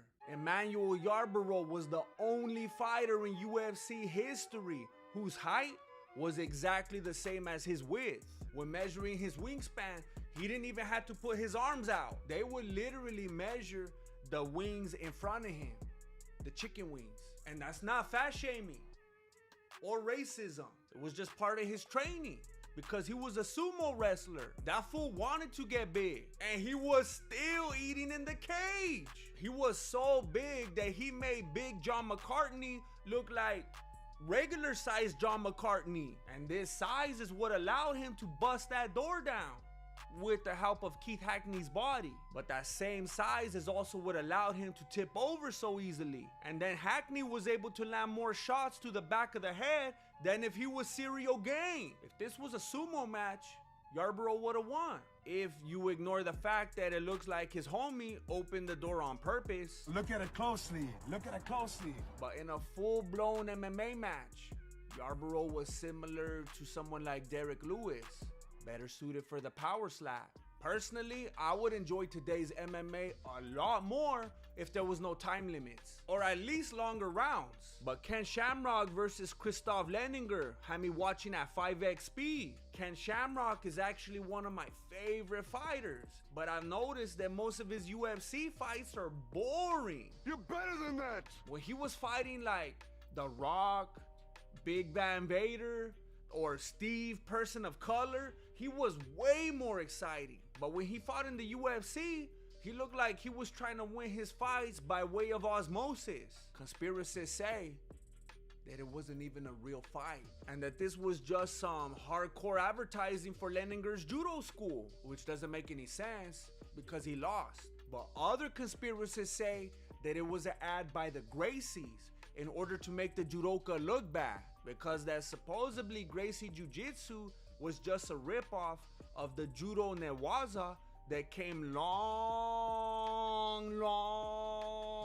before it. And that Gracie Jiu-Jitsu is basically the Panda Express of the martial arts. When I followed up with the Gracie to see what he had to say for himself, that fool left me on red. Leninger eventually tapped out to absolutely no submission at all. And fools are still calling that phone number and clowning on him till this day.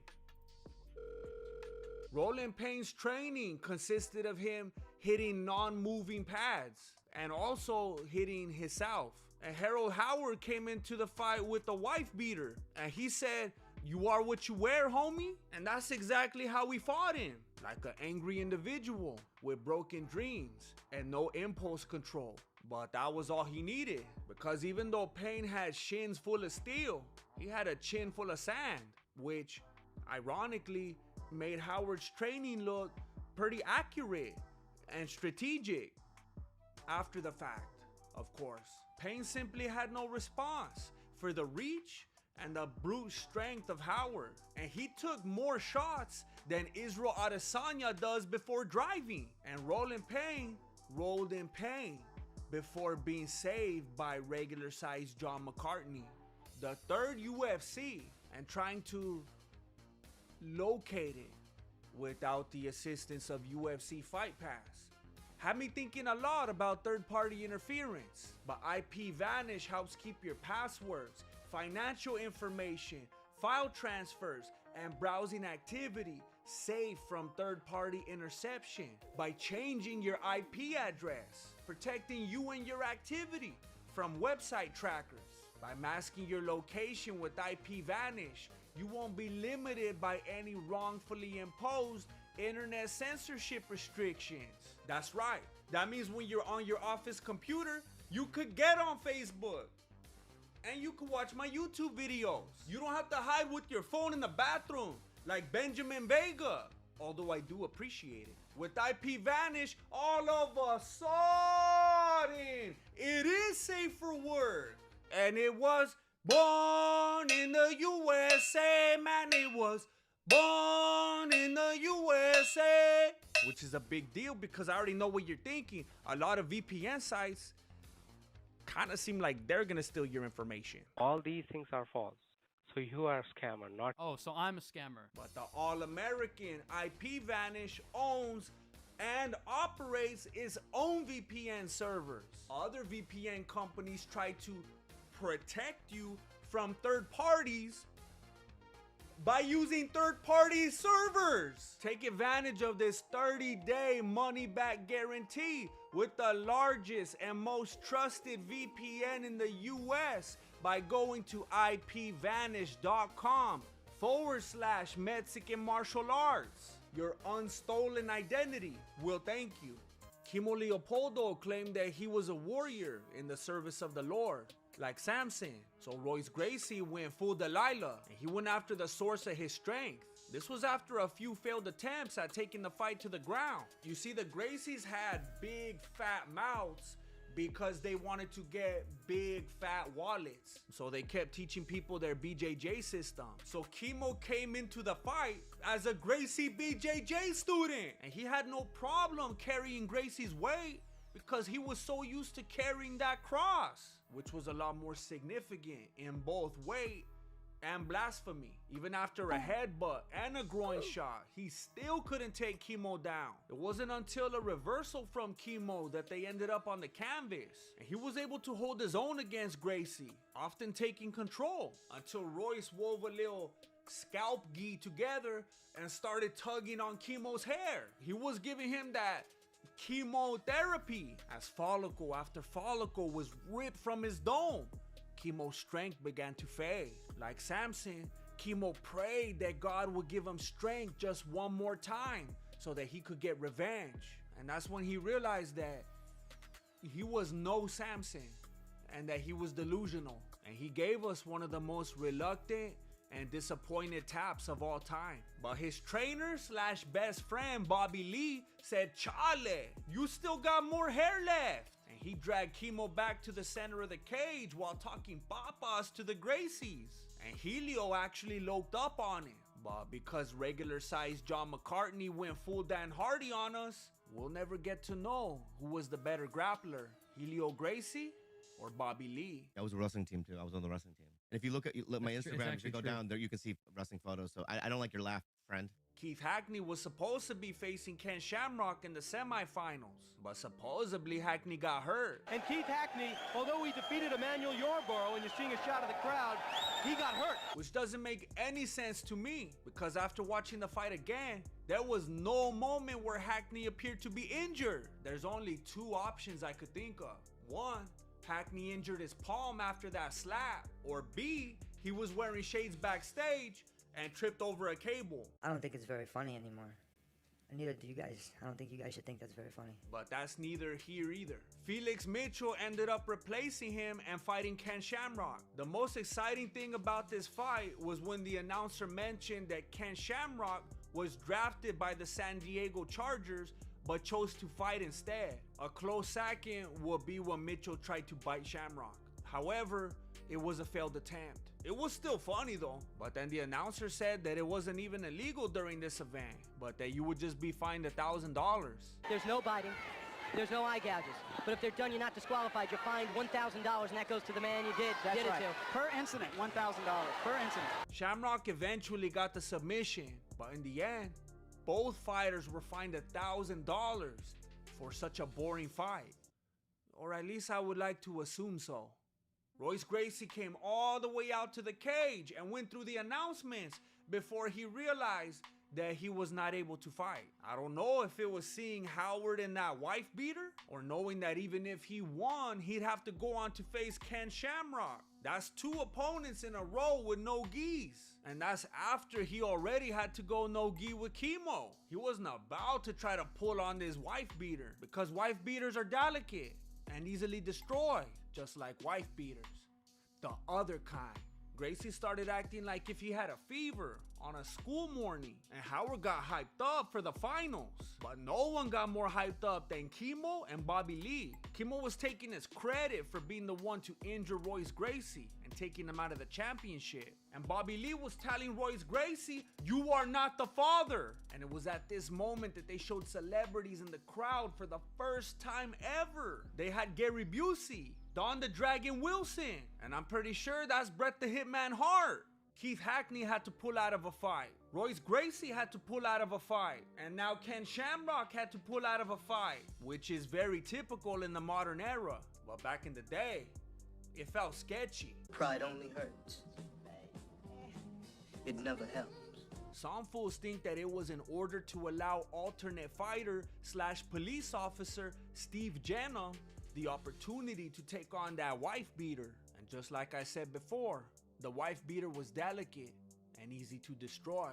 The only damage that Howard did throughout the whole fight was to his own ego. And then when he tried to submit Jenna, he basically submitted all of his own energy. Jenna broke free and gave Howard that protect and serve. From that point on, it was nothing but police brutality. Howard fought the law, and the law won, but many questions were left unanswered. What would have happened if Hackney fought Shamrock? What about if Howard would have fought Gracie? And don't forget about Helio versus Bobby Lee. And don't forget to do algorithm stuff so I could keep making these videos. Thank you for watching Mexican Martial Arts. Appreciate it. Good looking out. Late. He's an embarrassment to combat sports. Has had run-ins with the law time and time again. Nobody likes him. Even most of his fans have turned on him. That's the wrong photo. Conor McGregor is just one of the many reasons why Jake Paul is gonna be the biggest fighter of 2021. Yeah, if you thought 2020 was crazy. Hey, what's up everybody? My name is Jesse and I'm the founder and grandmaster of MMA, Mexican Martial Arts. In case you don't see a pattern here, this video is sponsored by the Ridge Wallet. More on that later. I also want to remind you that the company formerly known as Nogi BJJ Gear, ex-Marshall, has also joined the Mexican Martial Arts family. If you go to my link in the description below and use the promo code Mexican Martial Arts, you could save 10% off of anything on their website. whether it's the Mexican martial arts rash guard or even one of the lesser known brands. Just make sure that you use my link below and the promo code Mexican Martial Arts for 10% off. Now let's get it. Mira, you either hate Jake Paul or you love how much you hate him even more than most people. There's no in between. But what people need to realize is that Jake Paul's haters are his motivators. He already knows that the more people hate him, the more they're gonna pay to see him get knocked out. He's on that money team mentality, and I respect that. The alternative is being on that welfare team and begging people to buy your merch with the link in the description below. And we can't hold Jake Paul fully responsible for this either, because fighters are taking the bait. As of right now, it looks like he's gonna box Ben Askren in March, and Jake Paul is currently the betting favorite. Ben Askren may have held titles in both Bellator and one championship, but we've seen him throw those hands. This fight is gonna be hilarious. Most people are talking papas on Jake Paul and telling him to stay out of combat sports, but at the same time, they know that it's gonna be funny to see him beat a actual fighter.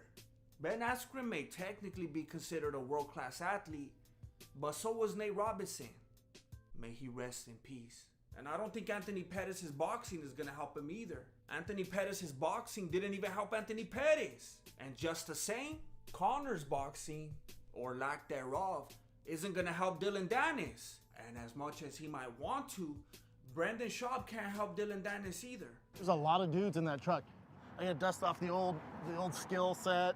But at least this fight makes more sense. Ben Askren wants to fight Jake Paul because it's like his last chance to redeem himself by defeating someone that nobody likes. Askren will be a hero, and everybody will forget about that flying knee for at least 3 days. But Jake Paul and Dylan Dennis have actual beef.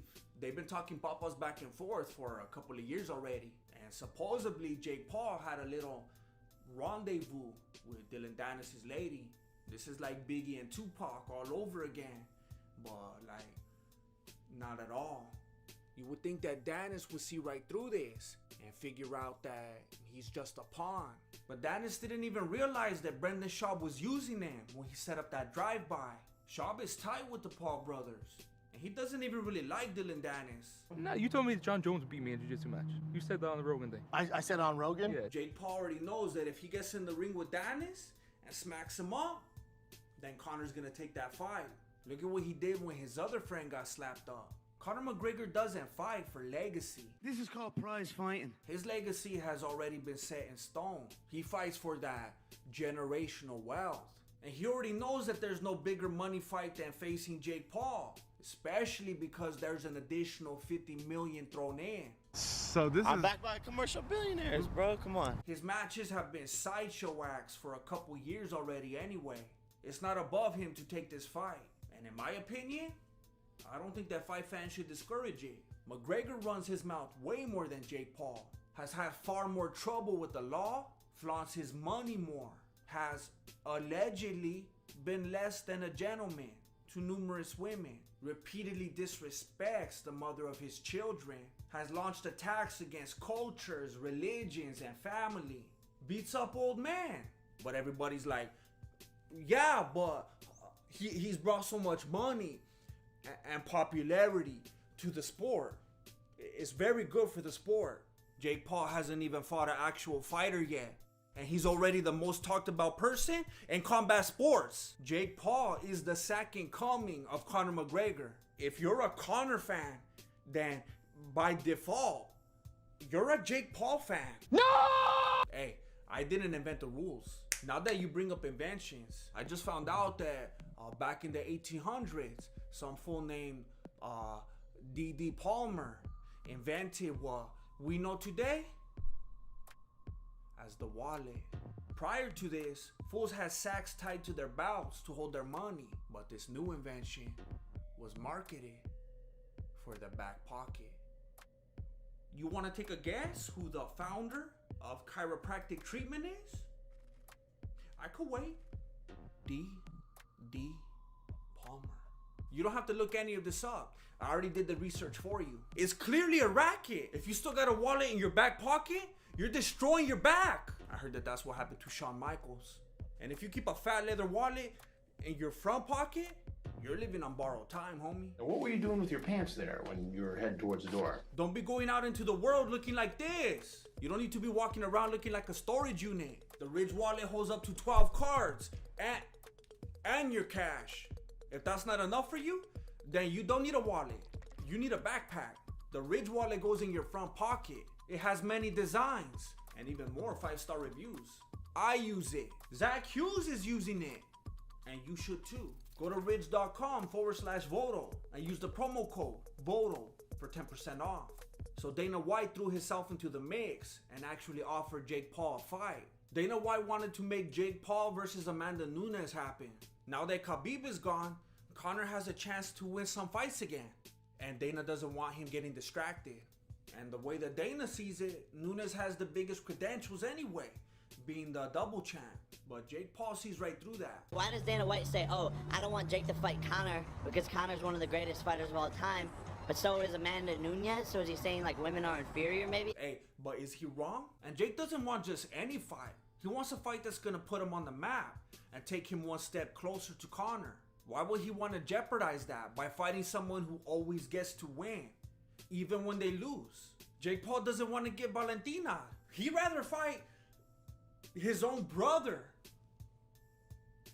than let that happen. You want my opinion? I think it's inevitable. Oh, really? What people don't want to admit is that these two non-fighters fighting would be the biggest fight of 2021.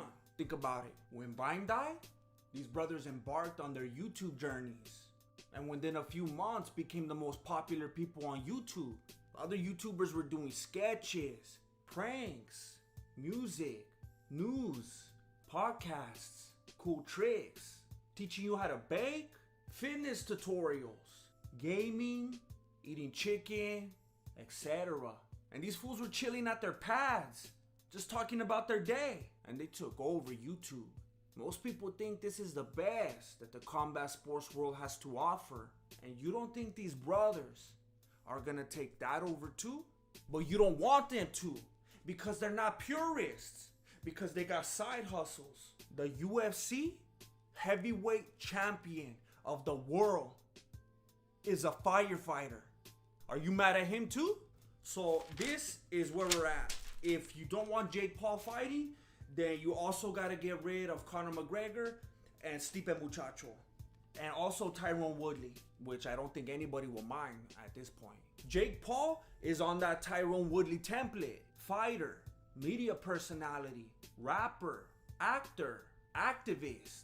And he's argumentatively better in every category. If you really want eyes and money coming into the sport, then not only do you give Jake Paul that green light, but you root for that brother versus brother fight. It will be the biggest fight since Undertaker versus Kane. Jake Paul has started beef with plenty of other people lately. Michael Bisping. Pretty sure I could beat Jake Paul with one eye and one hand behind my back. Donald Trump, Joe Biden, Kanye, Des Bryant, LeBron James. I've heard people for years talking about how they think that LeBron James was smash in combat sports. Oh, really?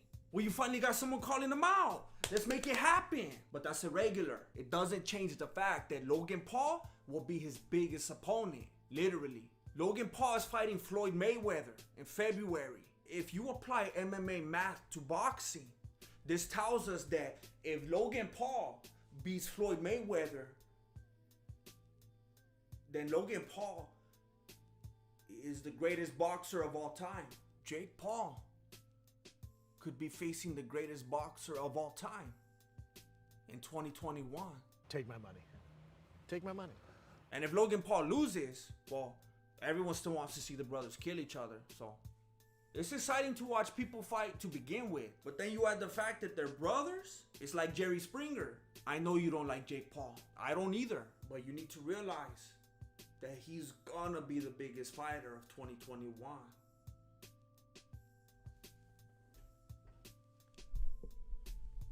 Because we don't like him. Thank you for watching Mexican Martial Arts. Appreciate it. Good looking out. Lay.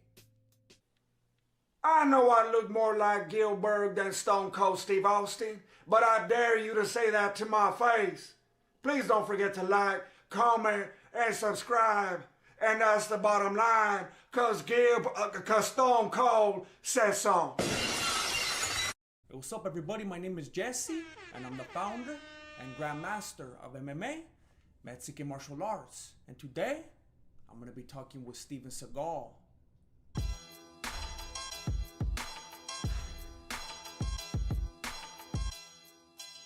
Mr. Steven Seagal, I am both thrilled and honored to have you on my show.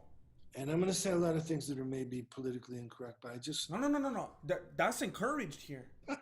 So I'm very glad that you're here. I've been sending DMs, emails. I've been trying for the longest time to get Van Damme, but this is a good start. How are you? Good, brother. Very good. So happy to see you and see you again, actually, and nice to be on your show. Yes, that's right. We have spoke in the past. I had noticed that a lot of non-Mexican people were a little bit hesitant about learning the Mexican martial arts early on. So I realized that I needed to build relationships with some white fools, you know? Ramsey Dewey, Sensei Seth, Red Chucks, even yourself. Yeah, I mean, I'm not white, but...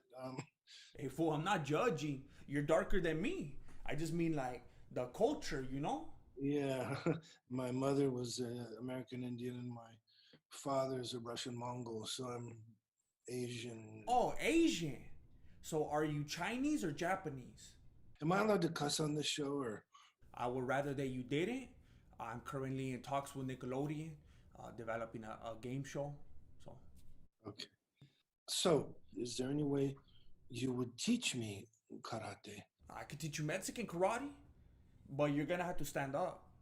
I'll let you come to my home on, every Thursday night and Saturday afternoon, and you can come. And I think it's probably better if we do it in like a neutral public place. That's for sure. But basically, the martial arts that I teach are like the martial arts you already know, but better. Mexican judo, Mexican taekwondo, Mexican boxing, Mexican Muay Thai, etc. Your martial arts are astounding. Nobody does what you do. What's that on? You watch my videos? Every day. Serio? Yeah. Like how many per day? Probably 14, something like that. Chow! That's what's up. My action is never sped up, ever. Hey, fool, I didn't even bring that up. You sound a little defensive.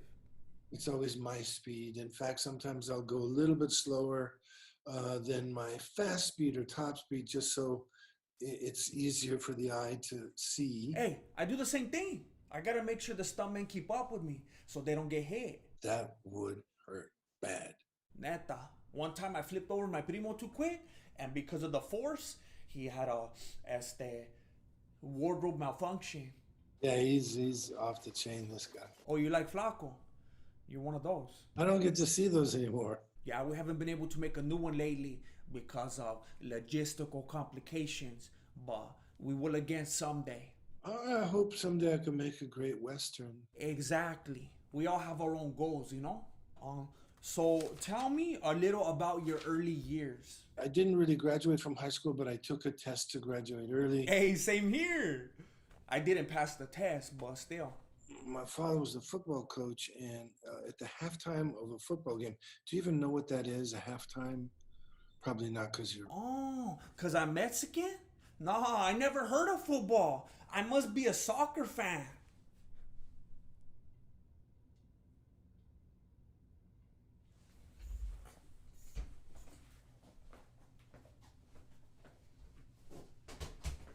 And when I got older in Japan, I actually went into Hong Kong to study some Kung Fu there, and then went into Taiwan to study some Tai Chi there. So I did that kind of thing. I was always going around trying to find the greatest master. How does it feel to know that you have finally found me? Yeah, I mean, Speechless, huh? So what kind of things do you do for fun? Breaking the elbow, snapping the arm, choking people to death, stuff like that. You have had a great deal of success in your life. How do you give back to your community? Well, what's that gonna buy you? What's that gonna get you? You know, just like the dream of making the world a better place. My dream was to be one of the best martial artists in the world.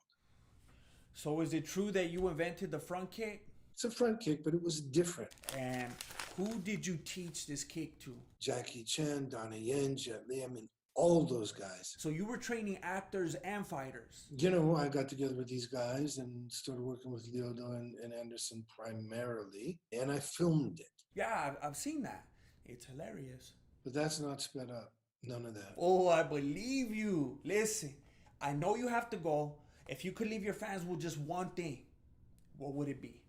If you can't kill with one punch, you don't know how to punch yet. And there you have it. Steven Seagal, ladies and gentlemen. I hope you enjoyed.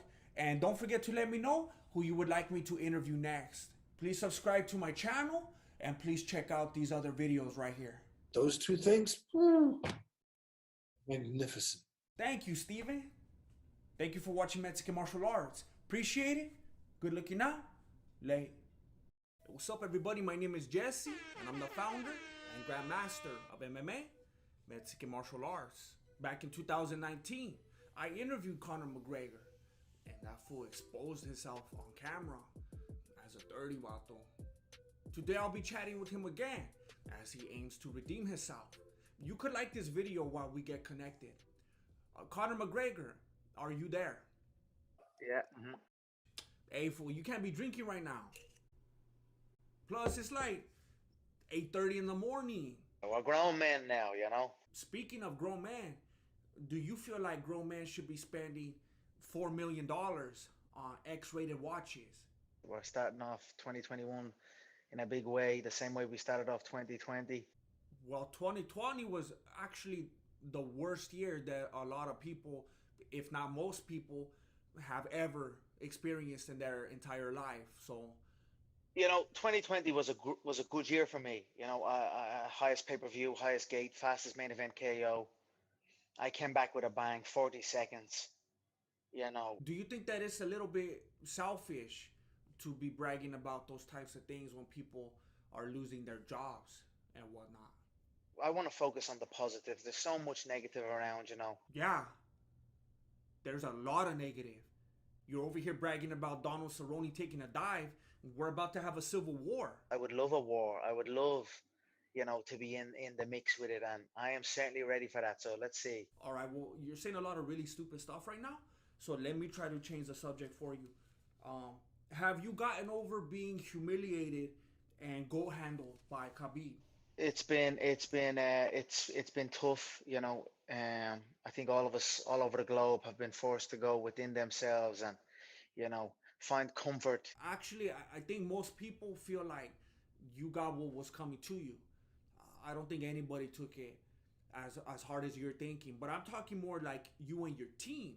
Do you feel like you'll be able to come back from this mentally, physically, legally? I never know with you. I think if we stay tight this year, you know, if we all do our part this year, I feel 2022 is where we will begin to emerge from it, you know. So a lot of people are wondering, has the trauma that you've experienced from Khabib contributed to your ducking Jake Paul? You've got to be self-motivated, you know. So you are not a motivated Conor McGregor right now, because Dana White's telling everybody that you're all motivated. You know, me and Dana have always had an amazing relationship, you know, more than fighter promoter even. I have a lot of respect for Dana, and what he's done in 2020 was nothing short of outstanding, and I've commended him on that, and I do commend him on that. Although I feel like that was very informative, you did not answer my question. Is Dana White protecting you from Jake Paul? You know, I've been as safe as I possibly can be, and I do think it's odd that you're running from this fight, but then you criticize Khabib for retiring. Fights must take place. You can't just scurry away from bouts.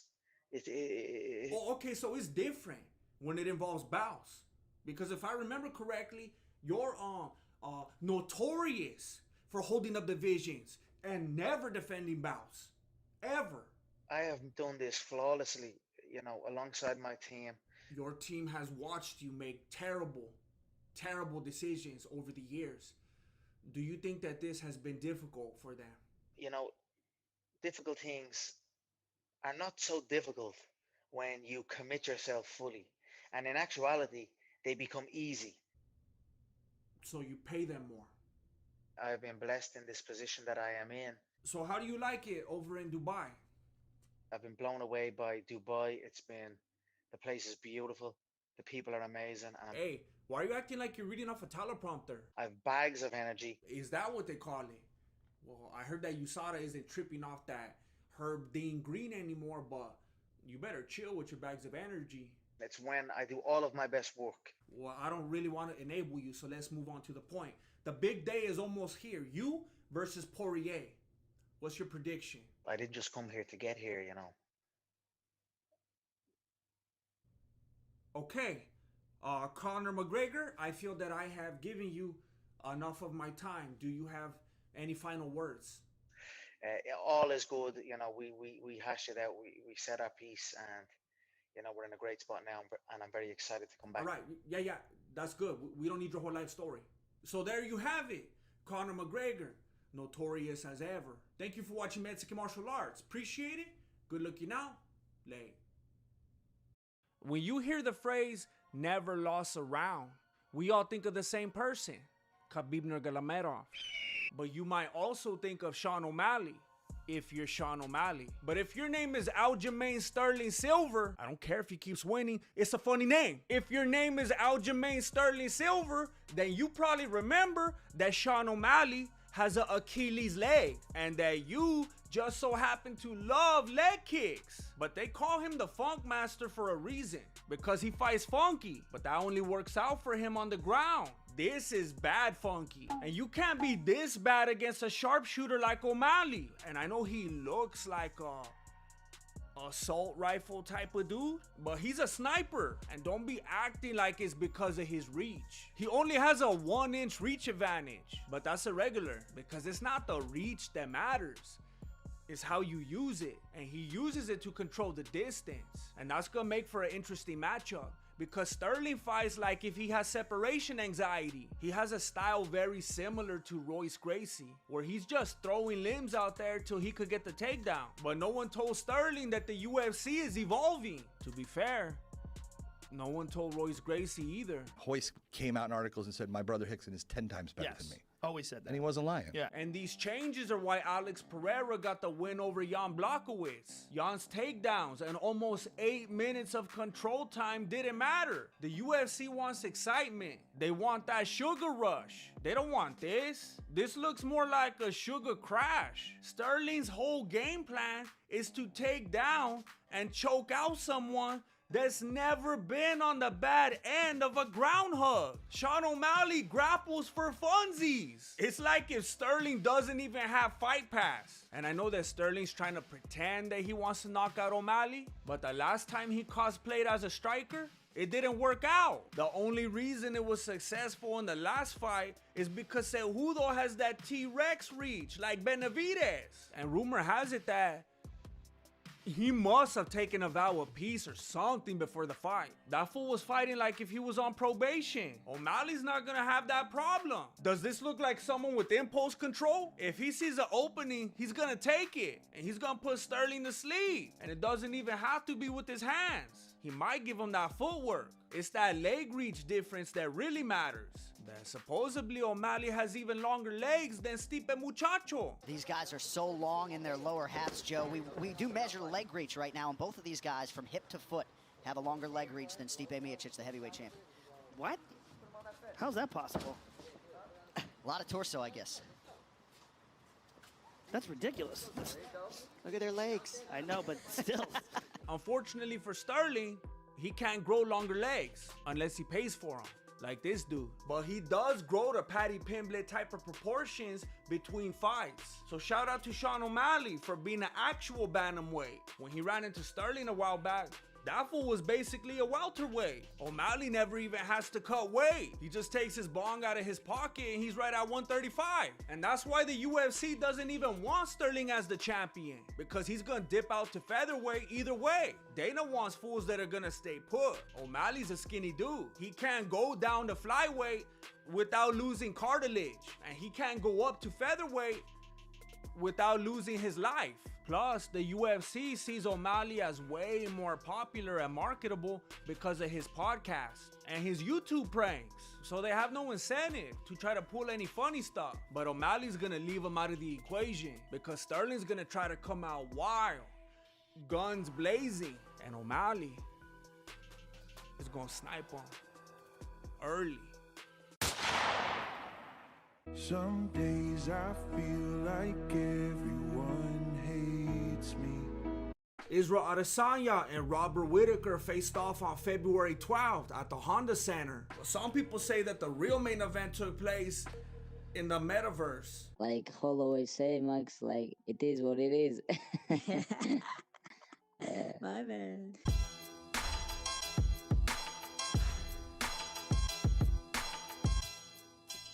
In case you missed it, Khabib Nurmagomedov came out of retirement to face Max Holloway just hours before UFC 271 in the metaverse. I had just heard about it the day before, and I had some questions. Were they actually gonna fight?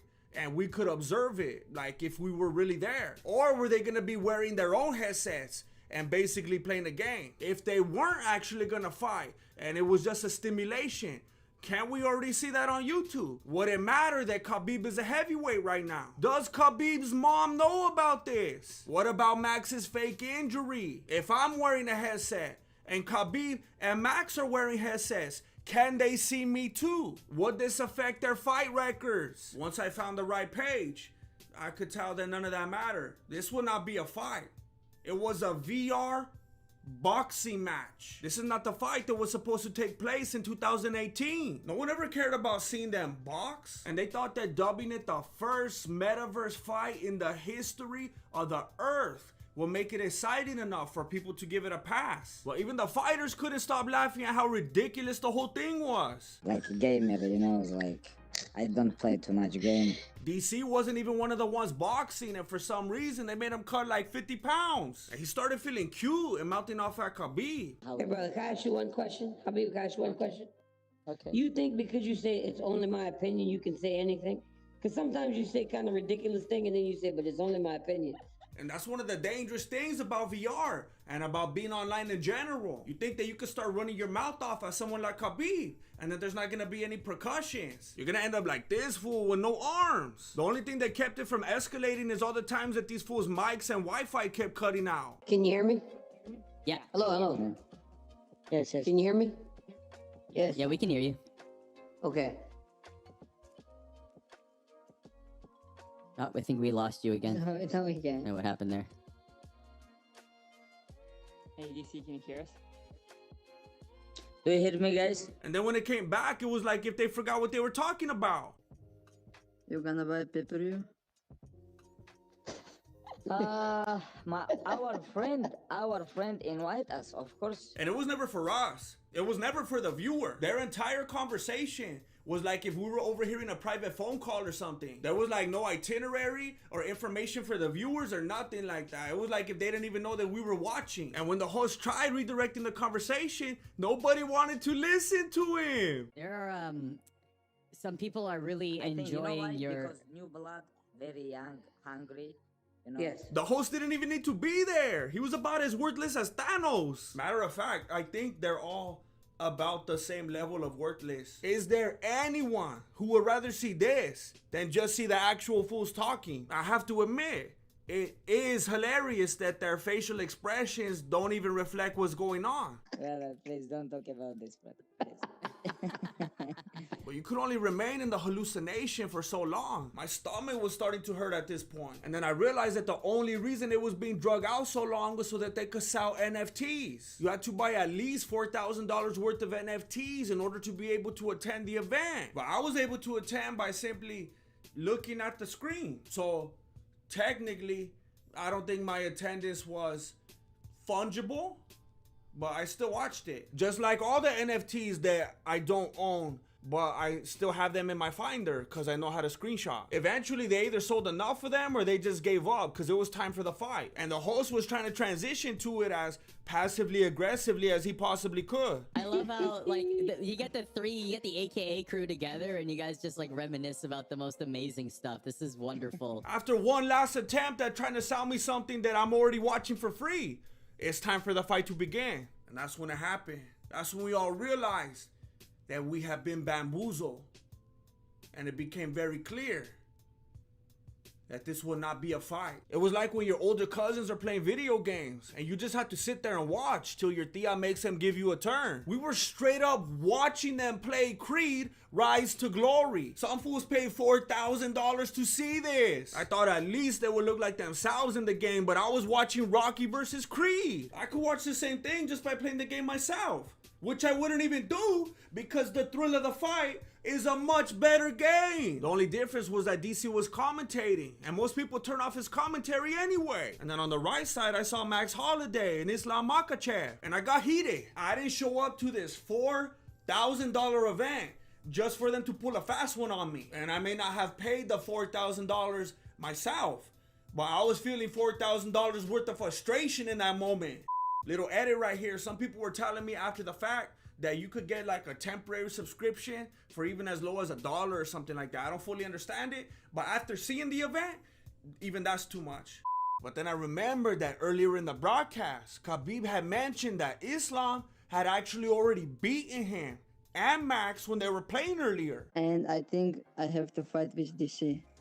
Now I just have in Metaverse one opponent, DC. Islam, I will kill you. You have no technique. So I just let it play out. And I understand that they probably thought it was a good idea to show these vatos on the right-hand side because that the viewers would probably appreciate the little sneak peek and everything. But to see the side of it probably made it a lot worse. When you're just looking at a video game, then you could accept the fact that the action is a little bit tame and unrealistic. But when you get that look behind the curtain and you can see that the fighters are putting in even less work than it took me to figure out how to watch this thing, it's insulting. After Makhachev beat Holiday, I was relieved to see that Khabib was up next. It would have made more sense for Khabib to box the winner, and frankly, I think everyone would rather see Khabib versus Makhachev anyway, because there's no world, not even a metaverse type of world, in which Max Holiday even has a chance against Khabib.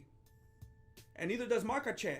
But it's a little more interesting. But this is what the event was supposed to be. Khabib versus Max. And of course, the homie Khabib came through. It doesn't matter if it's in the metaverse, the universe, or in his Converse. Khabib only has one speed. Smash. Max Holiday was phoning it in from the comfort of his Better Homes magazine type of living room, and Khabib didn't appreciate it. He wanted his best. Max, let's go. He even started talking papas a little bit and had to put Max in his place. Who's the best boxer in UFC? Khabib was throwing limbs that he didn't even have remotes for. Max Holiday might be that high school varsity boxer, but he didn't know that Khabib was in college. Khabib took the W and moved to 30-0. Or maybe not, because it wasn't real. And it really never should have happened. The entire event was a combination of bad Wi-Fi, ashamed participants, oblivious hosts, overpriced products, unrealistic boxing, and making the future look like it's gonna take place in the past. Ladies and gentlemen, it has happened. We are going back to the future. And the future looks like Woohoo Island. Why would anyone ever bother with this when you could have this? Khabib is my guy. DC's my guy. And the other fools are all right too. But this was clearly a Bitcoin grab. And you better believe we're gonna be seeing more of it in the future. Here's the sad thing though. This one was so bad that it was funny, which was the only redeeming thing about it. But having said that, as they get better at learning how to use Wi-Fi and organizing tighter, smoother events and whatnot, coming up with some good talking points, then there will definitely be no reason to watch. I think so too, Bobby Green. Maybe this guy's good, huh? You think so? You think so? This guy's good, brother. You see what Hey, this guy killed Yaquinta, and you went 5 rounds with Yaquinta. This guy beat Yaquinta 1 round. I don't remember when Bobby Green won the last time. Bobby Green beat last month Yaquinta. He beat Yaquinta 1 round. Don't fight last month. Bro, he beat Yaquinta in New York. Brother, Yaquinta almost retired, but he working all day. Sell his house. Oh, yeah. What the joke. But last time, I think he was fighting with... Yeah, He fought Yaquinta. He fought Yaquinta at UFC 268. I was there. Dana White looks like his mistress just took off her wig and it was Oscar De La Hoya.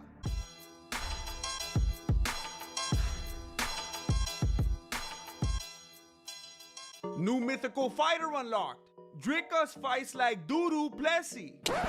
Yep. Let me break it down for you. Dudu Plessis was feeling himself way too much. He was flexing on himself and admiring his own physique when he should have been locked onto his opponent. He was still preoccupied with the crowd hating him. And what's the point of fixing your deviated septum if you're still gonna have a big old booger clogging up your airway anyway? What's that, brother? Dude was a mess, as opposed to Chamoyev, who came in focused and ready to go. How ironic that people were concerned about his cardio when he's the one that came running into the fight. How ironic that people were concerned about his cardio when Dricus was the one that was breathing like if he was born without nostrils. How ironic that there's been this non-stop narrative of everything that Dudu Plessis was able to accomplish while he had a deviated septum. But nobody ever talks about the fact that Chamoyev still has one.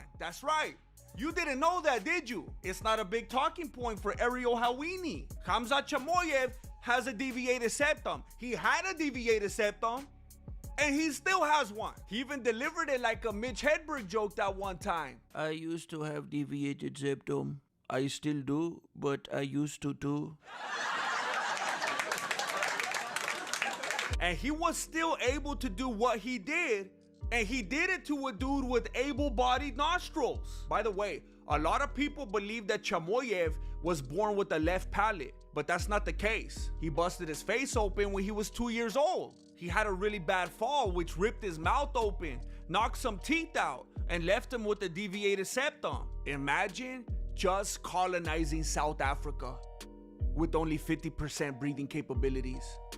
Also, imagine making fun of someone's physical deformity, and then you come out of the fight with a similar deformity because now your mouth is all chueco. So chueco that you had to go straight back to the surgeon that did your nose job and dip out on the press conference. By the way, if you think I'm being hard on Dudu Plessis, this dude never stops running his mouth on Twitter. He went as far as calling Chamoyev inbred, which is an ironic thing to say, because we just found out that Chamoyev is his daddy. You are the father. One and done.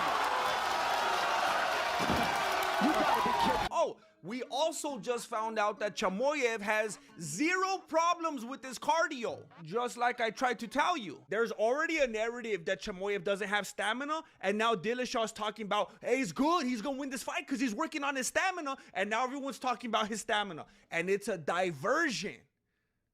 Chamoyev has good stamina. I told you that he only appeared to struggle with cardio because he was out of his element when he abandoned his game plan. And his coach was trying to tell him the same thing.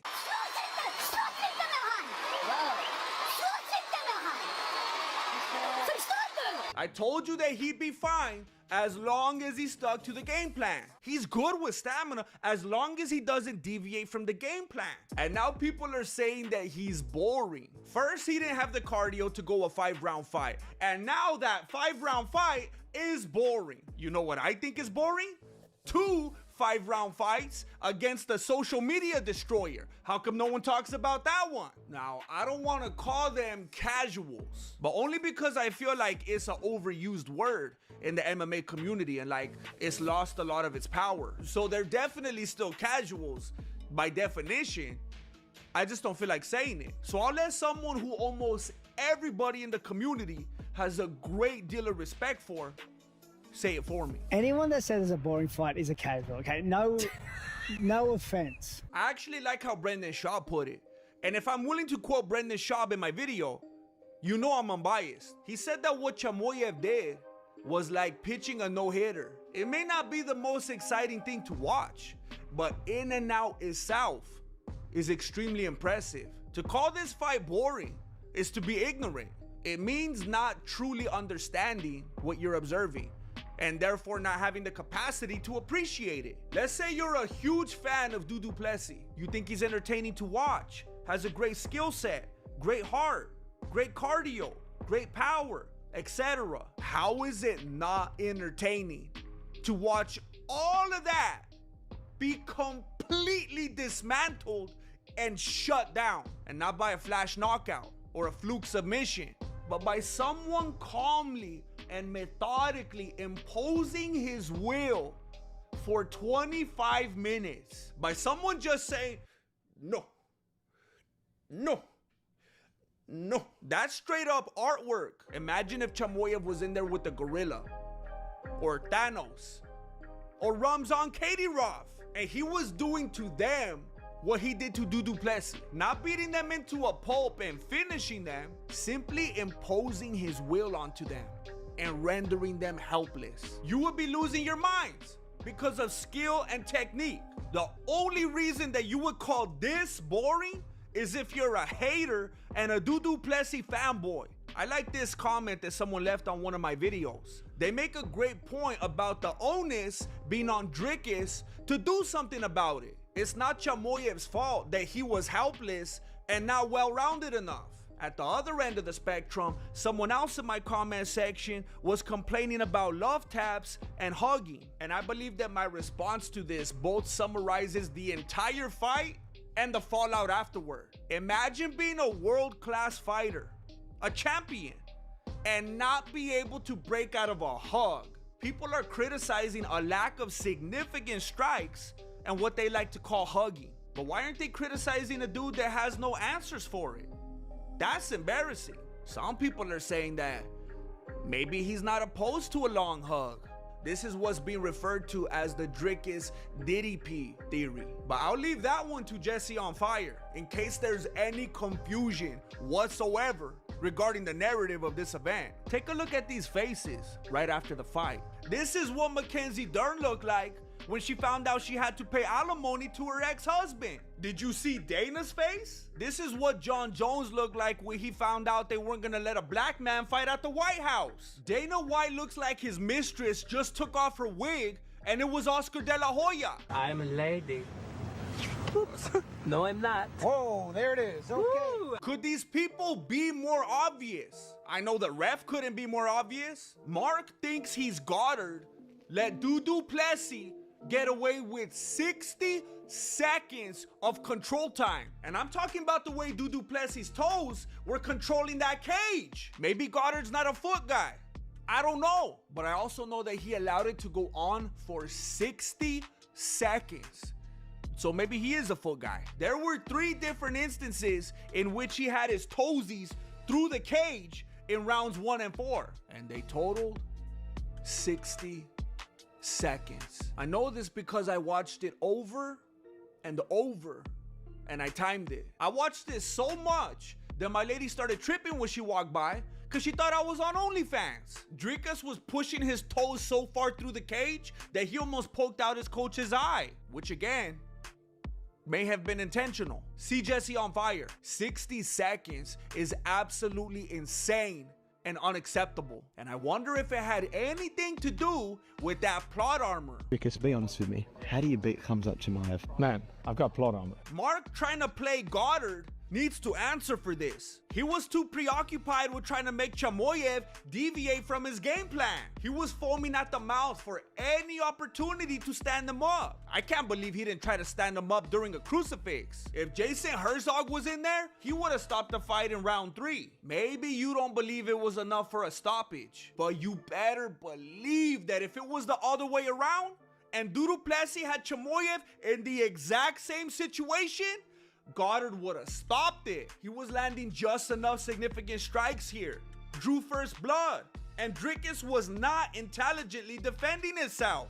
Game over. The only response that Dricus had was the constant oil checks. He was on that Les Schwab jitsu. Let me tell you, after all that cage work, I could definitely identify Du Plessis' toesies in the lineup. But I can't tell you what his thumbs look like because they were hiding in a Chechen cave during the whole fight. I bet you his thumbs smell like Du Plessis. It's as if oil checks were the only thing that Du Plessis and his coach were training, which, again, that's how some camps get down. See Jesse on fire. But it was not effective, and they were clearly unprepared to deal with the crucifix, and they had plenty of opportunities to make adjustments. This fight had more crucifixes than the Vatican, and the irony is that people are accusing Chamoyev of that lay and pray, but it was Dricus who was laying and praying because that was his only option. As he lay there in the crucifix, he uttered, "Father, forgive them, for they know not what they do," because Dricus was thinking like some of the casuals out there, that a new boring champion was being ushered in, but that's not the case. That's the narrative. He's not out here to play it safe. Du Plessis was stalling and stalemating at every opportunity. There's also the fact that Chamoyev and his coaches planned to go 5 rounds to prove the world wrong. So there's that too. The boy is always saying, bro, it will be good for us if you go 5 rounds, so for the next fight, so we're gonna have, that makes us better fighter today, so happy. He probably could have had some of those submission attempts, but that wasn't the game plan. He could have choked him out in round 1, and then everyone would still be talking about his cardio. Great job. That was awesome. Did I guess out? But still, Chamoyev is representing Chechnya and has to answer to Kadyrov. He knows he can't make him look bad with boring fights. He's already unsure of his fate when he lands back home because he didn't get the finish. If I don't die, I will be here. He was making sure that he didn't look too celebratory so that Kadyrov doesn't get the wrong idea. He didn't want to be anywhere near that belt. If you're having some trouble with wrapping your beanie around the vast differences of these two fighters and the depths of what they're dealing with in real life, take a look at Dricus after the fight. If Chamoyev had lost the fight, we would have already read an article about his untimely demise upon landing in Chechnya. When it's not life or death, when you could party hardy, whether you win or lose, then this starts to make sense. If there's one takeaway from this fight, it's a reminder that BJJ is useless.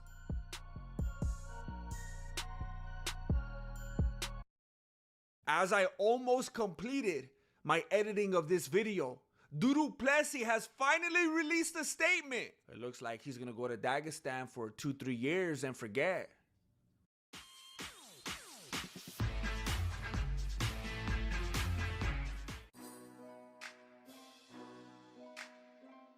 It was kind of weird to see Belal back in the cage after all that commentating. It's like when you see your teacher at the store. But it was even weirder to see Sean Brady getting booed just because he's white, even though technically his ethnicity is tattoo. On the other hand, Belal has never heard so much applause in his life. That fool's used to being a meme template in America. Keep posting on memes. I love it. All of a sudden, he's looking to buy a couple acres in Abu Dhabi. Sean Brady was looking to stay undefeated, so he kept spamming takedowns. So Belal was stuffing him, like if he worked at Build-A-Bear. He was giving him that stand-up, like if he was Tony Hinchcliffe. But Sean was trying to kill Tony. All right, stupid. I mean, so he started attacking those legs, but he played himself because he didn't realize he was attacking his own stamina. And then Belal started throwing hands like if he remembered he was from Chicago, and he knows that Brady likes that ink. it's kind of an addiction. So he tattooed his name on that fool's brain. Remember the name!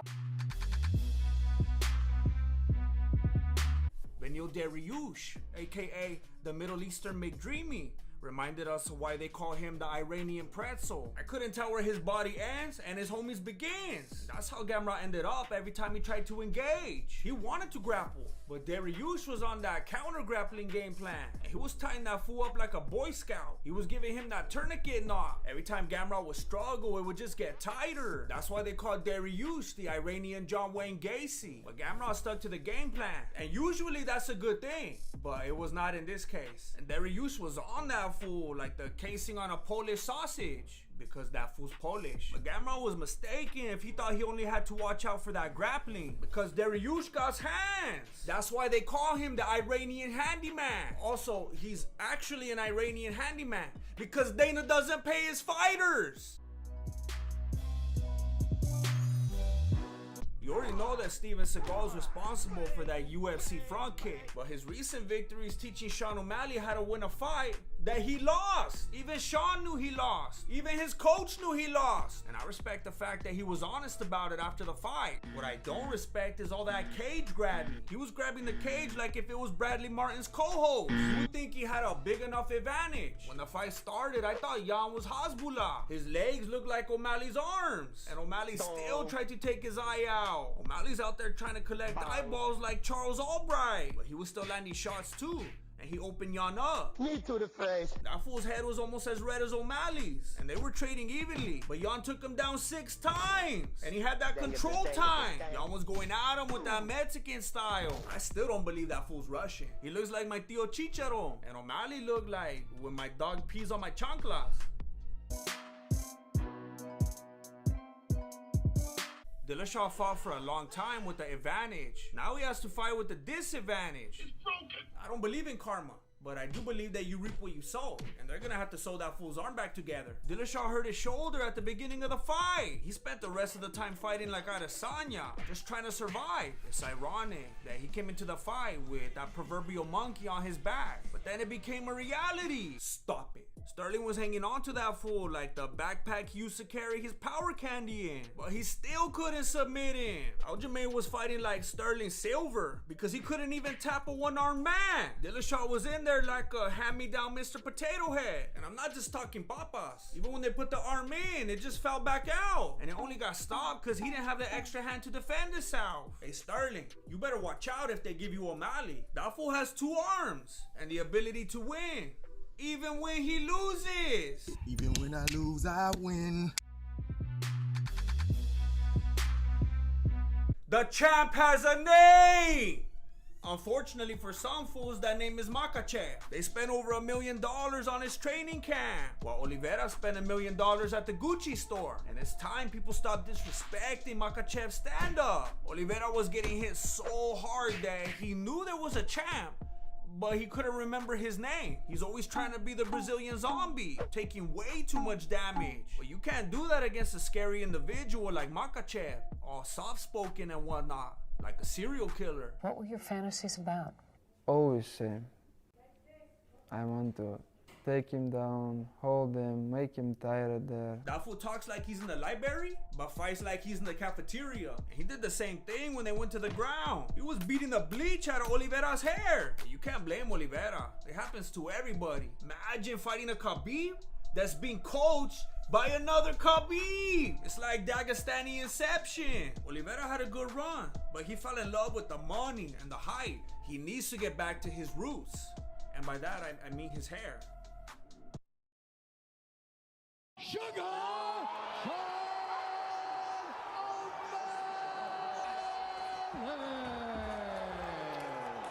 Supposedly, Tyrone Woodley is getting his boxing license. And he wants to fight Canelo. I do think I'm gonna get that Canelo fight, actually. Honestly, I'll be impressed if he gets past Leon.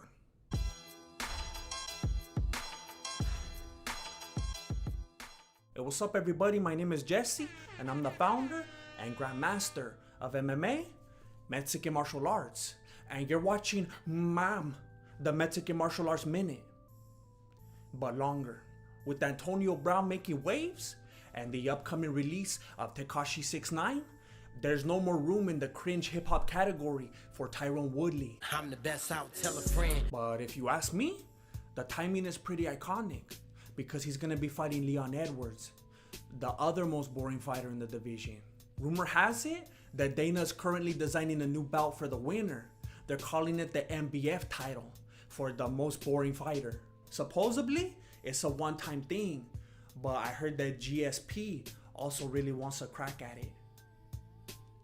The fight's gonna be in March in London, and I know what you're thinking. In London?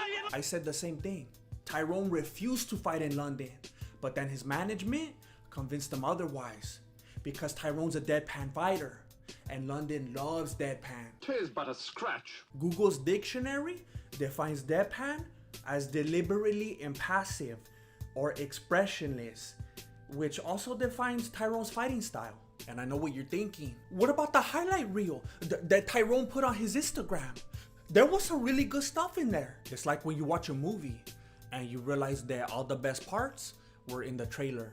But London's cool with that. I think they like their fighting the same way they like their comedy. Deadpan. Have you ever tried to watch the London version of The Office? This fight taking place in London is super necessary, which reminds me of the most exciting fighter in this division, Marty Usman.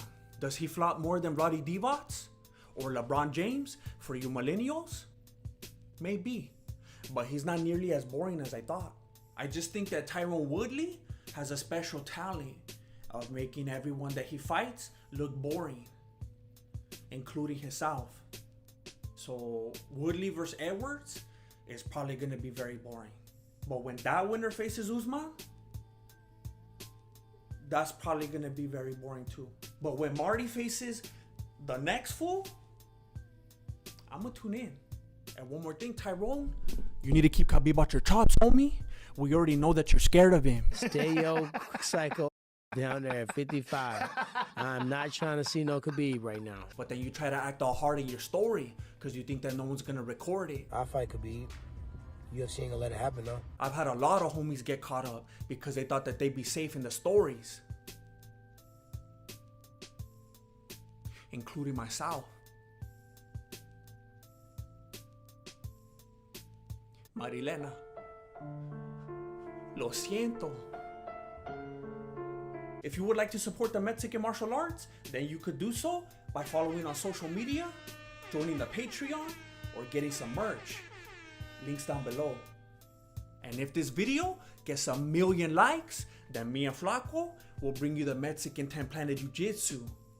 So if there's any spammers out there, come through. Thank you for supporting Mexican martial arts. Appreciate it. Good looking out. Late. I just want to say thank you for making it to the end of my video. And I'm going to put some other videos right here for you to watch. I'm going to put them right here on the sides, because sometimes I go over here and then I only leave space on that side or this side. And I want to put all 4 today. And I don't want to cover the money maker, you know? So I'm going to post up. Click the ones to your liking. Or just open all 4 of them. Just open 4 windows. And then just go to the store or whatever. And just let them play.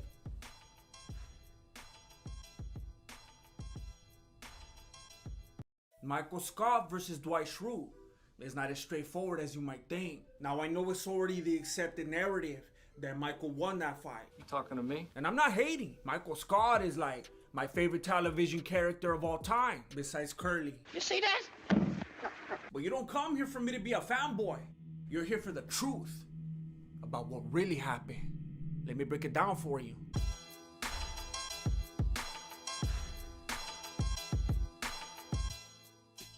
What's up, everybody? My name is Jesse, and I'm the founder and grandmaster of MMA, Mexican martial arts. And you already know that this video is sponsored by... That's right, the Ridge Wallet. I hear you. More on that later. Today's comment question: who is your least favorite Office character? I think if they got to know me, they wouldn't hate me. Mira, if you're out there trying to talk about the fight without taking the whole episode into consideration, then what you're doing is spreading misinformation, and YouTube's gonna shut you down. It definitely is a policy violation. And if you were watching The Office reruns on Netflix for years, like I was, then you were missing some very important scenes and plot points. While I was doing my research for this video, I realized that I was missing out on extra footage this whole time. If you're watching the show on the free version of Peacock right now, like I recently was, you'll get the same versions that were on Netflix. But if you upgrade to the paid version, then you'll get the Superfan episodes, which has the footage that was cut out for time. I know what you're thinking. Is this video sponsored by Peacock or what? No, I just told you it's sponsored by the Ridge Wallet. More on that later. I'm just telling you all of this because I don't want you to go watch the free episode after and be like, that fool's talking about stuff that's not even in the episode. You see, when you watch the whole thing, you'll realize that the dojo fight was simply the climax of 4 different things that were already going on before that. Dwight is often the butt of jokes, pranks, and general mistreatment. Well, you could only push a man so far for so long. And in this episode, Dwight decided to fight back. Literally. From the moment he walked into the office, he was set up to fail. Who moved my desk? I know a lot of people think of Jim as like the sweetheart of the office or whatever, but I can't stand that fool. When he's not trying to steal your girl, which he tries to do pretty often, he's stealing your desk and putting it in the bathroom. And he obviously thought that this was funny. Colder. But Dwight is not a fan of potty humor, and I don't blame him. Nobody likes going to the bathroom at work. It's too intimate. I've been with Marilena since I had a MySpace, and I won't even go pee without running the shower. That's how you keep it spicy. But there was nothing left to the imagination here.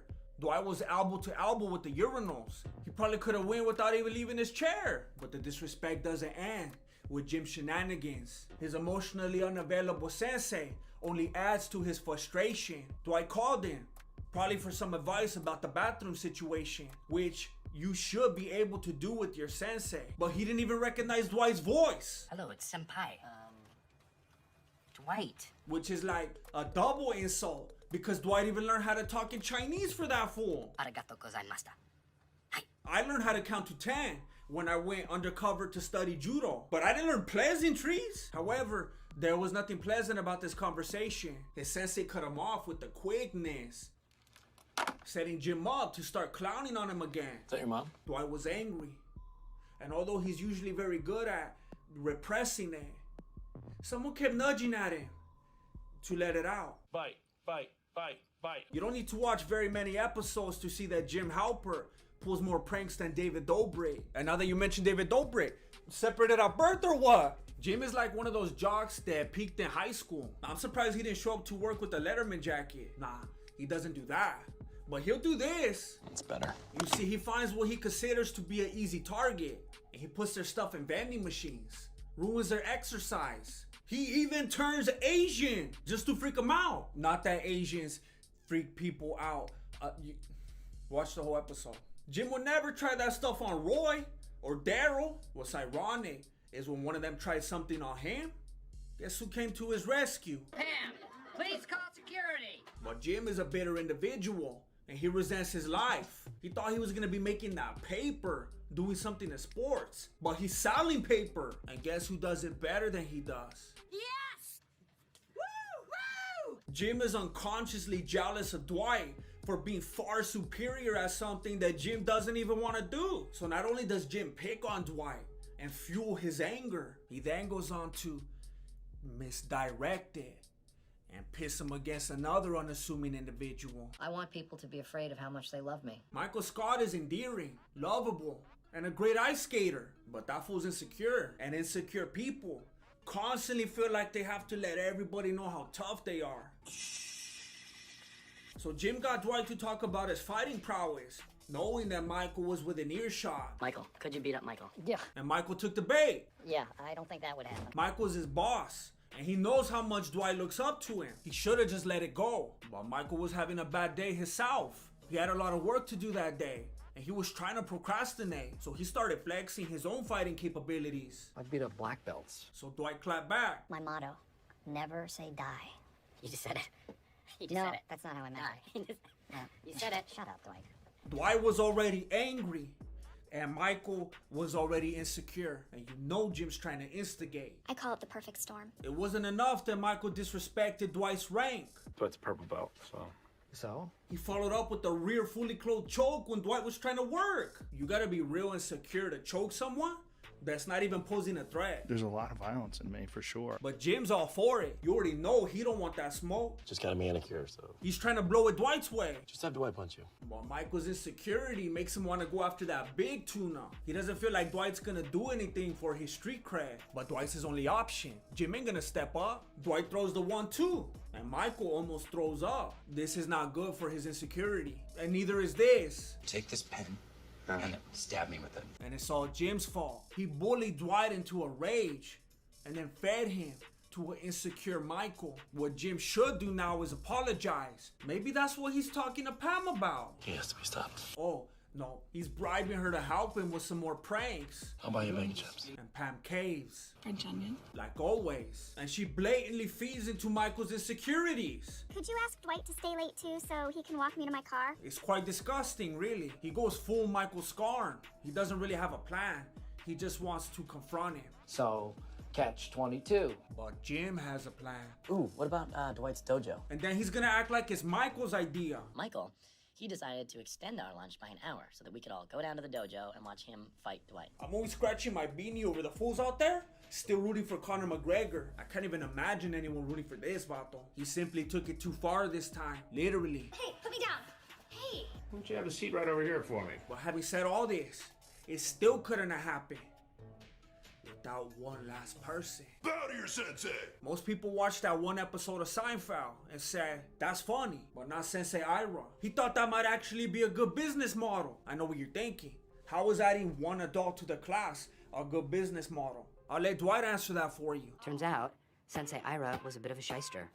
Sensei Billy says most students don't spend $150,000 over 20 years to get their black belt. Sensei Ira knew that Dwight had that paper because Dwight was selling all that paper. That fool was running a McDojo. And then he had the nerve to get low when Michael thought he was reading a menu. That is Japanese for California roll. Actually, it's a symbol for eternal discipline. Hey, if you're charging $150,000 for karate lessons, the least you could do is throw in some sushi. Not only was he putting children in danger by letting them train with an adult, he also lets fools show up on their lunch break to fight each other. I wouldn't be surprised if he taught no-touch knockouts or BJJ, but whatever he was doing, it didn't work out for him because a few years later, he tried to get a job at the office. Shameless, but I'm getting ahead of myself. You're here for the fight. Everybody's kung fu fighting. By this point, you already know that this fight shouldn't even be happening. The karateka should be practicing self-control and avoiding conflict. I don't want trouble. Not inviting erratic individuals with something to prove into the dojo. But here we are, and their styles are quite different. Dwight wants to get loose, and Michael likes to keep it tight. I like to say tight, compact. Michael wants that war of attrition, and Dwight's looking for the walk-off KO. Dwight likes a clean fight with the rule set, and Michael likes a midnight at Denny's kind of fight. On the street, we didn't have any rules, maybe one. No kicks to the groin, home for dinner. You would think that Michael wouldn't do so well under these conditions, but who could have expected? Well, what happened next? Hi, Sensei. Hi, Dwight. That's Alyssa, my senpai. My senpai. My senpai. My senpai. So Dwight wasn't the senpai, and he got exposed in front of his coworkers. That's not good for the mental state right before a fight. That's like saying that you're gonna donate to a charity and then changing your mind, and then the word gets out that you flaked and you get embarrassed and it messes with your head and then you get beat up. But this ain't about that. This is about that. Link down below. Surprisingly, Dwight keeps his composure and he immediately scores a point with the kick to the kidney. This hurts Michael's pride, and he starts hopping around like if it's a taekwondo fight. Maybe he got confused by the sign on the window, but his movement doesn't intimidate Dwight. So Michael goes into the southpaw stance, hoping for that big left head kick. But Dwight advances with the left foot and throws a hand out, most likely aiming to throw that spinning outward crescent kick to Michael's dome. So Michael quickly reacts with a leg kick attempt, but Dwight gets out of the way. I got his pants. That was my pants. Oh, points for pants. Michael gets frustrated and resorts to childlike tactics. You look like such an idiot. This irritates Dwight and causes him to fight sloppy. But you can't do that. When you get too emotional, all your technique goes out the window. And then you get out of that flow state and you start thinking too much. And then you overcompensate by doing stupid stuff. Michael tries to clinch up, even though that's illegal. And Dwight starts practicing kata right in the middle of the fight. But I can't hate on that, because Michael can't get through. Dwight switches back to offense because he needs points to win. But again, he lets himself get emotional. Do that again, I dare you. And he takes Michael's bait. Fortunately for Dwight, this is illegal, so none of this counts. Even that crooked sensei told him to stop. This is unsportsmanlike conduct, and Michael should be disqualified immediately, possibly even arrested at this point. Phyllis is even taking photos for evidence, but Michael actually has the nerve to declare himself the winner. I win! I win! That's about as valid as when he declared bankruptcy. I declare bankruptcy! Dwight won this fight. However, this is the moment the second fight began. Dwight should have kept his cool and let his sensei announce him as the winner, but he decided to engage in a ruleless battle. He was fighting Michael's fight now. Nothing he did was legal. He threw his helmet, clinched up, and went for the takedown. I don't know what's worse, that or Mario Yamasaki over there not breaking it up. Ladies and gentlemen, there were 2 fights that day. Dwight won the first one, and Michael won the second one. But what's most important is that neither man had peace afterward. Both of them had won. Yeah, both of them were sad. You thought I was gonna say had lost, huh? Until they finally came together and talked it out. And if you observe the room very closely, you'll notice something. Something that's not there. Something like an instigator. That's right. There's no Jim Halpert. I'd like to think that at this very moment, he's on the set of Bully Beatdown, finally getting what's come to him. But he's probably at home, texting Roy's fiance or stealing someone's possessions. I wouldn't put it past his fool to commit identity theft. You already know he doesn't like being a South. Identity theft is not a joke, Jim. He's the reason you need a RFID blocking wallet. But I can't sit on that. It's too hard. That's what she said. It's a front pocket wallet, homie. Why are you trying to sit on your wallet anyway? Cause your grandpa did it? What are you gonna do next? Marry your grandma? It's the same thing. The Ridge wallet holds up to 12 cards and your cash. Just pretend like that's cash. If you got deserted on a desert island and you could only take 3 things and the Ridge wallet was one of those things, then you could actually have 16 things because you got the wallet and your cash, and then you still got 12 cards. So you got 16, plus you could take 2 other things. Imagine if you took 3 Ridge wallets.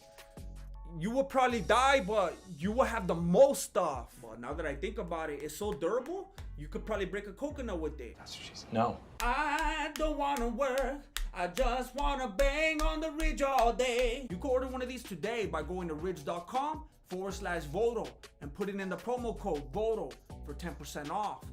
To sum up today's video, Dwight won, Michael won, and Jim is a punk. Do you agree with my airtight facts? Let me know down below. Please don't forget to like, comment, and subscribe if you enjoyed this video. Thank you for watching Mexican Martial Arts. Appreciate it. Good looking out. Late. It took way longer than I thought it would. That's what she said! Falling in and out of love, in and out of love with you. I'm falling in and out of love with the UFC right now. Hey, let me get some more Woodley in the headphones. Hey, fool, not that much. First you was dissing the eagle, now you gon' bother the mouse? You used to say that was illegal, now they got you stuck at the house. Supposedly you got an island, you Instagram living and bragging. Hey fool, do you think this is Enter the Dragon? The governor went Terminator, like he thought he was Schwarzenegger. Got they not white like the running man, from a predator right in the middle of Seder. Don't come at me like you think I'm a hater, I'll serve you up like a waiter. They say the fight will be later, I just don't wanna be holding my breath like a gator. That's why I'm falling in and out of love, in and out of love with I'm you. falling. Falling in and out of love, in and out of love with you. You got infrastructure, they got mouths to feed. They want immunity, you say I got what you need. You got yourself an island, you be like Gilligan, but you can't even let them know which country they be in. Why you we playing the game? Let's call the island by name. There is nobody to blame. Don't be afraid of that Epstein Island shame. I heard that Hillary Clinton's invited. She looks excited. She's getting them reunited. If you don't give us Khabib and Tony, you might get suicided. I'm over it, Dana. I'm tired of you playing with my emotions. But if it's gonna happen, like for reals, then hit me up. Breaking news, UFC President Dana White was killed in a freak accident today. A large coconut fell on his dome and crushed his skull. We would cut to the disturbing footage, however, all of the cameras in the area malfunctioned just in time.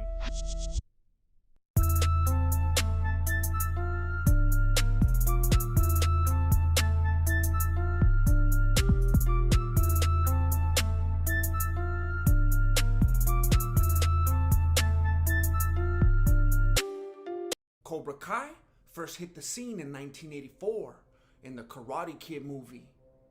then it hit YouTube Premium in 2018. Shortly after that, it hit my computer with a virus because I couldn't afford the YouTube membership and I streamed all the episodes on Reddit. Now it's on Netflix, but fortunately, I know my primo's login information. Today, I'm gonna be talking about the 6 reasons why Cobra Kai moved to Netflix.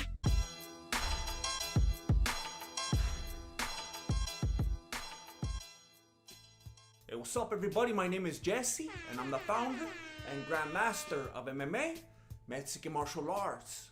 And you should already know by now that this episode is sponsored by the Ridge Wallet. Now let's get it. Netflix is in the business of nostalgia. Think about it. Fuller House, Lost in Space, Carmen Sandiego. She's been on the run for longer than my Tío Beto. Netflix wants to take you back in time, and Cobra Kai is the perfect way to do it. It has actual footage from the original movie. Bonsai trees, racism, cameos, checks, Iron Eagle, in-person bullying. This is what people did before social media. Nobody even wants you here. Firebirds, and a lot of old music. Cobra Kai has more songs from 1989 than Taylor Swift.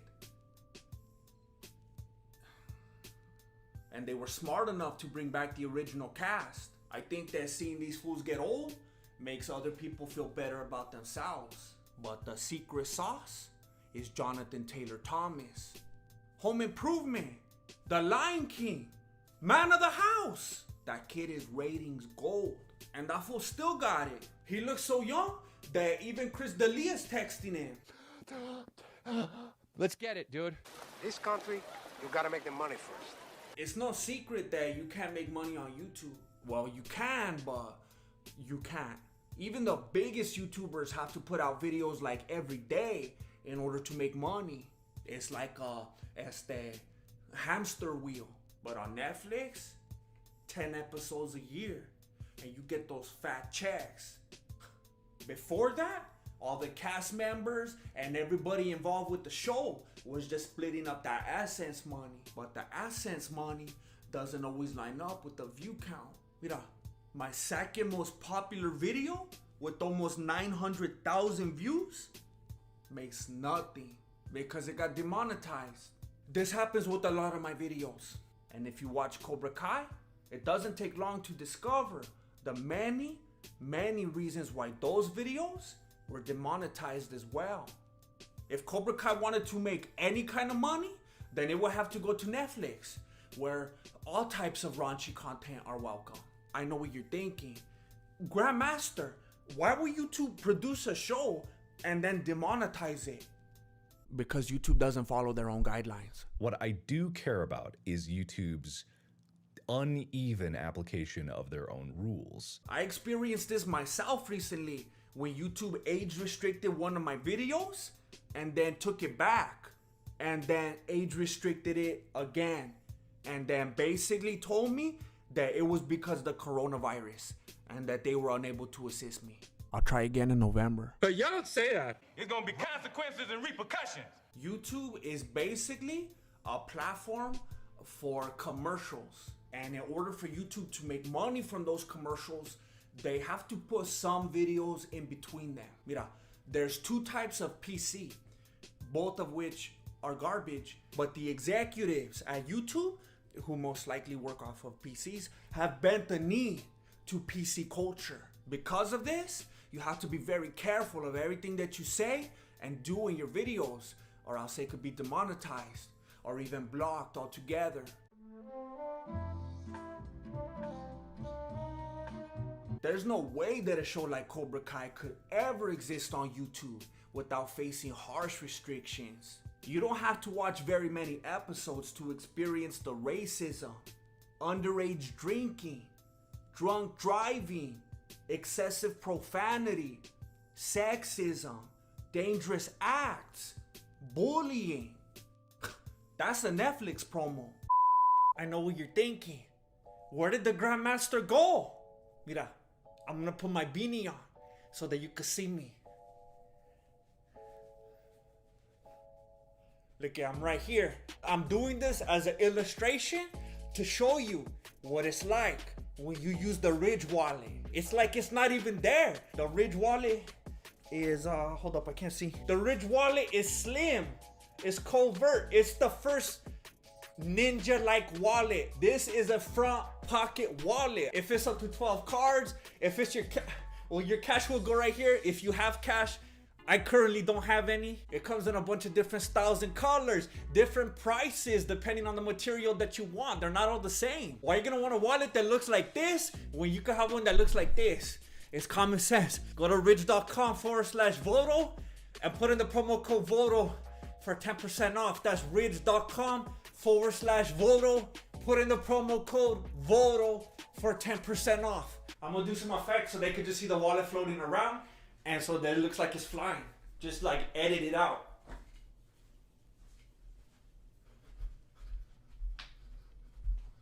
I have no idea why people don't feel the same way that I feel. Back in the day, stuff was on TV. And you thought, it must be good because it's on TV. But those shows didn't have comment sections. Just don't read the comments. They didn't have thumbs down. They didn't have dental assistants and fourth grade teachers telling them how they could make the show better. So many shows fooled us into believing that they were successful because we didn't have the expert opinions of the viewers. Believe it or not, the comment section plays a huge role in how others perceive your videos, which is why some people delete their comments. Imagine when you could fool people into believing it's quality content by taking away viewer feedback. The two main stars from Cobra Kai come from an era where you didn't have to worry about negative comments. And after reading one too many posts about how they aged like a loaf of bread, the two stars pushed executives to find another platform. Aside from the ageism, viewers also heavily criticized their excessive product placement and the fact that they were stealing from other YouTubers. Thank you so much for joining me here in my new space.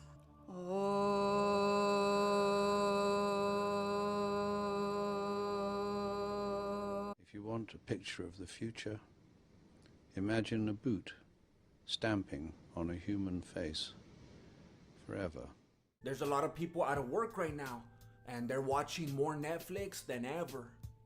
Yes, YouTube is more popular than Netflix, but that's because people use it like a search engine. You already know that if you're gonna binge something, it's gonna be on Netflix. Think about it. You think that YouTube's popular because you're always on it, but there's no household names. Go ask your tia if she knows PewDiePie, Unbox Therapy, Shoe Nice, Chale. But if you bring up Narcos, Ozark, Black Mirror, she's already seen it twice. This was Cobra Kai's opportunity to strike first and to strike hard. And I'm assuming that there was no mercy. The very first appearance of Cobra Kai was in 1984, and now its reemergence comes when the world has turned into 1984. No one has benefited more from the coronavirus than Cobra Kai and DoorDash. Y'all come back now. Here. YouTube is not the platform for cliffhangers. Every time there's a part 2 and so on, you can see the viewer drop off. People don't have the attention span on here. They're most likely just trying to watch something real quick on their break or on the toilet. So unless they got diarrhea, you gotta wrap it up. Every episode of Cobra Kai ends with a cliffhanger. The drop off in views actually got so bad that they hid the view count after episode 1. You know something's up when a channel's hiding its numbers. But Netflix is the perfect place for cliffhangers. Literally. If I watch a show on Netflix and there's no cliffhanger, put that garbage on Amazon. Cobra Kai's usage of the cliffhanger boils down to this. Oh snap. I gotta go. I'll tell you in the next video.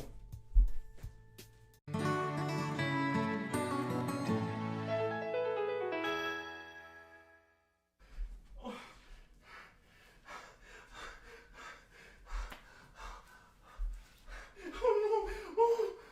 gonna be home. I can't take off my green screen suit. I can't reach.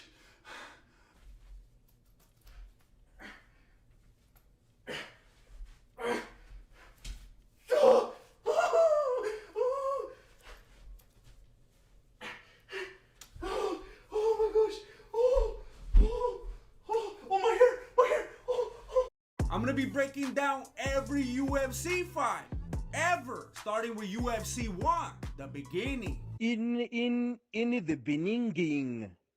In the beginning. Yeah. The first UFC fight ever was between a sumo wrestler and a third-degree racist. And you might think this fool's got hands, cause he looks like the heavyweight Robbie Lawler. But he claimed that his best attribute was his heart, which is concerning. That's like when you get set up on a blind date and they tell you that she has a great personality. Now this was a great hop switch from such a big dude, and the aggression is commendable, but he didn't think it through. That fool had less plan B than Hobby Lobby. He came in like a wrecking ball, but the chain broke off, just like that fool's teeth when he got kicked in the mouth. And then Gerard tried to give him the anesthesia after the dental work because he's dyslexic. But by then, Herb Dean's illegitimate grandfather stepped in. What a coincidence! He didn't even get knocked out. Nate Diaz bleeds more than that when he puts on a shirt. The first UFC fight ever was a victim of early stoppage. Maybe Herb Dean is just really nostalgic. At this time, I don't see that I should do something different. It's hard to look back and see the truth about people you love.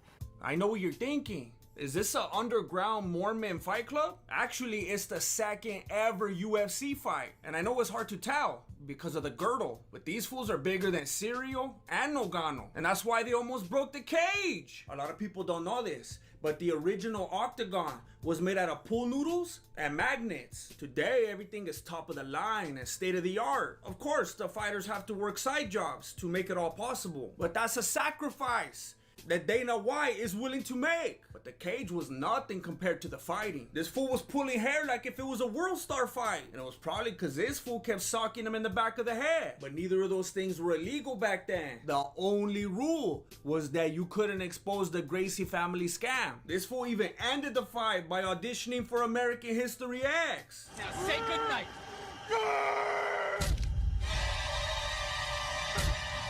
Pride only hurts. It never helps.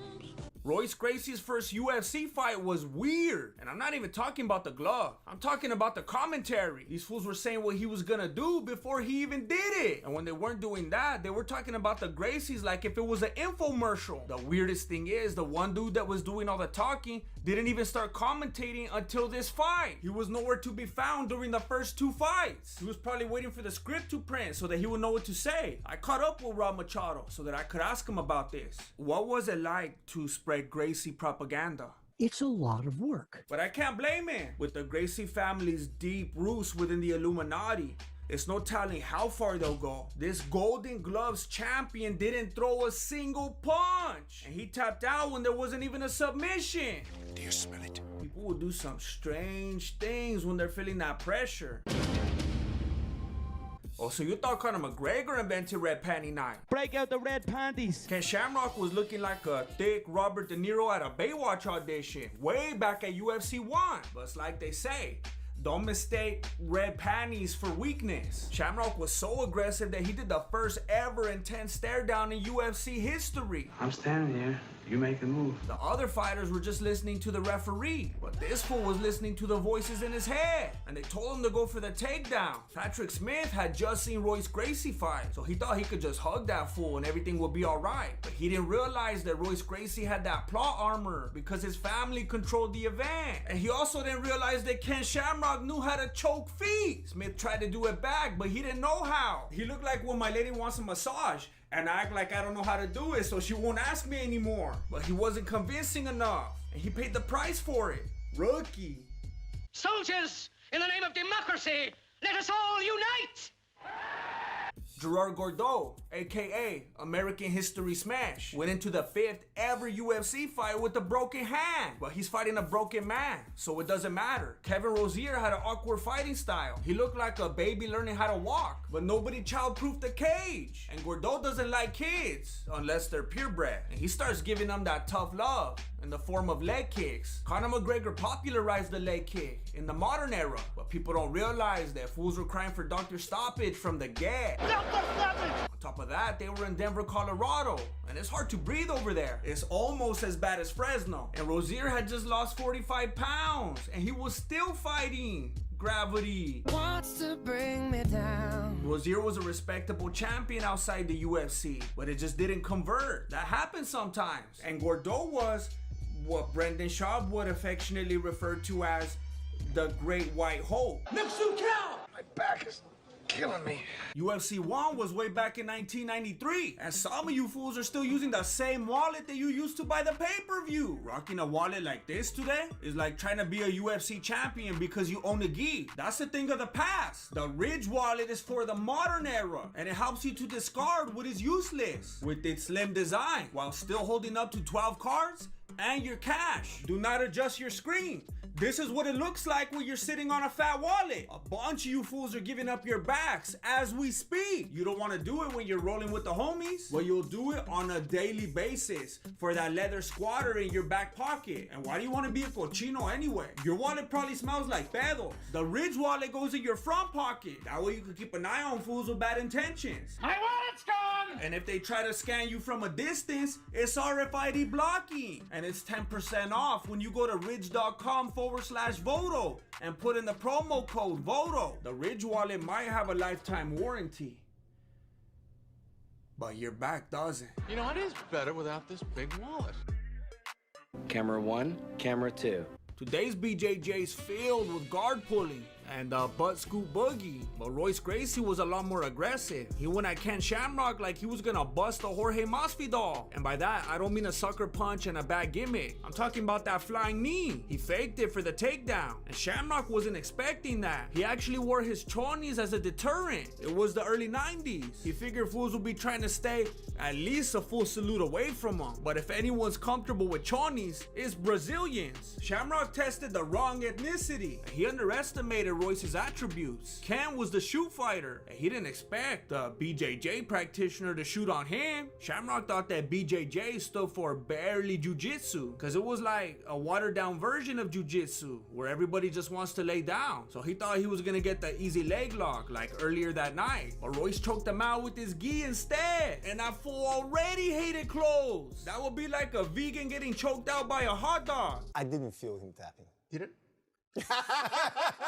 In the first ever UFC championship fight, Royce Gracie needed to prove that 90% of fights go to the ground, but he found himself in that 10%, and Gerard Gordeau was grabbing the cage like if he was Sean O'Malley, but Royce loosened him up with the headbutt. He made that fool start tripping and biting. Gordeau admitted that he bit him so that he will remember him forever, because he has that separation anxiety, and that's why he was squeezing him so tight. But Royce is a generous grappler, so he squeezed him back, and he gave him that "this is gonna hurt me more than it hurts you" for reals. Who headbutts someone from behind in a real fight? That's the first and only time I ever seen a rear naked headbutt, and it's the first and only time I ever seen someone try to tap out with the Morse code. Supposedly Royce didn't want to let go to pay that fool back for biting him. Royce Gracie became the first UFC champion ever, and now this is what fighting looks like. Flacco, open the door.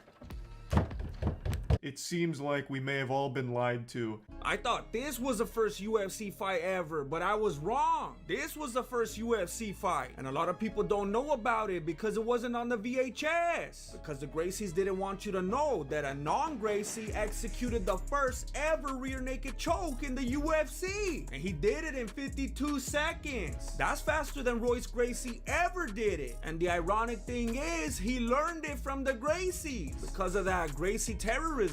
The Gracies referred to it as the Gracie Challenge for tax purposes. But we all know what it was. Jason DeLucia defeated Trent Jenkins in a non-pay-per-view match before the event started. So he will be the alternate if anyone dropped out. His striking looked good. He threw spinning stuff and he choked him out. But the world never got to see it. And I suspect foul play. No decorrer da luta, o tio Carlos pegou a finalização e ele bateu. Assim que o tio Carlos soltou, ele veio dizer que não tinha batido. Aí os jurados e juízes entraram numa discussão.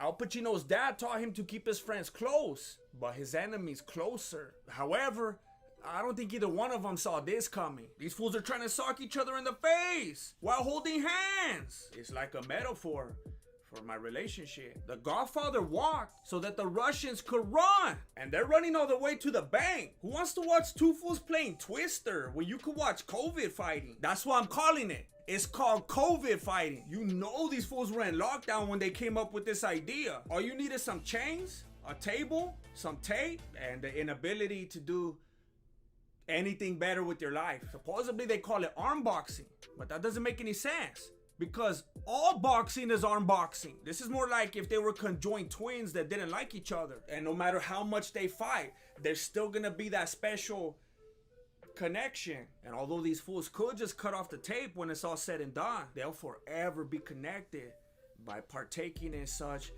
a stupid activity together.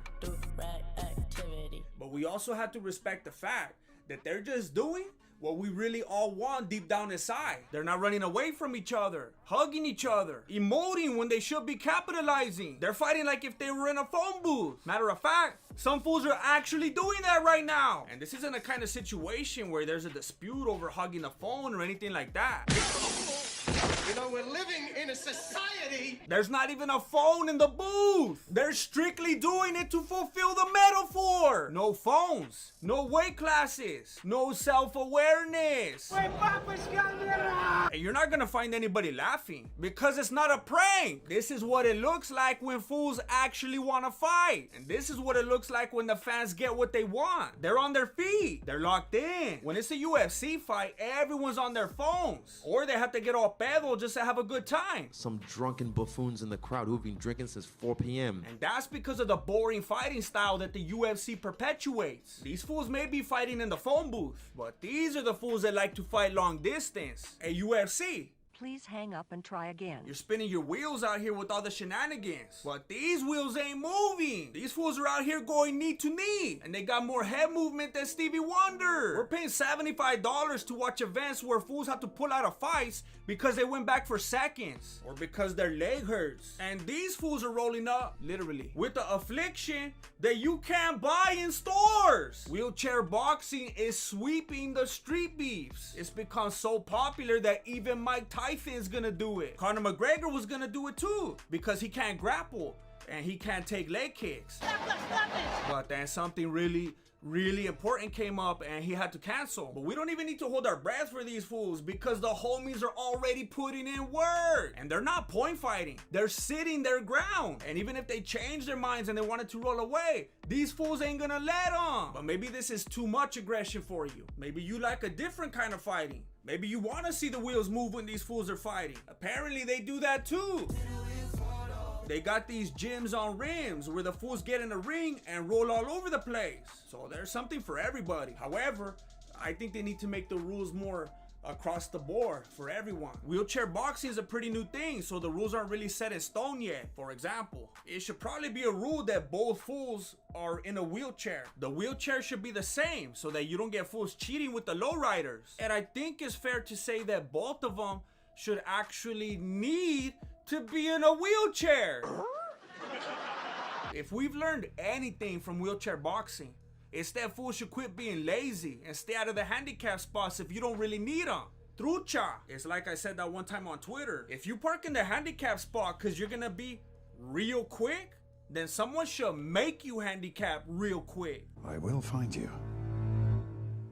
And I will kill you. After seeing two fools on stools go at it like that, it feels like a slap in the face to watch a privileged bodied individual not even willing to engage. Serio? I'd rather watch two fools just straight up slap each other in the face. Because of all the bureaucracy and whatnot in the more mainstream promotions, it's very few and far between that you get to see clean strikes like this. And when you do, there's no power behind them. This fool slaps harder than my SoundCloud, and my SoundCloud slaps hard. My flow goes deep like the ocean. It burns so hard, grab the lotion. I might hit the 3-wheel motion, cause I'm sipping on this green tea potion. Look at that fool's eyes. He made him believe. That fool just got slain in the spirit without a single biblical reference to justify such a practice. He started sowing a seed the very next day. If you're not a giver, you're a loser. Show it with your gift. So, get to the phone. The crazy thing about slap boxing is that it feels like you're watching a highlight reel. But that's because every single moment is just that intense. And it's not intense because of carefully manufactured drama or artificial beefs. The Slap Fighting Commission actually has a zero tolerance policy when it comes to drama. They literally make them put cotton in their ears so they can't even hear each other talking papas. The only drama is within the action itself. And there's so much action, you better enjoy it before it's over, because these fights are short. And I refuse to use that as a transition to my next topic. It's purely coincidental. I didn't even notice these dudes were short until the commentators kept talking about it. I just thought the ring had really high ropes and that these fools had really low centers of gravity, which, as far as I'm confirmed, is a highly desirable attribute. But these little dudes have been fighting under the radar, and that's not a short joke. Fools are always like, where my short kings at? They're right here. And they're kicking it with the little women too, like if they were Christian Bale. It just doesn't make any sense, and people are always making a big old deal over the little fools like Hasbullah, Abdul Razi, or Demetrius Johnson, when these fools have been putting in work, from the trainers all the way to the fans. There's no shortage of their importance within the fight community, and there's no shortage of action. It's high paced because the rounds are short, and they have to slug it out from short range because of physics. You better not sell these fools short because they're stronger than you. They like to fight dirty, and your lady thinks they're adorable. Frankly, I don't get it. They all look the same to me because I don't discriminate. Little versus little, big versus big, big versus little, little versus big. It doesn't matter. If some fool rolls up on me, I'm not gonna ask him how much he weighs. I just know that fool's gonna go home feeling heavier because he's gonna feel the weight of defeat on his shoulders. We've seen time and time again that weight doesn't matter. It's all about making money so that you can have more titles and more champions. It doesn't matter that Royce Gracie's family manipulated the tournament so that he could win, or that the Yakuza was controlling who would win or lose in the pride fights, because the same thing happens in the streets. To be honest, I'm reclined to believe that there was no funny business necessary right here. This fool was over 600 pounds. That's not an advantage. That's tiring. That's a TLC show right there. This fool is basically lifting 600 pounds on the daily. His entire life is one long rep. The other dude is 169 pounds. All he has to do is run around a little bit until one of that fool's ankles gives out. The only chance this fool has is if the little guy does something dumb, like go for a takedown or something. No! But even then, he gets out of it. You could gain however many hundreds of pounds you want. It's still gonna hurt when you got someone socking you in the head. That's why Dana White stopped trying to gain weight. A few months ago, that fool looked like Thanos, and now he looks like Billy Corgan. He went from smashing TRT to smashing pumpkins. Now smash all the algorithm stuff on the screen so that the video could do good and I can make another one.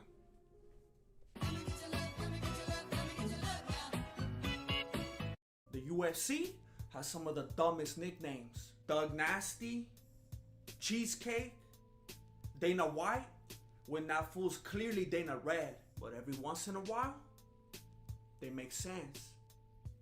Like Lionheart. And it was proven that Anthony Smith had the heart of a lion when they did the autopsy after the fight.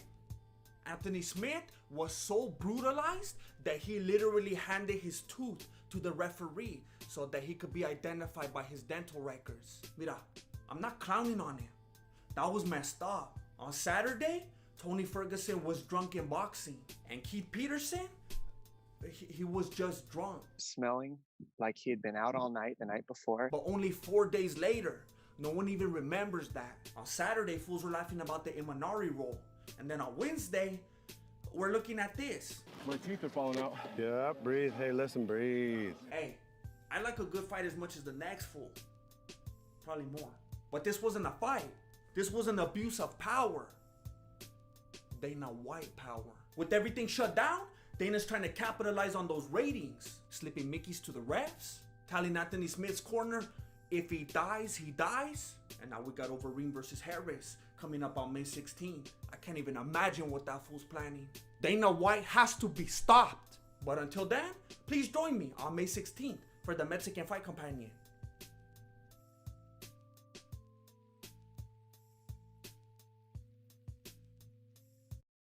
And again, when you show it in slow motion, he had the cloth over his right eye.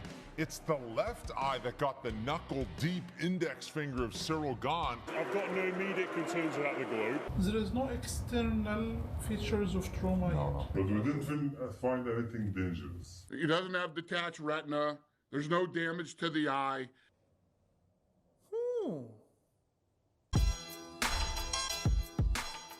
Hey, what's up, everybody? My name is Jesse, and I'm the founder and grandmaster of MMA, Mexican martial arts. My most recent video was about the Illuminati. So naturally, people are asking me how this event with Tomas Aspinall could be connected.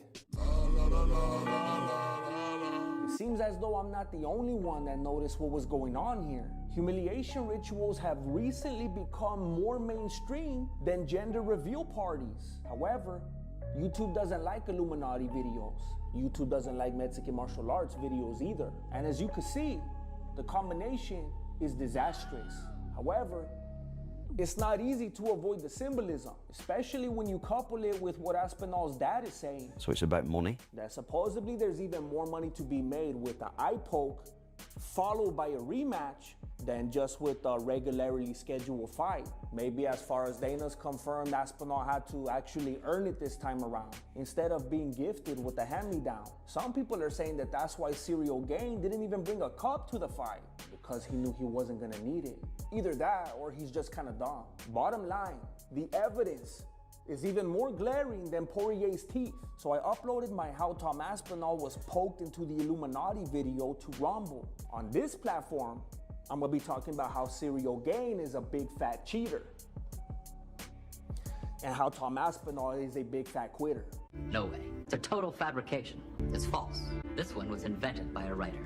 Not this time. You're wrong. It's an urban legend that never happened. I understand that many of you love Tom Aspinall and that he should be respected for making UFC history, as he is the only fighter who has ever become the undisputed champion via a text message from Dana White. And Dana even has so much respect for him that he built the card around Aspinall's hometown of Abu Dhabi. Technically, his hometown is the UK, but supposedly the UK is mostly people from Abu Dhabi at this point. But while Dana White was looking for a fight, Tom Aspinall was looking for the clock. What time is it? That's right. He wanted out long before the poke. Matter of fact, I posted this a few hours prior to the fight, and it aged like Paul Rudd. Tom Aspinall has been so back and forth about if he even wants to fight anymore. And then he ducked John Jones after saying that Jones ducked him. And then he refuses to fight certain contenders or else he'll vacate. And then he'll retire if his dad quits coaching. And now he wants to box. He's too wishy-washy. That fool flip-flops more than my chanclas. And he's always all depressed. That's why they call him the light-skinned Gabby Douglas. He gets in a mood and he starts doubting his whole career. That's why they call him Doubting Thomas.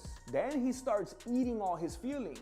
That's why they call him Dave Thomas. The moment something doesn't go according to plan, he crumbles. And that first round did not go according to plan for him. He was bloody, and not in a British way. And he couldn't take Cyril down.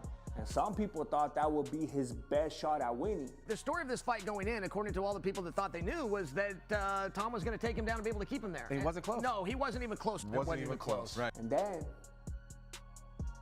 he started smiling. Smile, though your heart is aching. You already know that when fighters start doing stuff like smiling and sticking their tongue out, that it's not going in the right direction for them. It's a way of compensating. Because he wasn't able to save his face in the literal fashion, he was trying to save face figuratively. Because Game was fighting like if his EBT card was on the line.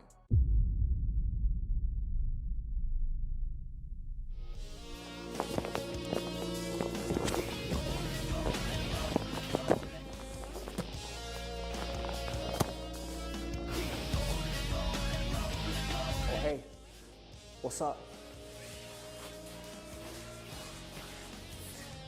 I'm just over here grappling with the, oh wait, hold on. I'm just over here grappling with the fact that a lot of you still haven't liked and subscribed. And honestly, I don't understand it. It's the only way that this channel could go on. It's if you don't use it, you lose it type of situation. So I hope that you'll reconsider. Thank you.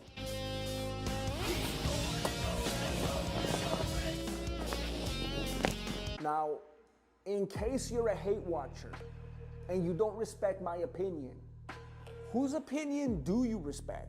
Michael Bisping, Paul Felder, Brendan Schaub, Ariel Helwani, Charles Sonnen, Anthony Smith, Daniel Comer, Dan Hardy, Laura Stenko, John Panic, Brett Okamoto, Luke Thomas, Din Thomas, Brendan Fitzgerald, Dana White, Josh Thompson, DJ Tillashaw, Aljamain Sterling Silver, Mighty Mouse, Henry Cejudo. How about Kamaru Usman? Because all of these people agree that Gane was winning the fight. People are now saying that it's obvious that if he doesn't win in the first round, he's in trouble. They're calling him the 1 minute man. Dana's saying that he has to come out to Missy Elliott next time. People are mad at Dana because of his take on the situation. Tom didn't want to continue in the fight, so. But he's not wrong. I say it all the time. Two things could be true at once. Serial Gane is a serial cheater. And I'll get to that in a little bit. But Tom Aspinall did not want to be there. First of all, he's holding the eye that got poked the least. Have you ever seen when someone pretends to be hurt and they limp with the wrong leg? I remember when I was a little kid and one of my cousins got slapped across the face and he started limping just because he wanted attention. That's what this reminds me of. My cousin has a crazy underbite too. Maybe Gane's finger went so deep into the left eye that it made its way over to the right eye. If not, then I think the right eye is the wrong eye.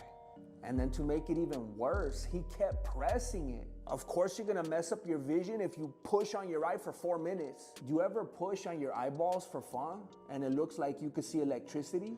It's fun when you're pressing, but it's not good after. Here's what I haven't heard a single person talk about. Aspinall had 5 minutes to make a decision about his eyes. Within the first minute, he was telling people that he couldn't see. You know how sometimes people say, Them's fighting words. Them's fighting words. Well, Aspinall said the most non-fighting words. Apparently, it's well-known jargon within the fight community. If you say, I can't see, that's a wrap. And they all know it. He can't say, I can't see. If he says that, they'll stop the fight. He just said, I can't see again. This fight's gonna end this way. But he literally just said, I can't see again. Minutes before the fight stopped, you said he's already made his decision. This fight's not continuing. And a few minutes later, you're proven right. You never say, I can't see if you want to continue to fight. But Aspinall was coming at Jason Herzog like if he was Cheech Marin. I'm blind! Oh, I'm blind! And Herzog was doing his best to control the situation so the fight could go on. I don't want to talk to him anymore because he's saying something here that's going to lead us in a direction. But Aspinall was getting frustrated because he wanted to hurry up and end it already. So he kept spamming the I can't see button.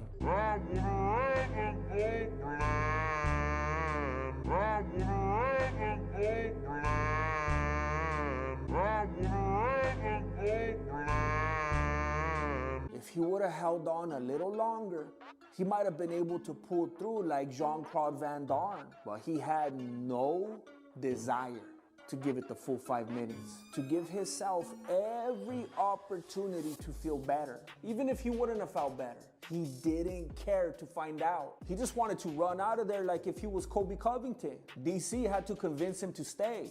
He almost had to arm drag him.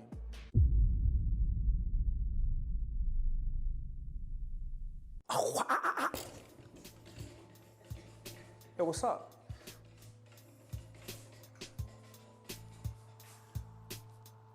Yeah. I'd like to kick it with you. And we could do that on my Patreon. Link down below. We're gonna be doing a lot of things, starting right now actually. Movie nights, Q&As, streams, posts, not available to the general public.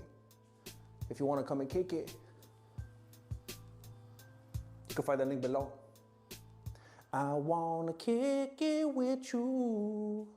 I really think that we could kick it good. Now, I understand that being able to see in order to fight is more important than just being able to see in general. I just think it's interesting that Aspinall was acting like Ray Charles, but he was still looking at people and communicating with them as if he could see. I can see clearly now. I can see clearly now. I can see clearly now. I can see clearly now. I can see clearly now. I can see clearly now. The whole time I was wishing I could just throw a ball through the screen to see if he would accidentally catch it. We're not even sure how blind this man really is. Here are the cold, hard facts. The recency bias may lead you to believe otherwise, but there are fighters who have been in worse situations and they kept fighting. And I know it makes you feel better to say it, but it's not because they're stupid. It's because they're fighters. In that moment, I was like, I went blind, but I'm gonna keep going. I saw just light. I didn't see shadows. I didn't see anything. It was just like if someone put like just a clear or like a frosted like film. So I was like, I can't see. I'm blind, but whatever, I'm not gonna give up. Remember, Aspinall doesn't even know if he wants to fight from one day to the next. I don't want to fight anybody. I'm scared to fight everybody. He didn't show the heart of a fighter in this situation. He made a calculated business decision because he was already in a bad position and now his eyes were compromised. If he would have kept fighting, he would have lost. He would have lost either way. And after a loss, how's he gonna make any money in boxing? People are allowing their emotions to get involved and they're getting too caught up in intentional, unintentional, illegal, game being a repeat offender. They keep saying stuff like, did you expect him to keep fighting and possibly lose? Oh, you mean like all the other fighters that kept fighting because they're fighters. Also, that's a terrible argument. That's like saying anytime someone is in trouble, they should quit so they don't lose. And I don't want to hear about, it was cheating though. Herzog should have called the DQ then. Like Herzog's being investigated for the UFC. He is? Jason Herzog, yeah. He is? Mm-hmm. Do you remember that one fight and we were watching it? This is very the two interesting. Asian girls were fighting? I sure do. And she passed out and he woke her up and let her continue? I sure do. She's out. Look at her. Oh, wow. She's totally limp. Yeah, she's limp, and then she starts to get up. Because she recognizes the match is over. She's gone. Hey, but in the corner, the cut man said, I can wake her up. Yeah. And he gave her some smelling salt or something that kind of... Oh, no. Really? I can wake her up. You want me to? Okay, yeah.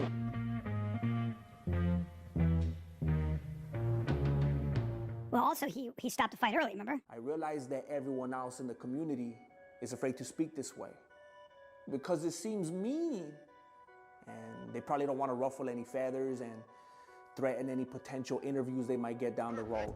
And because it's easy to just blame Game because he's a known cheater. But Game being a cheater doesn't mean that Aspinall's not a quitter. the moment Herzog didn't do his job by not calling a TKO or a DQ. He left fate in Tom's hands, and Tom went full Gabby Douglas. Never go full Gabby Douglas. He shouldn't have been able to get off easy with a no contest, but he gamed the system, and he might have fooled the UFC staff. But he was dropping his guard with the hospital staff. Okay, you can see this clearly. He once was blind, but now he could see. I am delivered! But when the doctor called him on it, Aspinall got all defensive. The vision is clear. No, it's not clear. It reminded me of that one scene from Step Brothers. But y'all don't say that. He was showing more defense than he showed in the fight. He was even fake coughing, like a kid that doesn't want to go to school. I have to I think he forgot it was supposed to be about his eye for a moment. But even this guy wasn't buying it. Look at this dude.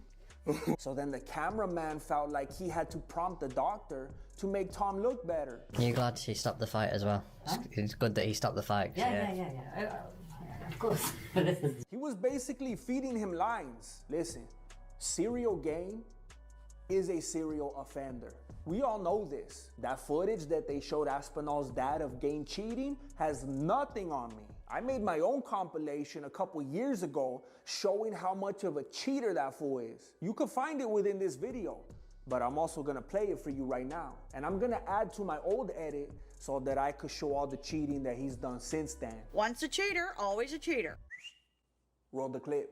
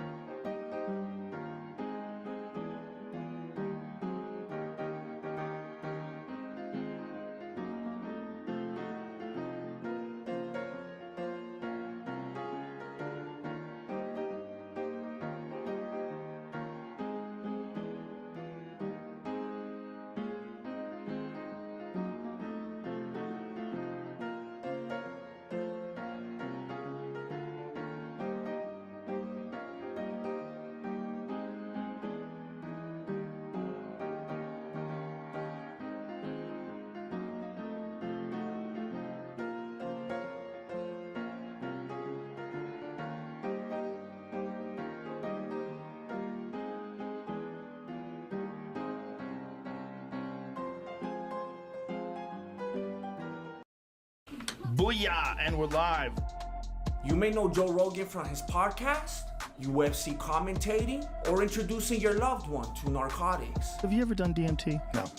Do you want to? But before all of that, he was a fighter. Today, we're gonna be talking about the 7 times that Joe Rogan fought. On camera. Put some respect on my name.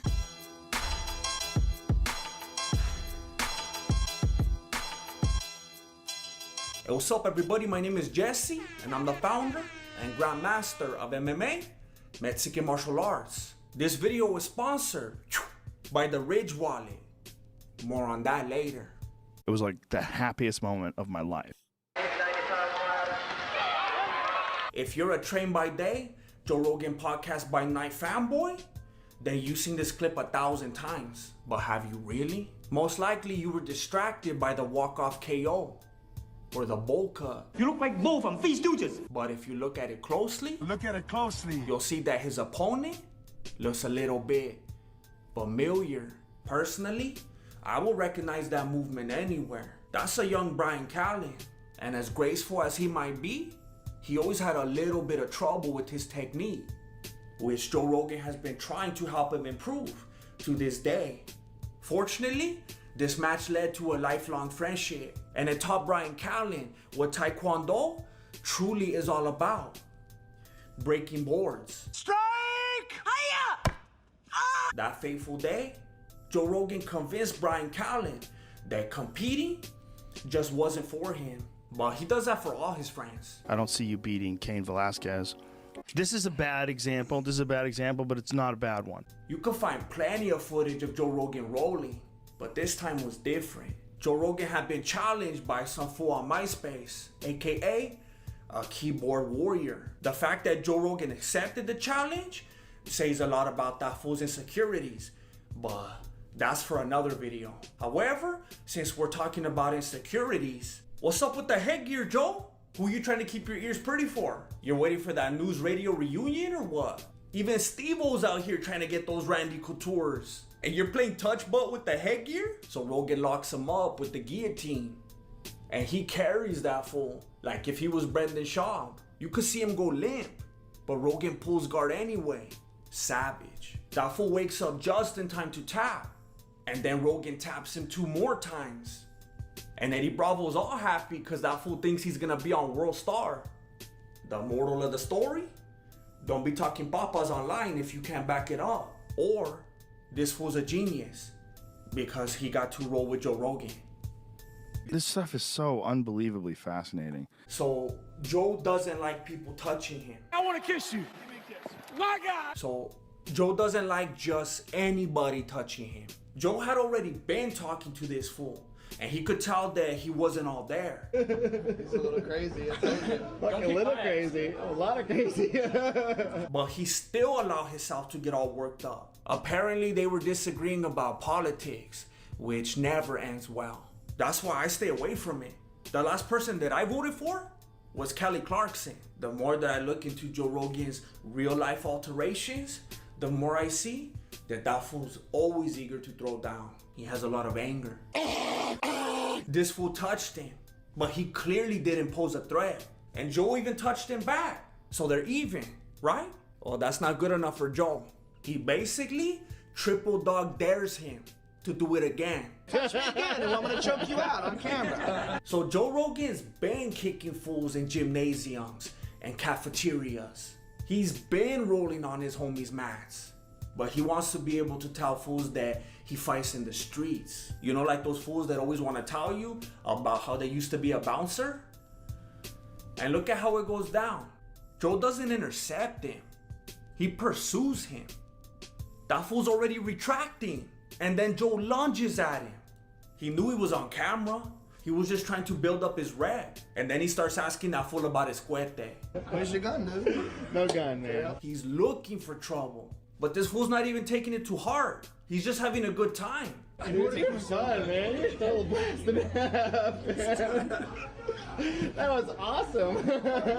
And then he decides to touch Joe again. You do that again if I touch you again? You could tell that there's a moment where neither of them really know what's gonna happen next. Fortunately, Joe lets it go this time. There's no point in tapping out the same helpless fool twice, which is why Khabib doesn't want to fight McGregor again. I don't want to see McGregor versus Khabib again. I don't think it's going to be any different. My biggest problem with this scuffle is that Joe Rogan let go when that fool tapped out. This sets a very dangerous precedent for the streets. Now that fool's gonna think that every time he's in a fight, he could just tap out. It doesn't work like that.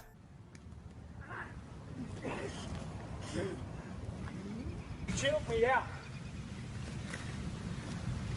And I tapped, and you didn't let up. You also have to consider, hold on. I've been under a lot of pressure lately. I recently discovered that people are only watching my videos for the Ridge Wallet ads. It's kept me up at night, wondering, how can I top the last one? How can I better share the good news of the Ridge Wallet with the people?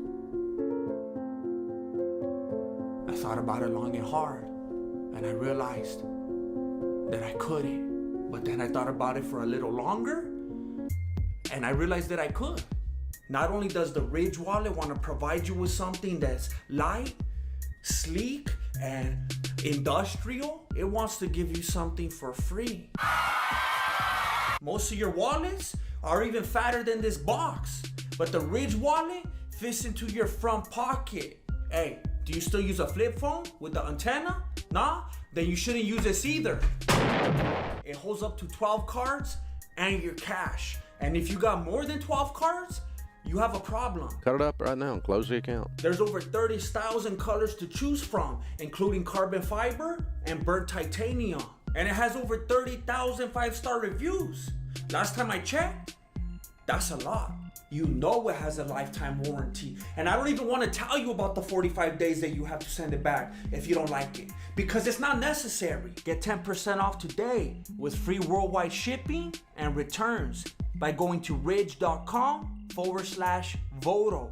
That's ridge.com/Voto and use the code VOTO. Link down below. All right, I feel better now. Let's continue. If you fart and you didn't have a nose, no one would know. Long story short, this fool was acting annoying the whole time. She's dead weight! She's get a new woman! She's dead weight! He was causing emotions to run high and getting under people's skin. She can't do it! She can't! Jonathan, she can't do it! But it was Joe Rogan who would ultimately set the tone for what would happen next. He's not supposed to show bias. Have you ever looked at Bruce Buffer when he announces the winners? He always looks like if he just lost the fight.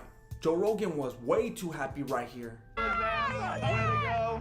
I think you had something to do with it, I really do. And you would think that that's bad enough. But what made it even worse was that after that, he pretended to be sad. Victoria, Jonathan, come on over here.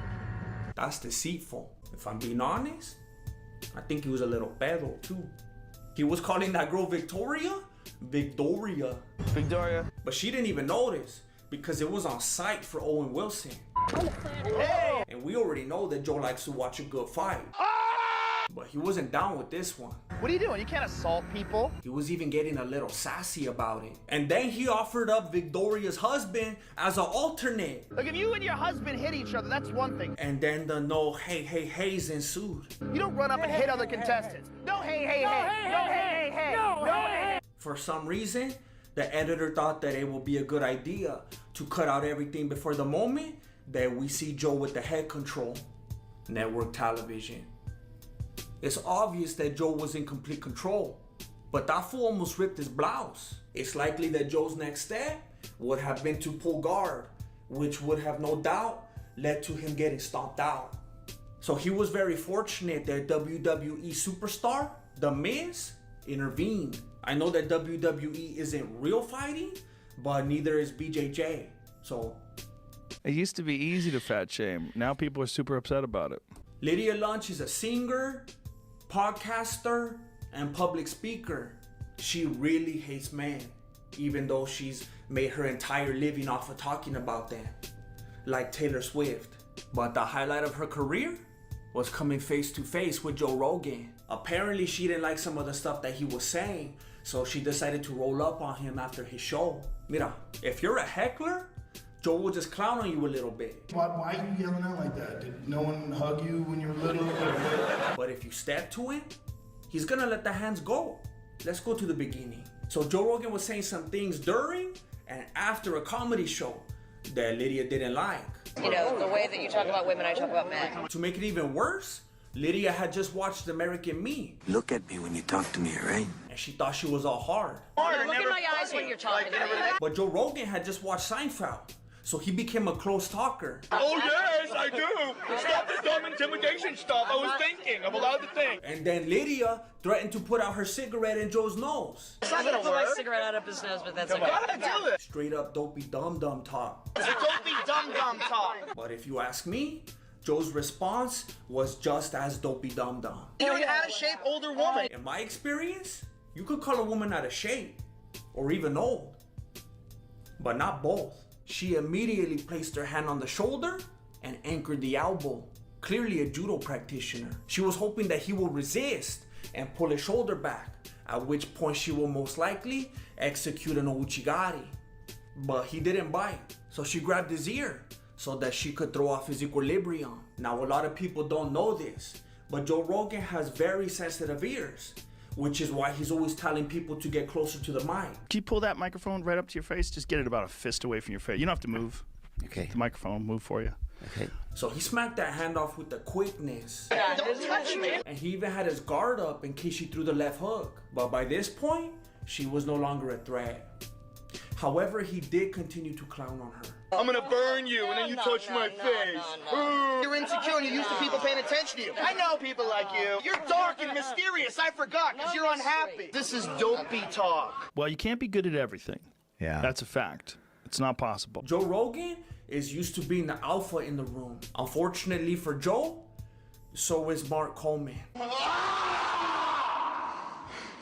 If you watch the entire video, you learn that Mark Coleman is radio host Jeremy Loper's homie. And Coleman is concerned that Joe Rogan is stealing Loper's listeners, like he did to Alyssa Milano. Loper's number one, Rogan number two, but he's catching you. He's good, right? That's where we're at. He's good. And then Coleman goes on to shake Loper's hand as if he's sealing the deal on something, like fighting Loper's battles for him. During the meet and greet, Coleman says something to Joe Rogan that deeply concerned him. But then when it came time to take the picture, it looked like maybe he just wanted to horseplay a little bit. But then it got a little too rough. And Joe Rogan said, "Giddy up, fool." And Coleman called timeout. It reminded me of that one time that fool was crying to stand him up. But Joe acted like he didn't hear him. So he went from the arm drag and took the back. But he was instantly intimidated by that affliction print. While he was caught on stop, Coleman spun around and pushed him into the wall. Fortunately, Joe's dome is 35% TRT growth, and he landed on the part that has no feeling. So he bounced off with the quickness. Coleman tries to apologize, but that fool still didn't know how to keep his hands to himself. If I didn't know any better, I would assume that fool was intoxicated, even though he insisted that he wasn't. People say I was drinking, was not drinking. And you know, usually people who insist that they're not intoxicated are telling the truth. Will they get us kicked off YouTube? Jamie's got to do some finagling. Joe Rogan has never competed in the UFC unless you've unlocked him. However, he supposedly competed in a lot of those weird overseas tournaments like Boss Rutan or Frank Dukes. Right here, we have footage of him competing in a very dangerous, anything goes type of match. Anything goes. His opponent is very comfortable, very confident, but he makes the mistake of telegraphing. Joe Rogan feints high to distract him, and then he busts out the judo hip throw. All those years of Taekwondo and BJJ, and he does judo. And I already know that lots of people will say that that's a BJJ throw, but that's irregular because everybody knows that BJJ practitioners don't start on the feet anyway, because that supposedly 90% of fights start on the ground. At this moment, Joe Rogan seems to be in complete control, but he exposed one of the biggest vulnerabilities of BJJ, tickling. Mira, you could defend against a Kimura or a guillotine, but you can't defend against tickling. Nothing can stop the flow. Joe Rogan tapped faster than Conor McGregor in a room full of Dagestanis. Now, there was an 8th fight. Jamie, pull that video up. But it wasn't a real fight. It was from a movie. But I just thought that I should bring it up because I didn't want people to be like, "Hey, you didn't do your research. You missed one." Chale. I was thorough. I actually ended up watching the whole movie. It was very good. Look it, I'm not a Joe Rogan fanboy. And I wouldn't say that I'm a hater, but I'm always hearing people making claims, either one way or the other, about his fighting prowess. So I set out to make the most comprehensive list of that fool's fights. And I believe that I succeeded. Perfect. If you enjoy my videos and you would like to help me keep making them, then please consider joining my Patreon. You can pay whatever you want, and all the levels are exactly the same. Link down below. And if you don't want to go to Patreon for your own personal reasons that I won't ask about, then you can support by clicking the join button down below on YouTube. And I've heard that some people can't see it on their phones, so maybe you need to go to a desktop. I don't know. YouTube, please fix this. And I want to say a big thank you to all of the people already supporting me. You literally make this possible so that I could be here today doing this. Thank you. If you want a chance to win this, then all you have to do, all right, look it. So I didn't know what I was talking about when I recorded the video, and now I have to do a voiceover to clear up how you could win the Ridge wallet. If you want to be entered to win, all you have to do is leave a comment, raffle them off. And you might be thinking like, hey, wait a minute. What if I'm the one that has the most likes? How come I can't get to be the winner? Because I don't want anybody gaming the system, all right? It's way too easy to do that. I've done it myself. So listen, the top 10 liked comments is gonna have a raffle, and then whoever is the winner from that gets the Ridge wallet. So say something creative, something funny, something emotional, whatever. If your comment gets a bunch of likes and you're in the top 10 like comments, then you're gonna be in the little mini raffle of 10 people, and whoever wins that gets the Ridge wallet. So leave a comment. Thank you for watching Mexican Martial Arts. Appreciate it. Good looking out. Lay. No one could have expected what John Jones did to Cyril Gahn in that fight. No one could have expected. No one could have expected.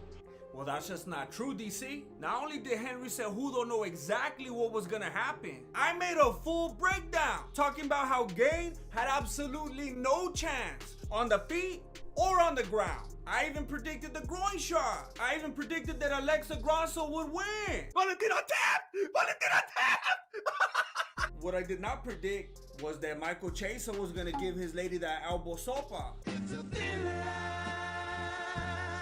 There was a script floating around before the fight that was eerily similar to the Jake Paul versus Tommy Fury script. And I can't believe that people thought it was fake.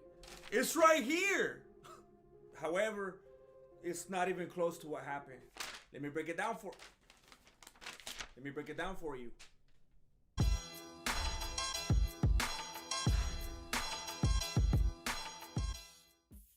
What's up, everybody? My name is Jesse, and I'm the founder and Grandmaster of MMA, Mexican Martial Arts. And this video was sponsored by the Ridge Wallet. More on that later.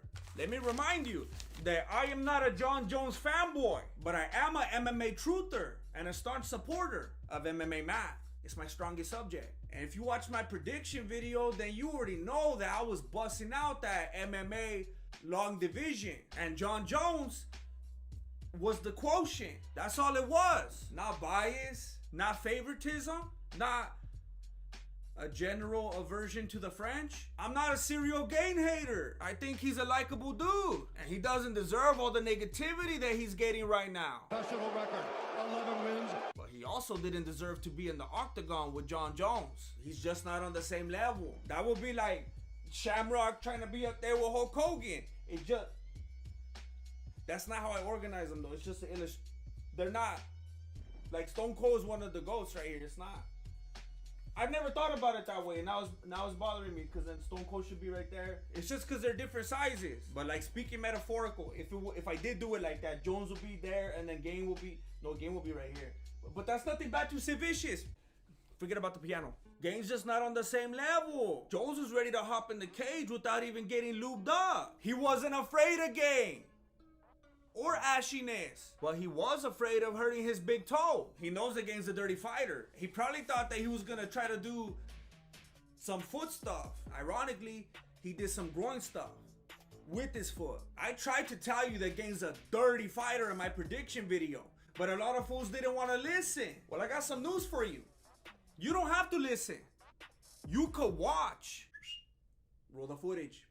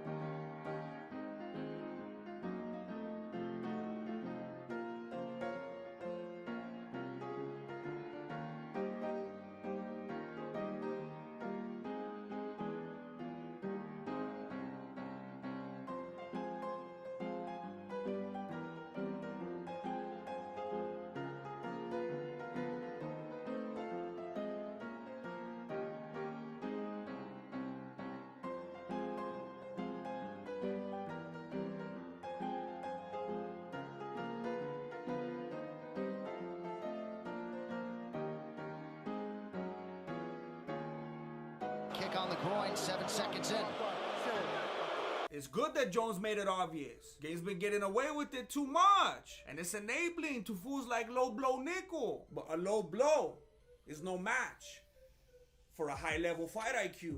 In the very next exchange, you can see Jon Jones trapping the foot. That's old school stuff right there. The number one thing people are always talking about is Gane's mobility. And Jones took it away from him. And Gane got scared. He didn't even want to get close after that. He looked like when Daniel Comer pushed Brock Lesnar. Gane was already looking different after his loss to Nogano. And the decline continues. He lets things get to him. He's very sensitive. But he had to do something. So he did the safest thing he could think of.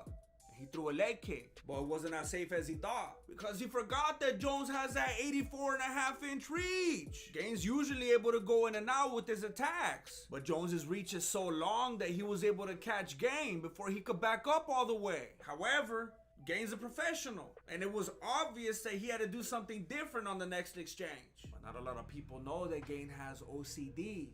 So he had to do it at least one more time. And Jones was going to use this opportunity to close the distance. But all of a sudden, Gane doesn't want to clinch. Maybe he had a big launch. And he didn't want none of that Jon Jones elbow sopa that I was trying to tell you about. Gane couldn't stand with Jones. He didn't want to clinch with Jones. He couldn't keep from fouling Jones. And he definitely didn't want to grapple with Jones.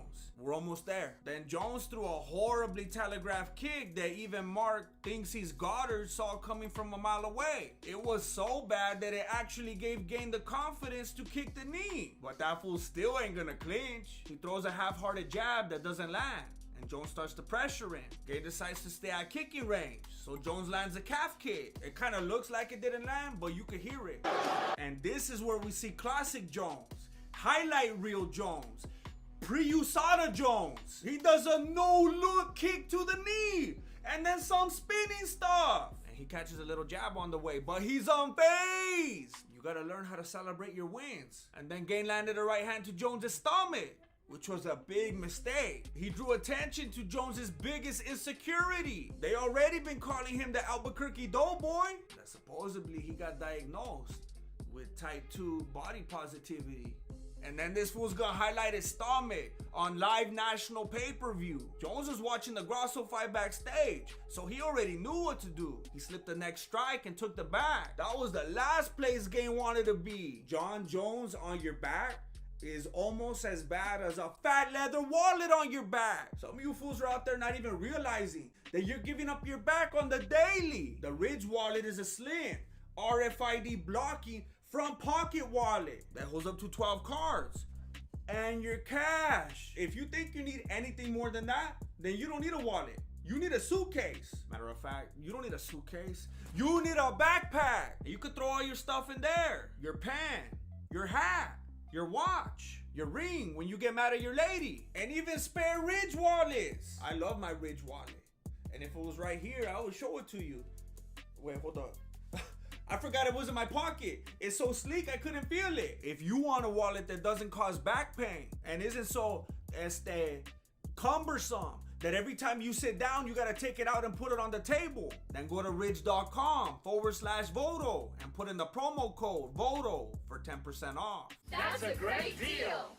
Jones knew exactly what he was doing when he took Gane down. You could see him isolate that leg from the get, and then it looked like he was either gonna use Gane's left wrist or left ankle as leverage so that he could roll him onto his back and initiate the ground and pound sequence. Gane tried to crawl away, but Jones roped him back in with that chain wrestling. I know a lot of fools thought he forgot how to wrestle because he didn't do it in his last couple of fights. But I tried to tell you, he's an opportunist. It's even on his Wikipedia. Whatever way he's fighting, it's not because he's trying to prove a point or because he can't do something anymore. Jon Jones is simply gonna do what works in that moment. And nothing was gonna work better in this fight than wrestling. In the top 25 ranked heavyweights, there's only one who's never had a wrestling match. His name is Ciryl Gane. There's only one heavyweight in the top 25 that doesn't have a black belt in jiu-jitsu. His name is Ciryl Gane. Ciryl Gane is 1-1 in his last two. Jones tried to get the hook in for a moment, but then he remembered what Cejudo taught him. Remember who you are. You are my son. And he went into that flow state. And I'm gonna say it right now. Jon Jones is usually a dirty fighter, but he didn't do anything dirty in this fight. He waited till after the fight. The dirtiest thing that Jon Jones did during the event was not give any credit at all to Henry Cejudo. That's gacho, Nacho. It took Jones a moment to find his way under the chin, but once he got it, he put all his weight on the back of that head, kind of like how Serial does. And Game was hopeless right here. The only thing he even attempted was pinching those love handles. I don't even know if small fat manipulation is legal, but it didn't matter. Game tapped out. The entire match lasted about as long as Jake Gyllenhaal's fight in the prelims, and Gane hardly even touched him. Jones landed more significant strikes on himself than Gane did before the fight even started. All this mobility that we've been hearing about was no match for whatever this is.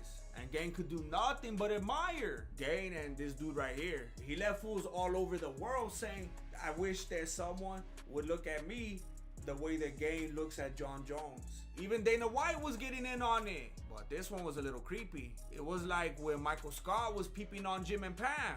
Kiss her good. I'm gonna be honest, I felt bad for Gane, but this might be the best thing that's ever happened to him. He said that the loss to Nagano didn't feel like a real loss, but that this one made him angry. Really angry. Although, when you hear him say it, I'm not entirely sure that he knows what the word angry means. I'm really angry. Maybe he meant tired or hungry. Really angry. What we do know is that everything I said was right. Jones easily defeated Gane, and he didn't mimic his style or anything like that. The closest that Jones came to mimicking Gane was when he spoke French. Bonjour, comment ça va? And I'm not 100% sure, but I think that Stipe Muchacho was also speaking French. Man, I'm gonna act like this, like, get my good side, man, it's dang old. And it looks like he's gonna fight Jon Jones in July. So I guess I'm gonna go watch every single Stipe Muchacho fight now. If you enjoy these breakdown style videos, then please help me keep making them by doing all the stuff you see right here. I know it seems lame, but it actually works. And if you want access to 2 new exclusive Below the Beanies every single week, either on the Patreon or the YouTube membership, then scope the links below in the description. Thank you for watching Mexican Martial Arts. Appreciate it. Good looking out. Late.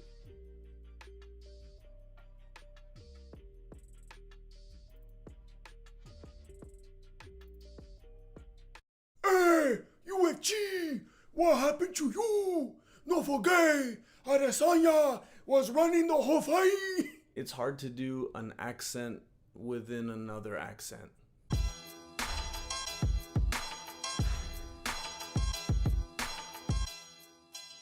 Hey, what's up everybody? My name is Jesse, and I'm the founder and grandmaster of MMA, Mexican Martial Arts. Today, we're gonna be talking about 10 reasons why Adesanya's not a real champion.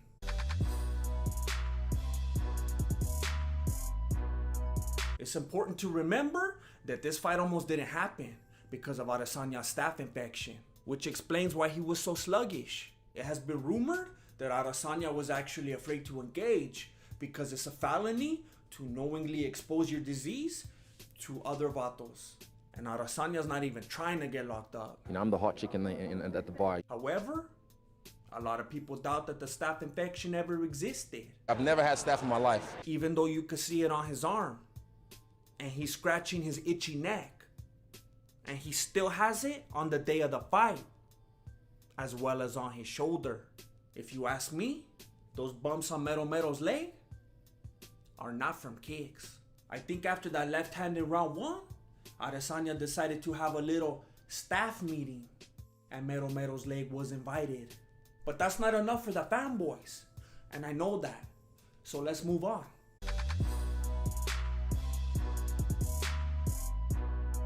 What about the disgusting display of sexism?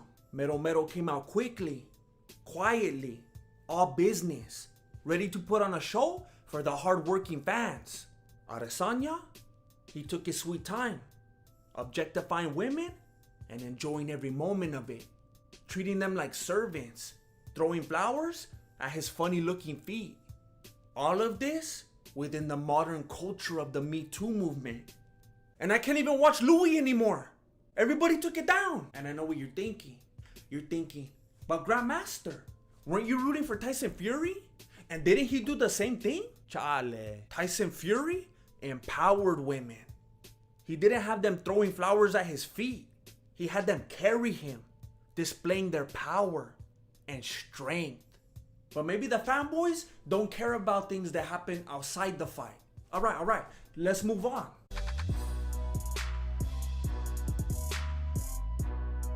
It's easy to look back at the fight with the foggy memory and be like, Mero didn't even do anything for like the first 2 minutes. The way I remember it, he made Adesanya nervous. He entertained the crowd. Strikes by this point in the fight. Yes, they had already gotten going. And he impressed the commentators. He's giving you something to think about. That's more than Adesanya did in the whole fight. Adesanya's supposed to be able to bend all these styles. But he couldn't bend Mero's. Mero set the pace. And fools are getting mad about it. They're getting mad because Mero wanted to counter-strike. How come they don't get mad because Adesanya wanted to counter-strike? He keeps making excuses. Basically, he's saying that he needs someone to attack him in order for him to be able to do his thing. Kelvin brought the fight. Robert brought the fight. So then why blame Mero for wanting you to take the fight to him? Are you admitting that you're worthless without counter-striking?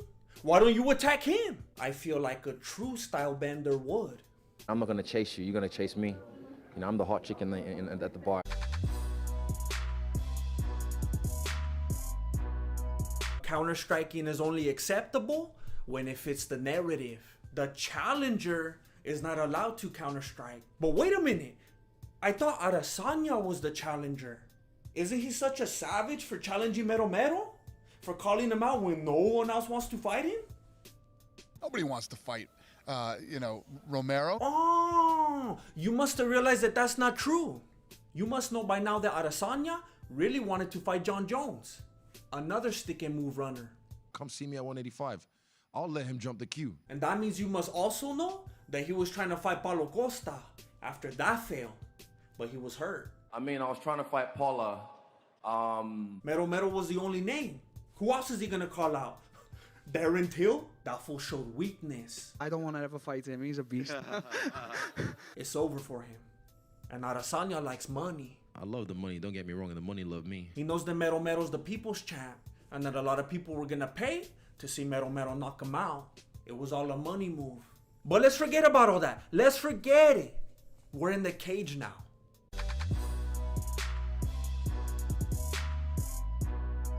On paper, Mero is the challenger. So that means that he needs to bring the fight, right? To be the man, you gotta beat the man. That's right. Where have I heard that before? To be the man, you gotta beat the man. Oh, so we're taking MMA advice from Ric Flair now. In case you don't know, Ric Flair is a professional wrestler. You know, like John Cena or Doink. All I've been seeing on social media from all of these sheep is to be the man, you gotta beat the man. Unless you can frog splash that man and give him a 3 count, you are grossly misinformed. It's still real to me. But don't take my word for it. Maybe you want to hear it from Chael. And there's an expression, to beat the champion, you have to beat the champion. If it's close, the benefit goes to the champion. I don't know where that came from. Nowhere within the rules or the bylaws is that true whatsoever.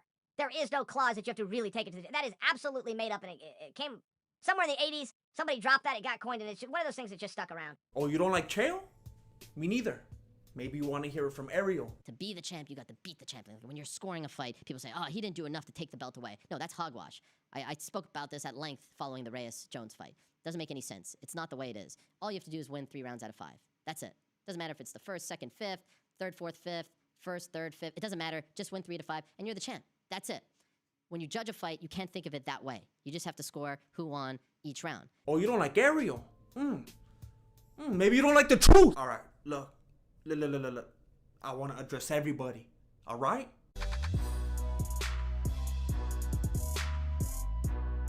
Maybe you're an intelligent individual who knows that to be the man, you gotta beat the man is nonsense. So that's not even your argument. You're not complaining that Mero wasn't engaging enough, but you are defending Adesanya for not engaging enough. I'm hearing a lot of, why would Adesanya just stand there and trade with him? That would be foolish. How come? Everybody seems to think that Adesanya has the most sophisticated striking the UFC has ever seen. What kind of strike is he going to throw? When is he going to throw it? At what distance is he going to throw it? He can mix it all up in one fell swoop. He's a 75-5 kickboxer. He's the champ. He bends styles. He's the best at setting traps. He's like, in my opinion, probably the very best in the sport at setting traps. Yeah. Mero's an old man. It's his last shot. Lost his last 3 or 4. So why is Adesanya afraid to engage? The broken native can't handle that broken rhythm?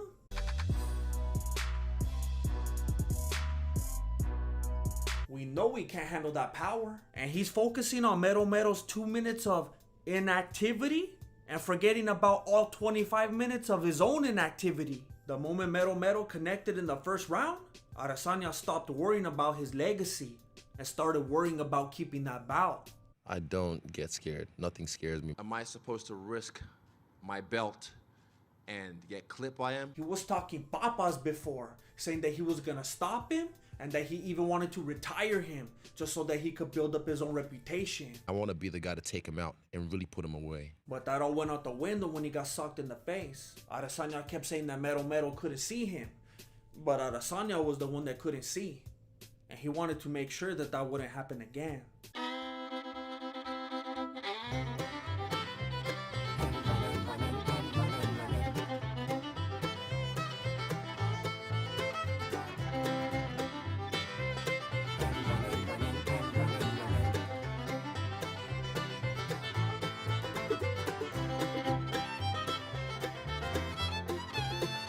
I just felt like running.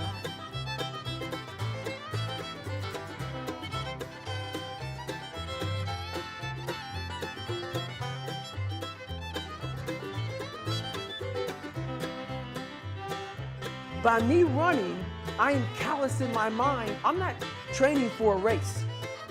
I'm training for life.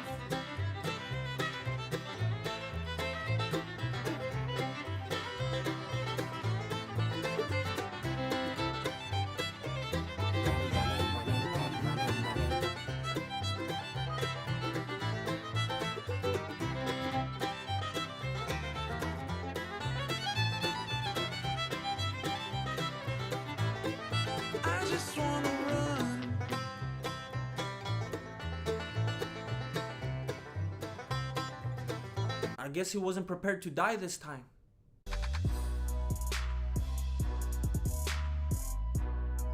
And once Adesanya accepted the fact that he was punking out, it became a point fight. Yeah! Yeah! All right! There's no denying that Mero definitely landed the most damaging shots of the entire fight. Not only did this cause Adesanya to fight in a completely different manner than usual, the risk is so great that it's keeping Israel from fighting his normal style of fight. Even his coach was telling him to keep circling so that he wouldn't get hurt. You can hear it. Izzy's coach yell, circle, circle, circle. He's not allowing Romero to set traps. The only thing that he could do was throw kicks because his legs are longer. I have to take that back. I was wrong. He also poked him in the eye. He knew that the only way that he could win was if Mero literally couldn't see him. Mero could have took the bout home right there, but he doesn't get down like that. Yeah, for sure. He stuck with it, and he begged Adesanya to stop running, but he wouldn't listen.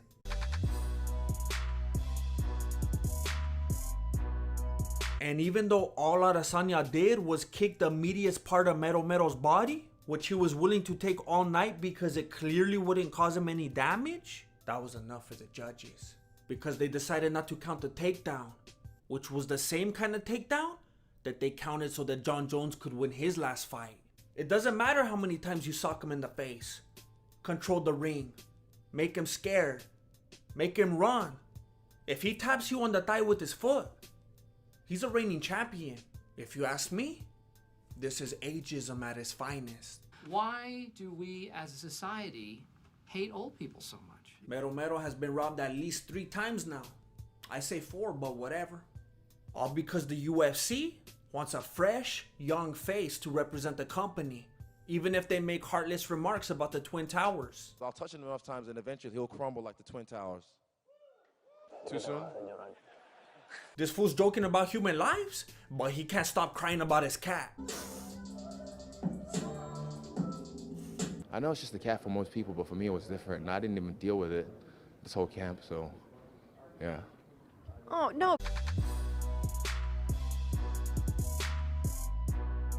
Adesanya might have won, but he still lost. And you could see it on his face. Look at that sigh of relief. Listen to the boos. Look at the social media. Nobody but the Vegas judges and the fanboys thinks he won that fight. Adesanya officially became a Floyd Mayweather type of champion that night. And he embraced it. I don't really care what people think at the end of the day.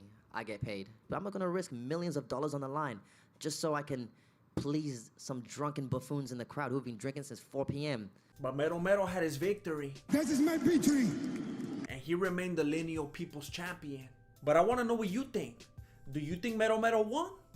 Or do you have poor judgment? Let me know down below. Thank you for watching Mexican Martial Arts. Appreciate it. Good looking out. Late. What were you thinking? The best there is. The best there was. And the best there ever will be.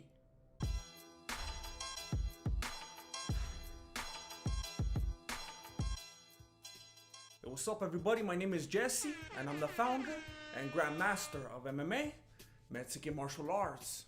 Today I'm going to be breaking down Khabib Nurmagomedov versus Justin Gaethje. And I guess you could look at this as the fourth and final installment of the Khabib Top Finishes. Links down below. This video is sponsored by the best wallet in the game, the Ridge wallet. More on that later. And there's a lot more to Khabib's last fight than the fight itself. Let me break it down for you.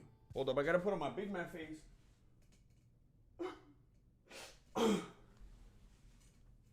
You lose!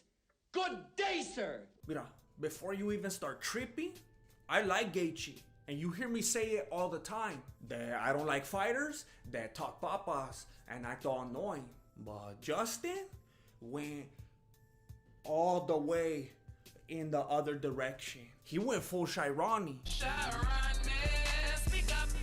Matter of fact, that fool was telling himself that he was gonna lose. I've been telling myself that's gonna happen, as a matter of fact. You got Adesanya out here making fun of the Twin Towers. Mike Tyson saying that he's gonna eat people's children. And Justin is saying that he's gonna lose. And that's what drives him. And that's what drives me every single day. That's what drove you off the cliff, homie. That fool was driving under the influence of insecurity. He was so insecure that he didn't even think he belonged there. I'm not even supposed to be here. I'm not even supposed to be here today! And that's the mindset that caused him to be unprepared. I didn't watch any tape. Why wouldn't you study for the biggest test of your life? This is what happens when you don't keep score. And when you take your kid to Baskin-Robbins, just for getting a participation ribbon. You know what my mom said when I got a participation ribbon? Nothing. Because I didn't show her. Because I was ashamed. Why are you going to be proud of your performance if it's not good? But that's irregular. Justin kept talking about how he's a performer. I'm a performer. It's hard to be a performer in an empty stadium. It's what happens in the octagon that matters. When I step in that octagon, nothing matters. Let's move on. Hey, I need a new chair. Fools keep thinking that I'm farting. People are calling this fight Khabib's most dominant performance. I feel like that was his best performance in the UFC, and that's saying a lot considering what he's done as of late. And he did it with a broken foot. Apparently he was in the hospital, he broke his foot. A broken foot will give most fighters cold feet. But Khabib wasn't even tripping. He understands that it's all up here. He said, Coach, he goes, my toe may be broken, but my mind is not. He just put on some tape and he was good to go. My homies have been getting down like that for the longest. But that's not the only thing. He had the mumps. We think he's fighting for the title. And he's over here fighting for his life. I know what you're thinking. How are people still getting the mumps in 2020? He said chale to the vaccine. He said Bill Gates can't even keep my computer from getting a virus. How's he gonna help me? At the end of the day, I don't care if it's the mumps, broken toes, or even if that fool broke his face running from a snake. You guys hit teeth? I almost broke my face. Oh. Khabib is simply too mentally strong to lose. He's not afraid of injury or sickness. That fool's down with the sickness.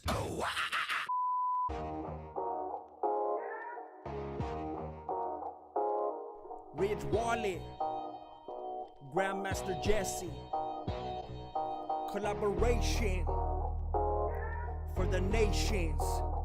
Let's get it. You get it, I got it. You want it, Ariana. I'm living in this modern world, 2020. I gotta look for something new where I can put my money. This wallet is industrial, sleek and light. Front pocket gang all day, all night.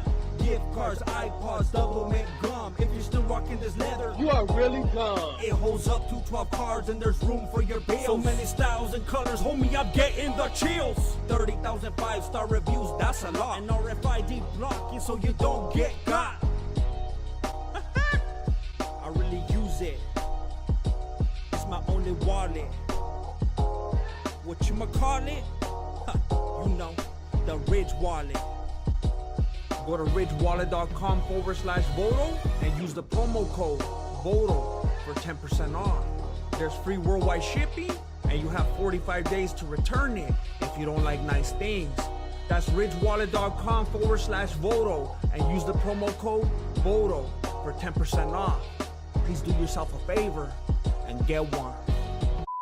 Don't act like you're not impressed. So the same fools that call Justin Gaethje the most exciting and violent man in the UFC are the same fools that call Khabib Nurmagomedov the most boring man in the UFC. A lot of people were disrespecting and acting like the eagle wasn't gonna take flight because that Justin Gaethje has the highest striking rate in UFC history and the highest striking accuracy in UFC lightweight history. But I guess nobody told Khabib because he went toe to toe with that fool. And his toes were broken. That fool went toe to toe with broken toes. Savage. He was letting those hands go, throwing knees to the face. He even kicked that fool in the ribeye. Not only was he dishing out the offense, he was making Gaethje's hands look like pillows. Hey, I respect a pillow fight, but that fool wasn't doing it right. To be fair, Gaethje did a good job of defending the takedowns early on, but then Khabib got one at the end of the first round. And while he was looking for the submission, Gaethje was looking for the clock. Gaethje's looking at the clock. He didn't know that it's stuck on Khabib time. Gaethje got so touched up by Khabib that he didn't even want his corner man putting hands on him. Pobrecito. That fool was traumatized. His coach encouraged him to keep attacking the leg. And even after the fight, Gaethje was all proud of his kicking. He's gonna be limping for at least the next 3 weeks. But listen, I hate to break it to you. Khabib was letting him land those kicks. He was learning the timing so that he could grab onto it later for his own purposes. And even though Gaethje said that he wouldn't let Khabib put him on the cage, I will not allow him to put me on the fence. once he was there, he didn't want to let go. And it seemed like the referee didn't see it. But that makes sense because the referee didn't see all the tapping either. He was too busy admiring the eagle. But I can't blame the ref too much for not seeing the tap. He wasn't looking for the tap because Justin said that he wasn't going to tap. He saw that Justin said he would never tap. Justin would never tap. And Khabib, being the gentleman that he is, didn't want to break Justin's arm in front of his parents. He didn't want to hurt him in front of his parents. So he went to the triangle and just kind of put him to sleep. So he decided to both honor his father. He said it's his dad's favorite submission, right? Wow. Getting to the mounted position, going to the armbar, going to the triangle. And give Justin a nice little dream at the same time. You know, you get a nice little dream. It's crazy. Khabib honored his father in his very first fight. And in his last. And you could tell it meant a lot to him. And what happened next meant a lot to me. You're all right. Justin Gaethje had just been dominated and put to sleep with billions of people watching. And he was the first one to console Khabib. I had already liked Justin, but this made me respect him. Did he maybe show a little too much respect before the fight? How many rounds has he lost in fights? I'd say 0, but they say 1. 1? Yeah, they say 1. Yeah, so. I think so. And I think his respect for Khabib affected his performance in the cage as well. But the respect after the fight was next level. Even George St. Pierre was impressed. Normally when fighters lose, they dip with the quickness. They're frustrated, angry, embarrassed. But Justin stuck around just so that he could pay respect to the Eagle. The only reason I stuck here is to give this man praises. Justin's a real vato, and he proved it when he poked his nose and looked at it on live TV. Respect. When it was time to officially announce Khabib as the winner, I noticed his homies fumbling with his gloves, and it was giving me the ice spill vibes. Three Stooges. What are you freaks doing? And at first I thought that it was weird that they were so concerned about his gloves. But then I knew. He's trying to get those gloves off. Wait a minute, is he gonna retire or something right now? Oh, he's retiring.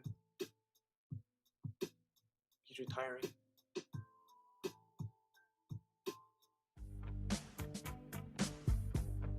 And even though some fools are out there trying to push that Michael Jordan narrative, I said it was reminiscent of Michael Jordan crying uncontrollably. It was very reminiscent of that. When Jordan retired, I think a lot of people thought, all right, that's it. And then he eventually came back the first time, right? In 93. I knew that that wouldn't be the case here because Khabib is a man of his word. But the one thing he doesn't do is lie.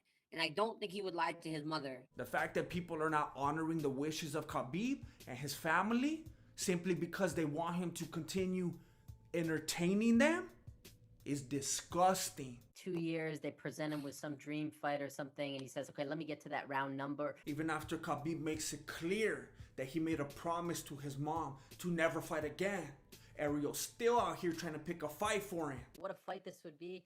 The two goats coming together. But GSP is just too classy to take the bait. I mean, I want him to go with his family in peace and have the peace of mind, not thinking about fighting. And even fools that I don't normally see eye to eye with are shutting Ariel down. Do you believe that this is it for him? Yeah, I most certainly do. I don't know what other game he would be playing, in all fairness. I think that he's going to be very happy in this decision, quite frankly. I don't think he's ever going to second guess it. Ariel's out here trying to be more hated than Trent Reinsman. Khabib doesn't need another fight. He's already proven all there is to prove. MMA math is one of my strongest subjects. And we already saw what Gaethje did to Ferguson. And then Conor and Poirier? I choke him out, both of them. And when it comes to the pound for pound discussion, and John Jones? Jones lost his last 2 fights, and everybody knows it. And he would have lost to Anthony Smith as well, by disqualification. But Smith didn't want to go out like that. And most people believe he lost to Gustafsson. That's 4 losses. And the disqualification. And if you're a Chael fan, then you don't believe that Chael's ever lost a fight. That's like 6 losses now. He also lost many rounds. Defeated people past their prime. And who knows how many PEDs that fool was on before USADA came onto the scene in 2015. Some of his biggest fights were pre-USADA. That fool was probably juicing more than an IG girl. You know why he's talking so much on Twitter? Because he knows that his record and the truth behind that record tells a much different story. Mira, we are very fortunate. And we are very blessed. We got to witness the eagle who fought a bear and turned into a goat. Khabib Nurmagomedov, thank you. It's burger time. You deserve this. I want to say thank you again. Big thank you to the Ridge Wallet for sponsoring this video. Links down below. I want to thank you for watching, liking, commenting, subscribing. When you do those things, it greatly helps the channel and it makes YouTube go, I think maybe I should show this video to more people. So please consider doing these things. Thank you for watching Mexican Martial Arts. Appreciate it. Good looking now. Late. All of a sudden, everybody wants to talk about Russia. I'm into it. I recently discovered Epic Fighting Championship, which is a Russian MMA promotion. And what I discovered was shocking. For example, the Russians don't have a word for disclaimer. Disclaimer. Celebrity appearances from the Crocodile Dundee and that fool from A Clockwork Orange. I'm pretty sure this is Khabib's cousin. This tie is shorter than Michael Chandler's hype train. And much, much more. Let me break it down for you.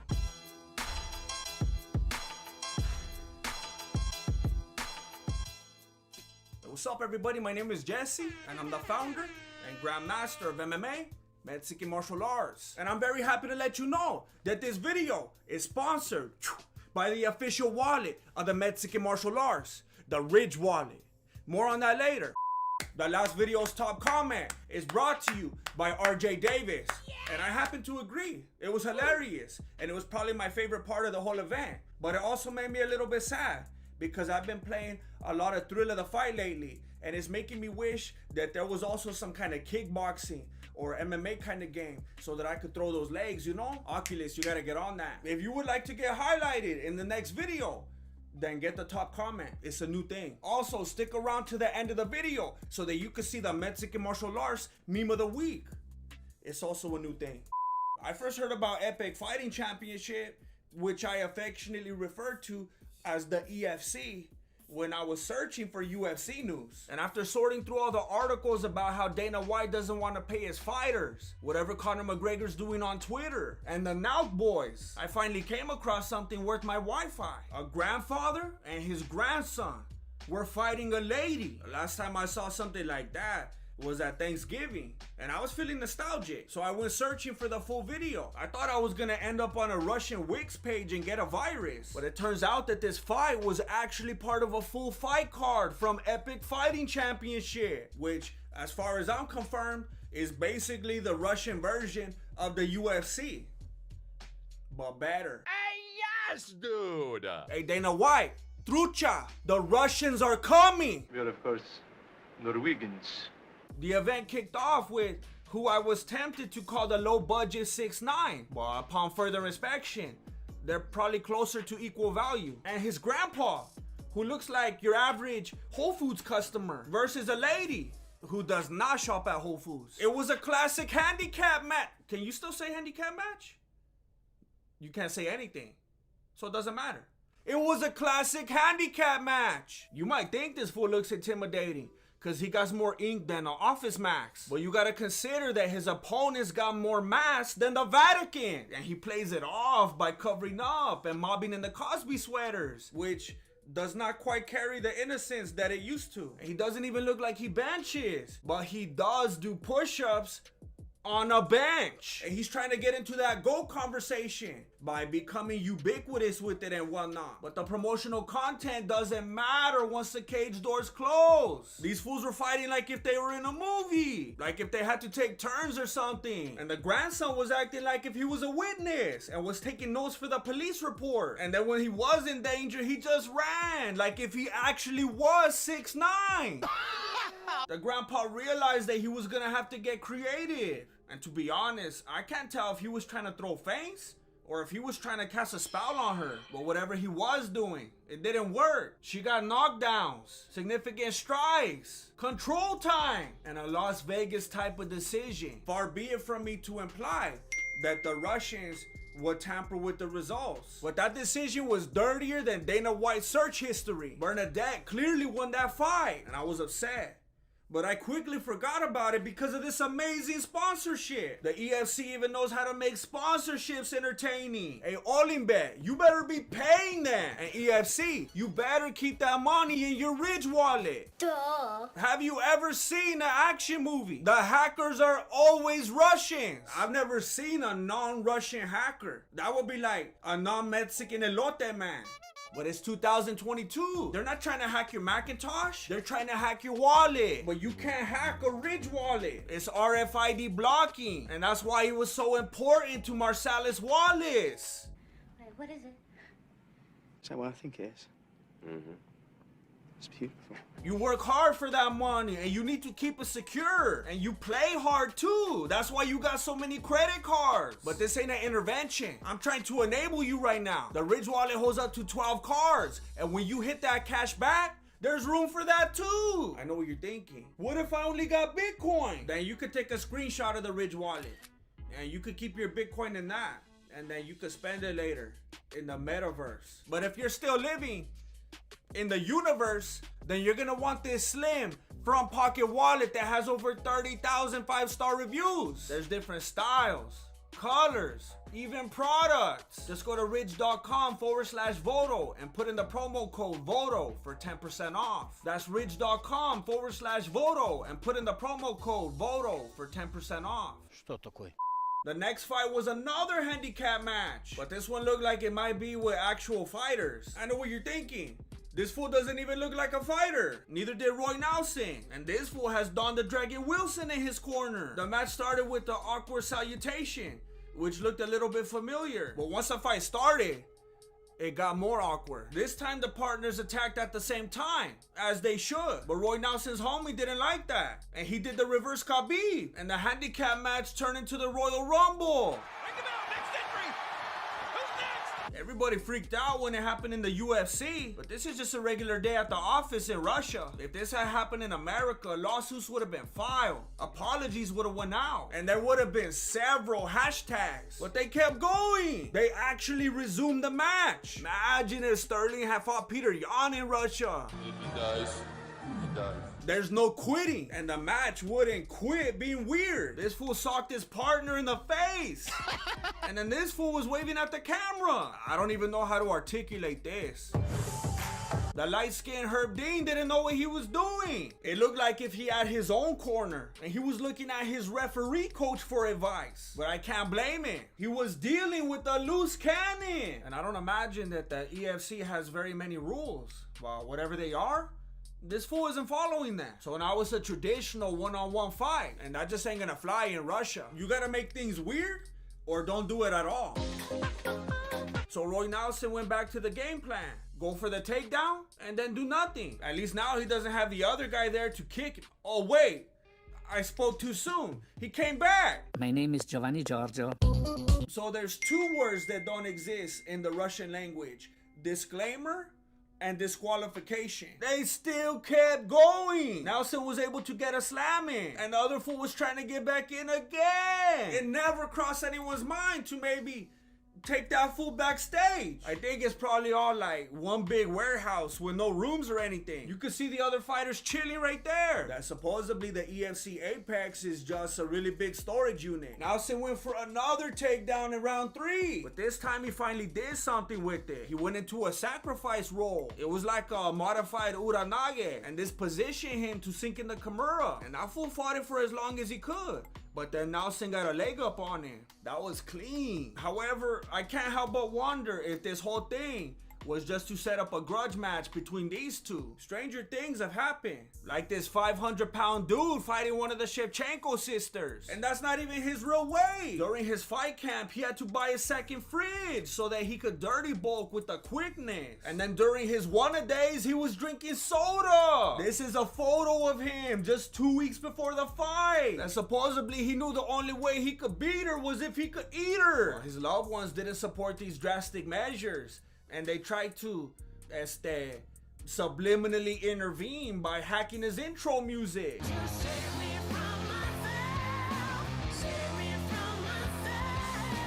But it didn't seem to make an impact because I don't think that fool knows English. And his conviction about the weight was strong because he knew that he didn't have any fighting skills. Early on in the fight, he tried to give her a wedgie. And then he got hungry, so he was trying to grate her on the fence like a little piece of cheese. But the ref wasn't about to just stand around while that fool cut the cheese. So he broke it off. And Shevchenko started implementing that stick and move, which was working, and he was getting tired. The only problem was that she kept kicking his calf, which was basically like kicking a calf. And this gave him the confidence to keep pushing. But Shevchenko's friend had even more confidence. She came in with that intermediate flying dragon kick. And after she felt like she had proven her point, she went on to enjoy the event. And honestly, I think it ended up being a distraction for Shevchenko. Butterbean was throwing the left hand like if he was Sean Strickland, and she was getting chopped up. And it wasn't even a real jab. He was just swinging it back and forth like if he just got the WD-40. You would think that after a while she would catch the timing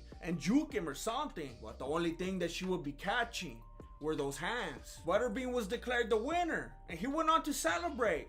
in the only way that we should expect him to. And Shevchenko's friend didn't like that. And at first I thought it was annoying because it seemed like she didn't know how to mind her own business. But then it looked like she called him out and they squared up. And then they played some footage that showed that she's a fighter. And that fool looks scared. He knows that he's gonna lose if he tries coming at her like Derek Lewis. So he had to settle for the head games. And that makes a lot of sense because then right after that, he started talking about Israel Adesanya. And then right after that was the last fight of the night. The only way that I could describe this girl while remaining family friendly is by saying that she's the EFC's Paige Van Zandt. And she was about to fight some fool that almost got Tony Ferguson on the way out. That fool had a co-main with the crowd control stand real quick before the main event started. And then he was embarrassed, so he tried to make up for it by not wasting any time. And he started pulling on her hair like if she was chemo. And she was ready to go. But the Russian Bruce Buffer wanted to make it official first. Drop Dead Fred started off with the confidence of George Masvidal,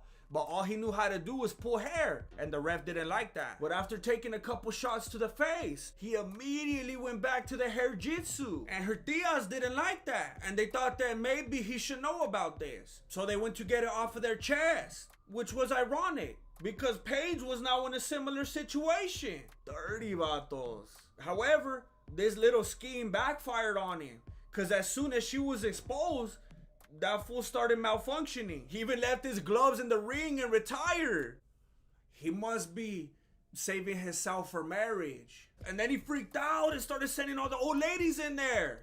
I guess they were his tias. And then when they failed, he got mad and turned on them. But I couldn't believe it when he ran up on this fool. And I was surprised at first when he didn't fight back. But then I thought about it. And this ain't the type of fool that fights back. That's the type of dude that makes a phone call. And it looks like he called Paige's homie, because he came right through and busted up his nose. And I'm not going to show you the blood, because I have a hard enough time getting views. But it's there, and that was all it took. Apparently this fool thought it was a first blood battle, because he chilled out right after that. I want to shout out all the winners. And as you can see, I'm one of them, because I've had the privilege of discovering the best fight promotion on the dark side of YouTube. And I can't wait till the next event. You gotta think about it. The UFC is filled with high-level fighters. And oftentimes, that creates stalemates. And most people don't want to see that. It gets boring. And on the other hand, the EFC is like when you see a good fight at Food for Less, but the comps aren't gonna break it up. I just have one request for who's ever in charge of the EFC. It would be amazing if you could do it in English, if that's possible. And it will also be amazing if you would like this video.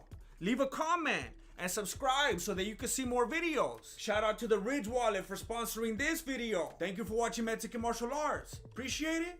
Good looking out. Late.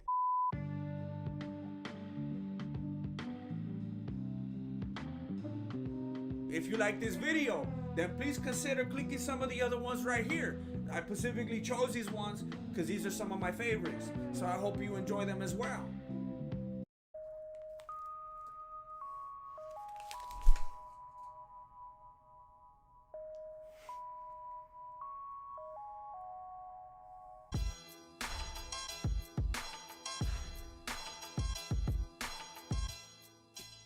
What's up, everybody? My name is Jesse, and I'm the founder and grandmaster of MMA, Mexican Martial Arts. This video was sponsored by the Polish power of Wallace, the Ridge Wallet. More on that later. Hold on, don't forget to subscribe and like the video. All right, continue. So a lot of people are getting off the hype train, and those aren't even my words. If you want to hop off the hype train, bro, Adesanya already knows that the reason he gets away with his shenanigans is because he keeps winning. Not this time. They say he bends styles. We've seen him bend the truth.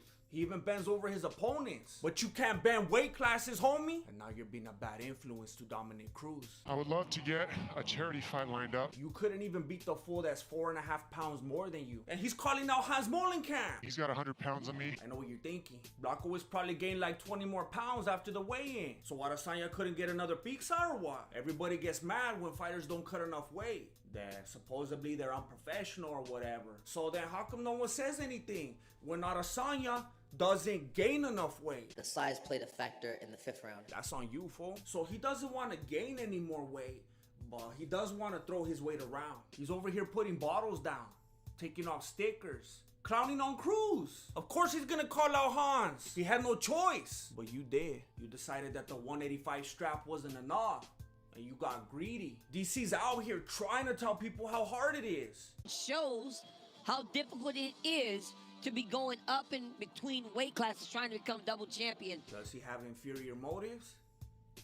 That's not important. Joe Rogan changed the subject anyway. It's hard to tell because they got masks on. All right, a few minutes ago, Petr Yan. But you didn't come here to hear about Monster any more than you watched the press conference for those sound effects. Win. Defend my belt. Moving up. Stalls for the... I can imagine of mine. Like those guys. Champion. Por momento. It's a world they call. First time.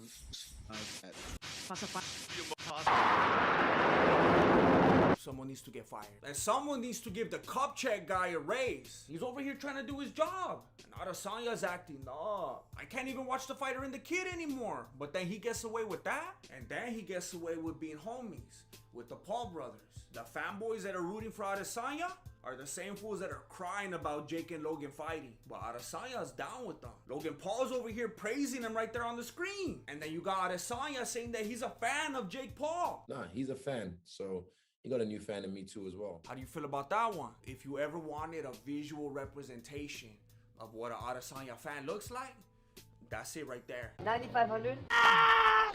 Is that who you want to be? To Adesanya's credit, I will say that he looks clean now. No matter how hard I look, I just can't seem to find any gyno. Whatever he's doing, it's working. And the same is true for Yan. Paper beats rock, homie. All the games Adesanya plays. You think he would know that? He did his best to offset it with his feints. But then he almost fainted when he got caught slipping in the rear naked choke. Adesanya was simply being inefficient with his energy, which he made even more obvious when he kept throwing kicks with no setup. How you gonna knock out the world champion without even setting it up? Oh, like that. He didn't even set it up in his training. Fools get sat down for that nonsense. Literally, by the time they got into the second round, they respected each other a little more. But this is what happens when maybe you have a little too much respect. What's up, fool? What you looking at? Take flight, homie. You throw first. I'm on probation. That being said, you don't poke fools in the eye if you respect them. And you don't ask for title shots either. And Adesanya said it wasn't a poke. It wasn't. It wasn't. But then he apologized immediately after. Sorry. That's admitting fault, homie. Never say never. Never disrespect. Never apologize. That's why I never apologize to my lady. Because then she's gonna think I did something wrong. If I don't apologize, then she's like, I guess he didn't do it. Either way, it's hard to act like you're not fighting dirty when you kick him in the groin right after that. To be fair, Yan did cup check him later on, but Herb didn't let it slide because he knew he deserved it. But after all the stalling and dirty fighting, things started to get more interesting. Yan was flying off the cage. Adesanya was clapping those ears. And I clap hard. And there was finally some groundwork. I'm surprised the biased commentators weren't trying to say that Adesanya was just pulling guard right here and he couldn't bend his way out of that ground control. I didn't even know Yan was a BJJ black belt till I started making this video. You know what else I found out? His nickname is John. John. That's terrifying. And then in the 5th round, I found out that Zayn is also a fan of Adesanya. No, not this Zayn. This Zayn. So now we got Logan Paul, Jake Paul, and Zayn, all fans of Adesanya. And Ariel Helwani, all fans of Adesanya. Do you really want to be in that club? Blink twice if you need help. But my brain went from Zayn to Goldberg with the quickness, because Yan speared that fool. Oh, that's it. You just got to take him down. And Adesanya's long legs usually work in his favor because of all the kicking. And even more importantly, all the running. And don't even start crying about me calling him a runner because he even trains for it. But that length was working against him right here. Just get up. Because his legs were too long to get the feet on those hips. And while he was struggling with defeat, Yan started dropping that Viking hammer. But John Anik must have been watching like a mirrored screen or something, because he thought that Adesanya was headbutting Yan's fist. And Adesanya potentially has done enough to become a simultaneous 2-division champion. But even John Anik's biased commentary couldn't fool Dana White. He already knew what was up. He didn't try to hide how he felt about it either. There was no 10-8 in that fight. And Joe Rogan didn't try to hide, not being at all prepared for this interview. Did it go the way you thought it was going to go? Really, fool? You thought that he was gonna say that he expected to get glued to the canvas for several minutes and lose the fight. To be fair, Rogan was most likely under the influence of something. Who knows at this point? And I was under the influence of joy, and some people didn't like that. Some people were upset that I was celebrating Jan's victory. Some people went as far as saying that I was being toxic. Are you kidding me? This is me after a fight, and this is Adesanya after a fight. You want to talk about toxic? I'm like the toxic Avenger. To be honest, I didn't even want to make this video, but people kept asking for it, and I come through. I released a video after UFC 259, breaking down an old classic, and everybody was like, who cares? Where's the Adesanya breakdown? It's just not my style to soccer kick fools when they're down. But for my viewers, I'm willing to bend my style, and I'm not really doing any harm.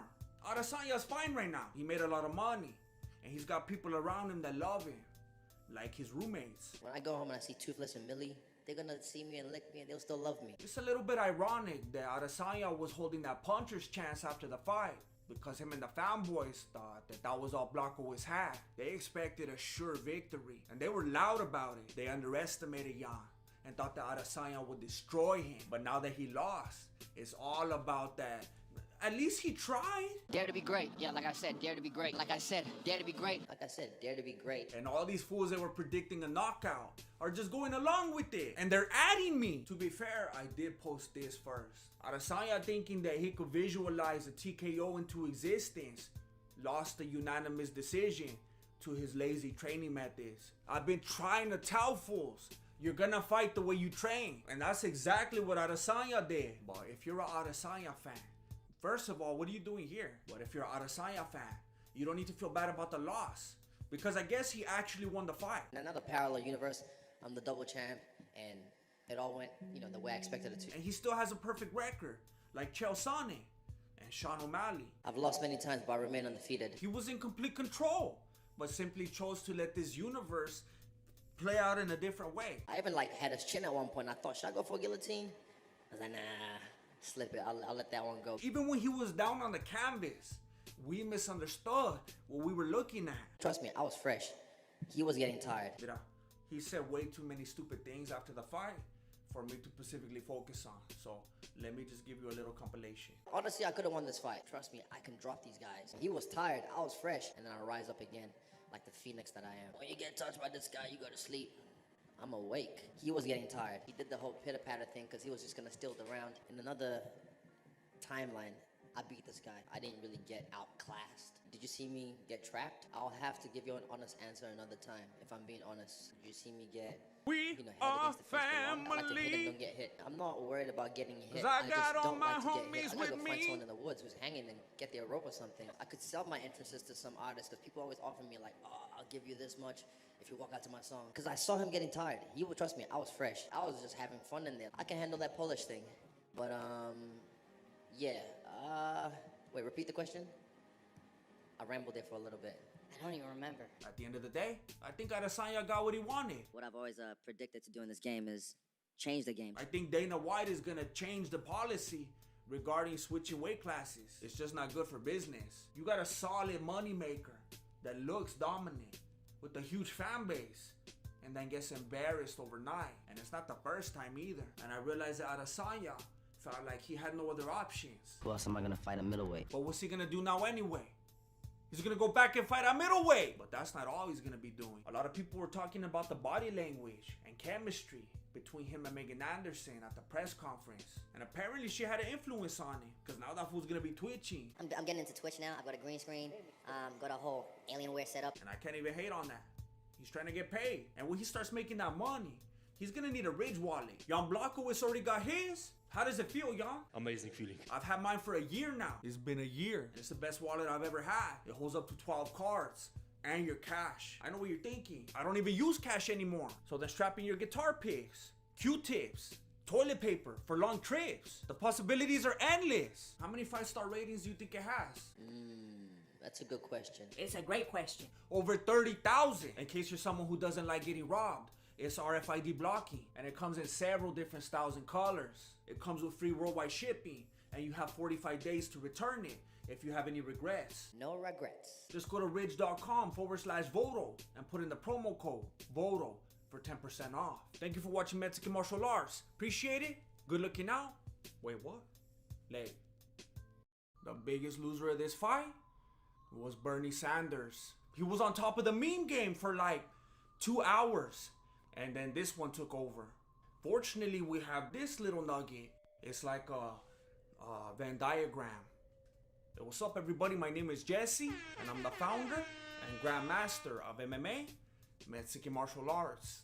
This video was sponsored by the Ridge Wallet. Oh, you want to win this? Well, then you got to watch the whole video. All right, listen, I'm editing right now, and I just realized that I forgot to mention in the video that I'm going to be doing new videos every single Wednesday. And I want to make sure that you know that, so you keep coming back to scope them out. So I'm just going to put up a picture right now of something interesting for you to look at while I say this so that you don't get bored. Thank you. I know what you're thinking. Grandmaster, your prediction was wrong. You said that Conor was going to knock out Dustin.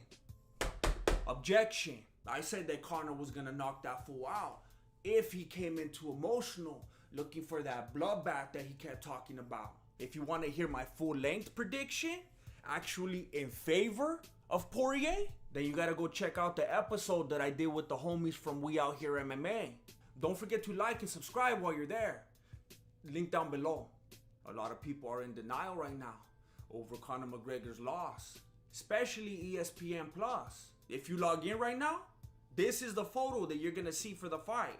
That's how they're doing Poirier. I almost couldn't even see the fight because of ESPN. And now they're going to act like this? That's exactly why Dustin's not in love with the game anymore. Immediately after the fight, Dustin told DC that he's over it already. I'm not in love with this no more. After Khabib beat Conor, he wanted to keep fighting. He was insatiable. Well, I don't blame Dustin. They're doing him worse than the first time Stipe Muchacho fought Ngannou. That's why he looked all traumatized during the press conference. He was looking like when Lance Armstrong had to lie about the moon landing. I'll be honest, for a moment, I thought that Poirier was looking guilty because he was about to pull a cowboy. And then when he gave that fool his chile, I thought it was over. But Poirier just doesn't care anymore. Even the process leading up to the fight was driving him crazy. And this is the day before the fight. I'm sitting there. I'm like, I'm about to jump off the balcony. And then to go and make things even worse, Herb Dean had to go and mess it up. No, not that mess up. This mess up. I'll be fair. Technically, it was Conor's fault. Herb Dean asked that fool if he was ready, and he jumped the gun because he was nervous. I've never seen him that nervous. But Herb Dean should have put him in his place. Big John McCartney style.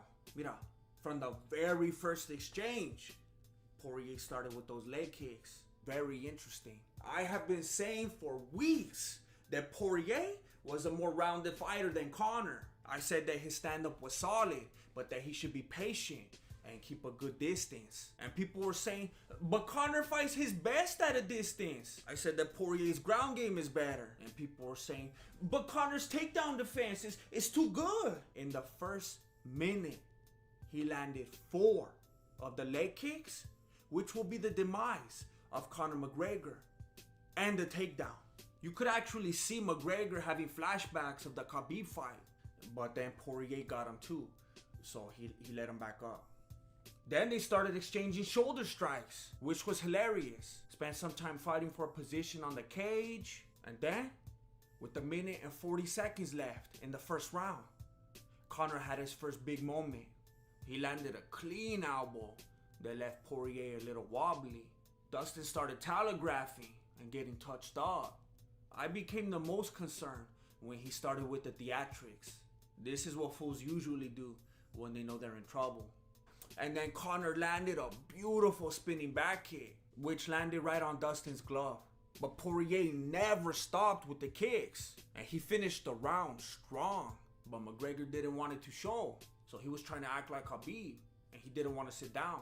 He probably should have though. 4 seconds into the second round, Poirier landed the kick that will alter the course for the rest of the fight. McGregor did land a solid uppercut after that, but he wasn't able to capitalize on anything because of his dead leg. The only problem was that Dustin threw the kick so much that Conor started timing it, and he caught it 3 times. And at first I was like, Poirier, you gotta Joaquin Buckley that fool. But he wasn't even concerned because he knew that Conor couldn't do anything with it. What's he gonna do? Take him down so that Poirier could choke him out with the guillotine? Guillotine Island. Even if Conor wanted to, he couldn't do anything with that leg because his own leg was in so much pain. You could actually see him think about it for a moment.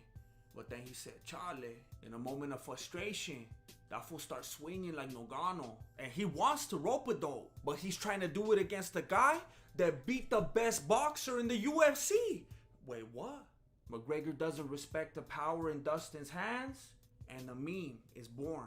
Well, as far as I'm concerned, there is no greater meme than this one right here.